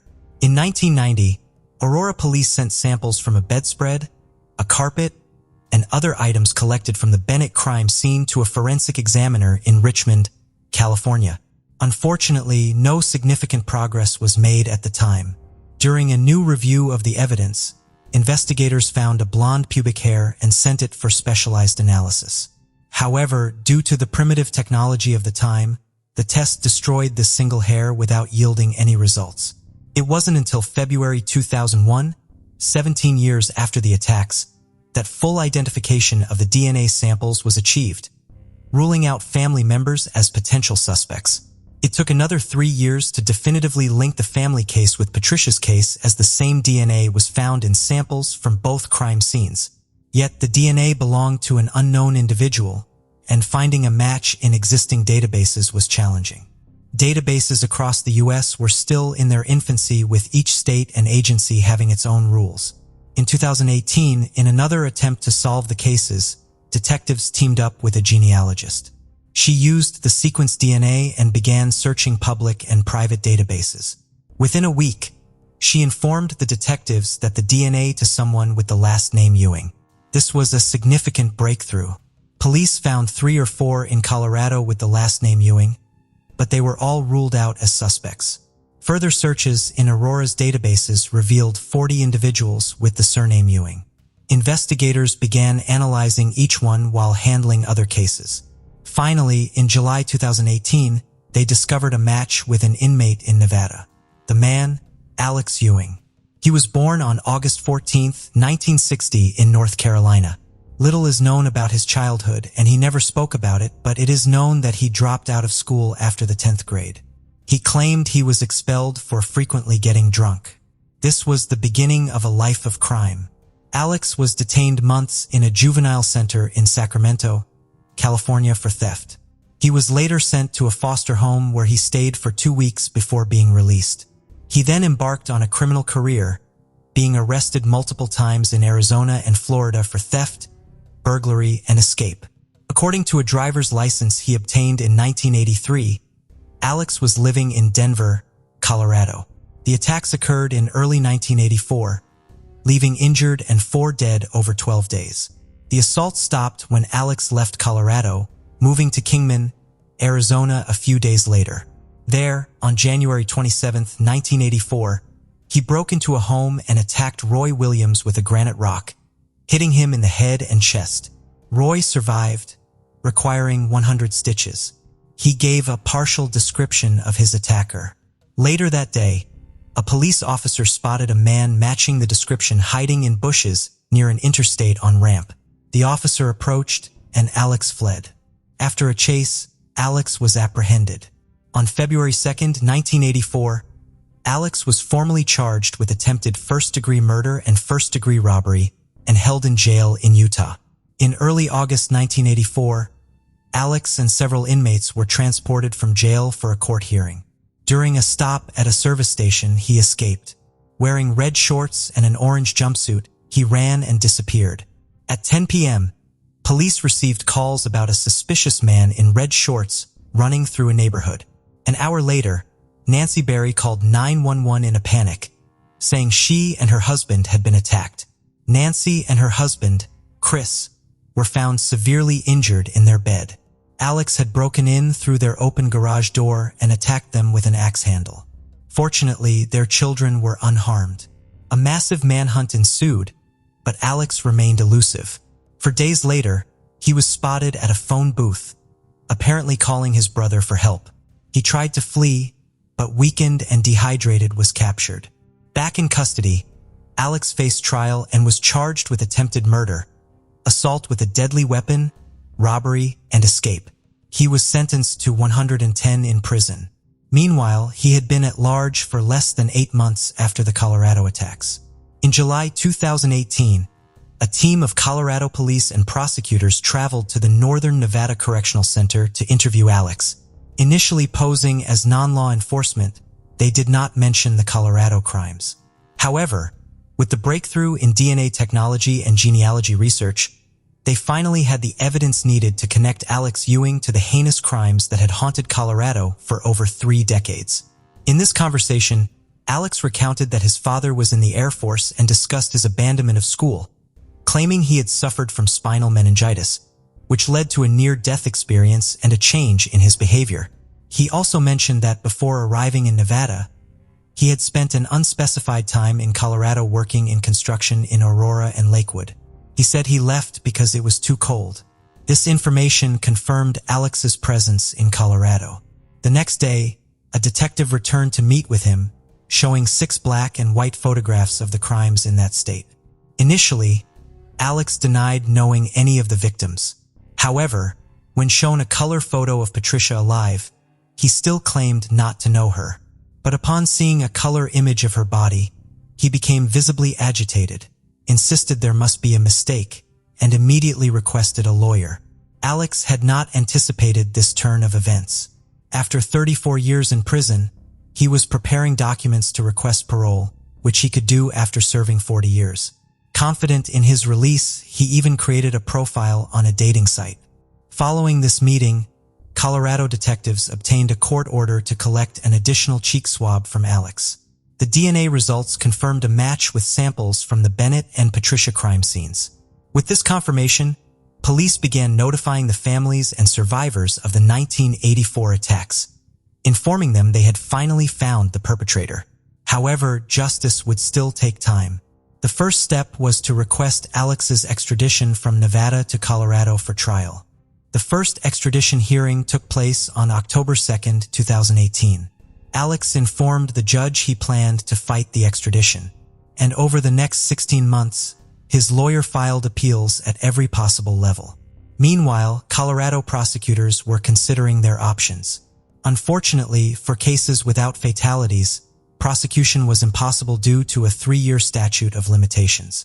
However, Alex could be tried for the fatal attacks, which meant he would be prosecuted for the deaths of the 3 Bennett family members and Patricia under Colorado's 1984 laws. At the time of the crimes, the maximum penalty was life without parole, as the death penalty was not applicable. On February 21, 2020, the Nevada Supreme Court ordered Alex's transfer to Colorado to face charges. His lawyer made an emergency appeal to the U.S. Supreme Court, but it was declined. On February 28, 2020, Alex was flown to Colorado, and 2 days later, he appeared in court for his first hearing. The trial for the Bennett family case began on July 27, 2021. The prosecution's case centered on Alex's confirmed DNA presence in semen traces found near Melissa's body. They highlighted the similarities in modus operandi, comparing it to the fatal attack on Patricia. Both cases involved brutal hammer attacks, sexual assault, and the bodies being left partially naked with faces covered. The attacker had entered through open garages, and the women's purses were found ransacked nearby. The defense attempted to undermine the investigators' professionalism, claiming mishandling of DNA samples and noting the absence of fingerprints or touch DNA at the crime scenes. The prosecution countered that Alex could have worn gloves. The jury heard from police, firefighters, investigators, and specialists. The most impactful testimony came from Connie Bennett, Bruce's mother, who described finding the horrific crime scene at her son's home. The jury also saw photographs taken at the Bennett residence. After deliberating for only 3.5 hours, the jury sent a note to the judge stating they were deadlocked. The prosecutor requested the judge instruct the jury to continue deliberations while the defense sought a mistrial. The judge decided it was too soon for a mistrial and asked the jury to return the next day. After 6 more hours of discussion, the jury found Alex Ewing guilty of the charges, including 3 counts of murder, robbery, and other offenses. On August 2021, before sentencing, family members, including Connie and Vanessa, the only survivor, gave impact statements. When asked if he had anything to say, Alex simply replied, "No. Thank you." The judge harshly criticized Alex, stating that in all his years in the justice system, he had never encountered such depravity. He ensured Alex would never be free again, sentencing him to 3 consecutive life sentences, preventing the possibility of parole after 20 years. In October 2021, the trial for Patricia Smith's case began, but was declared a mistrial after Alex's defense requested a competency hearing to evaluate his mental state. The competency evaluation concluded that Alex was indeed mentally fit to stand trial. After delays, the trial finally took place in early April 2022. Unlike the first trial, Alex spoke up, complaining about his extradition from Nevada, accusing the system of being rigged and alleging that authorities had ignored his efforts to lead them to the real criminals. Despite his arguments, the result was another life sentence, adding to the 3 he already had. Unfortunately, nothing could change the past. During the trial, Vanessa, the only survivor of the Bennett family, was present. Many might wonder what became of her after the tragedy. Vanessa shared her story in interviews with several media outlets describing a difficult life. Vanessa recounted that the brutal attack left her with severe physical and mental scars. After waking from a coma weeks after the assault, she had to relearn how to walk and do everything again. She mentioned having permanent physical injuries, including partial paralysis on her left side, making it hard for her to grip or release objects. However, the mental scars were even more profound. After being discharged from the hospital, Vanessa spent 2 months in a center for abused children before moving in with her grandmother. Filled with rage, she struggled at school where children mocked her, exacerbating her anger. She became rebellious, and her grandmother eventually enrolled her in a boarding school. During her first summer back home, she attempted suicide. Fortunately, the family intervened in time, and after recovery, she was sent to a psychiatric ward and then to a group home until she turned 18. At 18, Vanessa became pregnant, and social services took her child as she admitted she did not know how to be a mother. Later, she had 2 more daughters who were placed in the care of a cousin, and she was not allowed to see or know their whereabouts. Vanessa developed borderline personality disorder, PTSD, bipolar disorder, and ADHD. Her fragmented memories of her family and life before the attack, coupled with severe mental instability and a drug addiction that began at 19, took a toll on her psyche. Vanessa explained that she used drugs to escape the world and forget everything, but this path led her to jail multiple times for shoplifting, assault, domestic violence, burglary, and drug possession. She lived homeless for a long time, residing under a bridge with a partner. This was her situation when she learned that her attacker had been caught. Despite the hardships, Vanessa found a ray of hope. By the age of 30, she decided to stop being a victim and dedicated herself to staying clean. She lived in an apartment with her second husband and had a cat. Vanessa aspired to obtain a university degree to become a counselor and help those struggling with substance abuse. When asked if she felt relieved when Alex was finally identified and punished, Vanessa said no. She expressed that while catching the killer might make others feel better, it meant nothing to her. The damage had already been done. Her life was ruined. The case of Elizabeth Arellano. Elizabeth Paula Arellano was born on August 16, 1987, in Fort Worth, Texas, USA. She grew up with 2 close sisters, Alessandra and Giovanna. Her biological father left and Elizabeth was very young and never contacted or cared for her. Later, her mother, Juanita, remarried Fidel. He adopted Elizabeth and her sisters, treating them as his own children. Elizabeth has a very good relationship with her stepfather, who always supports and helps her in everything. Elizabeth was a hardworking student and dreamed of becoming a doctor in the future. During high school, Elizabeth met and fell in love with Rudolph Arellano, a boy nearly 8 years younger than her. Although Elizabeth's parents felt a bit uneasy about this age difference, they did not interfere in their daughter's relationship because they saw Rudolph as a serious and trustworthy man. Shortly after graduating from high school at the age of 16, Elizabeth married Rudolph. They had 4 children together, 3 boys and 1 girl. However, Elizabeth did not want to be just a housewife. Remembering her childhood dream, she decided to pursue a career in medicine. After graduating from medical school, Elizabeth worked as a paramedic and planned to continue her studies to become a doctor. She was kind, raised in a Christian family. She regularly took her children to church and taught them to love and care for those around them. Her family and friends commented that she was sensitive and always ready to help others. On the surface, her marriage to Rudolph seemed happy and stable. However, after 13 years of marriage, their relationship began to have serious problems. Previously, Rudolph had been jealous and tried to control his wife in everything.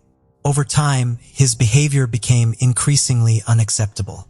In 2016, Elizabeth decided to leave home with her children and move in with her parents after witnessing her husband's jealousy once again. Although Rudolph tried to reconcile, Elizabeth was tired of his hot temper. She also did not want her children to witness the constant quarrels between their parents. Therefore, she boldly filed for divorce. Just a few days after Elizabeth left with her children and filed for divorce, she suddenly disappeared under mysterious circumstances. According to friends and family, Elizabeth had previously appeared very cheerful. To relieve stress from family problems and the divorce process, she decided to go out with her colleagues to a local club after work. On Friday night, April 15, 2016, Elizabeth, then 28 years old, went out with friends at a club. There, she danced and had fun but did not drink alcohol because she had driven there and planned to drive herself home. After midnight, around the early morning of April 16th, Elizabeth drove home. After parking her car, she called a friend who had gone out with her to let her know that she had arrived safely. However, after hanging up the phone, Elizabeth mysteriously disappeared without entering the house. The next morning, Juanita, Elizabeth's mother, was very worried when she discovered that her daughter was not home. Although she knew that Elizabeth had planned to spend the evening with her friends, her daughter should have returned home a long time ago. Elizabeth was not in the habit of going out without notice, and her car was still parked outside the house, indicating that she had returned from the club. When Juanita approached the car, she found that it was unlocked. The keys were still in the ignition, and Elizabeth's wallet and cell phone were on the seat. Leaving personal belongings in the car open like that was completely out of her daughter's habit, which made Juanita think that something bad had happened. Without hesitation, she immediately called the police to report her daughter as missing. The police believed that they could quickly solve Elizabeth's missing person case. They still hoped that she was alive because they did not find any blood or signs of a struggle in the car. However, the investigation was more complicated than expected. The first step was to reconstruct Elizabeth's itinerary on the night of her disappearance in detail to identify and interview witnesses. Police interviewed Elizabeth's friends and co-workers who had seen her that night. They confirmed the time Elizabeth left and said she had called back to say she had arrived home safely. Elizabeth's phone contained multiple calls and text messages from her ex-husband, Rudolph, that night, but she did not answer. When police questioned Rudolph, he said Elizabeth had promised to bring the children to his house that weekend. However, she had not contacted him since then, and he thought she had changed her mind. There were still some unclear points about Rudolph's alibi. Rudolph said he had been at a local bar that night with a friend, then went home to sleep around midnight. Several people at the bar confirmed seeing he there, but no one knew for sure where he went after he left. Rudolph claimed to have returned home, but since he lived alone, no one could corroborate this, so the police have not ruled him out as a suspect. Notably, Rudolph did not appear to be upset or worried. Although he and Elizabeth were in the process of divorcing after many years of marriage and having children, it was strange that her disappearance did not seem to affect him. A strange incident occurred the night Elizabeth went missing. A fisherman called the police to report what he had witnessed. He said that around 4:30 a.m., while fishing on a highway bridge, he saw a car stop. The driver pulled out a large object that looked like a person and threw it into the water. The object appeared to have a heavy object tied to it. Due to the distance in the darkness, the fisherman could not clearly see the details or the license plate. The strong wind on the bridge also prevented him from hearing anything. Later, another witness was found. This person was walking his dog under the bridge. He did not see the incident on the bridge, but heard a terrible scream. Then he saw a large object fall from the bridge, heard a splash, and then everything went silent. Based on the testimony of the witnesses, the police decided to check the bottom of the pond near the bridge. After several hours of searching, divers discovered a body tied to a large concrete block with a rope around the neck. The body was identified as Elizabeth Arellano, who had gone missing earlier. The discovery of this body was only possible thanks to the testimony of the passerby and the fisherman.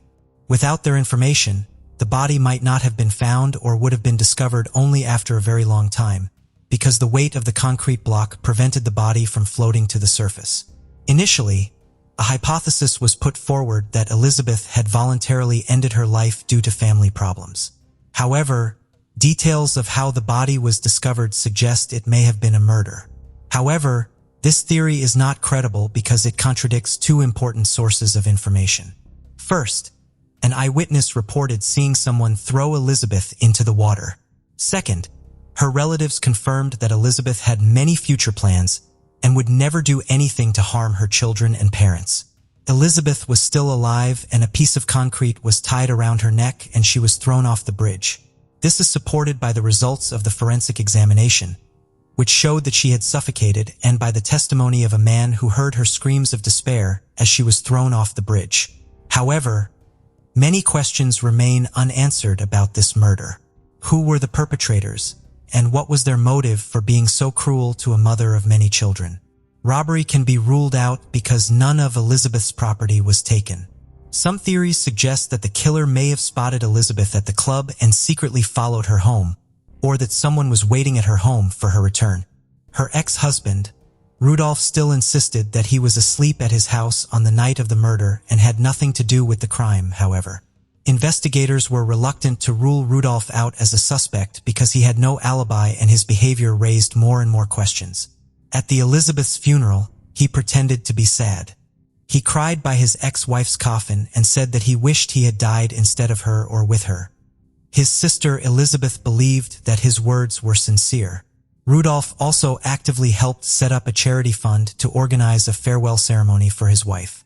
However, after the funeral, when he was summoned to take a statement again, his attitude and behavior completely changed, as if nothing serious had happened in his life. After a thorough examination of CCTV footage along Elizabeth's final route, a car identical to Rudolph's was seen leaving her parents' home at around 3 a.m. A neighbor also confirmed seeing the car parked near the victim's home. Notably, the car was later spotted moving towards the bridge where she was thrown. This raised many questions. When the investigation found Rudolph's cell phone data from the night of the incident, more questions were raised. That night, he made several phone calls from different locations, near Elizabeth's workplace, then near her parents' home. He also sent several text messages to Elizabeth, trying to determine when she would be home, but received no response. Apparently, he was following Elizabeth and decided to wait for her at her parents' home. Eventually, with enough evidence gathered, the police arrested Rudolph as the prime suspect and took him to the station for further questioning. A key witness in the case was Elizabeth and Rudolph's eldest son. When shown the rope that had been removed from around his mother's neck, he recognized that he had seen and played with it in his father's backyard. He also remembered that there was a piece of concrete in the yard before the fence was replaced. Similar pieces of concrete were found in the trunk of Rudolph's car. The investigation revealed that Rudolph had waited for Elizabeth at her parents' house and kidnapped her before she entered the house. He forced her into the car, which had rope and concrete in the trunk. He then drove to the bridge to commit the murder. Rudolph Ariano was arrested 10 days after his ex-wife's body was found in the lake. Despite overwhelming evidence and witness testimony against him, Rudolph denied any involvement and insisted that he was home the night of the crime. For this brutal crime, Rudolph faced the death penalty. Then, on the advice of his lawyer, he decided to confess and cooperate with the investigation to reduce his sentence. It was not until January 2019 that Rudolph officially pleaded guilty in court and detailed the kidnapping and murder of his ex-wife and was the mother of their 4 children. Juanita, who was present in court to hear the testimony, fainted. Alessandra and Giovanna, the victim's sisters, called their sister's killer a monster. Rudolph admitted to the murder but showed no remorse or guilt. He spoke coldly about his actions, without apologizing or explaining his reasons. The court sentenced Rudolph to life in prison without parole. Elizabeth's family said the sentence was too light, but they decided to forgive Rudolph so as not to live in hatred. Currently, Elizabeth's parents and sister are taking care of and raising her children. The case of Jorge Cortez. Jorge Humberto Martinez Cortez was born on January 5, 1978, in Mexico City. He kept his childhood and teenage years private, only sharing that he often clashed with his mother, who cared deeply for him, and his father, who rarely intervened in their arguments. Jorge's strained family relationships likely contributed to his emotional isolation and the development of his aggressive and unstable personality. To escape his difficult home life, Jorge left at a young age and embarked on a journey across Mexico, taking on temporary jobs to support himself. He worked as a waiter in various bars in Mexico City, including those in the Rosa and Kona districts, and also relied on tips from tourists in the popular Villa Do and Cuac districts, known for their extensive infrastructure and diverse entertainment options. Jorge's life of crime began in this place. In February 2010, he was arrested for theft and given a 4-year prison sentence. However, because it was his first offense, the judge decided to release him on bail. At the time, no one suspected that this decision would set free a man who would later become one of Mexico's most notorious criminals. After his release, Jorge met a girl named Adriana and fell in love. Initially, he treated her with kindness and attention, but as their relationship deepened, his behavior became increasingly violent. Adriana soon found herself a victim of his physical abuse. Exhausted by his cruelty, she decided to end the relationship, but Jorge refused to accept her decision. One night, Jorge violently attacked Adriana, dragging her down the stairs by her hair and breaking her nose.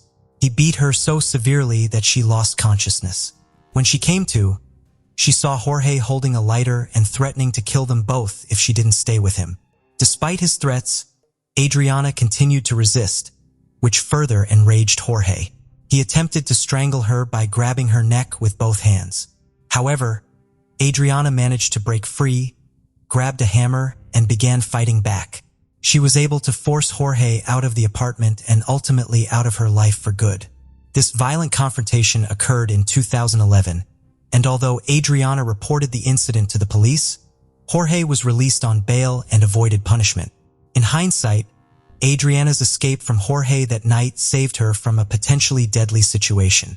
Jorge would go on to take the lives of multiple women in the future. After meeting Jorge, 18-year-old Yang Kyung-marie became his new victim. Yang was a Korean girl who was very close to her mother, Monica, and her sisters, particularly Anna. Anna was a lively and athletic young woman who balanced her studies in psychology with a part-time job at a restaurant. Yang met Jorge at one of the bars where he worked, and they were immediately drawn to each other. After a brief courtship, they started dating, but their relationship was marked by violence. Despite their frequent arguments, they stayed together. When Yang turned 19, she decided to declare her independence from her family and move to the city with Jorge. However, this change only made their problems worse. Jorge's behavior became increasingly controlling and abusive. He constantly monitored Yang's activities, calling her every hour at work and restricting her interactions with friends. As a result, Yang felt trapped and realized she was a victim of domestic violence. However, she hid the truth from others, including her family, to avoid causing them concern. Only a few close people, including her sister Anna and some friends, knew about the situation. Despite her family's warnings and advice to leave Jorge, Yang struggled to break free. She attempted to leave him multiple times but always returned, held back by her own fears and vulnerabilities. During this time, Yang underwent a significant transformation, changing from a happy and lively person to someone who was depressed and willing to do anything to please Jorge. The relationship continued to deteriorate, becoming increasingly toxic and damaging to Yang's well-being. Yang's relationship with Jorge was marked by violent outbursts. On one occasion, Jorge refused to let Yang into their apartment when she came home late. On another, he locked her inside, set her clothes on fire, and chased her around the room in a fit of rage. In August 2014, their arguments escalated, and Yang decided to leave Jorge and move in with her parents. A friend encouraged her to report Jorge to the police and end the abuse. Although Yang initially agreed, she eventually returned to Jorge and they continued living together. Tragically, Yang's life was cut short. On September 21st, her body was discovered in their apartment, bearing signs of severe bruising. Jorge claimed to have found Yang hanging in the bedroom, stating that he had left her sleeping at noon the previous day, September 20th, after she had worked a shift at the bar. Jorge claimed that he returned home on the morning of September 21st to find Yang deceased. He immediately contacted the police and notified Yang's family of the tragic event. The news of Yang's death was devastating to her family, prompting Monica and Anna to rush to the scene. Upon arrival, they found police officers and forensic experts already at the apartment, carefully removing Yang's body from the bed. Jorge stated that when he saw his deceased wife, he became frantic and attempted to assist her. A police officer explained to the family that an investigation was ongoing and they needed to stay outside the house to protect potential evidence. As they watched, Yang's body, covered with a sheet, was carried out of the house. The police also informed them that the initial evidence suggested Yang's death was a suicide, a conclusion supported by the position of the body in Jorge's account, which the police believed to be truthful. However, Yang's family was skeptical and struggled to accept this explanation, finding it hard to believe that she would take her own life. When the family arrived to identify the body and prepare the necessary documents, they were surprised to find that the examination protocol was almost complete. The death certificate stated that Yang had died from strangulation by hanging. However, when the relatives were allowed to view the body, they noticed bruises on Yang's legs that seemed suspicious. Jorge attempted to explain the bruises by saying that the body had slipped from his hands and fallen to the floor when he tried to move it from the bed. Monica was not convinced by Jorge's explanation and suspected that something was not quite right. Investigations revealed more about Yang's tumultuous relationship with Jorge, fueling suspicion that her death might not be the suicide police claimed. During police testimony, friends described constant fighting between they, revealing Jorge's history of jealousy and aggression. His behavior extended to frequent phone calls to Yang's workplace, indicating a pattern of controlling behavior. Yang's sister Anna noted that a few months before the tragedy, her behavior dramatically shifted. Anna added that she started distancing herself from the family once the relationship with Jorge started. This prompted concern within the family. Despite growing concerns about Jorge's unstable behavior and doubts about the official explanation, the police were quick to dismiss theories and rushed to close the case. Experts at the Katak morgue recommended cremating Yang's body, which meant that further forensic investigation would not be possible. Yang's mother was deeply suspicious of Jorge's involvement in her daughter's death, but she eventually agreed to the cremation due to pressure from her family, thereby giving up the chance to gather evidence to support her suspicions. Jorge did not attend the funeral, but he got a tattoo of a broken heart, supposedly to show his grief. However, he also cut off all contact with Yang's family. Yang's death had a devastating impact on her family, especially her mother, Monica. The overwhelming pain of losing her daughter, combined with feelings of loneliness and despair, led Monica to develop an addiction to alcohol and smoking. Monica was devastated when her daughter Young passed away suddenly.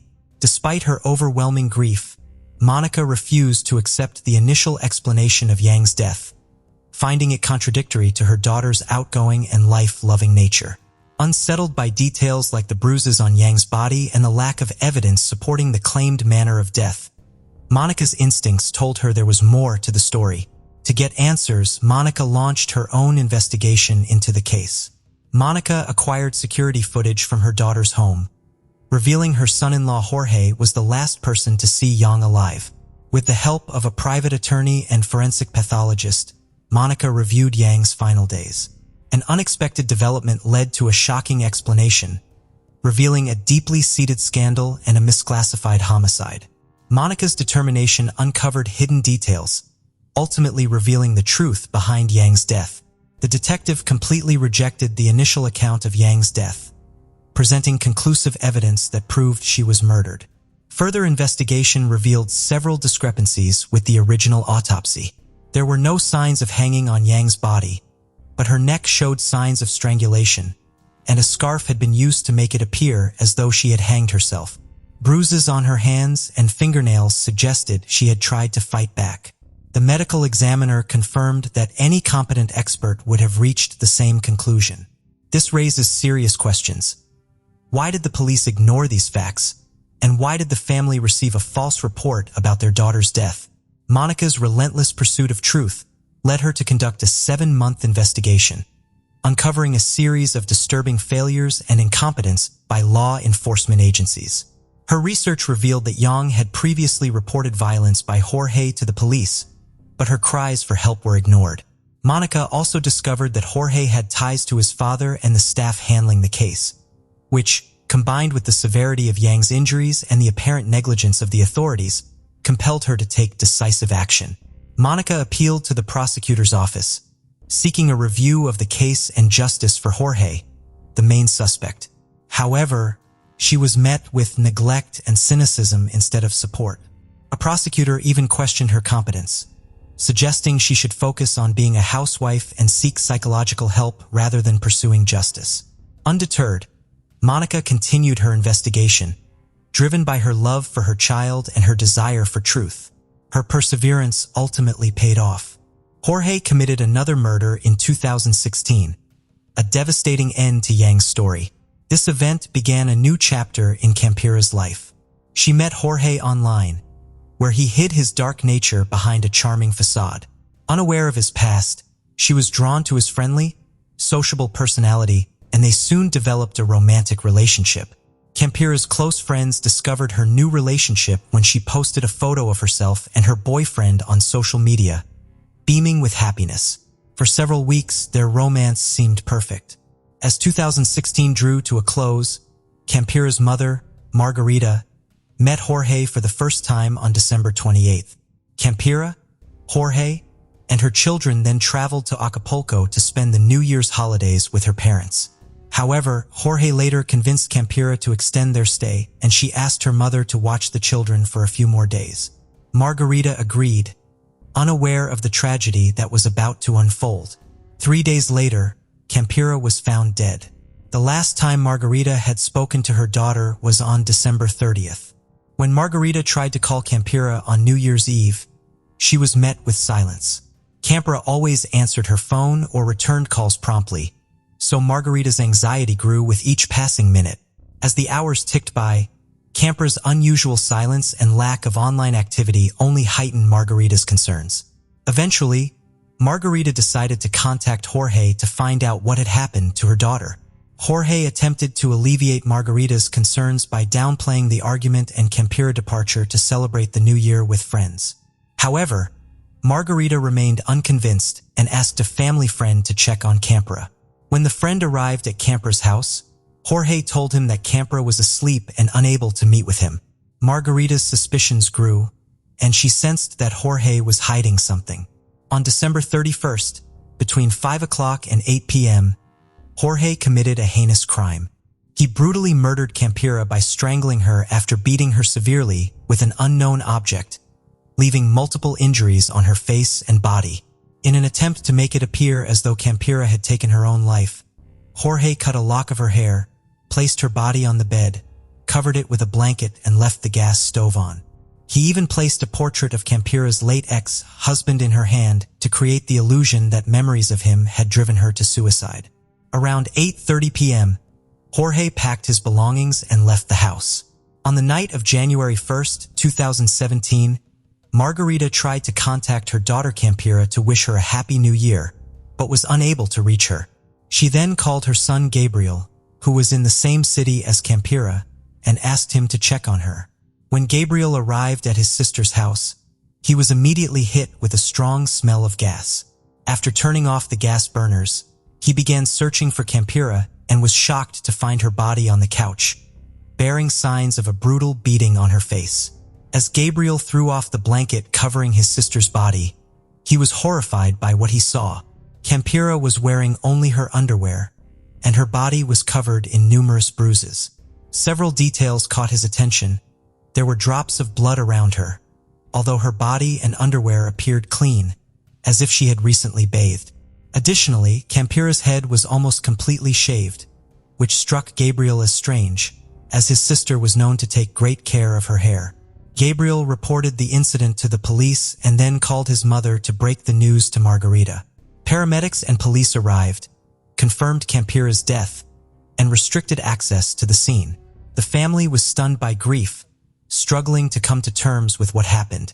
Their eyes reflected sadness and a glimmer of hope for justice. The investigation was complicated by inconsistencies between the crime scene and the initial assumption of suicide. The police meticulously examined every detail to unravel the truth. The police initially suspected suicide, but Campira's family disputed this, finding it impossible to believe that a young, cheerful woman would take such a drastic step. Campira's family was convinced that her death was not a suicide, but a violent crime. A strand of hair found on her body that did not match anyone in the house reinforced their suspicions. They demanded a more thorough investigation, which was granted. A second forensic examination confirmed their fears, revealing that Campira was strangled and that the suicide scene was staged. The evidence included marks on her trachea and neck, bruises indicating a beating, and the absence of a strand of hair. The police launched an investigation, and Campira's aunt, Sandra, worked with the deputy prosecutor to have the case transferred to the prosecutor's office. However, progress was slow. Later, Sandra was called back to the prosecutor's office and informed that she and her brother, Gabriel, could be plaintiffs in the case. Campira's children were left with their grandmother after the tragedy. To shield them from painful memories, they were transferred to a new school. However, time alone didn't heal their wounds.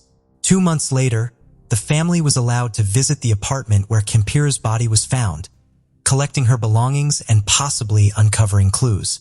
Her laptop was found, but its data had been deleted.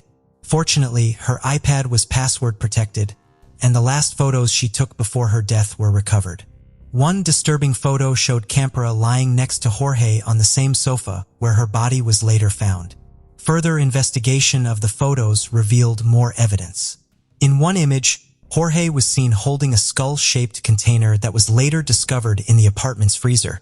He was also shown strangling Campira with one hand. Drawers in the desk yielded sketches of tattoos Jorge planned to get, further hinting at his possible involvement in the crime. The public was outraged when Jorge was released on bail in February 2009, sparking widespread anger. Many realized that if he had been detained earlier, the young women might still be alive. The Campira and Young families continued to demand justice for their loved ones on social media, gathering over 13,000 supporters on a memorial page. 10 months after his escape, Jorge was finally caught on October 24, 2017. His arrest was unexpected, occurring during a routine patrol by the National Civilian Police in Livingston, Guatemala. The officers were patrolling the streets when they noticed a suspicious man who appeared to be homeless. A routine check of his documents and fingerprints revealed a shocking truth. The man was on the international wanted list with a high danger level. Jorge was immediately arrested and taken to the immigration center in Guatemala City, where he was detained pending further action. The Guatemalan authorities quickly contacted their Mexican counterparts to initiate the extradition process. According to the head of the Guatemalan police, Pablo Castillo, Jorge had been hiding under a bridge in western Guatemala, living on the streets and relying on the kindness of tourists for survival. The next day, October 25th, Jorge was transported to the Mexican border city of Chiapas, where he was handed over to the Mexican authorities. After crossing the border, Jorge was taken to Mexico City, marking the successful completion of the extradition process and the delivery of justice. Jorge appeared in court to face charges for his alleged crimes. A reporter managed to ask him a few questions, but Jorge responded with a complete denial of any wrongdoing, claiming he was unaware of the charges against him. This was despite being taken to court on October 26th for a preventive measure, specifically for the murder of Campira. During the trial, the prosecution presented strong evidence of Jorge's involvement in the crime. The investigation revealed that Jorge had brutally beaten the victim with an unknown object before strangling her to death. The prosecutor classified the crime as a feminicide, made worse by the fact that Jorge had a romantic relationship with the victim. The prosecutor also pointed out that Jorge had a prior conviction for theft and was possibly involved in the death of another ex-girlfriend, Jan. Despite the overwhelming evidence and arguments against Jorge, his lawyer proposed an alternative explanation that Jorge was mentally unstable and needed a psychological evaluation. This move came as the community awaited justice, expecting a suitable punishment for the perpetrator. After thoroughly examining the evidence, witness testimonies, and arguments, the judge turned his attention to Jorge and his lawyer. He asked how long it would take to complete the psychological evaluation. Following a consultation, Jorge's lawyer agreed that Jorge would attend all subsequent court hearings. Upon reviewing all materials and considering both sides, the judge rendered a verdict. There was sufficient evidence from the prosecutor to hold Jorge accountable for his crimes. The court ordered the investigation to continue and gave a 4-month deadline to gather new evidence. Meanwhile, Jorge was taken into custody and held at a pretrial detention center. Despite Jorge's arrest and guilty verdict, the Campira and Yan families faced a lengthy and challenging process ahead. In August 2019, an oral hearing was held in Jorge's case. His lawyer asked the court to disregard the videos that showed Jorge entering and leaving Camper's house on the day she was murdered. They claimed that these videos were incomplete, taken from a 30-hour recording at the crime scene, and could not be used to prove Jorge's guilt. The videos had been given to the victim's family by a neighbor who recorded them. The family then passed them on to the police, who brought only partial recordings to court. The police had lost the original disc. Jorge's lawyer alleged that the Mexico City prosecutor's office had concealed this information, which only came to light on the day of the hearing. The defense lawyer argued that the materials used to obtain the arrest warrant were unlawful. Specifically, the lawyer claimed that a key video was given to the Camper family rather than the judicial authorities, and therefore could not be used as evidence. Despite this, the supervisory judge rejected the defense's petition after considering the prosecution's arguments and the testimony of Camper's friends and neighbors. Additionally, the court considered 2 witness statements, but did not accept them as evidence. The case proceeded, and Jorge was allowed to appeal the decision and present the same arguments again. Meanwhile, the Young family was dealing with their own separate case. A ban on violence against women was established in Mexico City, thanks in part to advocacy from several groups, including the Mexican Institute of Human Rights and Democracy and the Center for Justice. This new decree was influenced by multiple high-profile crimes, including the murder of Yen. As a result, her case was forwarded to a Mexico City court for trial. Nearly 7 years after Yang's murder, charges were formally brought against her suspected killer, Jorge, in May 2021. Shortly thereafter, a judge ordered his arrest for his role in her murder. Despite these developments, Jorge's defense team was able to significantly slow down the investigation and prosecution. 9 years after Yang's death, Jorge Humberto Martinez Cortez was sentenced to 52 years and 6 months in prison in November 2023 for taking Yang's life. While the Yang family has finally received justice, Camper's family still faces a lengthy process. A trial had been scheduled for April 2022 at the detention center where Jorge was being held. Activists were resolute that this time the perpetrator would not evade accountability. Jorge's lawyers have successfully delayed the hearing once again, which was set to take place on January 29, 2024. Over 50 witnesses were expected to be called to testify, but for now, there is no update on the status of the hearing in the media. Jorge's family remains hopeful that he will eventually be held accountable for his actions. While nothing can bring Camper back, they seek justice and want to ensure that her death does not go unpunished. Brett Ryan was born in 1981 in Canada into a warm and supportive family. His parents, Susan and Bill, and his 3 brothers formed a tight-knit household. Christopher and Leland were the eldest siblings, born in 1974 and 1979. Respectively. Brett was the 3rd child, followed by the youngest, Alexander, who was born in 1987. Bill was a calm man deeply concerned with mental health, teaching classes at a local community center to stay fit and healthy. He also worked as a budget director for the Toronto Star newspaper. Susan, Brett's mother, was a cheerful yet firm woman dedicated to household chores and raising her children. She had a passion for gardening and was an avid baseball fan. At 16, Brett graduated from high school and immediately enrolled at the University of Toronto with numerous plans. However, academics were not his only concern, as he was already worrying about money. He decided to work painting houses during the summer to cover his basic needs, buy clothes, and enjoy various recreational activities. People who knew Brett described him as always smiling and very polite. He was also very helpful, volunteering and refereeing minor league games at the local community center. Handsome and generous, he made friends easily. Despite his many attributes and above-average intelligence, university proved too challenging, and he eventually dropped out. Initially, this did not seem to affect him much, but reality soon caught up with him. While his friends built successful careers in fields like finance, healthcare, and education, Brett worked as a house painter. What started as a summer job became a full-time occupation. Behind his broad smile and worn-out paintbrush, desperation was growing. As one of the younger children, Brett lived with his parents and often received help from Bill, Susan, and his older brothers. His main issue was attempting to maintain a lifestyle that did not match his earning potential. At that time, Christopher was working with the Toronto Transit Commission, and Leland, considered the artist of the family, was studying photography and playing the drums and guitar. Alexander, the youngest Ryan, was intelligent and excelled in his studies, even attending a school for gifted children. While his brothers' lives seemed to be on track, Brett's life was drowning in growing debt, and he soon felt overwhelmed. By February 2007, at the age of 26, his financial situation was dire, with debts exceeding $60,000. The crisis was not just financial. It spread to other areas of his life, leading to personal problems. He needed to increase his income urgently and spent hours thinking about what to do, which took a toll on him. Despite this, he projected a different image. Neighbors and friends saw Brett as a standout athlete, the life of the party, and often remarked that he was an extrovert in a family of introverts. Despite his worsening situation and periodic bouts of depression, Brett always tried to project a positive and strong image.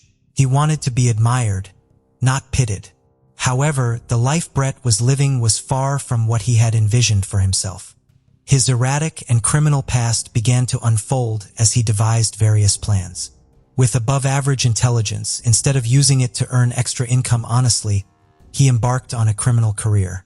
The winning idea he had was to rob a bank. On October 20th, 2007, Brett walked into an ICBC bank disguised as a patient with bandages covering his face, wearing a hoodie and with his left arm in a sling. He limped and carried an envelope supposedly containing professional documents. When it was his turn, he handed the teller a note stating it was a robbery and that he was armed, demanding $2,000 or more. The teller gave him just over $1,000, but for Brett, it was a triumph. He spent the next 8 months robbing banks using the same method. Brett embraced the theatricality of his crimes, deciding to change his bandage disguise after the second robbery. He bought a high-quality beard and earned the nickname the Bearded Bandit in the media. He also wore a hat similar to the one worn by the protagonist of the show Gilligan's Island, paired with glasses, a checkered shirt, and a dark jacket. After planning his next heist, he struck again, obtaining between $2,000 and $3,000 in each robbery. After one of Brett's robberies, the police tracked his vehicle using an external camera and traced him back to his home. Several weeks later, when Brett Ryan approached another bank ready to make a withdrawal, the police had already been monitoring him for 15 days. He entered the bank, quickly turned around, and exited. Waiting outside were officers ready to arrest him. Brett pled guilty and spent the next 7 months in police custody awaiting trial. He was charged with 29 counts of armed robbery committed while disguised. In total, he had stolen $28,000. In January 2009, Brett found himself in a small, windowless room in the Ontario Court of Justice. Several close friends had written letters of support to the court detailing Brett's generosity and volunteer work, hoping to influence the judge's decision favorably. Although many charges were dropped, he was convicted of committing 8 robberies. The court sentenced him to 45 months in prison, minus the 7 months he had already served. The judge also imposed a lifetime ban on possessing any firearms, even though none were ever found or proven to be in his possession. Brett made his first request for parole as soon as possible, but the parole board denied it. The board believed he needed to address his depressive episodes to qualify for parole. Brett accepted the recommendations and began attending professional sessions to tackle his mental health issues. The board also noted Brett's efforts to reconnect with his estranged family, discussing his depression with them. It was hoped that acknowledging his problem to his family would help manage his episodes. However, one treating psychiatrist warned that Brett could develop a more severe form of depression due to its hereditary nature. At the next parole hearing, his mother, father, and one of his brothers attended. This was seen favorably by the board, along with the fact that Brett's treatment involved counseling rather than medication. The documents showed he received 7 counseling sessions with a psychologist during this time. The psychologist's report indicated that Brett did not need ongoing psychological therapy or supportive counseling, but had the option to return if necessary. The Canadian Parole Board members noted that Brett had complied with all conditions and maintained a low risk of reoffending, granting him full parole on November 24, 2010. Brett returned home to his family, ready to start anew. However, freedom brought challenges Brett was unprepared for. Outside prison, he found a harsher world than he had left. Unable to escape his debt, he declared bankruptcy. His criminal past was easily discovered by potential employers who Googled his name and found his history of disguises and bank robberies. Brett tried to resume his house painting business, but most potential clients refused to hire him due to his past. Approaching 30 years old, Brett struggled to escape his reality as an ex-convict with no higher education and few prospects. His mother, Susan, was upset by neighbors' comments about their family. She and Bill sold their house and bought a small bungalow in Scarborough. The family decided to move to start a new life away from their former neighbors' remarks, eager to leave behind the years of Brett's imprisonment. The Ryans made the most of their new home. Susan transformed the front yard into an elaborate garden filled with flowering plants, small shrubs, and a cat statue. Brett began taking steps to achieve the success he had always envisioned. He worked in low-paying retail jobs, but with some financial help from his parents, re-enrolled at the University of Toronto to pursue a degree in biophysics. He also made a concerted effort to be more open with his family. He visited a psychologist who emphasized that the lesson from his criminal past was to be honest with those closest to him. As the Ryans settled into their new community, they effectively started fresh. Each family member gradually resumed their activities. It seemed the storm had passed. Things were steadily improving each day. In September 2011, a friend set Brett Ryan up on a blind date with Kristen Baxter, a blonde and athletic physiotherapist. They met near her beachfront condominium. Kristen lived the happy life Brett desired for himself. She had a good job, a lovely home, and enjoyed hiking, traveling, and walking her dog. She was a pleasant young woman who looked like a magazine model, with a reserved smile that contrasted with her loud laughter when amused. Despite knowing Brett's criminal past, Kristen fell in love with him. By January 2013, they moved in together at her condo. Living with Kristen marked a significant change from his family's suburban bungalow. The condo was small but offered a stunning view of the lake beyond Toronto's islands. Brett could barbecue on the roof, watch planes land at the airport, and swim in the pool on the second floor, which had both covered and open areas. They frequently traveled to tropical places and enjoyed a dreamlike life together. However, fate had another twist in store for Brett. In 2014, his father, Bill, passed away, dealing a heavy blow. Brett's depression resurfaced, along with financial problems. Brett confided in his therapist, trying to follow their advice. Following Bill's death, Brett paid more attention to his mother, helping her with administrative tasks Bill had once handled, doing odd jobs around the house for extra money. He needed the money, especially after proposing to Kristen with a diamond ring. Once again, his finances were crumbling, and as his bank account dwindled, he began spinning a web of lies. As months and years passed, Brett continued working, studying, and maintaining his family and romantic relationships as best as he could. But in reality, he was struggling with his past problems and hiding everything from everyone. In 2015, he dropped out of university again but kept it a closely guarded secret. Kristen and her family believed he was still studying. He didn't even tell his therapist. By spring 2016, he received a job offer from a tech company in Toronto. This thrilled him, and he was convinced things would get better. He immediately told Kristen and his family, but within days, his past came back to haunt him. The company withdrew the offer after discovering his criminal record. Despite this, Brett convinced Kristen, his mother, and his brothers that he was still studying and had started the new job. As part of the deception, he dressed up and left home every day, leading everyone to believe he was managing his work and studies perfectly. He kept up appearances by smiling and doing everything possible to maintain his facade of happiness. On social media, he posted about various events, radiating joy, surrounded by friends, family, and his devoted girlfriend, Kristen. He portrayed himself as an extroverted, popular, and friendly person, but internally, he was under immense pressure, a ticking time bomb. In his desperate attempt to keep up appearances and show that everything was going well, Brett and Kristen agreed to get married on September 16, 2016. The date held special significance as it marked their first date in 2011. The wedding was to be held at a luxurious venue in Ontario, costing $100 per person. At this point, it seemed Brett had finally taken control of his life.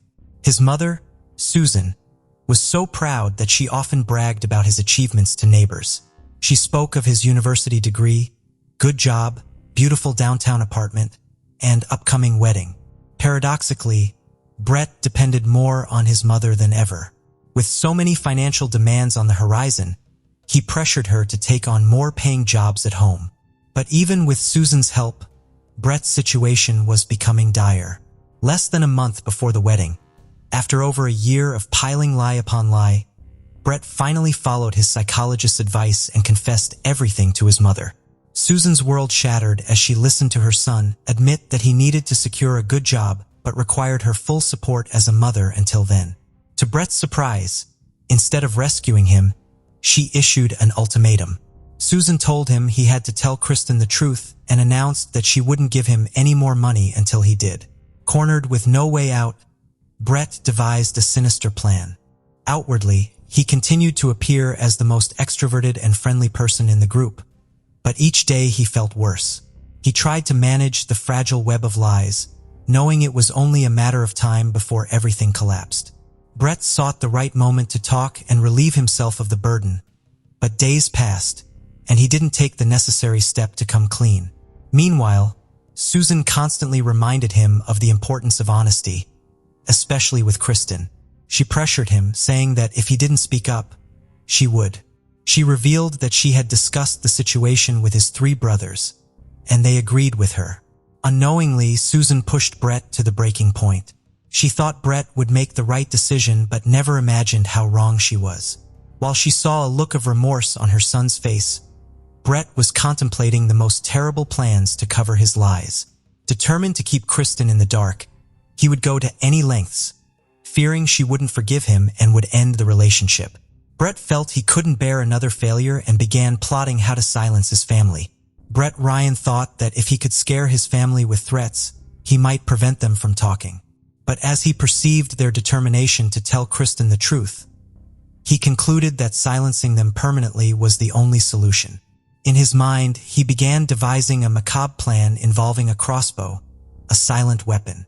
Acquiring one was relatively easy and wouldn't pose any significant problem, as it didn't require a permit. The court restriction against him wouldn't be an obstacle either. He just needed to be over 18 years old. In Canada, crossbows are commonly used for hunting activities, so Brett bought a second-hand one, leaving no transaction record.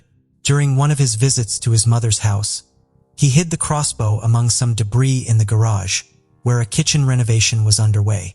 On the morning of August 25, 2016, Brett was determined to end his anguish. He set up an elaborate mechanism to create the perfect digital alibi. He gathered his laptop, 2 4-pound weights, a wooden spoon, a digital timer, and an oscillating fan. He propped his laptop against the wall with the weights, taped the spoon to the fan, and positioned it so that the tip aligned with the enter key on the keyboard. He connected the fan to the timer, programming it to turn on in the morning. Each time the fan moved, the spoon would press the enter key, making it appear as if Brett was watching YouTube videos. He prepared a similar setup with his tablet, phone, styluses, 2 oscillating fans, and 2 timers. He taped a stylus to each fan and secured the tablet and phone to wooden boards with screws. When the fans turned on, the styluses would send pre-written messages, making it seem like Brett was home all day, watching videos and sending emails. The next step was to leave his house without being caught on any security cameras. He exited the condo by taking the stairs to a back alley, avoiding the cameras, and headed to the public transit terminal. He He took a train, got off at Eglinton Station, and walked to his mother's house. He arrived at 10 a.m. wearing 2 pairs of jeans, one over the other. He carried a bag with extra clothes, a wig, a fisherman's hat, and several crossbow bolts. Susan was surprised to see him. She wanted to rest, as she was battling a cold, but engaged in conversation with her son despite her fatigue. Brett tried to persuade his mother to keep quiet, but she was determined to talk to Kristen. In minutes, they were arguing heatedly. Brett rushed to the garage with Susan following, insisting he tell the truth. She called Christopher, Brett's older brother, and warned Brett that he was on his way. That was the final straw. Brett attacked his mother, shooting her in the cheek and ear with a crossbow bolt. He then strangled her with a yellow nylon cord. Susan was 66 years old. After killing his mother, Brett hid her body under some debris, covering it with a tarp. He then loaded the crossbow and waited for his brother, Christopher. When Christopher arrived, Brett silently approached from behind and shot him in the neck, killing him instantly. He dragged his brother's body to the garage, placed it on top of their mother's, and covered them with the tarp. Christopher was 42 years old. Shortly after, his younger brother, Alexander, 29, arrived. Brett struck him in the neck with a bolt, leaving him severely injured. Leland, 37, was napping in his room but rushed downstairs upon hearing a scream. Adrenaline and rage fueled Brett, as he was determined to see his plan through. Leland thought Alexander had had an accident and didn't understand why Brett told him not to call for help. In seconds, a brutal fight ensued between the brothers, Brett intent on killing Leland, and Leland fighting for his life. Meanwhile, Alexander managed to drag himself to the front door. The intense fight took them through various parts of what was once a warm family home. They fought in the living room, dining room, and 2 bedrooms until Leland finally escaped, screaming for help, and ran to the neighbor's house. As soon as they opened the door, Leland stumbled in, asking them to call emergency services and ensure the police arrived quickly, before passing out. Meanwhile, Brett took a bottle of water from the fridge, not bothering to close the door. He sent an email to Kristen, saying he had ruined everything and everyone, apologizing for not controlling his mental and antisocial issues. He then walked like a sleepwalker and calmly sat at the entrance of the house, covered in blood from head to toe, realizing he had destroyed his world. Within minutes, police and homicide investigators arrived. Brett was sitting near Alexander, who was still breathing. Brett told the officers he should have taken Alexander to the hospital and added that there were 2 more bodies in the garage. He confessed to the murders, stating he used a crossbow. At that moment, the scene was swarming with police. Shortly after Brett's arrest, Toronto police entered Kristen's apartment and discovered the devices he had set up for his alibi. Initially unsure of what to make of them, they evacuated the building and called in the specialized threat response team. The specialists disconnected the fans and removed the pencils before the timers activated. They determined it was a ruse to make it appear that someone, in this case Brett, was using the devices from that location. The police stated that preliminary investigations revealed 3 deceased individuals, 1 female and 2 males, and an injured man who had been taken to the hospital. They also confirmed that they had the perpetrator in custody. The crossbow allegedly used in the attacks was recovered at the scene.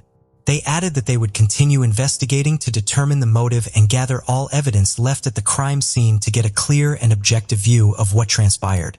The community was shaken, saddened by the events, but also terrified. Most neighbors had lived in the area for 10, 20, or more years. In the days following the incident, everyone began locking their doors, and they came and went with caution and fear. While the neighbors grappled with a newfound sense of insecurity, Brett had to give statements to the police. He admitted to killing his mother and 2 of his brothers, but claimed his initial intent was only to scare them. He said that when he went to the garage for the crossbow, it was to intimidate his mother, but he lost control. When brought before the court, he waived his right to a preliminary hearing and pleaded guilty. He hired a renowned criminal defense attorney known for representing high-profile clients, particularly in criminal cases. Brett faced charges of 3 counts of first-degree murder with various aggravating factors.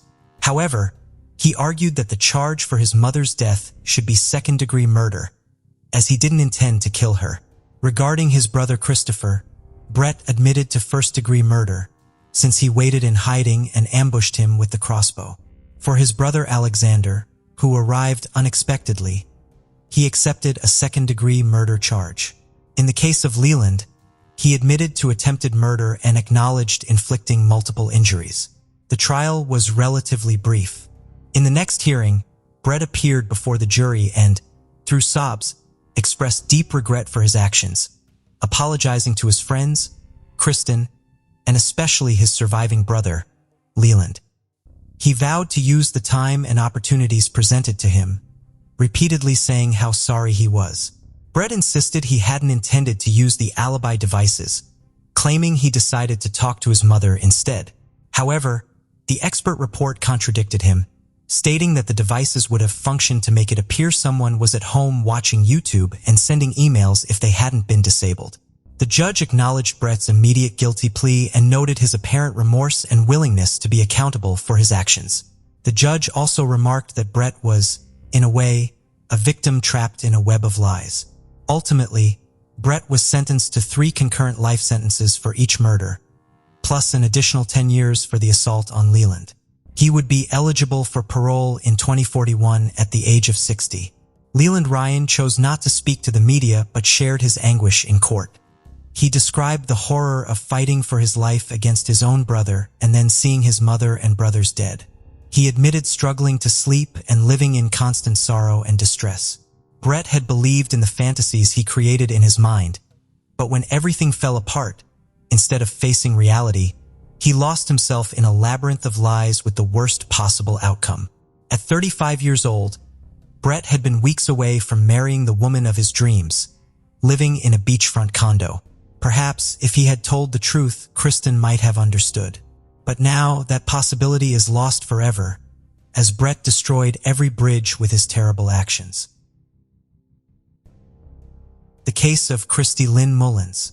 Christy Lynn Mullins was born on August 28, 1960, in Columbus, Ohio, one of 6 children in a large family. They lived in a quiet neighborhood, away from the noise and chaos of the city. In the 1975, 14-year-old Christy spent most of her days socializing with friends and family, often going to the local neighborhood swimming pool. In late August, Christy babysat for a family friend on the evening of August 22nd. The next day, August 23rd, she woke up around noon and decided to go swimming to cool off. She invited her sister Kim to join her and they went to the residential area. While Kim went swimming, Christy relaxed on a deck chair. A short time later, Kim went ashore and found Christy nowhere to be seen. But Kim decided not to look for her and instead stayed at the pool. Surprisingly, when Kim returned home, Christy was not there. Hours passed and Christy still hadn't come home. Kim became even more worried. She decided to look for Christy and ran into a neighbor who told her that the police had found the body of a young woman a few miles away, but they had not been able to identify it. Kim rushed home to tell her parents, who immediately called the police to report Christy missing. It was very likely that the body found belonged to Christy, so the police directed them to the morgue for identification.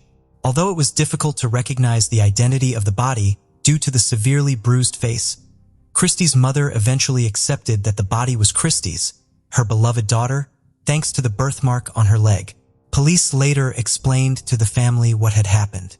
It turned out that at about 2:30 p.m. that same day, a man reported finding a body in the woods behind the local shopping center. He, his wife, and son had gone there to buy toys, but before entering the store, their son wanted to take a walk on the trail behind the building. This path was a popular walking path leading to a river and the area was famous for its beauty. Together with his parents, the son went for a walk on this trail. During their hike, they came across a disturbing scene about 10 yards down the trail. A man was kneeling on top of someone and repeatedly beating him with a wooden object. When he saw the family, he immediately ran away. The father rushed to the scene and found a seriously injured little girl covered in blood. His wife, who had medical training, checked the victim's pulse, but there was none. The father quickly went to a nearby shopping center and called the police from a store. He and his wife provided investigators with a detailed description of the suspect, who was a tall, slim young man with long black hair, wearing jeans shorts and boots, about 20 years old. Police created a sketch of the suspect based on their description and distributed it to patrol officers. However, the investigation of the crime scene yielded no results. The wooden object used as the murder weapon was found, but they discovered no other evidence linking the perpetrator. Notably, the victim's hands were tied with a telephone cord and her bikini top was pulled down. Her t-shirt and shoes were found next to her body. Despite these signs, forensic experts found no evidence that a sexual assault had occurred. Luckily, detectives were able to continue their investigation thanks to new information from Kim, who told them about a conversation between Christy and a friend, Carol. The police summoned Carol. Carol recounted to police a suspicious phone call she had received from a stranger claiming to be a local DJ. The man had called her to talk about a fake cheerleading competition at the state fair, which was supposedly being held behind the local shopping mall. He announced the event would start at 1:45 p.m. and had told Carol to wait for someone at the entrance to the forest trail. The police were skeptical about Carol's story, and when they dug deeper, they discovered many inconsistencies. According to Carol, she had originally planned to attend the event with her sister, but they had run into Christy and her sister on the way. Carol then invited Christy to join her, and they left their sisters behind to go to the mall. However, when they arrived at the entrance to the woods, no one appeared, and Carol claimed that she had gone to the shopping center to ask for the time. When she turned around, Christy was gone. The police investigation revealed that there had been no cheerleading competitions in town, casting doubt on the reason for Carol and Christy's trip to the woods. Police suspected that the mysterious phone call might have been a ruse to lure Carol into the woods, but they were unable to trace the call to identify the caller. Further investigation revealed discrepancies in Carol's story. She claimed to have met Christy and her sister on the street, but Kim said they had been at the pool and Carol had come to meet them there. Additionally, Christy's mother reported a strange conversation with Carol later that evening, which raised further suspicions. Carol apologized to Christy's mother and revealed that she had been the intended target of a murder involving two people. However, she quickly retracted her words and left. Christy's mother reported this to the police. The police questioned Carol again, but she denied making a statement and stuck to her original story. Carol was then given a polygraph test, which did not reveal any signs of deception when Carol answered key questions. As a result, investigators shifted focus away from Carol and pursued other leads. Police intensified their search for the killer 3 days after Christy's murder. A police officer patrolling the streets of Columbus spotted a man who bore a striking resemblance to a sketch of Christy's killer. Patrol officers quickly called detectives to the scene and asked Jack to accompany them to the station for questioning. The man, Jack Carmen, 25, agreed to go with them. However, the police soon realized that Jack was severely mentally disabled, with an IQ of about 50 points. Results based on many different tests. As a result, Jack had limited communication skills and could not read or write. He was cared for by a specialist medical facility and lived in a supervised apartment. Despite these challenges, detectives could not ignore the striking resemblance between Jack and the composite sketch of the suspect in Christy's case. The interrogation process was extremely difficult due to Jack's limited ability to understand and answer questions. Most of the time, he just answered with one word or stayed silent. The detectives began to question whether Jack was capable of fully understanding their questions. To improve the situation, they had to ask very simple and specific questions. After 6 hours of questioning, detectives were finally starting to get results. They were finally able to extract a confession from Jack. According to his testimony, on the day in question he had left his apartment, taken the bus to the shopping center and bought a shirt and pants. As Jack walked through the parking lot, he saw Christy sitting on a fence near the entrance to a wooded trail. He approached her, tied her up by tying her hands, and then dragged her into the woods where he carried out the assault. After the attack, Christy tried to run away, but Jack quickly caught up with her. He picked up a nearby piece of wood and repeatedly hit her in the head. Jack then ran to the main road in front of the shopping center and boarded the bus. The next day, police took Jack to the forest where he allegedly committed the crime. There, he pointed out the exact spot and provided specific details that only the perpetrator would know, including the fact that the piece of wood used to strike the victim broke in half. Investigators also verified the testimony, asking the couple who found Christie to identify the person they had seen on the day of the incident. Both identified the man they had seen as Jack. As a result, Jack was charged with multiple offenses, including assault and murder. The prosecution chose to include it in the charges. The prosecutor initially sought the death penalty, but Jack's lawyer negotiated a deal. In exchange for a life sentence, Jack would plead guilty before the judge, thereby avoiding execution. The case moved swiftly, with thousands of people following. Just 11 days after the murder, on September 3rd, Jack was sentenced to life in prison. However, after the trial, public opinion began to shift, and many people started to question Jack's guilt. As more details about his confession and his background emerged in the media, people began to wonder whether he was truly capable of committing such a heinous crime. Those who knew Jack found it hard to believe that he was capable of the crime. He was a passive, timid, and compliant person who would agree to anything if pushed hard enough. In the past, he had even taken the blame for something he didn't do, like the time he claimed responsibility for breaking a boiler at a charity center, when in fact someone else was to blame. This behavior raised doubts about his ability to make a genuine confession to the crime. His supporters felt that the police must have manipulated him into confessing by feeding him information and asking pressured questions. For instance, if the police asked him if he hit the victim with a piece of wood, and he answered yes, they could use that as a confession. However, this approach can be unreliable, especially considering Jack's tendency to confess to anything when under threat. Even the mention of the electric chair was enough to make him agree to whatever the detectives wanted. Furthermore, the police took Jack to the crime scene at the same time as the witnesses, a married couple who later identified him at the police station. This raised concerns that the witnesses had been biased, as they had already seen Jack and knew he was a suspect, despite the police's claims that they never crossed paths. There were several red flags surrounding Jack's alleged involvement in the crime. For instance, the police failed to locate the bus driver or any passengers who claimed to have seen Jack on his way to the city center, which contradicted his own statement. Moreover, multiple people at the charity organization building where Jack lived and worked said to have seen him at around 1:30 p.m. This created a major timing issue. Even if Jack had left immediately after being seen by these witnesses, the bus ride to the shopping center on the outskirts of town would have taken at least 40 minutes. Given the crime was committed at 1:50 p.m., it was logistically impossible for Jack to have made it on time. This cast serious doubts about Jack's guilt and raised suspicions that the police may have coerced his confession. Christie's parents, too, began questioning whether Jack was the true culprit.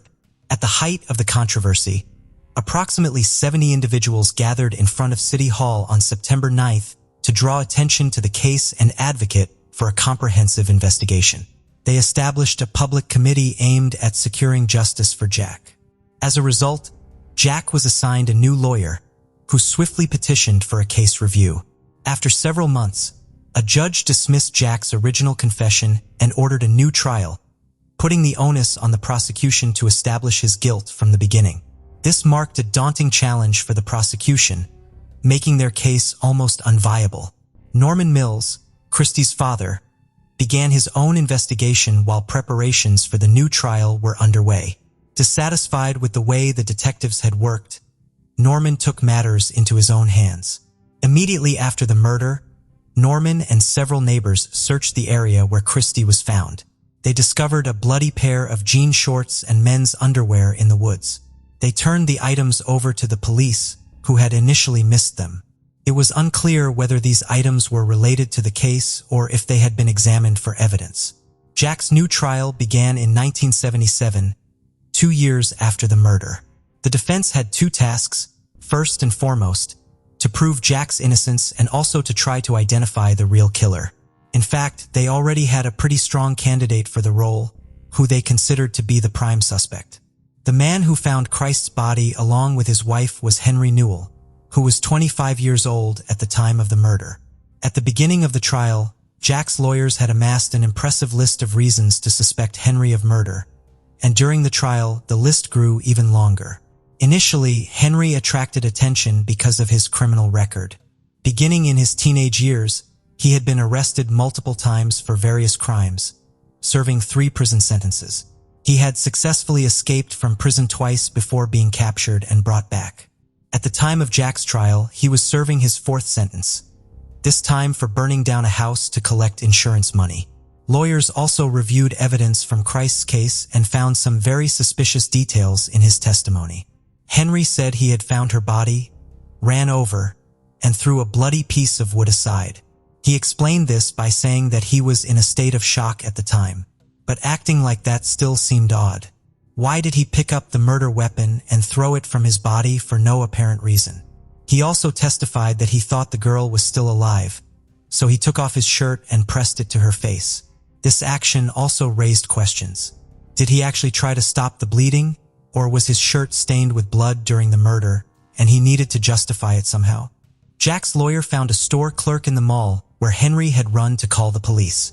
She said he was not wearing a shirt but was wearing jean shorts, although by the time police arrived, he was wearing a different pair of pants. The employee also confirmed that Henry had a new bruise on his face, as if someone had hit him. When asked why she didn't immediately report this to the police, she said no one had asked her. The officers themselves should have noticed this bruising but ignored it. Henry also agreed to take a polygraph test, but he ended up vomiting right on the machine. Another witness was Henry's neighbor, who said that on the night of the murder, he had talked to Henry and noticed many new scratches on his hands. The man also mentioned seeing a telephone cord in Henry's garage that was the same color and shape as the cord used to tie the victim's hands. That's not all. The neighbor said that Henry had once told him a very strange story. He claimed to know Chris's 14-year-old friend Carol, and that they had once swum naked together in the pool. This story shocked everyone involved in the case. It turned out that Henry was acquainted with Carol, who was also directly involved in the case. His wife, Pam, also testified in court, saying everything had happened exactly as they told police on the first day. They had gone to the mall, and their son wanted to go for a walk. They went into the woods and found the body. Pam added that up until that point, Henry had remained at home and only stepped outside for a few minutes to scare away neighborhood children who had begun throwing firecrackers into their yard. Carol also testified, saying she had never met Henry. She was also asked about her intentions in telling Chris's mother that things should not have escalated to this point, but Carol again claimed she did not remember saying anything like that. Henry himself repeated his story without any changes and insisted that he had nothing to do with the crime. One of the most important moments of the trial was the showing of the entire recording of Jack's interrogation. After watching it, it became clear to everyone that Jack had simply been forced to confirm the detective's words that he had committed murder.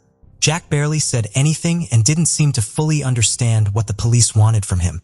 But that was not the most important moment of the trial.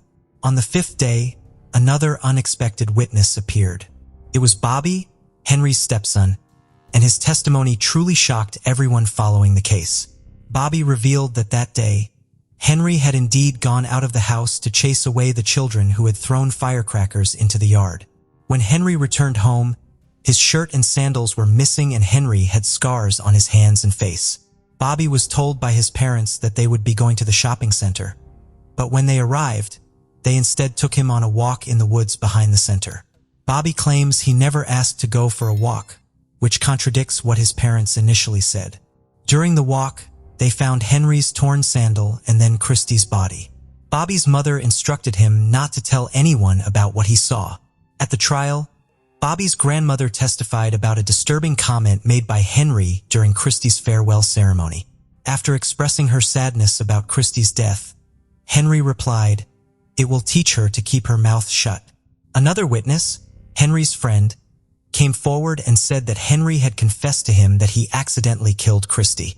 Although the evidence clearly pointed to Henry's involvement, the prosecutor surprisingly announced that they would not pursue a case against Henry. The prosecutor also claimed that the initial investigation was handled correctly, despite acknowledging that the police missed or ignored many clues from the beginning. The public was outraged by this decision, leading the prosecutor to change his mind 2 days later and agree to reopen the investigation into Christie's death. Christie's father refused to give up on seeking justice and filed a civil lawsuit against Jack, but not because he believed Jack was involved in the murder. Rather, he hoped to gain access to the case files and gather more information.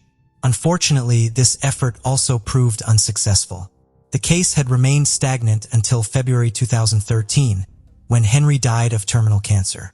Despite this, in the same year, former attorney John Aller became interested in the case and conducted his own investigation. He contacted all parties involved in gathering new information. Christie's relatives had provided John with a box of records that Christie's father had collected. After reviewing the records and talking to dozens of people, John believed that Henry was the culprit behind Christie's murder. John's investigation revealed that Carol had bought marijuana from Henry, which made him suspect that Henry was involved in the crime. This new discovery created a possible connection between Henry and Carol, which could explain why Carol brought Christie to the forest. One theory is that Carol planned to meet Henry in the forest to buy an illegal substance. It's possible that Carol invited Christie along, using the DJ story as a cover. A more sinister explanation suggests that Carol brought Christie to the forest at Henry's request, intending for him to harm her. However, Christie resisted, as evidenced by Henry's injuries, and he ultimately killed her. When John took over the case, Henry had passed away from cancer at the age of 63. However, John continued his work and released a book about Christie's murder. The release of the book sparked a new wave of interest, and Christie's relatives demanded that the investigation be reopened. Some of Henry's relatives also confirmed that Henry was the one who killed the girl. This led to the reopening of the murder investigation in May 2014. Detectives re-examined the evidence, interviewed dozens of people, and reassessed Henry's confession. They examined Christie's clothes and found traces of semen, but they were too small for DNA analysis. The investigation lasted until late 2015, when detectives announced that Henry was the one who had committed the crime. But because he had passed away, the case could not go to court. The investigation ended with the conclusion that Henry had left home, gone to the road behind the shopping center, seen Christie alone, and decided to assault her with a telephone cord, taking her deep into the woods. Henry had attacked Christie, injuring her. Then he killed her with a piece of wood. Returning home, Henry recounted the incident to his wife, and the two began to make plans to avoid punishment. For many years afterward, Carol never revealed the truth. Police later apologized to Christie's family for their careless handling of the incident. David Kinney was a young man who led an ordinary life. As he reached the age of 21, his mother decided to throw a big celebration in his honor. Among the guests at this party was Sherry, a beautiful single mother who attended with her sons. During the course of the evening, David found himself deeply captivated by Sherry, feeling an instant connection. The next day, he confided in his mother that he had found the love of his life and was determined to make his relationship with Sherry official.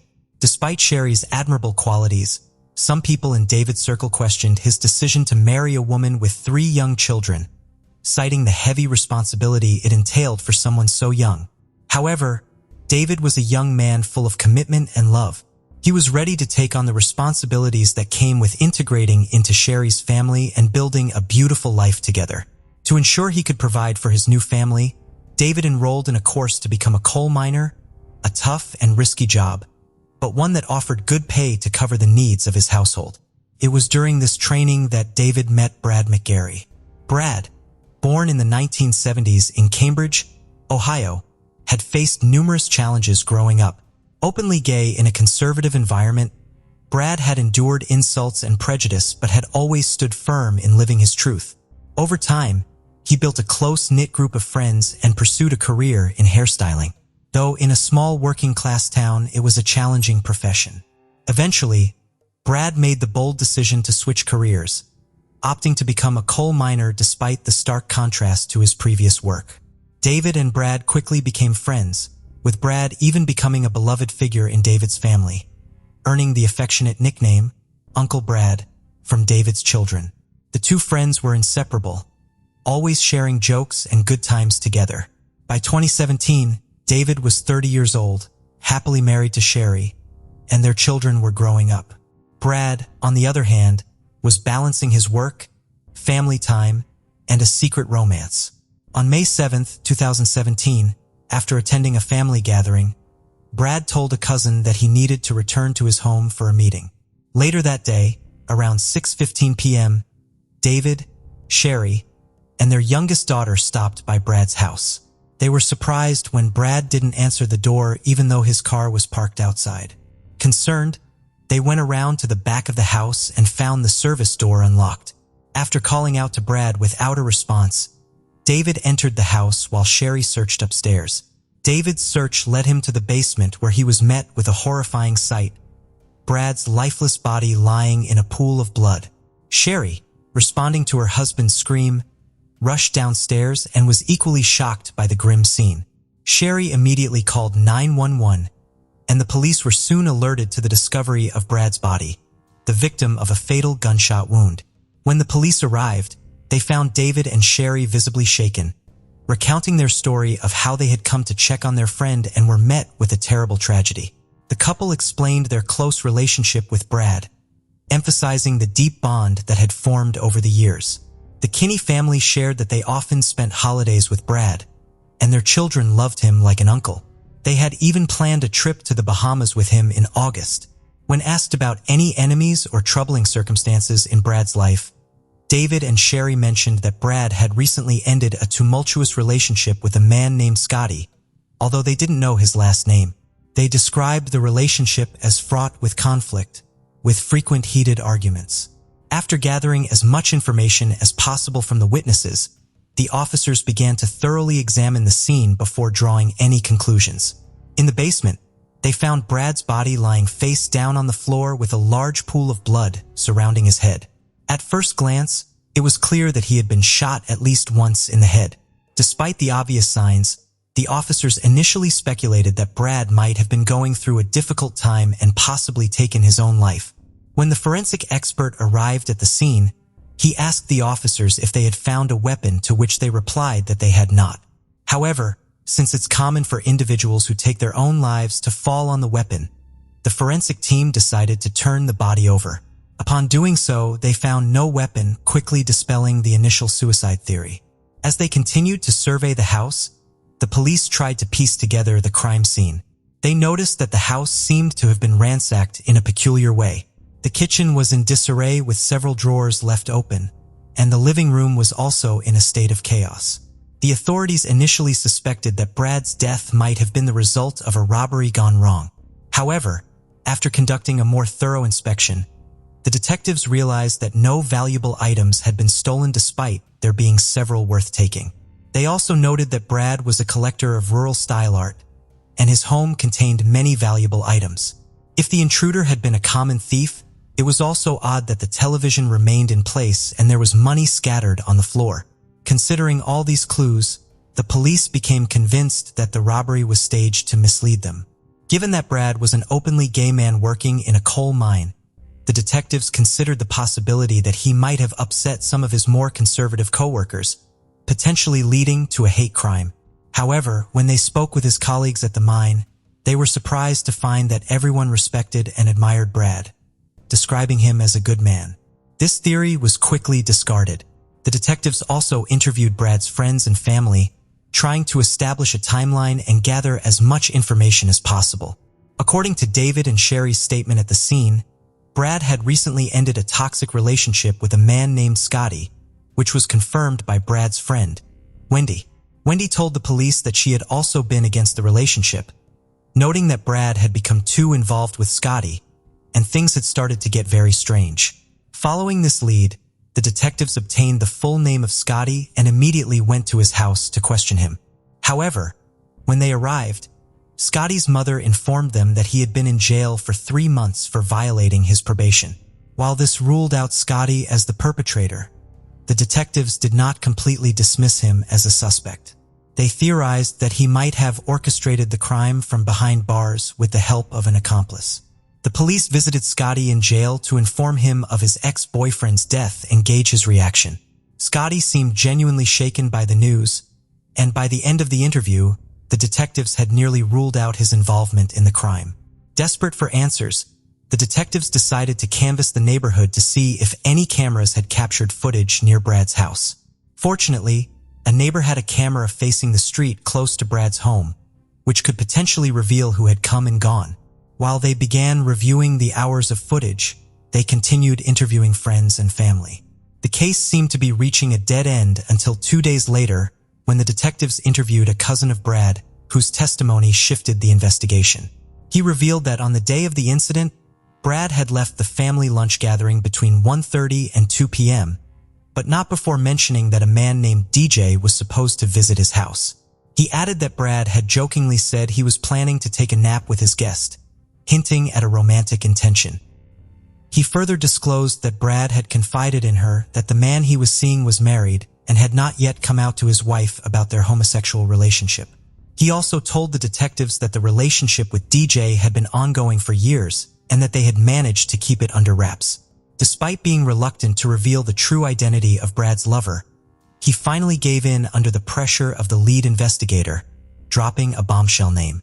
The officer was stunned to hear that DJ was actually David, the very man who had discovered Brad's lifeless body.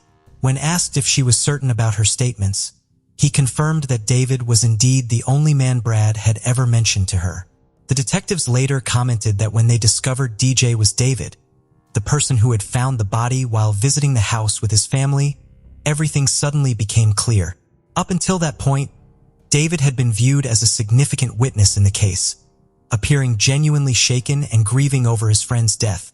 This unexpected twist in the story, however, instantly turned him into the prime suspect. The detectives, under the guise of needing to retrieve photos from his phone related to the crime scene, convinced David to hand over his device. In reality, they were tracking his location during the time Brad was killed and searching for evidence that might confirm a relationship beyond mere friendship. When they reviewed the phone's location data, they discovered that David's phone had been at Brad's house at the time of the fatal shooting.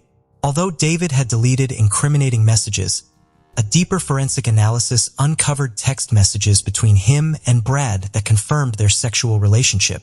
Meanwhile, the team reviewing the footage from Brad's neighbor's surveillance camera found that David had indeed driven to Brad's house just before the estimated time of the attack. Notably, he had arrived in his wife's car, not his own. They documented the duration of his visit, noting that he left about 40 minutes later. The footage also captured David returning hours later in his truck, accompanied by his family, under the pretense of delivering a weed trimmer that Brad had supposedly requested. After compiling all this evidence, the police were confident they had enough to prove that David had been at Brad's house both before and during the time of his death. It was time to confront him with the truth. When the detectives presented David with the damning data retrieved from his phone, he admitted to being at the house but changed his story multiple times during the lengthy interrogation, offering up to 7 or 8 different versions of events. At one point, David claimed that a third unidentified man had been in Brad's house, and after a heated argument, this unknown individual shot Brad. He insisted that the man had threatened him into silence before allowing him to leave. However, the detective made it clear that he didn't believe the story, prompting David to alter his account once again. When pressed to tell the truth, David eventually confessed to hiding his affair from his wife, Sherry, but insisted that it had only been going on for a few months, not years. He claimed that Brad had not been pressuring him to leave his wife and move in together, but had grown angry when David tried to end their romantic relationship that afternoon. David alleged that Brad had brandished a gun, waving it in his face, which terrified him. He said the argument escalated into a physical struggle during which he managed to wrestle the gun away and shot Brad in the forehead, asserting that he had acted in self-defense. David also admitted to firing another shot at Brad while he was on the ground. The detectives quickly refuted this version of events, pointing out that the basic laws of physics made David's account impossible. The forensic analysis of Brad's body revealed that he had been shot twice, both times in the back of the head, indicating that the shooter had been standing behind him. When asked about the weapon, David claimed he had disposed of it while fleeing the scene. Law enforcement officers were seen combing the area in the days that followed, but the murder weapon was never recovered. Despite the missing weapon, the investigators were certain they had their man. Before taking David to jail, they allowed him to speak with his wife. The conversation between David and Sherry was closely observed by the detectives. David confessed to Sherry about the affair and expressed regret for not handling things differently, admitting that he couldn't undo what had been done. Sherry, shocked by the enormity of his revelation, was left speechless. David reiterated to her what he had told the detectives. Sherry, through tears, asked him if he was mocking her with such an explanation and said she couldn't even bear to look at him. This conversation confirmed to the police that Sherry had no prior knowledge of the events that had transpired behind her back. On May 9th, David was arrested and charged with first-degree murder. Investigators hypothesized that Brad, frustrated with keeping their relationship a secret, had likely threatened to reveal the truth to Sherry, giving David the motive to kill his friend and maintain his double life.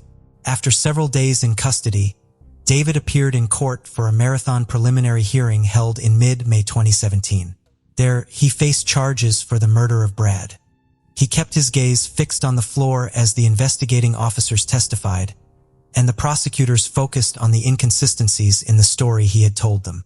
The police described how David had appeared visibly distraught at the scene of Brad's murder, experiencing physical discomfort, including trouble breathing and episodes of vomiting. He also recounted David's initial written statement in which he claimed to be a simple friend who had gone to deliver a weed trimmer and had inadvertently discovered Brad's lifeless body in the basement. The lead investigator presented David's final statement in which he confessed to shooting Brad in self-defense with a weapon that, despite exhaustive efforts, was never found. The autopsy results were a critical turning point that completely dismantled David's self-defense claim, as they showed that the victim, Brad, had been shot twice in the back of the head, which was inconsistent with an act of self-defense. David's defense attorney addressed the court, arguing that David did not pose a threat to society and that the tragic events leading to Brad's death were the result of unique circumstances. He asserted that if a crime had been committed, it was manslaughter, not murder, and claimed that David had acted in self-defense. Meanwhile, David remained silent during the nearly 3-hour hearing where witnesses took the stand. After reviewing all the evidence and testimonies, the judge found probable cause to send the case to the county court and set bail at $1 million. David's defense immediately requested a reduction in the bail amount, arguing that it was impossible for David to pay. However, the judge denied the request. Several weeks later, David's defense attorney filed more than a dozen motions during a hearing. Among these motions was another request to reduce David's bail. Numerous friends and family members of David attended the hearing to show their support. The lawyer asked that the bail be reduced to $250,000, an amount that the Kinney family could manage. He called several witnesses to the stand, including David's wife, his mother, his father-in-law, and his stepfather. All of them testified to David's good character, describing him as an honorable, hardworking, and responsible man, as well as a loving husband and father. Sherry testified that her husband had provided emotional and material support to their 3 children for the past 10 years, even though he was not their biological father. During cross-examination, Sherry was questioned about the events of May 7th when David took her and their daughter to Brad's house. She said her husband told her they were going to return a weed trimmer. When asked by the judge if her husband had acted strangely that day, Sherry said she did not notice anything unusual at the house. She described how they arrived, knocked on the door, found the back door open, and entered the house, which appeared to have been ransacked before David went to the basement and shouted for her to call 911. After hearing all the arguments, the judge concluded that the testimonies regarding David's character did not justify a reduction in bail. He based his decision on the fact that the defendant had taken his wife and daughter to a house where a dead body was present under the pretense that he was just passing by and was unaware of what had happened. The judge added that David had blatantly lied to his wife and daughter. Later, David's trial began and lasted for a week. During the trial, the prosecution presented the evidence we've already discussed, such as the neighbor's surveillance video showing David arriving at Brad's house before the time of the crime and returning later with his family. The prosecution also showed police body cam footage that clearly demonstrated David had been lying from the start. One of the most striking pieces of testimony came from a forensic expert who discussed the DNA evidence found at the scene. The expert revealed that DNA from a used condom showed Brad's DNA on the outside and the DNA of an unknown male on the inside. But there was no trace of David's DNA. This revelation was controversial because it contradicted the accusations made by a detective who believed that David had decided Brad had to die to keep his secret and his family life intact. According to the detective, David had lured Brad with the promise of sex, killed him, and then covered up the crime as best he could. Meanwhile, the defense maintained that David had acted out of fear and in self-defense. Although the defense attorney admitted that David had not always told the truth and that some of his actions were odd, he reiterated that this did not make David a criminal. The prosecution countered that 2 bullets to the back of the head were not acts of self-defense, pointing out that Brad had been on his knees when he received the first shot to the upper part of his head and the second to the lower part of his skull. After hearing the closing arguments, the jury deliberated for 4 hours. Tension filled the courtroom as the jury returned. And when the judge read the unanimous verdict, they found David Kinney guilty of the aggravated murder of Brad. The verdict was met with gasps and tears from those present. Before his sentence was handed down, David was given the opportunity to speak. He began by apologizing to Brad's family for all the pain and suffering he had caused. He said he never intended for any of this to happen and wished he could take it all back. David acknowledged that no amount of apologies could ever bring Brad back, but he wanted the family to know that he truly regretted everything that had occurred. However, the judge was unmoved by David's apologies. The judge recounted the numerous lies David had told to cover up his actions and stated that the crime was a cold and calculated execution followed by an elaborate cover-up. The judge said that David had premeditated Brad's murder, luring him with the promise of sex, setting up the crime scene, and taking multiple steps to conceal his crime. The judge had 4 sentencing options, all involving life imprisonment but varying in the possibility of parole after 20, 25, or 30 years. David's defense attorney urged the judge to choose one of these options, arguing that David had been a law-abiding citizen with no criminal record before the tragic events of that day. However, the prosecutor urged the judge to impose life without parole, emphasizing that Brad had lost his life and that his family would have to live with that loss forever. In response, the judge stated that if David was capable of ending the life of someone who loved him and was his best friend, it raised concerns about what he might do to someone who opposed him. Therefore, he could not allow David to ever return to public life. In February 2018, David was sentenced to life without the possibility of parole with an additional 3 years for a firearm specification, meaning he had possessed a weapon while committing the crime. The police remarked that the entire case was a tragedy that could have been avoided if David had not been so concerned with keeping his homosexuality a secret. As of mid-2023, prison records indicated that David remained incarcerated in Ohio. From the moment of his conviction, his attorney had tried to appeal the sentence, always seeking the possibility of parole for his client, but those appeals had been denied. Tragically, while David would never return to the coal mines, Brad would not either, as both their lives had been irreversibly altered by David's actions. The case of Danielle Jennings. Danielle Jennings was born on September 16, 1978, in Columbia, South Carolina, United States. She grew up in Stockton, Georgia, with her mother and stepfather. Known for her cheerful and outgoing personality, Danielle faced adulthood early. At the age of 16, she became pregnant but was determined to be a good mother. Danielle's relationship with Carl, the father of her child, ended in divorce. In 1996, she gave birth to her son Tristan.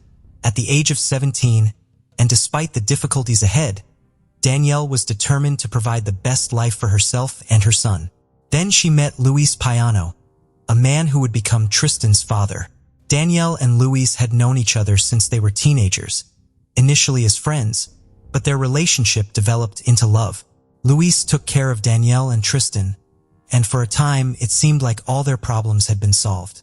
The couple moved in together, and Danielle secured an office job at a landscaping company, a position she was proud to have obtained.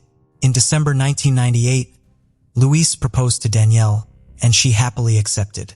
Her life was on the right track, with a loving son, a fiancé, and promising career prospects. On March 15, 1999, Luis returned home from work to find his fiancée, 20-year-old Danielle Jennings, lying lifeless on the bed in their Ashley Lakes apartment in Norcross, Georgia. Their young son, Tristan, was at daycare at the time. Luis immediately realized Danielle was dead due to her skin color and called 911. When the police arrived, Luis was waiting for them and reported what he had found. He explained that upon entering the apartment, he saw Danielle lying face down on the bed, and when he turned her over, he discovered she was dead. The police naturally suspected Luis, and they took him in for questioning while a team of officers thoroughly examined the crime scene.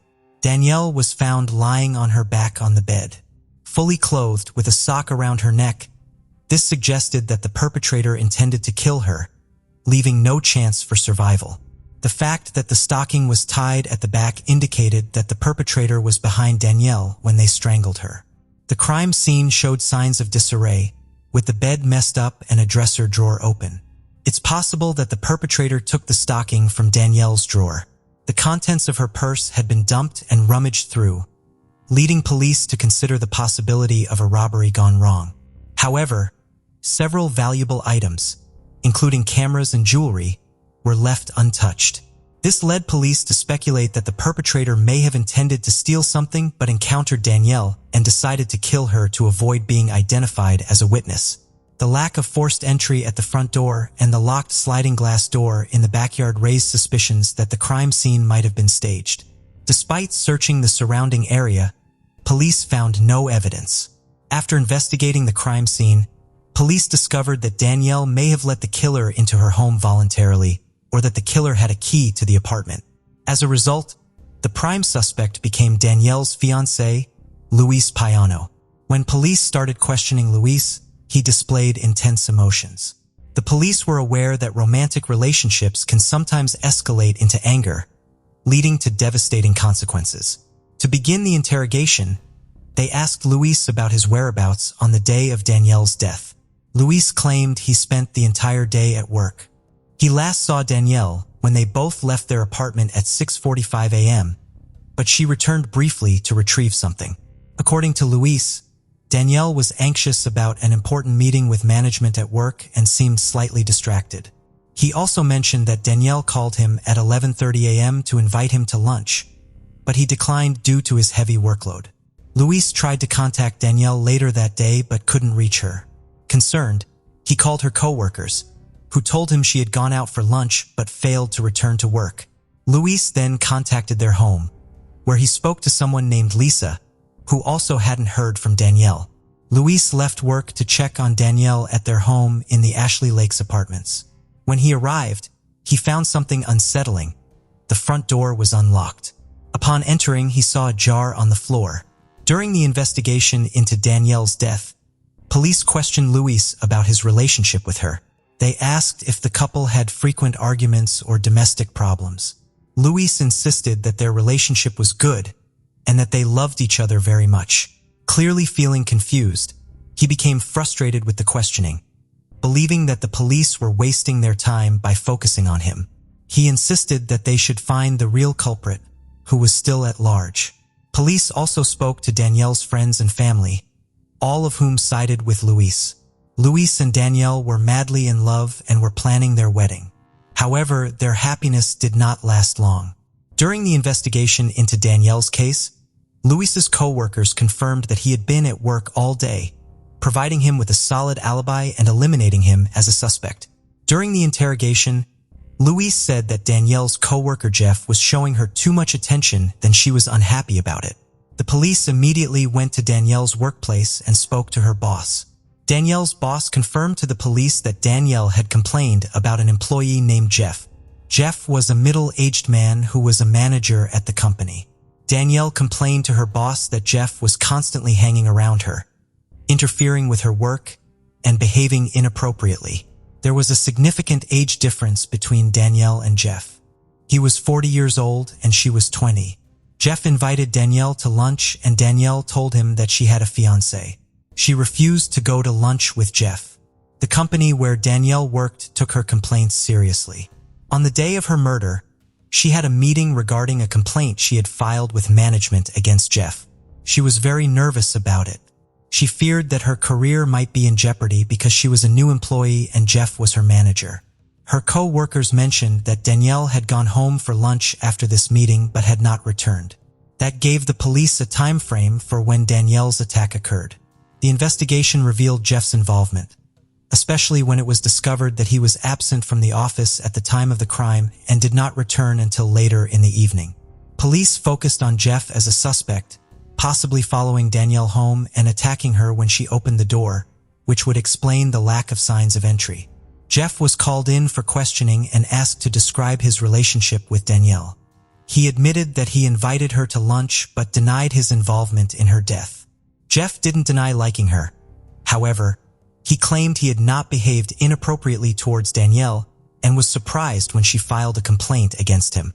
The investigators asked him if Danielle's complaint was a reason for wanting to harm her. His first reaction to this question was anger.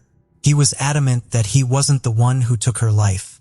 Jeff claimed that he couldn't have been the one who attacked Danielle because he had an alibi. According to him, he was with another colleague, and they were driving around the city solving some work issues. They had been together all day, so he couldn't be the one who took Danielle's life. Jeff told investigators the name of the coworker whom he claimed he was with at the time of the crime. The detectives met with this man, and he confirmed Jeff's words. Thus, they excluded another person from the list of suspects. The next day, investigators received the autopsy report and examined it in the hope of getting some clues that would help them track down the perpetrator.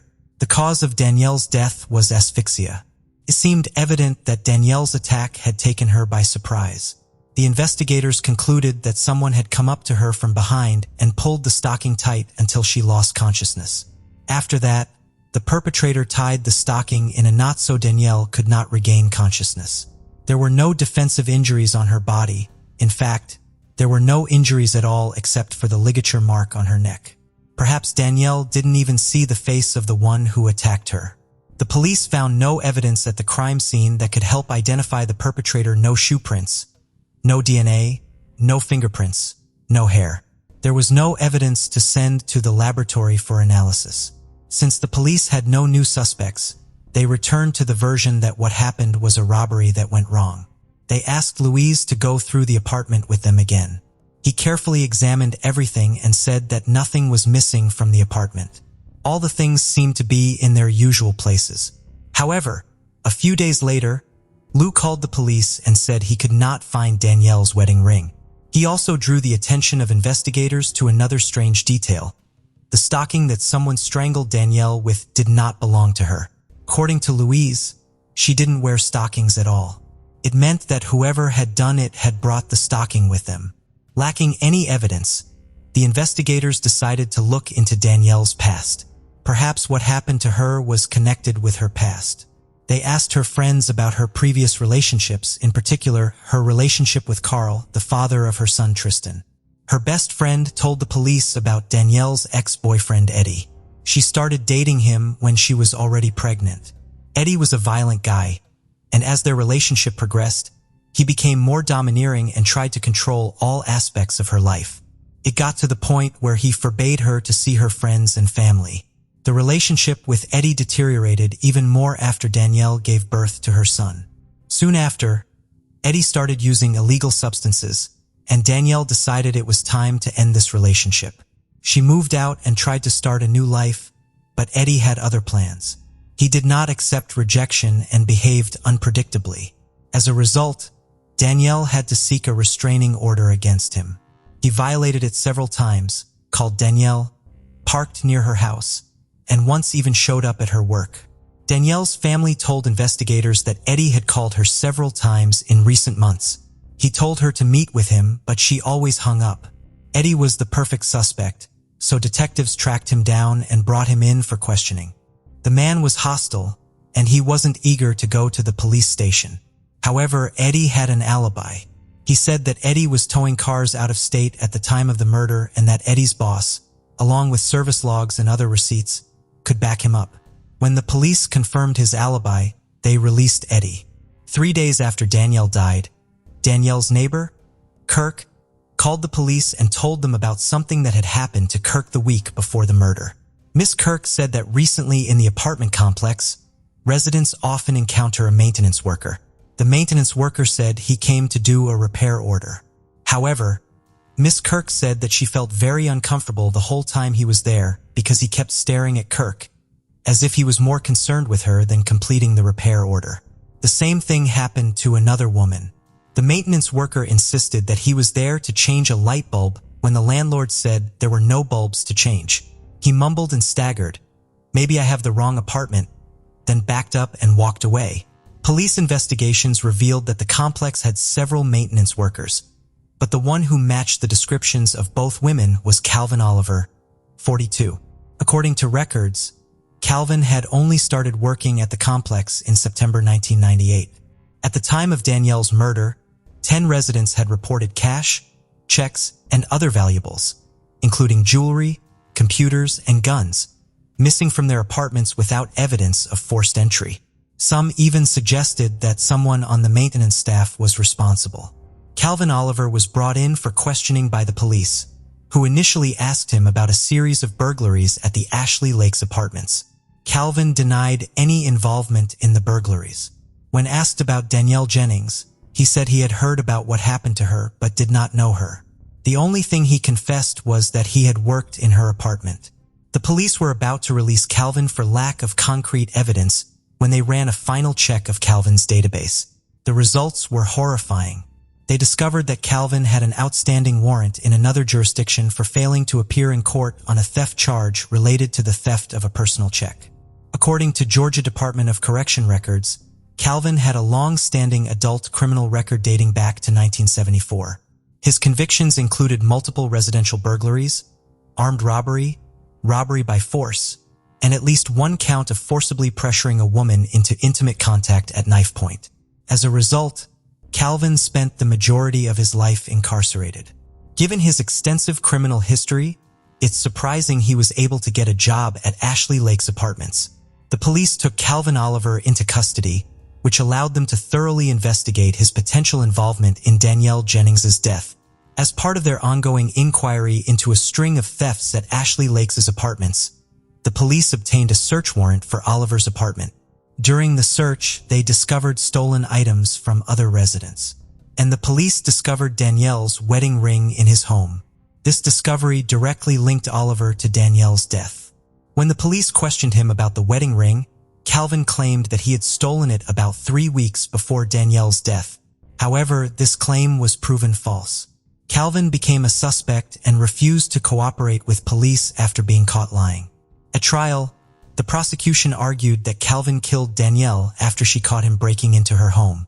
After a 5-day trial that ended on October 13, 2000, the jury returned a guilty verdict on all counts. As a result, Calvin Oliver received a life sentence for the murder of Danielle Jennings and an additional 20 years for the burglary. A subsequent investigation revealed that Ashley Lake Apartments management knew about Calviner's history of run-ins with the law and his lengthy criminal record. Despite this knowledge, they failed to conduct thorough background checks and failed to warn other residents when a series of burglaries occurred. When these facts came to light, Danielle's family filed a lawsuit against Ashley Lake Apartments that they argue that the evidence demonstrates a reckless disregard for the safety of others. After a trial, a jury returned a verdict of more than $13 million for Danielle's wrongful death. The complex's key policy was also flawed, prosecutors said. Employees had access to house keys, and the lockboxes containing keys to the complex's 240 apartments were often left unsecured. Calvin Oliver is now serving a life sentence in prison. Joshua Hilberling was born on May 30, 1988 in Tulsa, Oklahoma. He was the son of Gene and Patrick Hilberling and had 5 siblings: Zach, Scott, David, Carrie, and Nikki Ross. Growing up in a large family, Joshua's childhood was lively and joyful, filled with games invented by his siblings. He was especially close to Zach, who was just 13 months younger, and they shared a strong bond with Zach often emulating Joshua. Patrick, a veteran of the Air Force, instilled values of integrity and commitment in his children. Joshua attended Victoria Christian High School, where he excelled in sports, particularly football. He was also known for his friendly and charming personality, enjoying video games and family time. In February 2007, after completing his studies, Joshua followed in his father's footsteps and joined the United States Air Force. In early 2010, he met Amber, whom he believed to be the love of his life. Amber reciprocated his feelings, and their relationship blossomed quickly. Amber was born on October 1, 1991 in Joplin, Missouri. Her family moved to Tulsa 3 months after her birth, where they later welcomed 2 more children, Adam and Ariel. Amber, with her beautiful long blonde hair, attended Skelly Elementary School. She was not only beautiful but also intelligent and dedicated, consistently ranking among the top students. During her school years, she participated in various outdoor activities, excelling in soccer, volleyball, track, and dance. She was also a member of an American nonprofit organization that promotes and supports agricultural education. After her parents' divorce, Amber's mother remarried a well-known local surgeon. He embraced Amber as his own daughter. Amber was a devout churchgoer and a voracious reader and movie enthusiast, often quoting films to the fascination of those around her. She also had a keen interest in history and wrote many eloquent poems. Amber had a passion for fashion, makeup, and shoes. When Joshua and Amber met, she was 18 and living with her mother and stepfather. Their relationship progressed quickly, and when Joshua, then 22, learned he would be stationed in Alaska in 6 months, they decided to marry so she could accompany him. They wed in the 2010 in a beautiful ceremony, with one of Joshua's brothers serving as the best man. Shortly after, the newlyweds moved to Fairbanks, Alaska. Despite their excitement, they soon faced unforeseen challenges. Their youth, inexperience, and the isolation of their new home led to frequent arguments, as Amber herself later recounted. Her husband also developed the habit of breaking her cell phone so that she couldn't communicate when he wasn't home. Although there are versions that suggest she had a fiery temperament, as often happens in relationships, especially in extreme cases, the truth likely lies somewhere in the middle. Despite their tumultuous relationship, they remained in love and soon discovered they were expecting their first child. However, on January 2, 2011, base officials received a report from Amber alleging that her husband had assaulted her. She told the officers that they began arguing after she wanted to order takeout, which he refused, leading to insults. While Amber was preparing dinner, Joshua approached her, throwing a drink in a plate from her hand. He then grabbed her right breast, causing bruising and broken blood vessels. These details were recorded in the military report, and photographs of the injuries were taken to document the case, leading to Joshua's arrest. The incident occurred in the first trimester of Amber's pregnancy, and she ultimately decided not to press charges. 5 months later, things worsened when Joshua was unexpectedly and disgracefully discharged from the Air Force due to misconduct involving drug use, as shown in records. As a result, Joshua and his beautiful wife packed their bags once more and returned to Tulsa. Despite their rocky relationship, Amber and Joshua were excited about their baby's impending arrival, a joy shared by their families. The couple temporarily moved into Amber's mother's home while making permanent housing arrangements and preparing for the birth. However, this arrangement was short-lived. Joshua's issues extended to his in-laws, who accused him of substance abuse and demanded that he leave. Although Amber was welcome to stay, she chose to go with him. Concerned for her daughter's and grandchild's well-being, Rhonda, Amber's mother, generously allowed them to stay in one of her properties, an apartment on the 25th floor of University Club Tower, a unique 32-story cylindrical building. Amber's maternal grandmother also lived in one of the units. The building, constructed in 1966, was the first major U.S. structure designed using computerization for structural calculations, ensuring it was strong enough to withstand wind sway. When the young couple moved in, the facade and glass curtain wall panels were 46 years old, and the building did not meet modern construction standards. Moving there did not bring peace or relief to their marriage. The arguments continued, exacerbated by Joshua's frequent nighttime outings. He would leave Amber alone in the apartment and take the car her mother had lent them, meant for Amber's use in case of emergencies with her advanced pregnancy. Records show numerous text messages from Amber to Joshua, pleading for him to return home and fulfill his family responsibilities, but he repeatedly refused. By this time, their families and friends had taken sides, each blaming the other. Amidst accusations and gossip, there were frequent suggestions that they should separate for their own good.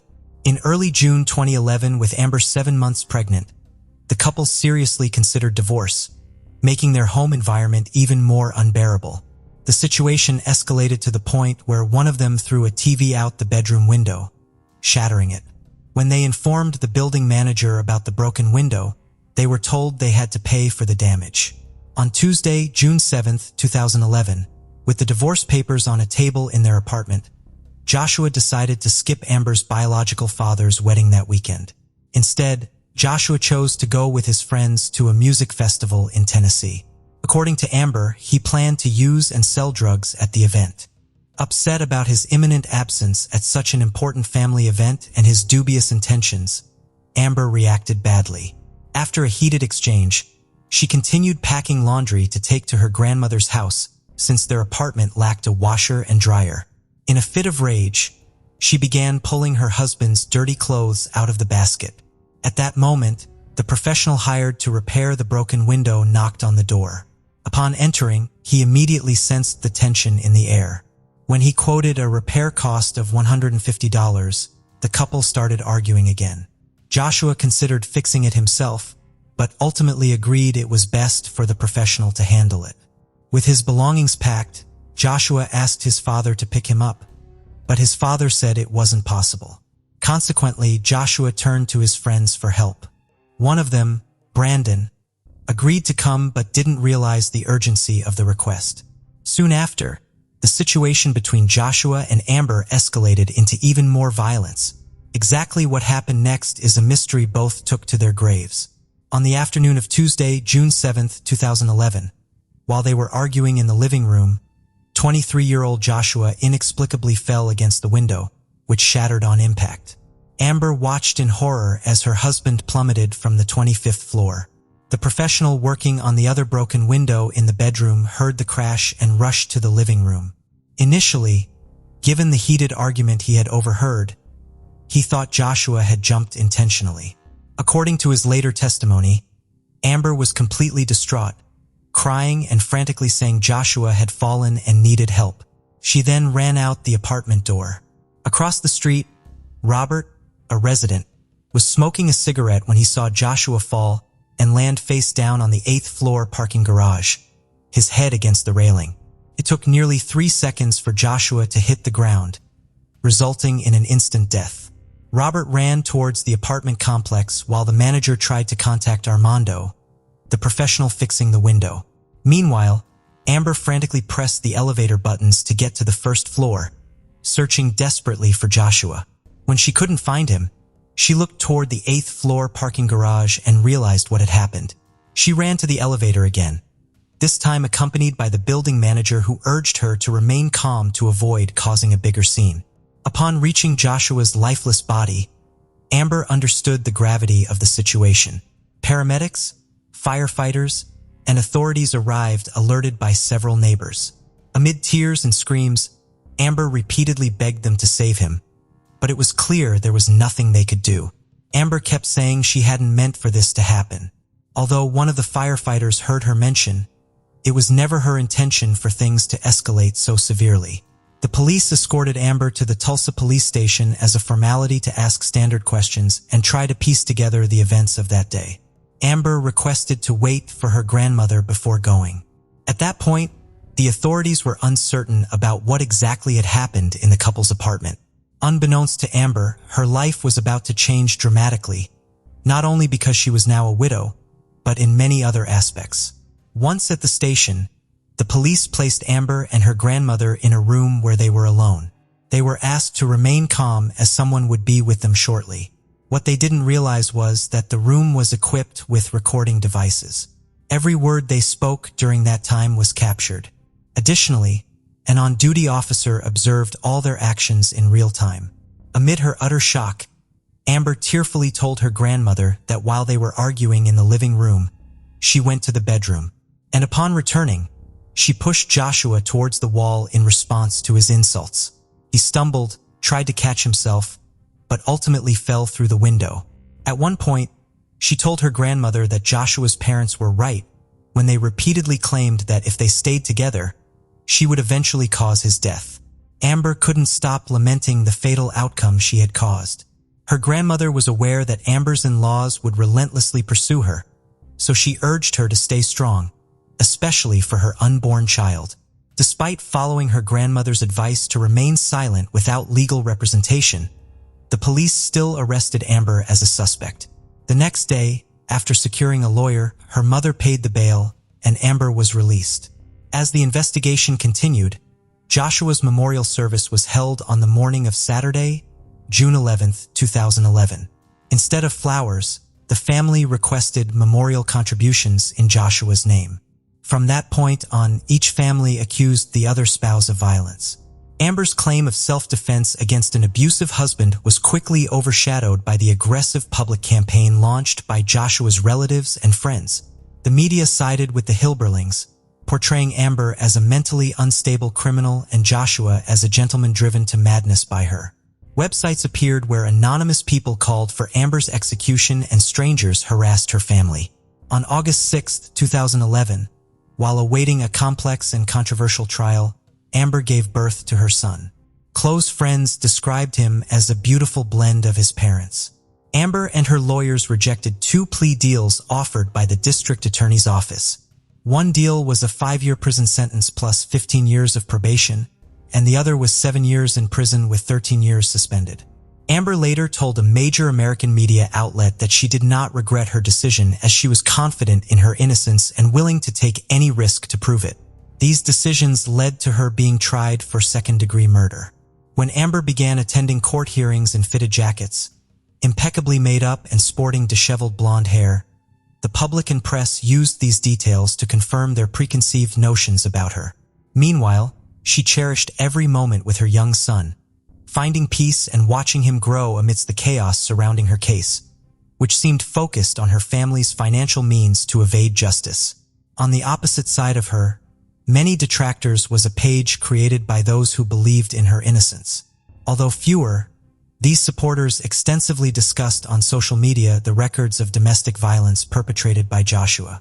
They also posted text messages from Amber's phone, supposedly from conversations with her husband the day before his death. On September 19, 2012, Amber filed a lawsuit against University Club Tower claiming that Joshua's death resulted from the condominium's negligence. The document alleged that Joshua's fatal fall occurred because the window did not meet the glass requirements stipulated by Tulsa's building code. 6 months later, Amber's trial commenced. During her testimony, Amber told the jury that when she entered the living room, Joshua stepped away from the window and walked toward her. It was then, according to her, that he grabbed her shoulders with both hands. Fearing the worst, she pushed him hard against the wall between the chandeliers and the TV. To better explain, Amber drew a diagram of the push, and the court allowed her to stand in the witness box to demonstrate. The deputy district attorney began her cross-examination, making it clear to the jury that they did not need to believe Amber intended to kill her husband to convict her of the charge. They only needed to be certain that her act was extremely dangerous to another person. She added that the incident evidenced a depraved mindset. In this context, the video of Amber's conversation with her grandmother at the police station where she admitted her guilt was a key piece of evidence presented by the prosecution despite the defense's efforts to suppress it. Additionally, the prosecutors called witnesses who claimed to have heard sounds of a struggle in the apartment, including heavy footsteps moving towards the window area. Their hypothesis suggested that Amber, despite her advanced pregnancy, had attacked her nearly 6-foot, 220-pound husband in a fit of rage, pushing him through the glass. Armando testified about what he heard and saw that day, as did the firefighter at the scene who mentioned that Amber repeatedly said she didn't mean to push her husband out the window. An expert in windows and glass was called as a defense witness.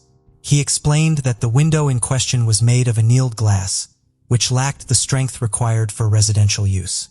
He asserted that if the window had been made of safety glass, Joshua might not have fallen through it, as tempered glass is 4 times more resistant to wind loads and twice as resistant to impacts as regular annealed glass. In his expert opinion, the domestic dispute put the victim in contact with weak, unsafe, and poorly supported glass, compounded by other factors like the building's poor condition and wind pressures pushing the glass and Joshua outward. Despite the defense's considerable efforts, the jury took only 3 hours to find Amber guilty of second-degree murder.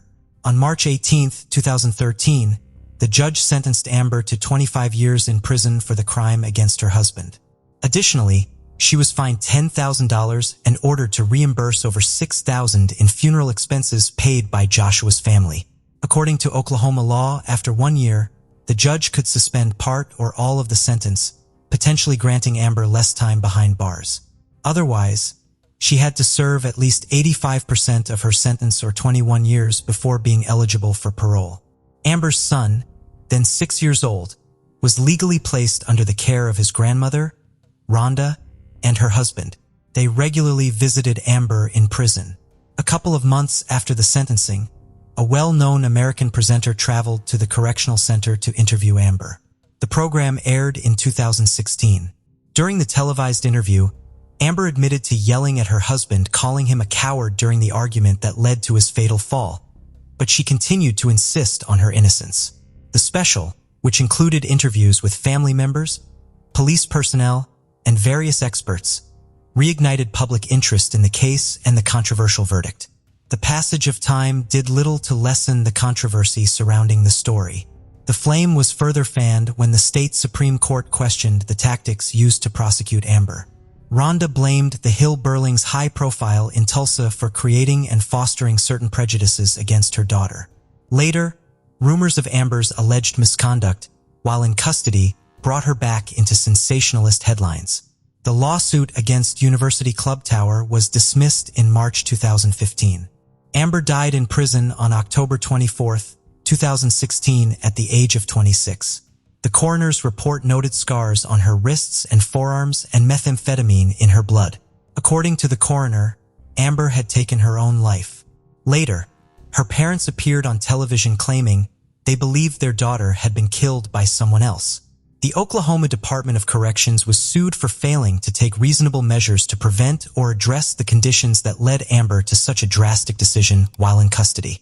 The lawsuit filed by her heirs in Oklahoma County District Court sought $75,000 in compensation. A spokesperson for the prison system stated that the agency does not comment on pending litigation. The outcome of that lawsuit, if any, has not been disclosed. Rhonda, Amber's mother, later remarked that despite the tragic end that no one in the family desired, her daughter had finally found peace.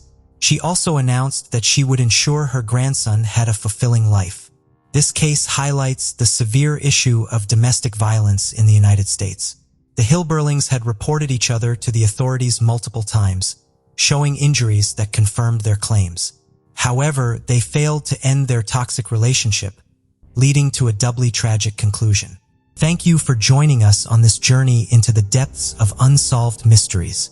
Cold cases not only challenge our understanding of the past, but also ignite our curiosity and determination for answers. Remember to subscribe to stay updated on our latest investigations. And if you have any information regarding the cases we've covered, don't hesitate to reach out. Together, we can shed light on the shadows of the past and bring closure to those who seek it. Until next time, stay vigilant, stay curious, and never stop seeking the truth.